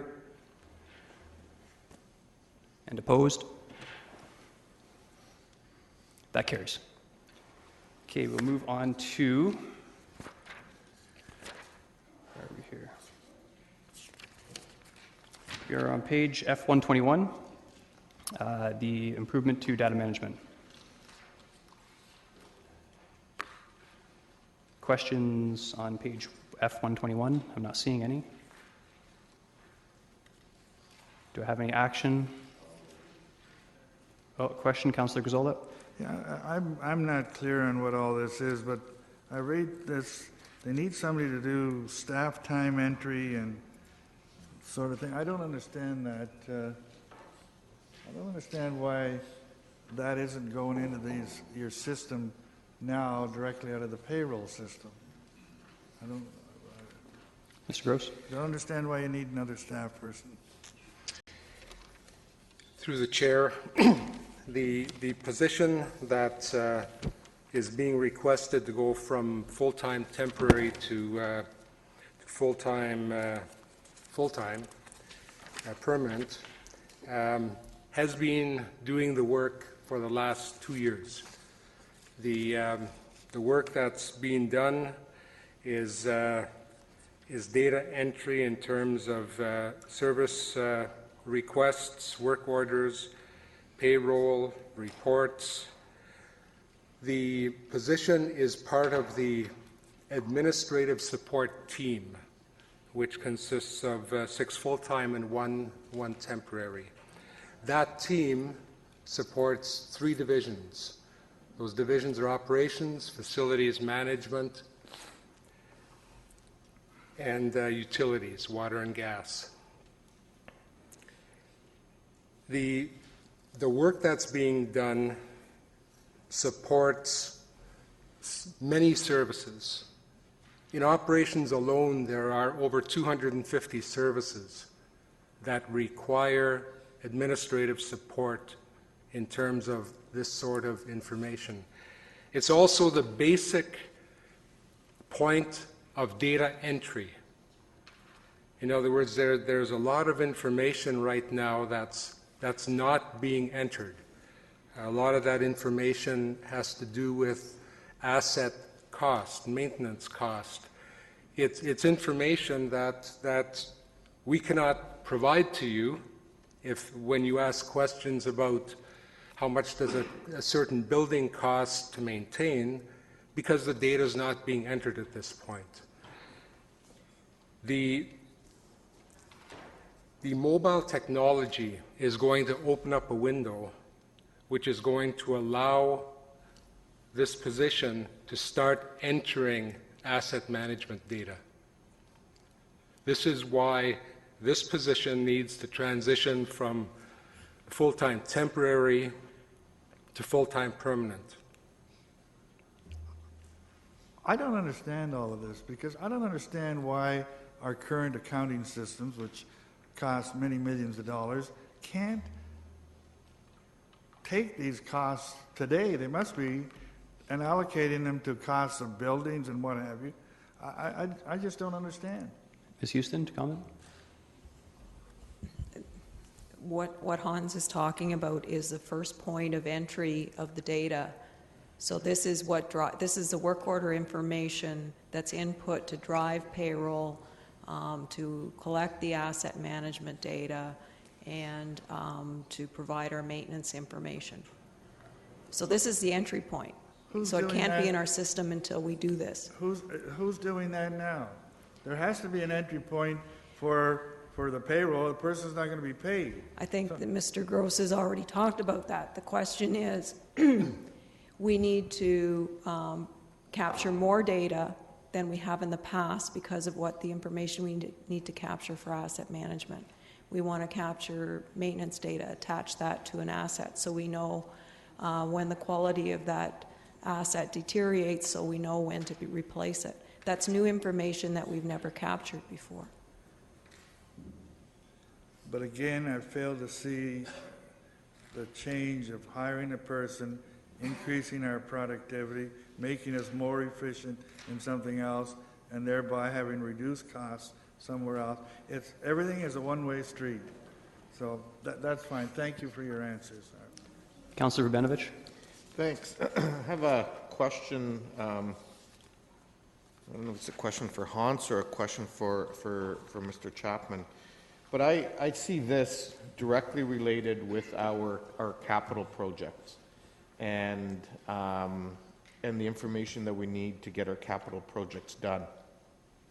And so I guess the question I'm going to ask is, it would seem to me that this is something that should be linked or funded through our capital project accounts and our capital budgets. You know, whether it's spread out equally amongst all the projects or whatever, but dealt with that way as opposed to becoming an ongoing operating expense, at least for now. And maybe we need to revisit that in the future, but I want to hear some reaction to that from staff.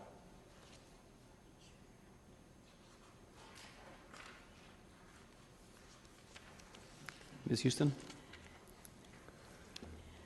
I guess my reaction to that is for the work that we've been doing with the temporary position so far, we've been trying to fund it that way. And we're really limited in the amount of capital funding we have available to do that. in terms of doing it that way long-term, it doesn't seem to be the normal way we would fund a staff person for this type of purpose. It's usually, like administrative support is usually funded through operating. It's only design work and project work where staff time is actually allocated to capital. So you could do it, but it doesn't quite fit, I don't think, the accounting model. I guess I'm pushing on this because, I mean, I'm struggling. I see the value of this. I see it linked to the, the asset management plans that are going to be required by the province and the feds in terms of our future funding. I know that there's, we're going to start seeing some increases in, I can't remember if they start in 2014 or 2015 in terms of our gas tax transfer and what we get. And I guess I just see this as belonging more with that capital for the time being, and maybe it gets revisited. I'm just not convinced that it necessarily, with the advent of a technology and so on, that it needs to be a permanent operating position as opposed to one that could be dealt with through capital for now and maybe through technology and so on, quite frankly, won't be needed in the long run. So I'm just trying to push on that.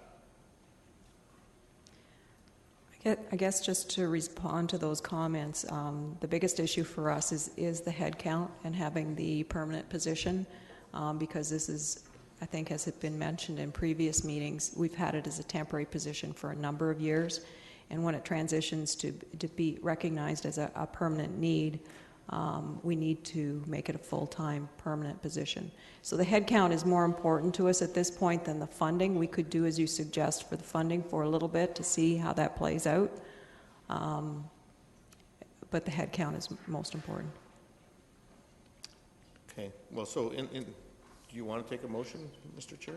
If you have one to bring, yeah. Well, my motion would be that we approve the position, but that it be funded through the capital budgets, the project capital budgets. Councillor Fernandez? Thank you. I guess Ms. Houston said it really quite clearly. The head count is the most important. And I see if we're going to, it's not just about the data that we collect, but the quality of the data and how it's used. If this is going to be mainly for city works, which is really attached, I believe, to our utilities, we talk about our water and our gas here, then why isn't it coming out of that supported budget? Why isn't it coming out of utilities? And I partially agree with Councillor Urbanovich. I think if anything, and I don't know that I would support this position either, I think that there is a lot of staff in this department and a lot of ability to shift some work responsibilities around so that it happens in the private sector all the time. And I don't see any reason why we couldn't be looking at some shared responsibilities with staff that's already existing in that department.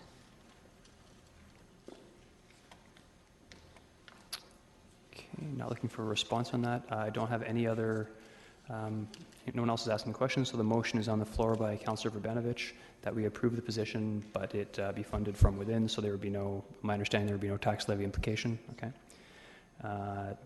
Recorded vote.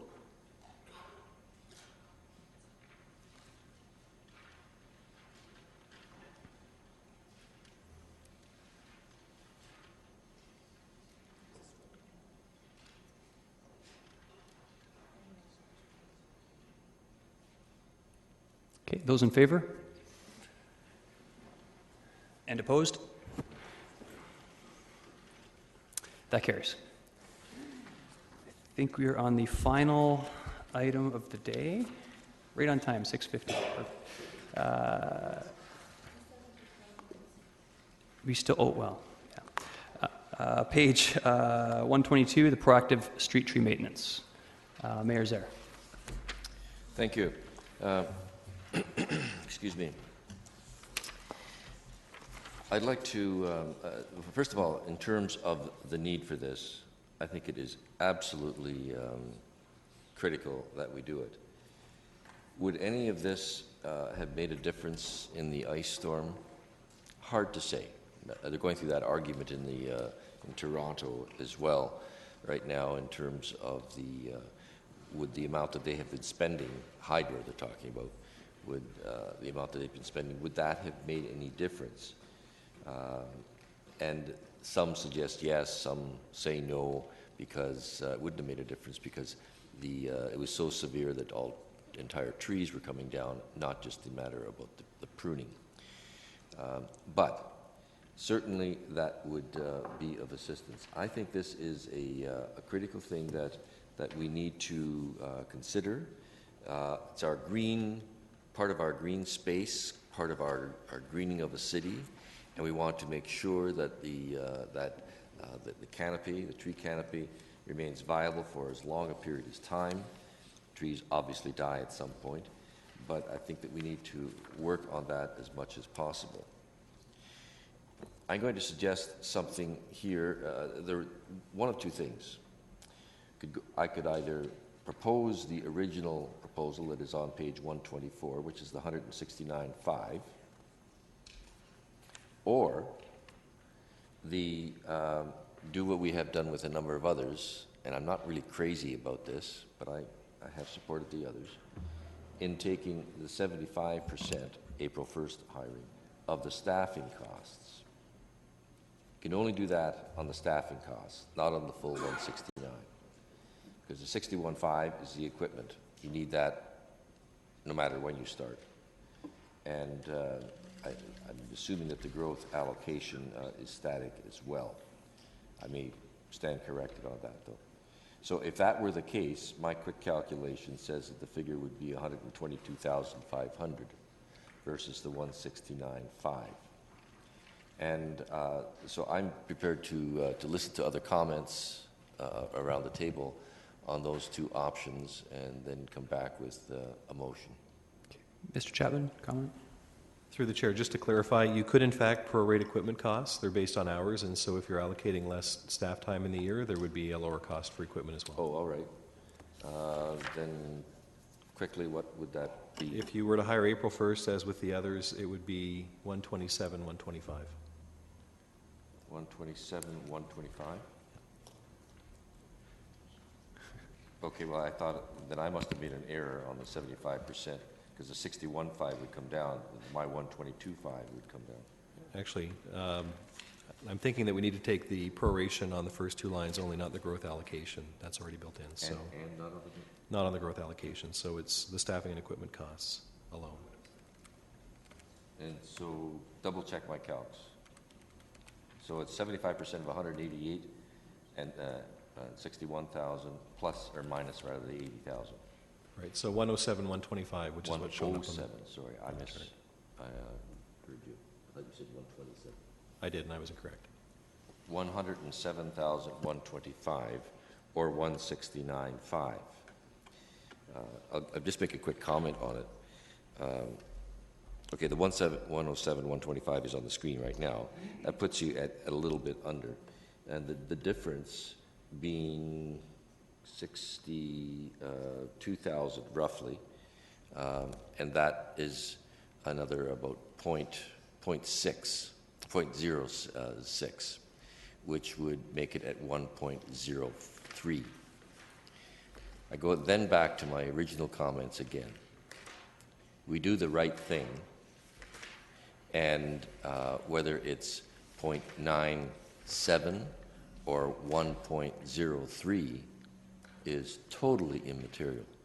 It's pennies on the tax rate, but it actually gets the job done and gets it done now. So my first go would be to be moving the 169.5, but that may stop some of the discussion. I can do that now, or wait, Mr. Chair. I think I'd ask that you wait, if you don't mind. Yeah. Thank you. Councillor Fernandez. Thank you. Can you just remind me? I've been flipping for the chronic deficit page again. Could you just refresh my memory? I lost it. And Thank you. F33 is the page. Yeah. Thank you. When we talked about this earlier, I asked how many complaints we had for the 60,000 trees, and it was 100 complaints. So we're going to hire 2 new staff for 100 complaints. I mean, by law, we were dealing with thousands of complaints. I can understand hiring people for that. This is 100 complaints. We have a chronic deficit in our operations. I would much rather support that than hiring 2 more staff to cut and trim trees. It's important for us to look at our deficits. That's where we should be putting these last dollars. I will not support this. Councillor Singh? Yes, thank you. Question of staff more related to what happened last year. So what was the cleanup, remediating cost for the storm that we had in the summertime last year? Do you remember offhand? Through you, Mr. Chair, just to, before I answer that question, just to clarify, we went back to look at the number of complaints associated with overhanging limbs and street raising, and it was over 2,000 complaints. The report was modified to reflect that. Mr. Hummel indicated that afterwards that he probably shouldn't have gone off the top of his head. We went back to service requests, so the report is modified to reflect that change. To answer your question... Should have answered it when she was saying it rather than cutting me off. No, I didn't want to interrupt her. But I forgive you. Go on. We spent about $340,000 associated with the last windstorm, and that is deferred work. That means that that's $340,000 worth of work that we are not doing towards street raising or any other activities that we want to do because we were focusing on that. It'll be the same thing. I just want to know what the impact to the corporation was. And the ice storm, do we have we don't have full numbers yet, but approximates? We're at about $290,000 of dollars, but we're not anywhere close to being finished. So we're looking at doubling that. So it's not when I say it's not it's a cost to the organization. We're spending that money for that activity, which means that we're not doing all the other work that we wanted to do. And that's part of this process. Which has an impact to the operations department, which has an impact towards our deficits that's chronic in the operations department. And ultimately, and where I'm going with this, and if I can go with my comments as well, that was my only question. Originally, I was pushing us to go with the part-time positions, and the rationale in the report, clearly outlines why that won't effectively, give us the need that we really have right now, and so I can understand why the need for the 2 full FTEs. But I see this as an investment. So, these tree canopies are an asset to the corporation. We have a certain responsibility to, look after them. That's one thing, and the other is problems. Rather than waiting for problems to happen and then deal with, multiple costs. Multiply costs, I'm trying to say.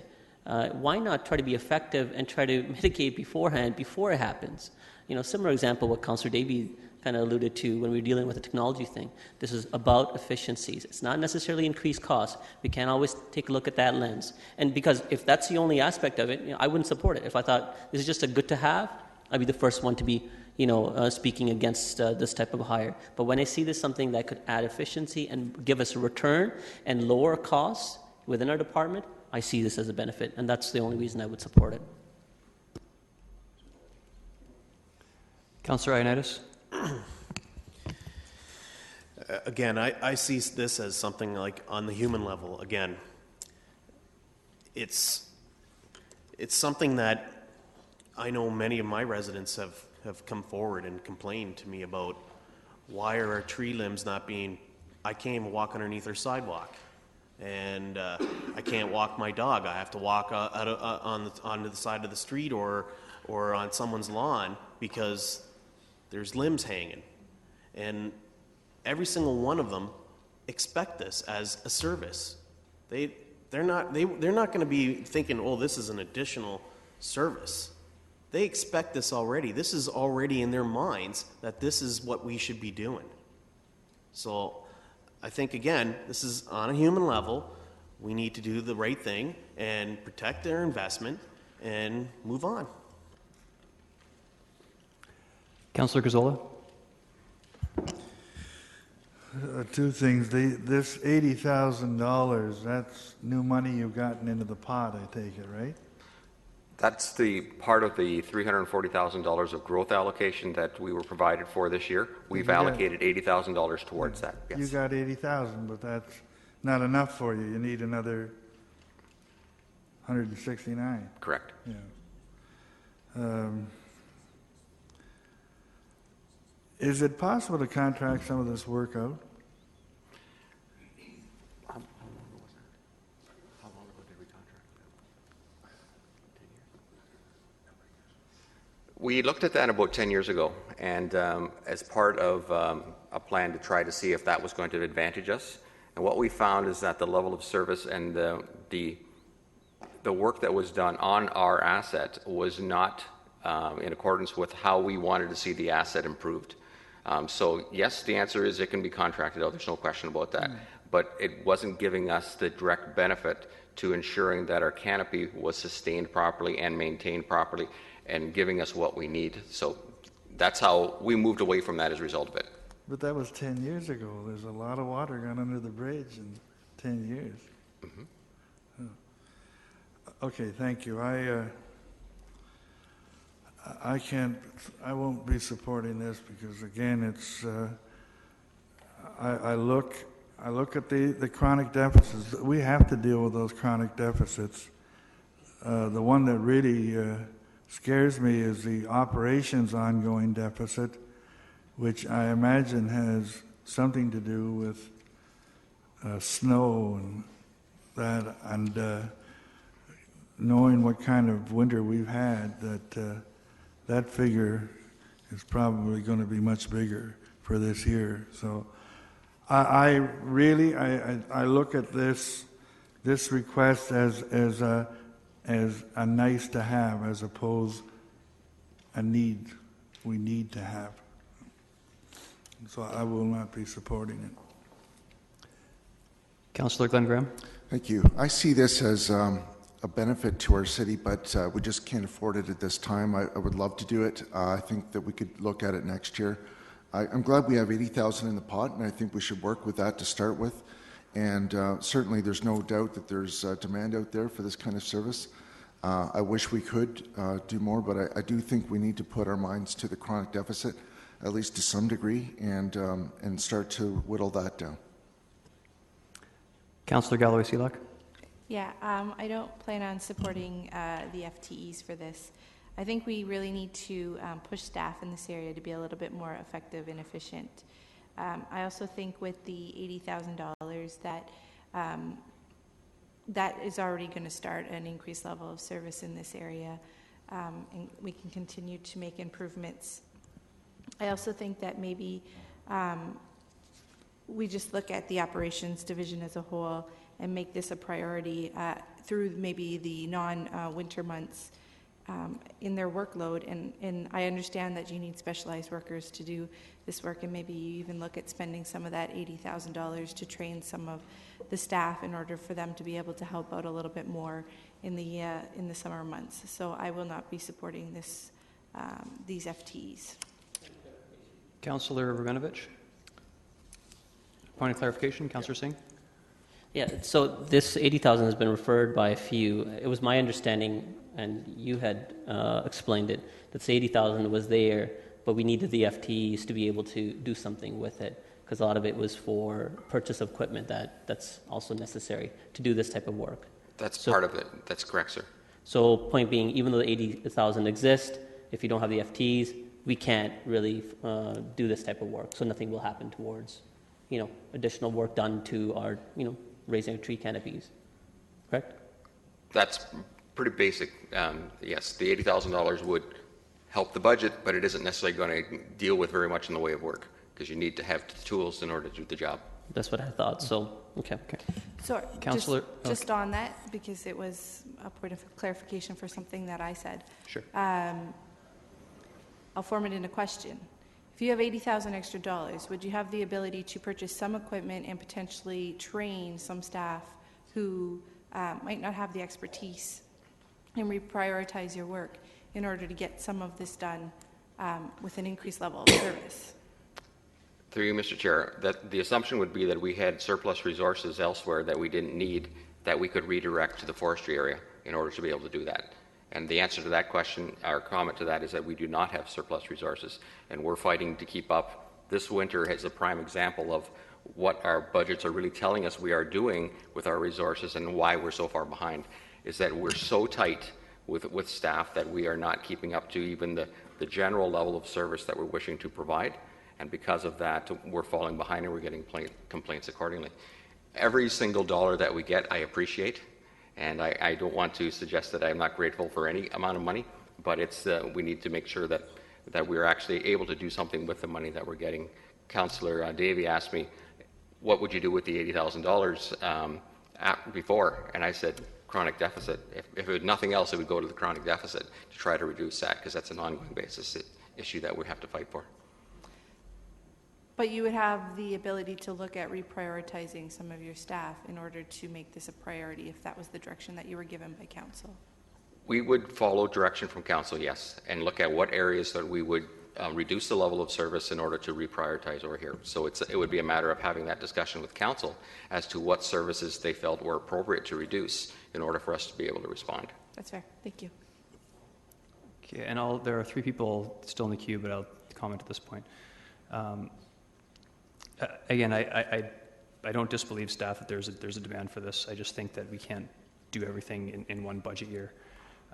And on the assumption that if this isn't approved, I guess confirmation that we would see the chronic deficit number in operations reduced by that $80,000. That's correct. Okay. Mayor Zaire. Thank you. Part of my question actually was answered there in terms of the $80,000.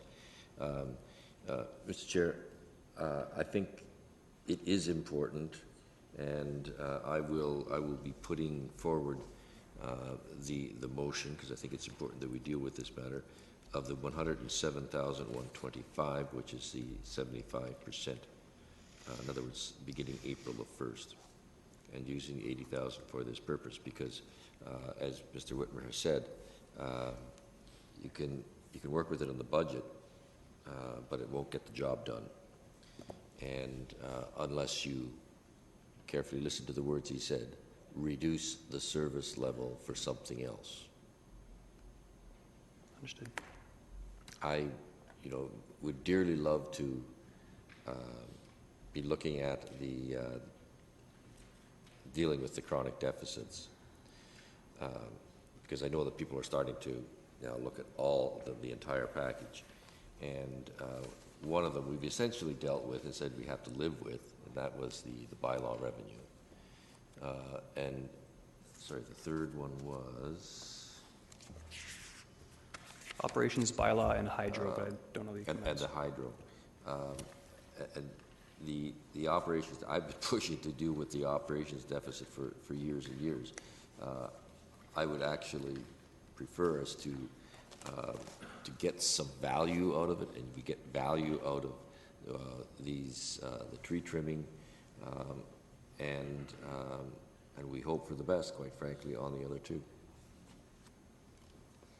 So I will be moving the 107,125. Very good. Councillor Yaneski. Thank you. Question to staff. Oh, pardon me. I went to click off Councillor Verbanovich because he was still on. I clicked you off. Could you hit your button again? Oh, sorry. Okay, sorry. It's actually Councillor Verbanovich was in the queue, so I'll go to him first. Okay. Well, thank you. And I guess I have one question of Mr. Whitmer. Realistically, what are the months that our forestry crews can do their best forestry work? I.e., right now, if my understanding is correct, save and except for the fact that we've had a major incident, in the winter months, our forestry crews don't typically do a lot of forestry work. They are the wing guys on plows and all that kind of thing. Those plows are already staffed and looked after. And so what I'm trying to understand is what are the most significant months that we actually could do forestry work? And is this not a position where we could have our higher seasonal forestry guys that are going to work during those months, but not necessarily work into the winter months? Through you, Mr. Chair. Actually, that's not correct. Our forestry staff are year-round staff that we will deploy year-round in forestry activities. The only time that they were actually asking them to participate is when we deal with snow events, large events, when we don't have enough sufficient resources. We try not to bring our year-round function staff, which is forestry staff, into the equation, but use other, what we call year-round function, like sewers people, to sit on the wings, because we recognize that we have this backlog of activity that we need to perform, and that's where we're directing those resources. So if we weren't having the storms that we are having right now, the forestry staff would be out there full-time. We would be supplementing those resources with our own roads people if they're not plowing snow. We haven't had any opportunity to do that based on this past winter, past month actually, and so it is a full-time year-round function. It's funded accordingly, and we've got a lot of work for them, and we're wanting them to do that. There are only the situations where they're having to be drawn in because we have our own roads staff and others that are out of hours that we can't actually populate the seats in order to do the work. Okay, and one other question I have. There's an overall operations review going on, I believe, right now? It's totally done? Through you, Mr. Chair, that was completed in September, and it was presented to Audit Committee. Yeah. And we're working through recommendations, that were identified. Okay, that's where I got confused. Okay, I will be supporting this. I think when you look around if you drove around the city after the summer storms, there was significant damage to our trees, and some of it inevitably would have happened regardless. Both in the case of the summer storms, most of it was in Councillor Glenn Graham's and Councillor Etherington's wards, with a little bit of spin-off elsewhere. In the winter storm, obviously, it happened throughout the city. But as you look at all of that, it's clear that in some instances, that damage occurred because of the fact that, quite frankly, we've been neglecting our street trees and we've been neglecting our woodlots. And we can continue to do that for many years to come and continue to see the damage and then spend significant dollars and wait another 50 years for those trees to replenish themselves. Or we can recognize that we have an asset that's just as important as some of our other assets, some of our assets like our sewer pipes and our water pipes and so on, in terms of the overall health, well-being, environment of our community. And our tree canopy is a big part of that. And so I think, we can make this investment and still stay below the 1% that I know many people are looking for, below the 1.05. And I think when it comes to the areas of the chronic deficit, I want to keep the healthy tension on those budgets in the organization and see staff continue to address those areas. I recognize that can't happen in perpetuity, but I believe that particularly in the area of operations, as they work to implement their operations review, and from things I hear from staff and so on, I believe we can reach those objectives, continue to build on the service delivery that we're providing, and meet our citizens' expectations. Councillor Yaneski. Thank you. Question of staff in terms of understanding the terminology of growth allocation. You got 2014 growth allocation, you got $80,000. Is that money that's already in the budget for this consideration? Or is that money left over from last year that from another project never got completed and you're just bringing it forward to this year? Through you, Mr. Chair, every year there is a growth allocation that's provided, operations to service growth. The allocation for 2014 was $340,000. Next year you'll see that number with the 2% increase, and it's in every line that you see in the budget. And it identifies that as the city grows, we need some additional funding to be able to respond to the growth of the city. The past growth that we had been getting was insufficient to cover all of that, and it was being used to try to prop up the deficit position that we're in, and we're getting closer and closer. You recall in 2011, I identified that we had a $700,000 annual deficit position, and if we're moving to a position where we're only about $150,000, we've gone a long ways over those last 2 years in order to get to this point. Okay, I appreciate that. Thank you. Councillor Etherington. Through you, Mr. Chair, just a couple of quick comments. For me, I don't think we can undervalue or put a price on a tree canopy. During the summer storm that Councillor Urbanovich mentioned, I watched a series of trees come down just across from my house, and I've seen similar damage in winter storms. I don't know if this kind of work could help prevent that damage. I suspect it could, but I do believe it will improve the good health of valuable trees. So I'm willing to do anything I can to achieve that. So I will be supporting this 107,125 that the mayor is recommending.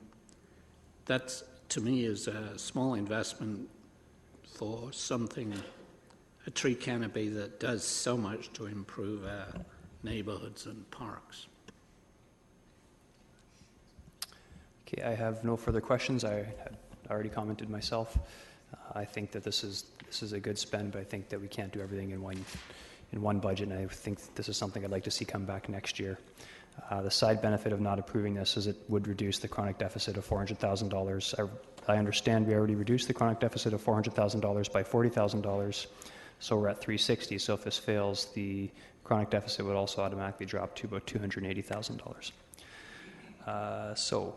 Mayor Zair's motion is on the floor. Recorded vote.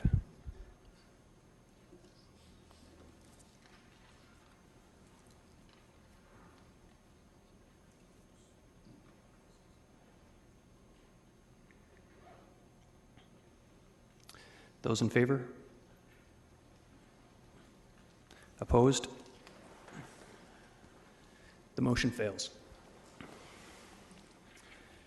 Okay, we are at the end. We still have, actually the unallocated is already built in, so at this point I would open it up to the floor. Councillor Gazzola. Yeah,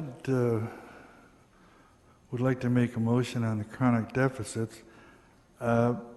Do we have any details? Do we have a little more detail or any detail on these three items?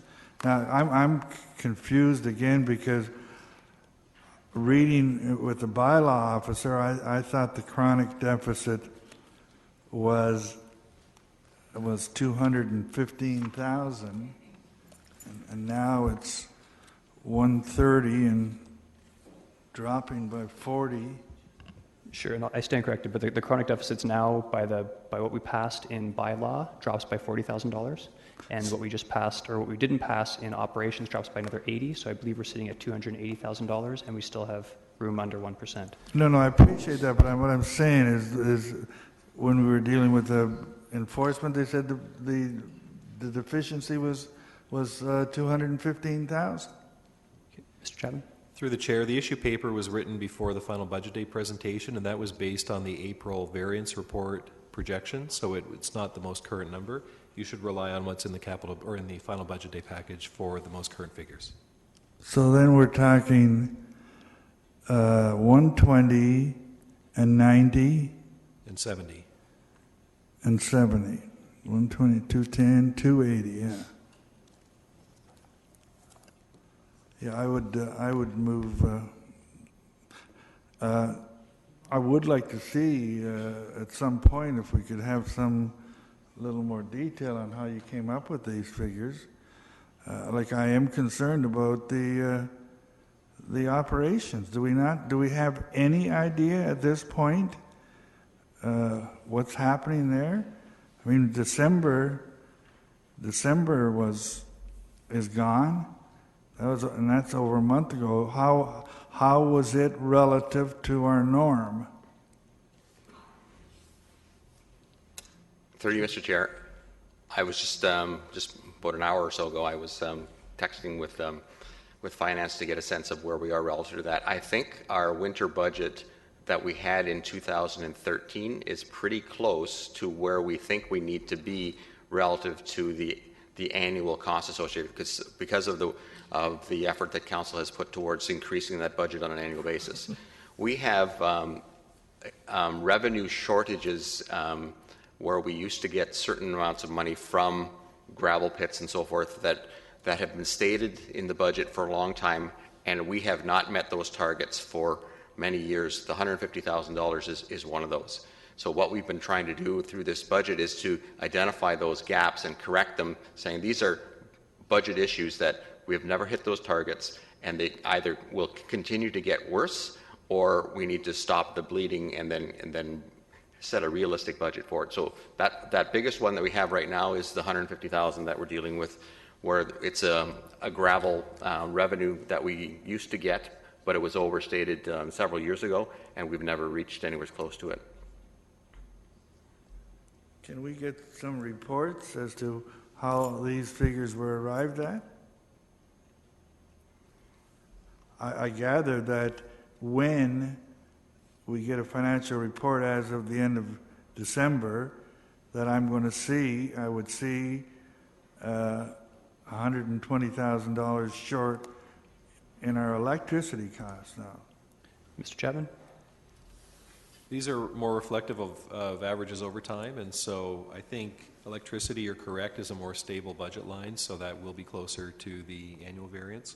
With operations, that number does fluctuate year to year, and so my understanding is this reflects a longer-term trend within that budget, not any single year. I would hope that I look at the bylaw enforcement statements, and it'll show me 130,000 deficit. I think that's a number that has also been much more stable. It's operations that is largely weather dependent, and so this is reflective of the longer-term average. All right, thank you. Mayor Zer? I did move pardon me? I did move the $280,000.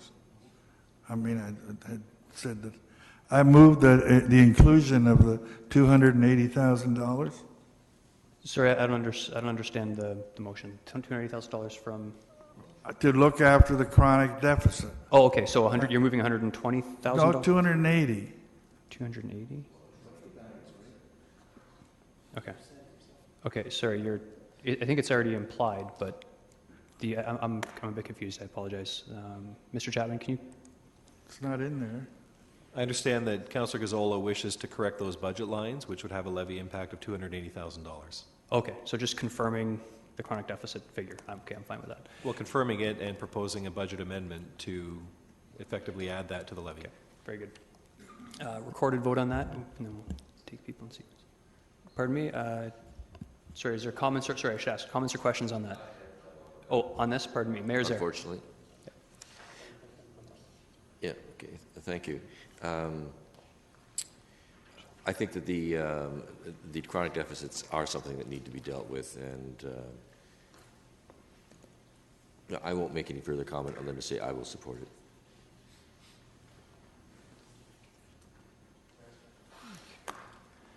Okay, Councillor Singh? Yeah, I might be asking the same question, or I'm sorry if I missed this, but our assessment... Sorry, Councillor Singh? Assessment growth, that's already factored in. Assessment growth is already factored in. Okay. Councillor Fernandez? Oh, sorry. No. Councillor Verbenovich? Well, I'm going to move an amendment. I'm going to move an amendment of correcting those chronic deficits by $100,000. I think it's important, as we've heard from staff, that they have made some progress and they continue to work to make some progress. And we've done a number of things today that we've approved that we believe will have some cost avoidance and maybe some cost savings in the future. So I think it's helpful to keep some tension in there in the system to see that occur, and that's where I would be inclined to a figure that I'd be inclined to support. Mr. Chapman. For clarity, Mr. Chair, is it Councillor Vrbanovic's intent that staff would decide on the best allocation of those funds, or would he prefer to specify how that $100,000 be allocated? Good question, Councillor Vrbanovic. I think I'd be inclined, if I had to pick something, I would be inclined to see most of it. I would leave that up to staff, and maybe they can bring it back, but be inclined to see most of it going towards operations. Oh, operations is only at 70 now. Right. Okay, make it proportional, then that's fine. Proportional. Councillor Singh. Yes, thank you. And I support that, and I think that's the right course to take. As it's been referred to, some positive tension is a good thing on our departments, where then it gives us reason to continue to look for ways to curtail on things or do things differently, where we can bring some positive effect to our tax base or take negate any deficits that are chronic.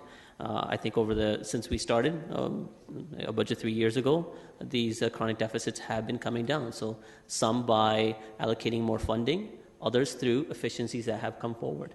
And I think we've made a long impact as to making better effort into encouraging staff and setting priorities through some of the decisions we made today, through the technology, through asset management, that these things should, in effect, bring some benefits and efficiencies that could take effect to these deficits. I think Councillor Vrbanovic's motion, proportionally dividing between the three, sets these numbers to a very comfortable amount, which I have strong confidence in staff that looking at 2015 budget for the next term of council, hopefully they will be managed on its own. Thank you, Councillor Glenn Graham. Thanks very much, and I won't be supporting that motion. We have 700,000 or more potentially that we're dealing with for 2013. So that's also a concern to me. And yes, we've got great staff. Yes, they've done a great job bringing in a very responsible budget. We're talking about funding a third of the chronic deficit, not temporary deficit, chronic. So tension is a great thing. I love efficiencies. I love a challenge. But I think we need to support staff. They've done a great job in bringing in this budget. I think, we looked for comments at the start. I said I want to help staff with the chronic deficits. I think we have some other opportunities to reduce the overall levy. I would support Councillor Gazzola's original motion if this is defeated. Councillor Fernandez. Yes, now I remember what it was. I did push my button. My question is regarding our encumbrances. We identified earlier, I identified earlier on that, and so did Councillor Gazzola, we were sitting at $70 million.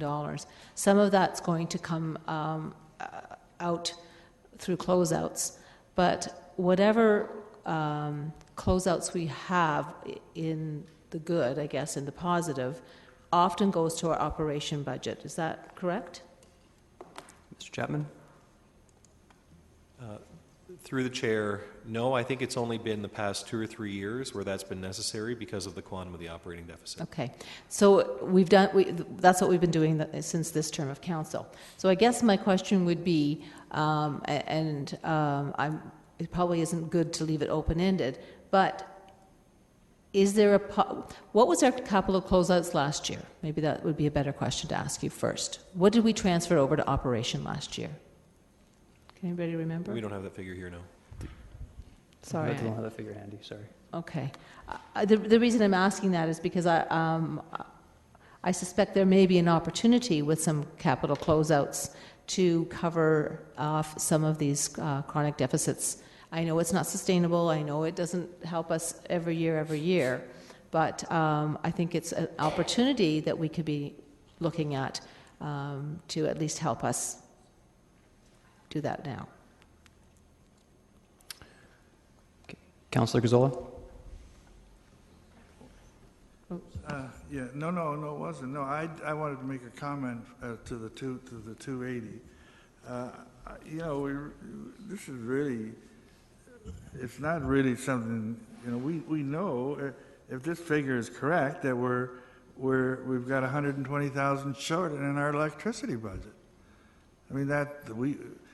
I mean we're really playing games when we start to do that. We know we're going to need that. And looking at electricity, do we really know what's happening with the rates? You know, maybe we know that it's at least 120,000 from past year. We need to be correcting that budget line. We also know that we have an artificial figure in bylaw enforcement revenues. So we know that. We can't just turn our head and say for the sake of figures that we're going to ignore that. And as far as the other point is, I'm really concerned is what I've heard so much over the years about how much we're short. We're short on our snow budget, and I'm surprised it's only 150,000, and now you're telling me it's to do with gravel or something. So, I mean, the $280,000 is the minimum we should be doing here, and we shouldn't be playing games. Okay. Councillor Yaneski? Well, I'm just a little puzzled by Councillor Gazzola's comment in terms of the 280,000. We shouldn't be playing games. Could you help me understand where you're coming from in terms of, do we go ahead and put down the 280,000 now, or do we continue the deficit?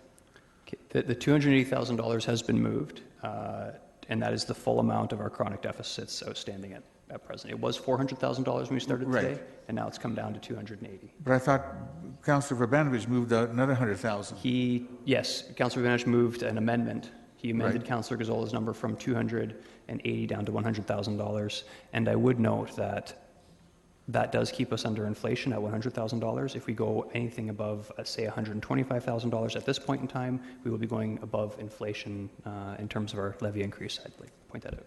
Okay, so based on your comments, Chair, that if we follow Councillor Gazzola's 280, that'll bring the increased rate of 1.14. 1.14, yeah. 0.114. No, 1.14%. Yeah, that's what I said, yeah. Okay, well, then my question to staff then is, if we have to pay our electricity bills, and if we don't support this, what happens to the payment if we don't pay? Mr. Chapman. All else being equal, if $100,000 passes, our estimate is that we will have a negative budget variance of $180,000 for the year. We will still pay our hydro bills, we will still enforce bylaws, we will still clear the roads. We will just be $180,000 short in terms of what those activities will require. Possibly. And the bills will be paid? The bills will be paid. But in these three areas, we would project a deficit of $180,000. Right, and I appreciate that. So my next question then would be, knowing that we always find money somewhere along the way, if we just leave the deficit as is, can staff come back in the next few months and say, well, we've got this extra money here that we've closed out or whatever, and we can apply to this deficit? I would argue that we don't always find money for the operating deficit. We've either used capital closeouts or tax stabilization amounts in previous years. Those have been the ways that we've covered the shortfall previously. Okay. Okay, I just have a couple questions. I hope staff remembers, but what was, in our budget that we passed last year, remember the approximate amount of our chronic deficits at that time? Through the chair, I believe the number was around 900,000. It was either 900 or 700,000 dollars. I tend to recall around $700,000. Is that okay? So, and Mr. Chapman alluded to it earlier, that we've essentially cut it in half. Whether we've got a little more than half or a little less than half, I don't recall, but it's been significant. Okay. Thank you. And I'll just comment now. So, as a function of last year's budget, we brought in the budget under inflation, and we managed to cut our chronic deficits in half from $700,000 to around $400,000 now. This budget, we cut it more than half, even if assuming that we approve anything over, I guess, $80,000, and there's $100,000 before us. So we'd be cutting it in half again. In the same sense that we can't fix everything in terms of adding costs and adding services, we also can't fix our deficits. I think it's inappropriate to fix it in 1 year if we realistically expect to keep under the rate of inflation. I do take some issue with the allocation. My personal preference, I haven't seen a motion to that effect, but my personal preference is of the three, I think we have very, very little chance in affecting our hydro costs, so I would just as soon like to see the entire amount go to hydro. But I'm comfortable approving Councillor Urbanovich's amendment, because that does really bring us from, when we started the day, in my opening comments, I was concerned about chronic deficits, and we've come much further than I expected. I was hoping to cut it in half and add some of these items in earlier, and we're already sitting at $280, and if Councillor Urbanovich motions passes, we're down to $180,000. I think that's well within staff's ability to deal with in future budgets and during the year. Councillor Fernandez. You just said you hadn't heard a motion to otherwise, right? Did you just say that? I had not, yes. Okay. So just to throw another wrench in the whole thing, what if we were to add an additional, to bring us right up to 1% completely? Whatever that difference would be would go towards the electricity. Okay. Can I make a suggestion while you're in there? I do notice that the total deficit for hydro is $120,000, and that would keep us under 1%. So if you wanted to totally wipe out the hydro deficit, that your figure would be $120,000. No, what I'm saying is I agree with tackling all three of these. Okay. I think that's what, okay. Is that what that was originally? But adding whatever we needed to add to bring the levy up to 1%, so that we could at least reduce some of the electricity deficit. Mr. Chapman, comment on that? And Ryan's done the calculation. That figure is $136,000. Okay. Yeah. Okay. So we have an amendment to an amendment to an amendment. Okay. So we will take Councillor Fernandez's amendment first, and that is changing Councillor Urbanovich's amendment from $100,000 to $136,000. Recorded vote.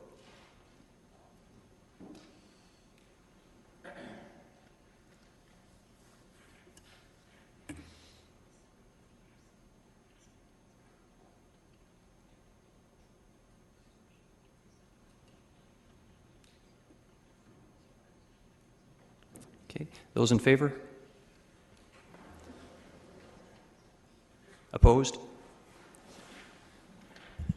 That carries. Okay, so now we will vote on actually allocating that to the chronic deficits. I have two people to comment. Councillor Singh, is it on this? Something else? And Councillor Gazzola on this or something else?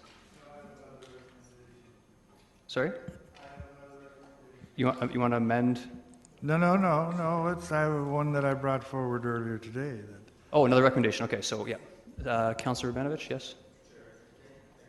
Now, the amendment is passed. It nullifies mine, I believe, and therefore you now need to just deal with the motion as amended, the original motion as amended, as the final motion. Yeah, that's what I meant to say. Did I not say that? Yeah. So we're dealing with the original motion as amended by Councillor Fernandez, right? So we're voting on the $136,000.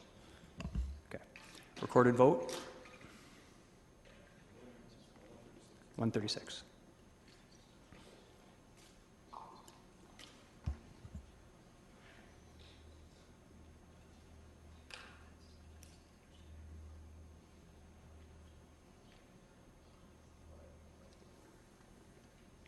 Okay, those in favor? And opposed?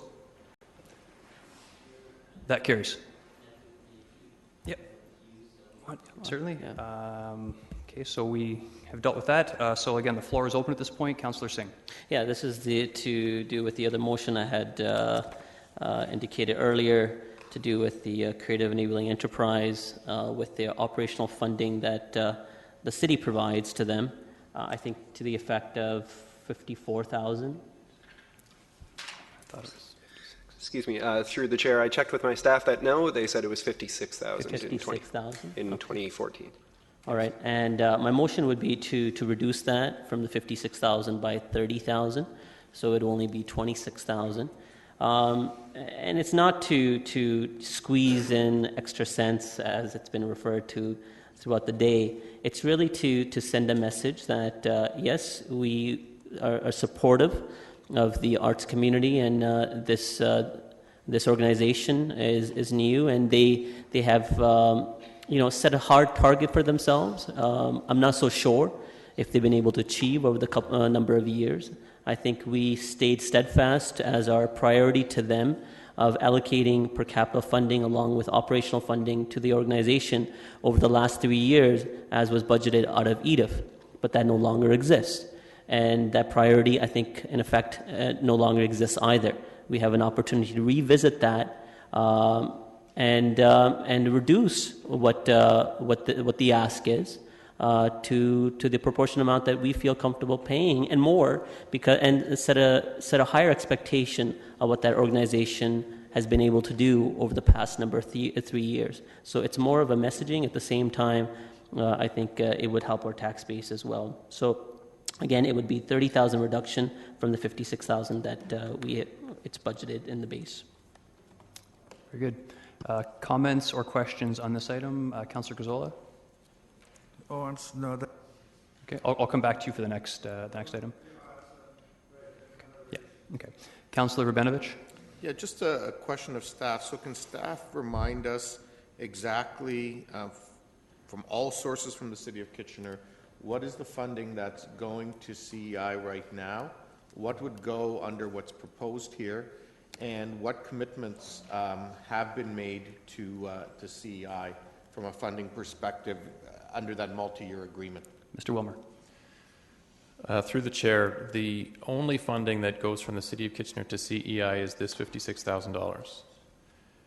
I don't believe there is a multi-year agreement. I think it is a year-by-year budget decision without any certainty from year to year on the part of CEI. That being said, I have a concern that when CEI came here, and I think it was the December 2nd committee meeting, there was quite a lengthy discussion about our dollar per capita funding, which doesn't go to CEI. It's invested in arts organizations in the community. And also about this operating funding of $56,000. The end result of that was a very strong recommendation from committee to council, and I think no discussion the following week at council, leaving CEI with the impression that the $56,000 was secure for 2014. We all recognize that's council's purview to change its mind today, but I would suggest that CEI may have been misled by that strong recommendation a month and a half ago, and wouldn't have picked up on cues to further the discussion with councillors. So was that, so the motion that was approved that day was subject to final budget approval? Yes, that's correct. Okay, but it did pass. Strongly was my recommendation. Was it strongly or unanimous? My recollection. Recall that? I stand to be corrected, but I think the discussion was very much focused on Centre in the Square and the Symphony, and that anything related to the dollar per capita investing in the arts community, and the 56,000 to CEI, I think was recommended unanimously. Okay, and can you also remind us what the contributions of the other cities are? Both Waterloo and the region and Cambridge. I think they were making a pitch to Cambridge this year. I'm not sure if that went anywhere. Yes, I don't know the exact figures. I think Waterloo is in the 40,000 range, 40 to 50,000, and Cambridge, I understand this year did respond positively and will be funding CEI for the first time. I don't recall the dollar amount. And the region also funds CEI. And again, I don't recall the figure off the top. Okay, thanks. Mayor Zer? I will not support the motion. I think here it's this good faith issue once again, and you can sort of poo-poo that, but it really does mean something. Our word really does mean something. At least mine does. And if you want to reduce it, then you give notice of reducing it. You don't reduce it at the 11th and a half hour. They are into their year already. Have the discussion sometime during 2014 and say, in 2015, our recommendation to the new council is going to be to reduce the budget. So act accordingly. This is not the time to be cutting them off at the knees. They have made some strides. Not so much in the additional funding that they were hoping for the arts. That is a serious situation. However, some of the things that they have actually been accomplishing in terms of the services to the arts community have been very good. So I will not support the reduction. This is the wrong time to do it. Have the discussion in 2014 and make a recommendation at that time. Councillor Glenn Graham? Yes, thank you. I agree. This is not good faith bargaining. I understand your intention is good, Councillor Singh, but really, when we look at this, we have before us an organization that did count on that funding. We did have a fulsome discussion and debate at that time, and I think that this is something of an obligation we have for this year. We can certainly revisit it. It's not obligatory year after year. They have made some strides in getting some private funding and investment. I think that's the basis that we went forward with, that they're making some progress. So I think that at this time we need to honor our agreement. Councillor Fernandez? Yeah, are we still just on the CEI, or CEI. is there something else? Okay, then I have something else. Okay. Councillor Etherington? Yeah, I just wanted to say that I support this motion. And I don't feel at all badly about that. I don't see it's in bad faith as far as I'm concerned, without getting into all the details, which I've touched on several times in the past. I don't feel badly about supporting that motion because I've, over the years, been very disappointed in CEI. Councillor Gazzola? On this? Oh, sorry. I'm still lined up for... I keep doing that. So before I go back to Councillor Singh, I will add that when CEI was here, I'm in line with sending a message, and I'm not completely content with what CEI has done to date, and I'm comfortable with sending a message. Having said that, I think the amount here is too high. I do recall that I tried to move $10,000 out from CEI when they had actually approached us. So notwithstanding a change to the amount, I won't be supporting $30,000, but I would support moving out $10,000. I will move back to Councillor Singh. Sure, okay. If that's what you want, I can amend that. As I said, it is messaging, and I appreciate you pointing out that you were one of the voices of that dissent, of asking them that, of looking and reprioritizing. Councillor Etherington was another person, as was I. So it confuses me and surprises me that we have short memories and all of a sudden we forget that there were questions raised, and we were reminded by staff at that point that that was not the day to decide. We refer everything to budget day. That's what we did. And in budget day, when we look at the matters, and then we get comments said, well, it's not in good faith. We gave a different interpretation. Well, then maybe we need to revisit how we do things. Maybe as items come forward, that's when we should be taking a vote on it. But we have to decide. We can't be going back and forth depending on how it suits us. So I will take, I don't know if that's an amendment, but I'll alter my motion to 10,000 minus. Very good. Okay, I'm seeing no further questions on this item. I'm sorry. Councillor Gazzola, sorry. No, I wish we had the results of that vote. I have not been supportive of that organization, and I don't think I don't remember having the vote. I don't think I would have supported them. Now, if it's a principle that I had supported them, I would not want to change my mind at this point and feel justified about it. But that, without knowing what happened at that time, I don't want to be accused, and in fairness, that we were changed. I'm not sure that we really did ever have a vote on it. We definitely did vote on it in committee. You might recall, at the time I tried to move $10,000 out and reappropriate. Well, we can access minutes so quick, so easily. Why do we not look at that? Sure. Okay, you have a tremendous system here for getting into minutes. Okay. Sure. Mr. Wilmer, do you want to comment first? Thank you, Councillor Davey. I'm sifting through my own recollection now, and the $56,000 that I refer to as the operating grant to CEI.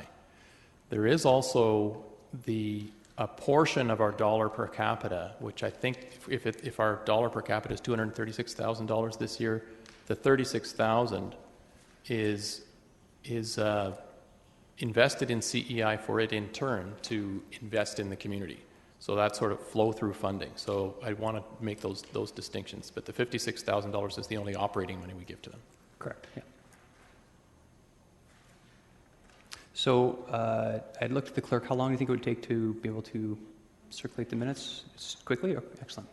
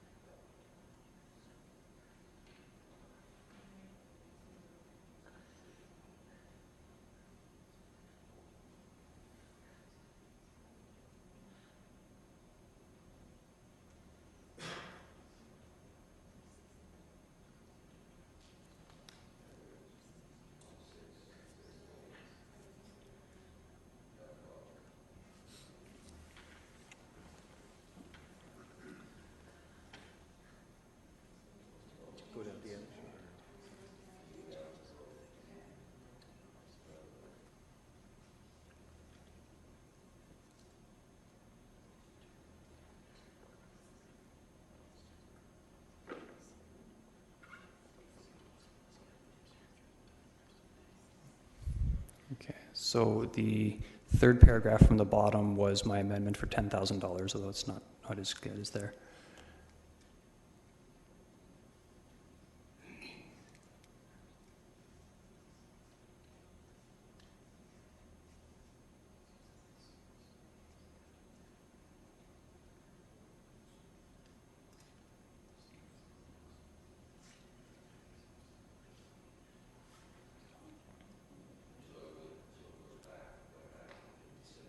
Okay, so does anybody have any questions at this point, or can we move forward? Right, yeah, the 36 is for small organizations, and the balance of the dollar per capita, I believe, goes to the 3 larger groups that we support. Yeah. Well,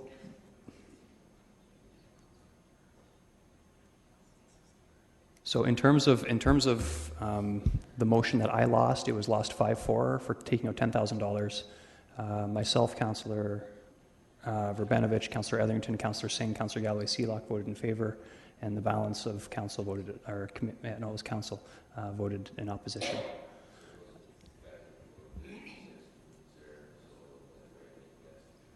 Correct. Correct. Okay. So are we clear on that now? Any questions?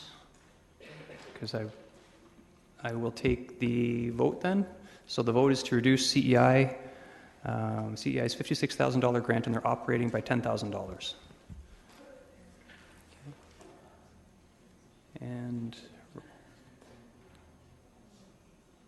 the vote is open. This is to take 10,000 out of CEI.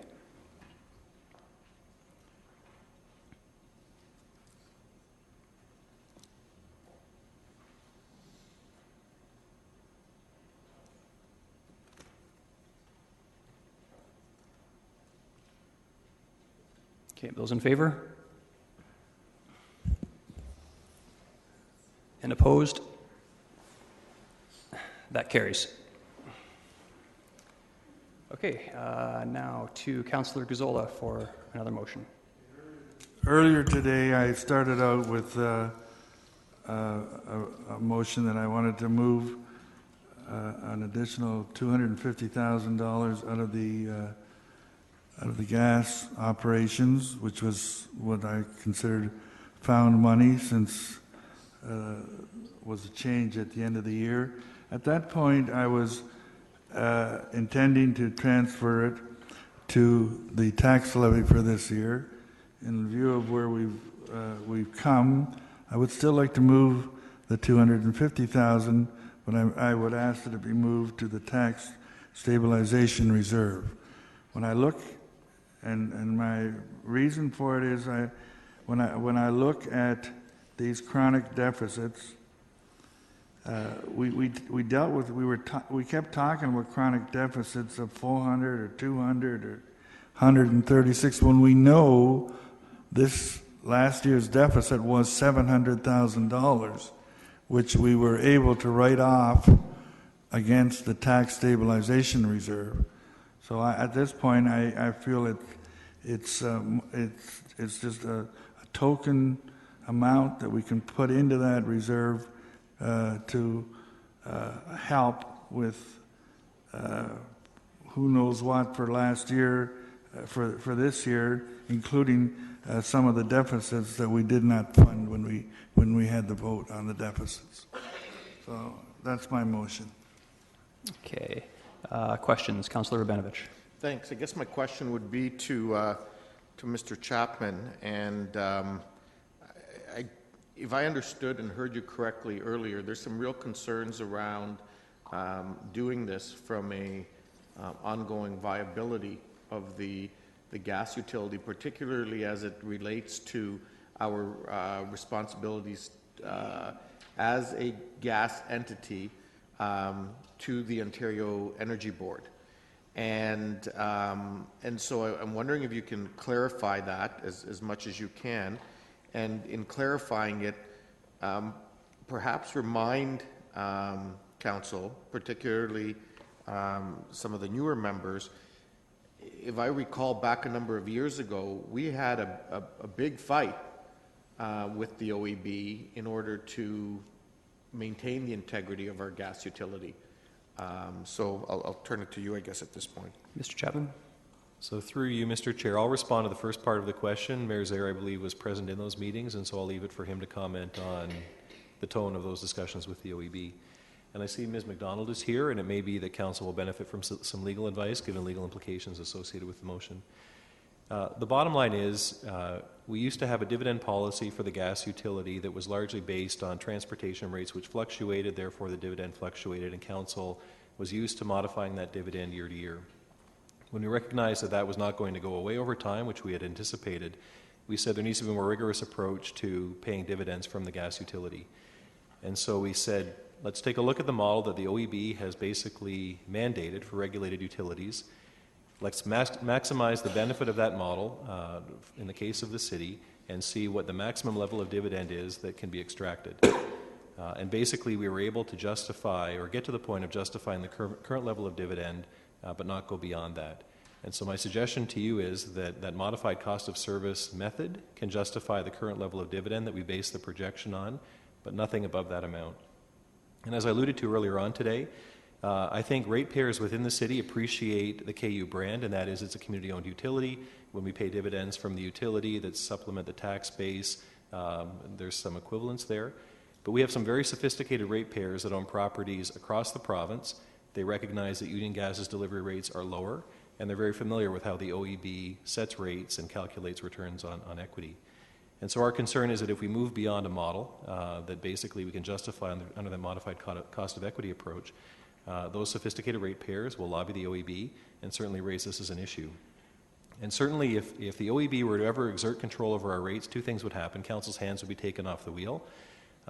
They would apply their methodology, and we expect the dividend would go down, impacting the tax rate. But secondly, it would impose a significant cost on the utility for all of regulatory rate filings and the appearances and defenses that are required at the OEB. So we don't believe it's in the city's interest to see us head down that path, and we believe the current level of dividend can be supported, but no more. Okay. I don't know if you suggested the mayor might want to add something. Do you want to add, Mayor Zer? Yes, I do. Thank you. Mr. Chapman has stated it very well, and actually in some very kind terms. This is a path you do not want to go down. You do not want to be appearing before the OEB. You're playing with fire. Remember that our gas utility is not taxed. We have a preferential position. And it goes back to the 2000. And I've told this story around this horseshoe a number of times. As we went to meet with the then minister, it wasn't the OEB, with the minister. Jim Wilson, I think, was the minister at the time. And meeting in his office, that we agreed that we would, as it was Kingston and Kitchener, because they are the other utility that own the gas utility. And we were initially being wrapped up in the corporatization and the rate structure, and we would lose our preferential position. So it was agreed definitely that they will back off from that, but we will not, should not, may not advance any further beyond the then boundary of Kitchener Utilities. There are parts of Kitchener, as we know, that do not get served by Kitchener Utilities. They are served by Union Gas.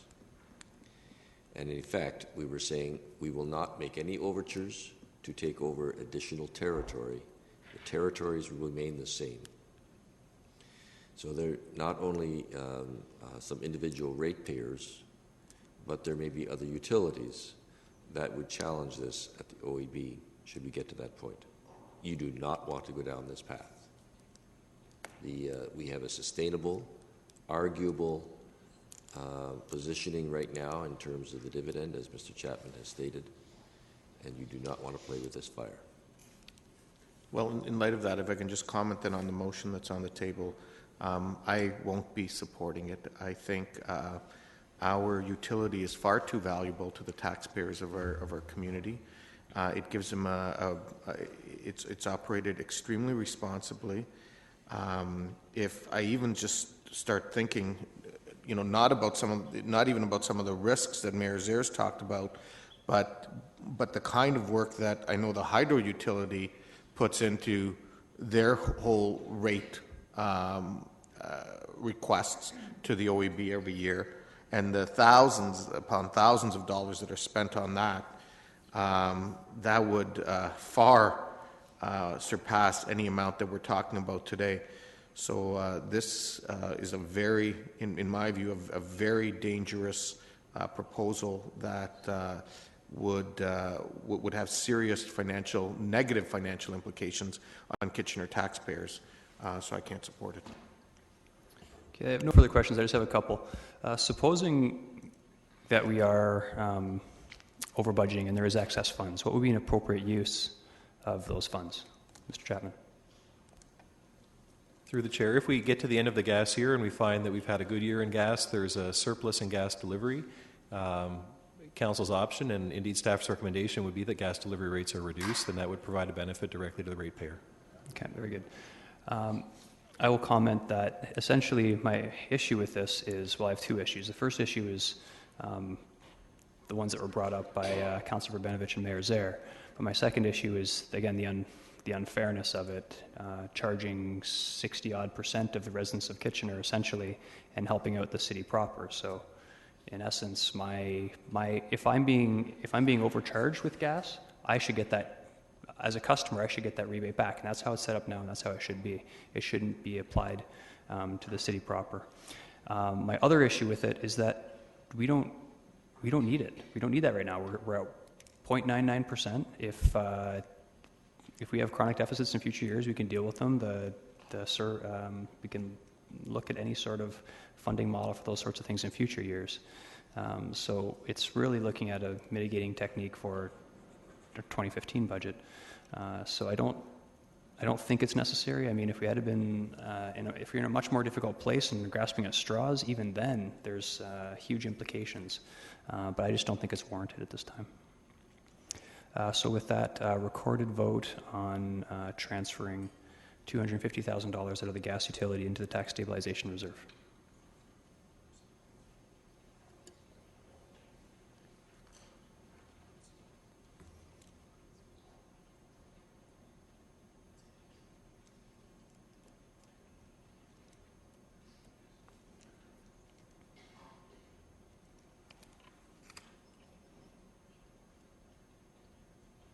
Okay, those in favor?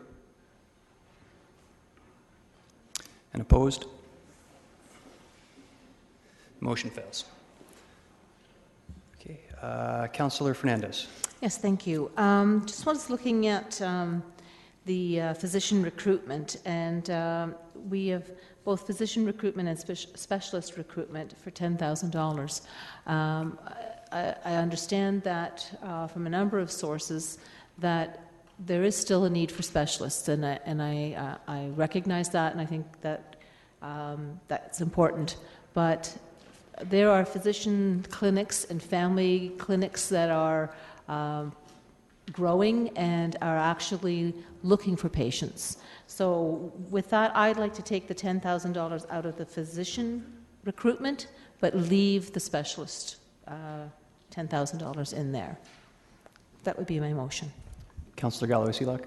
Yeah, I just want to comment that I can't support that. I actually, as acting mayor this year, got to go to the physician recruitment weekend, and I think that the money that is being put towards this is really helping to move forward our physician problem, and I believe there is still a problem in the area, and the work that the chamber is doing to try and continue to make sure that we do have physicians and specialists in the area. I think it's important to continue to fund this. I believe it is coming due, they're expecting it this year, and then one more year, I'm being told.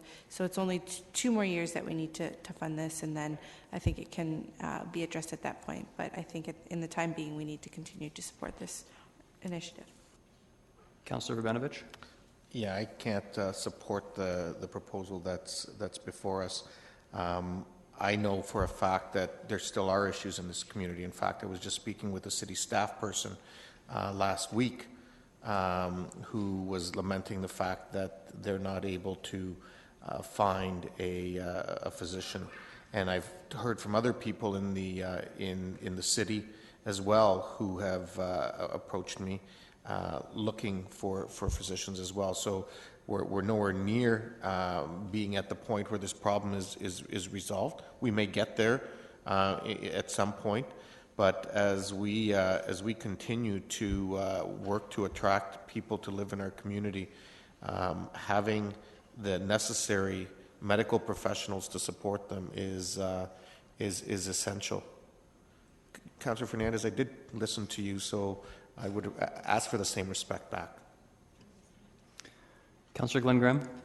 Thank you very much. I have also been to the physician recruitment, and I've seen the good work. There's two issues for me. One is that I don't think we're there yet, but the other is that it's been said demographics explains 2/3 of everything.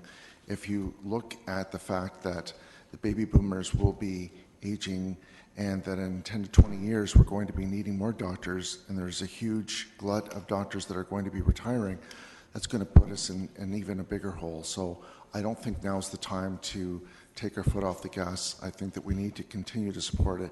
We're only looking at $10,000. I think we get good value for that because there's a lot of good work done in the community by the Chamber and by the private sector to support this. So I can't support this motion. Councillor Ioannidis. I can't support this motion. I think we can't undermine the good work that's being done in recruiting physicians to our community and the value that is added to our community. And I think there's a big difference between clinics and having a doctor, your own doctor, where you can book appointments and everything else. And I just cannot support that. Councillor Fernandez, question or comment? No, I just wanted to make sure that it was understood that they're family clinics. In other words, the doctors work as a group. They're group physicians. And I just want to make sure Councillor Ioannidis understood that because he was talking about different clinics. I'm seeing no further questions or comments on this, so recorded vote.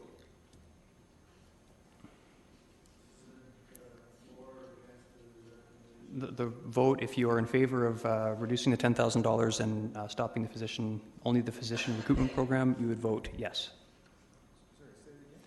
If you want to end the physician recruitment program, end it, yes, and add 10,000 to levy, you would vote yes.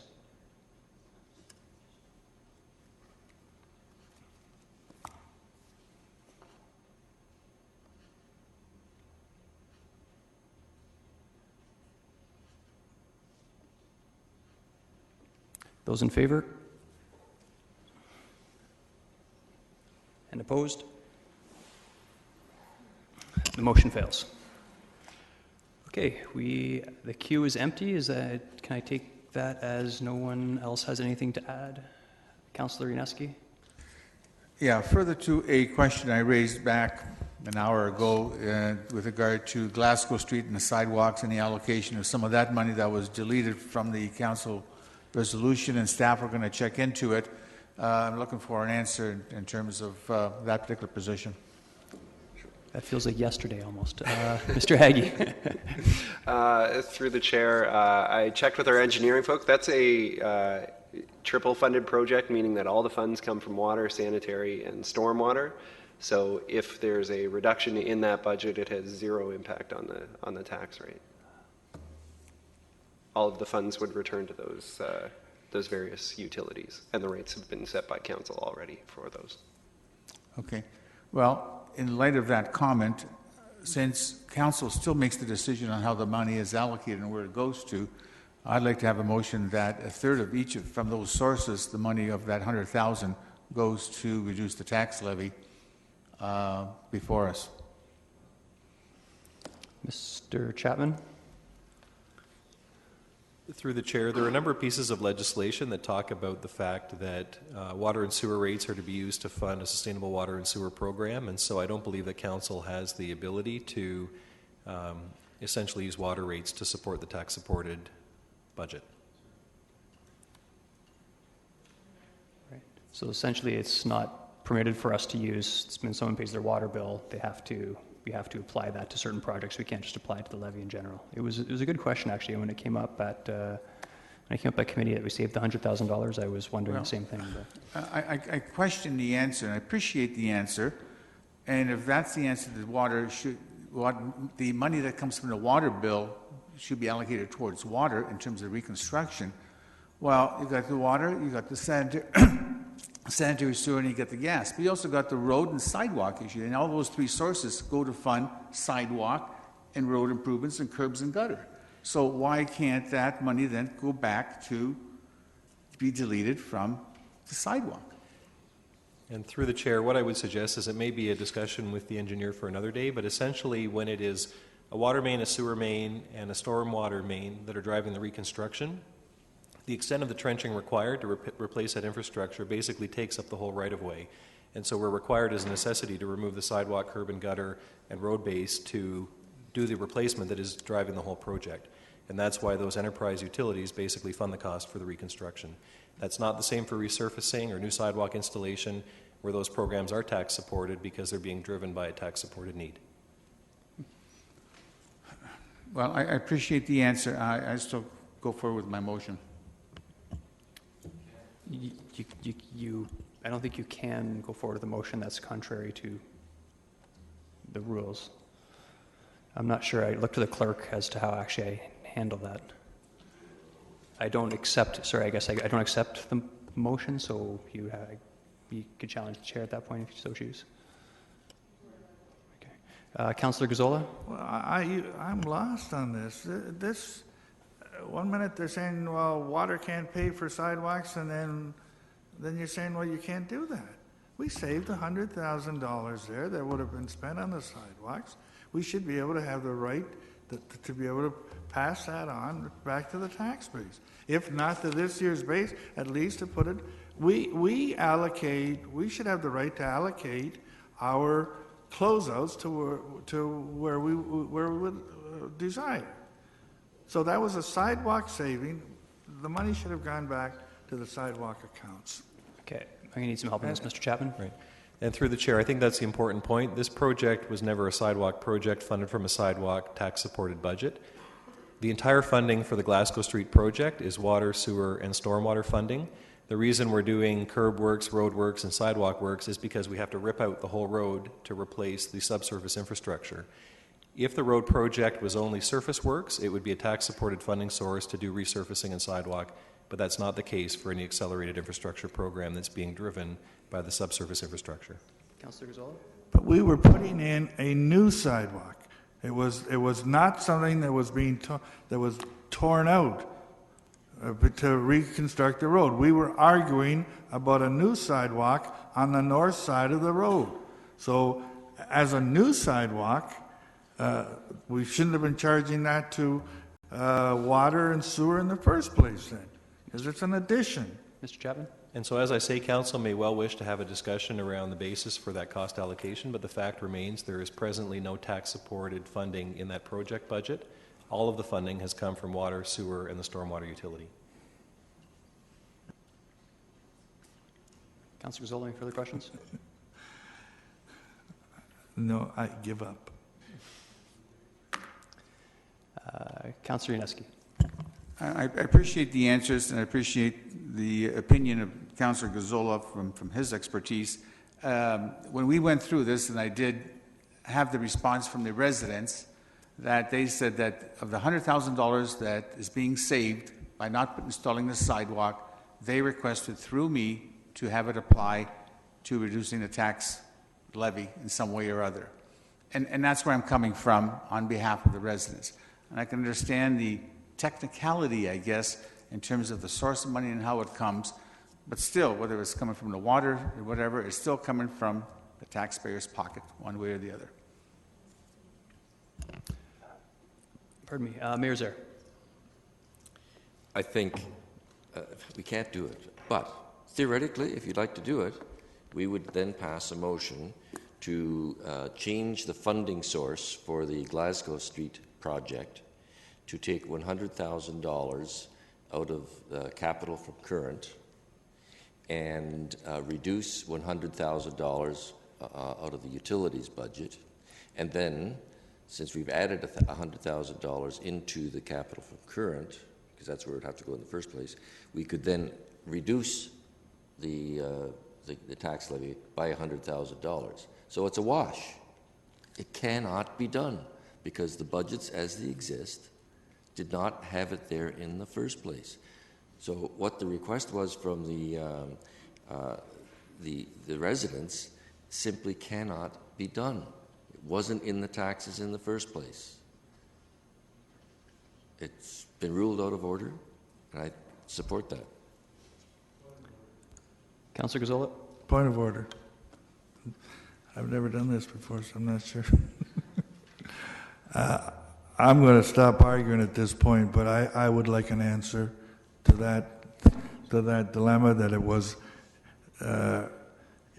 was not as a result of reconstruction. It was an addition, and from my memory, that the staff were talking, we have a fund for putting sidewalks, according to our pedestrian charter, where we're going to try and put sidewalks and all. And I was of the understanding that money was coming out of that fund. Now we're saying, no, that's not where it was coming from, so now we can't do anything. So I would like a full report on where that came from. And Mr. Chapman indicated it might be an item that we should follow up with later. It sounds like there's some strange criteria that lets us permit a new sidewalk if we're otherwise building the road, but anyway. So we'll leave that as it is. And again, I don't see anyone else in the queue. So no further motions, okay. Closing comments. Does anyone like to make any closing comments? No? Nobody? No closing comments? We will be. Just going to keep it very brief because it's late in the day. I just want to, again, thank staff for all the hard work. Very much appreciated. And I'd like to thank council as well. We've hit a target that I think we all should be happy with, and we were still able to add some progressive items into the budget to help us with some of our larger issues and in future years. Mayor Zaire. I'm in the queue just to go to the special council. Okay, then that would be now. Okay.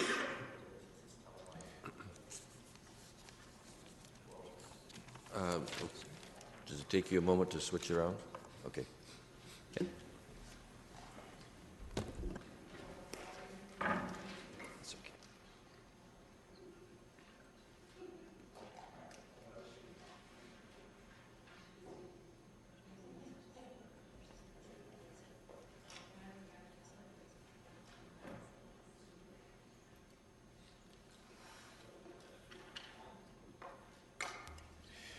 Okay, we will call the special council meeting to order.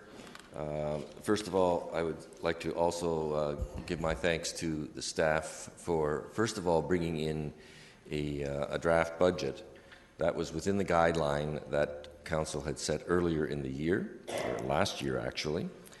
And also thanks to Councillor Davey for getting us through an 11-hour meeting. A little less than that, I guess, if you take off the lunch hour. And also to council for working through some very difficult decisions and obviously some trade-offs. So thank you for that. You have in your places about a 3 or 4 page, 4 sheets of paper that outline all of the changes motions rather, that are required for the budget. Number 1, the dollar figure will now be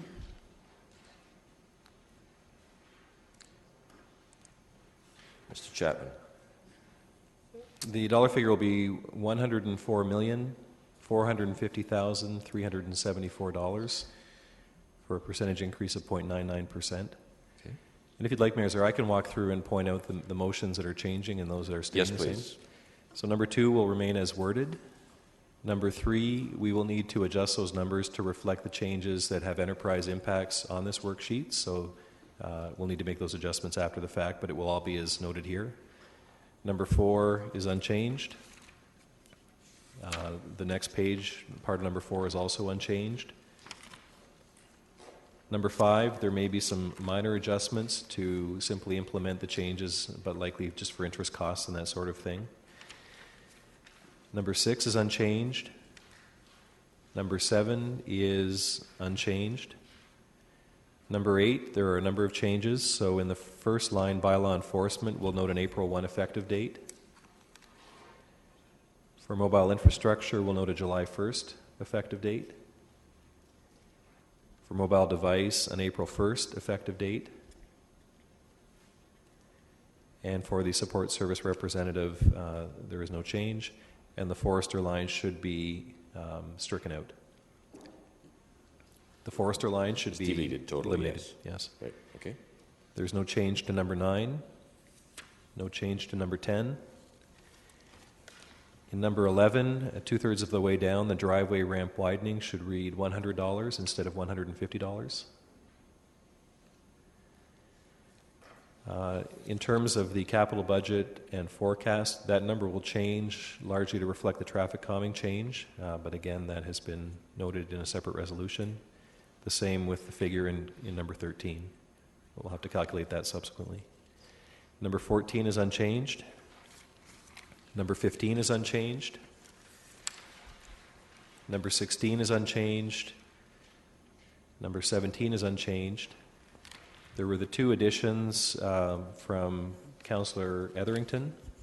Both motion 1 and motion 2 were passed in committee. And if the clerk can switch to the overhead projector, I've noted the other resolutions that were passed today that also need to be added.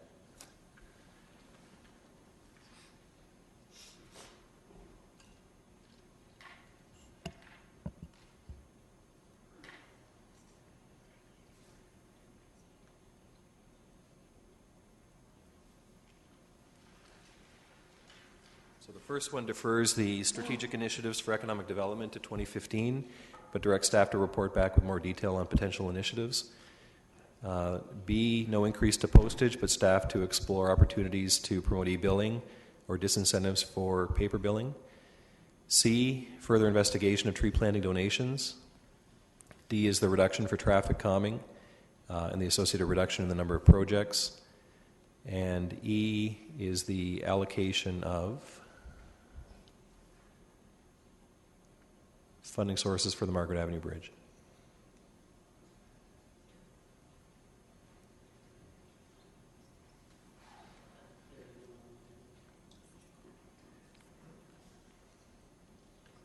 Councillor Singh?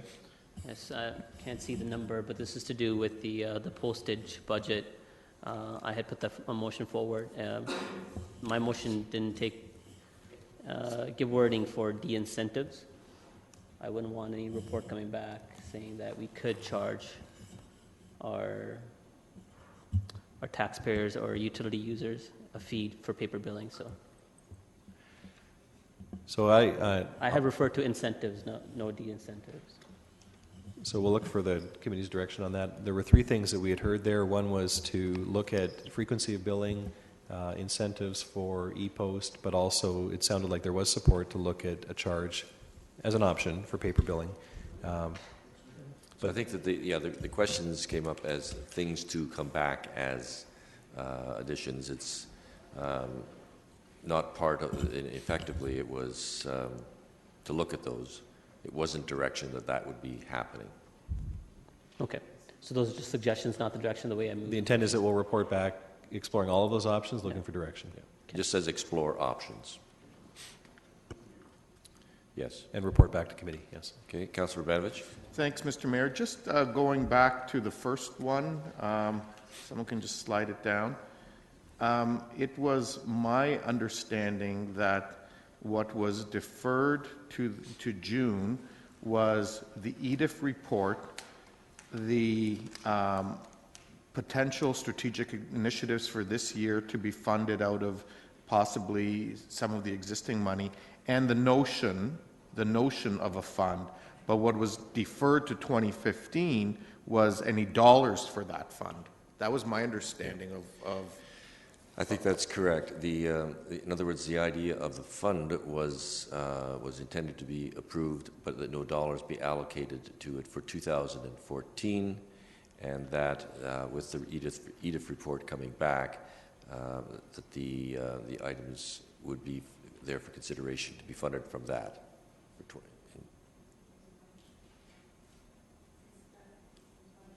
Okay. Councillor Galloway-Sila. It's got nothing to do with EDIF. It's not tied to EDIF whatsoever or an EDIF report. It's completely separate of EDIF at this point. So I agree that the funding piece is only supposed to be deferred until the 2015 budget, but that a report can come back to look at the potential for a fund, because the first part might be redundant if no fund is actually decided upon in a staff report, right? So it's just report back on the fund, the potential of a fund, and what strategic initiatives could go in there. I made a comment that staff can still continue to move some of those items forward because they have a $1.9 million reserve fund. And so if they see fit, they can continue to move some of those items forward. So I think that the motion as is exactly the way I had intended for it to be. If that means you can't support it now, that's fine, but that's the intent. Okay, I know that personally that I had, well, the way I was voting on that was that consideration of, as the first part is there as correct, and that the report coming back would deal with those things that could be dealt with out of the remaining fund in the Economic Development Reserve, not the EDIF, but the Economic Development Reserve that is already existing. Right.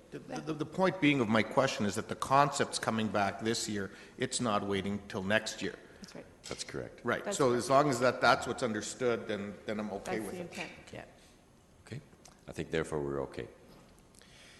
All right. Any other questions? Someone to move this? Councillor Ioannidis, seconded by Councillor Etherington. I'm sure there'll be a recorded vote for this as well.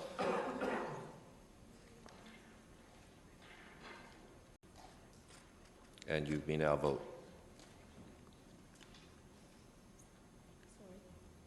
Just hang on a second before you show it. The vote is already in progress here.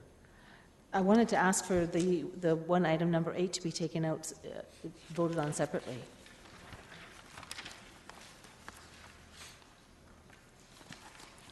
All of number 8? Yes, to be divided out, because there were different votes on it, and That's correct. I was hoping that the comment that I had made earlier on, that even though you disagree with some individual points, as I do, you can still vote for the budget in its entirety. Your positioning on each of those individual items, as was mine, will be noted in the Finance Committee reports. But okay. In your hands. But I hope that would. No. If it's in the committee report, then that's fine. I just want to make sure that it's noted that there was a lot of different voting going on clearly. about those. So okay, that's fine. For all That's of fine. us. Okay, That applies gentlemen. to all of us. All right, don't crucify me now. Okay. So, has everyone voted then? Okay.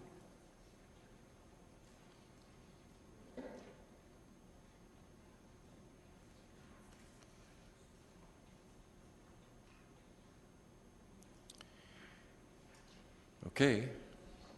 I thought it was under 1% and that was what you were in favor of, Councillor Gazzola, but the motion is carried. I'm only 2 hours late in my prediction. I said 6:30. Yes, let's. The recorded vote was, and we didn't do the standing vote. So those in favor, we're voting for the budget. You changing your vote, John? Those opposed? The motion is carried. This meeting is adjourned. Oh, sorry, no. Motion for bylaws for 3 reading. Councillor Yanetsky, Councillor Ioannidis. Those in favor? Opposed? That's carried. Now the meeting is adjourned.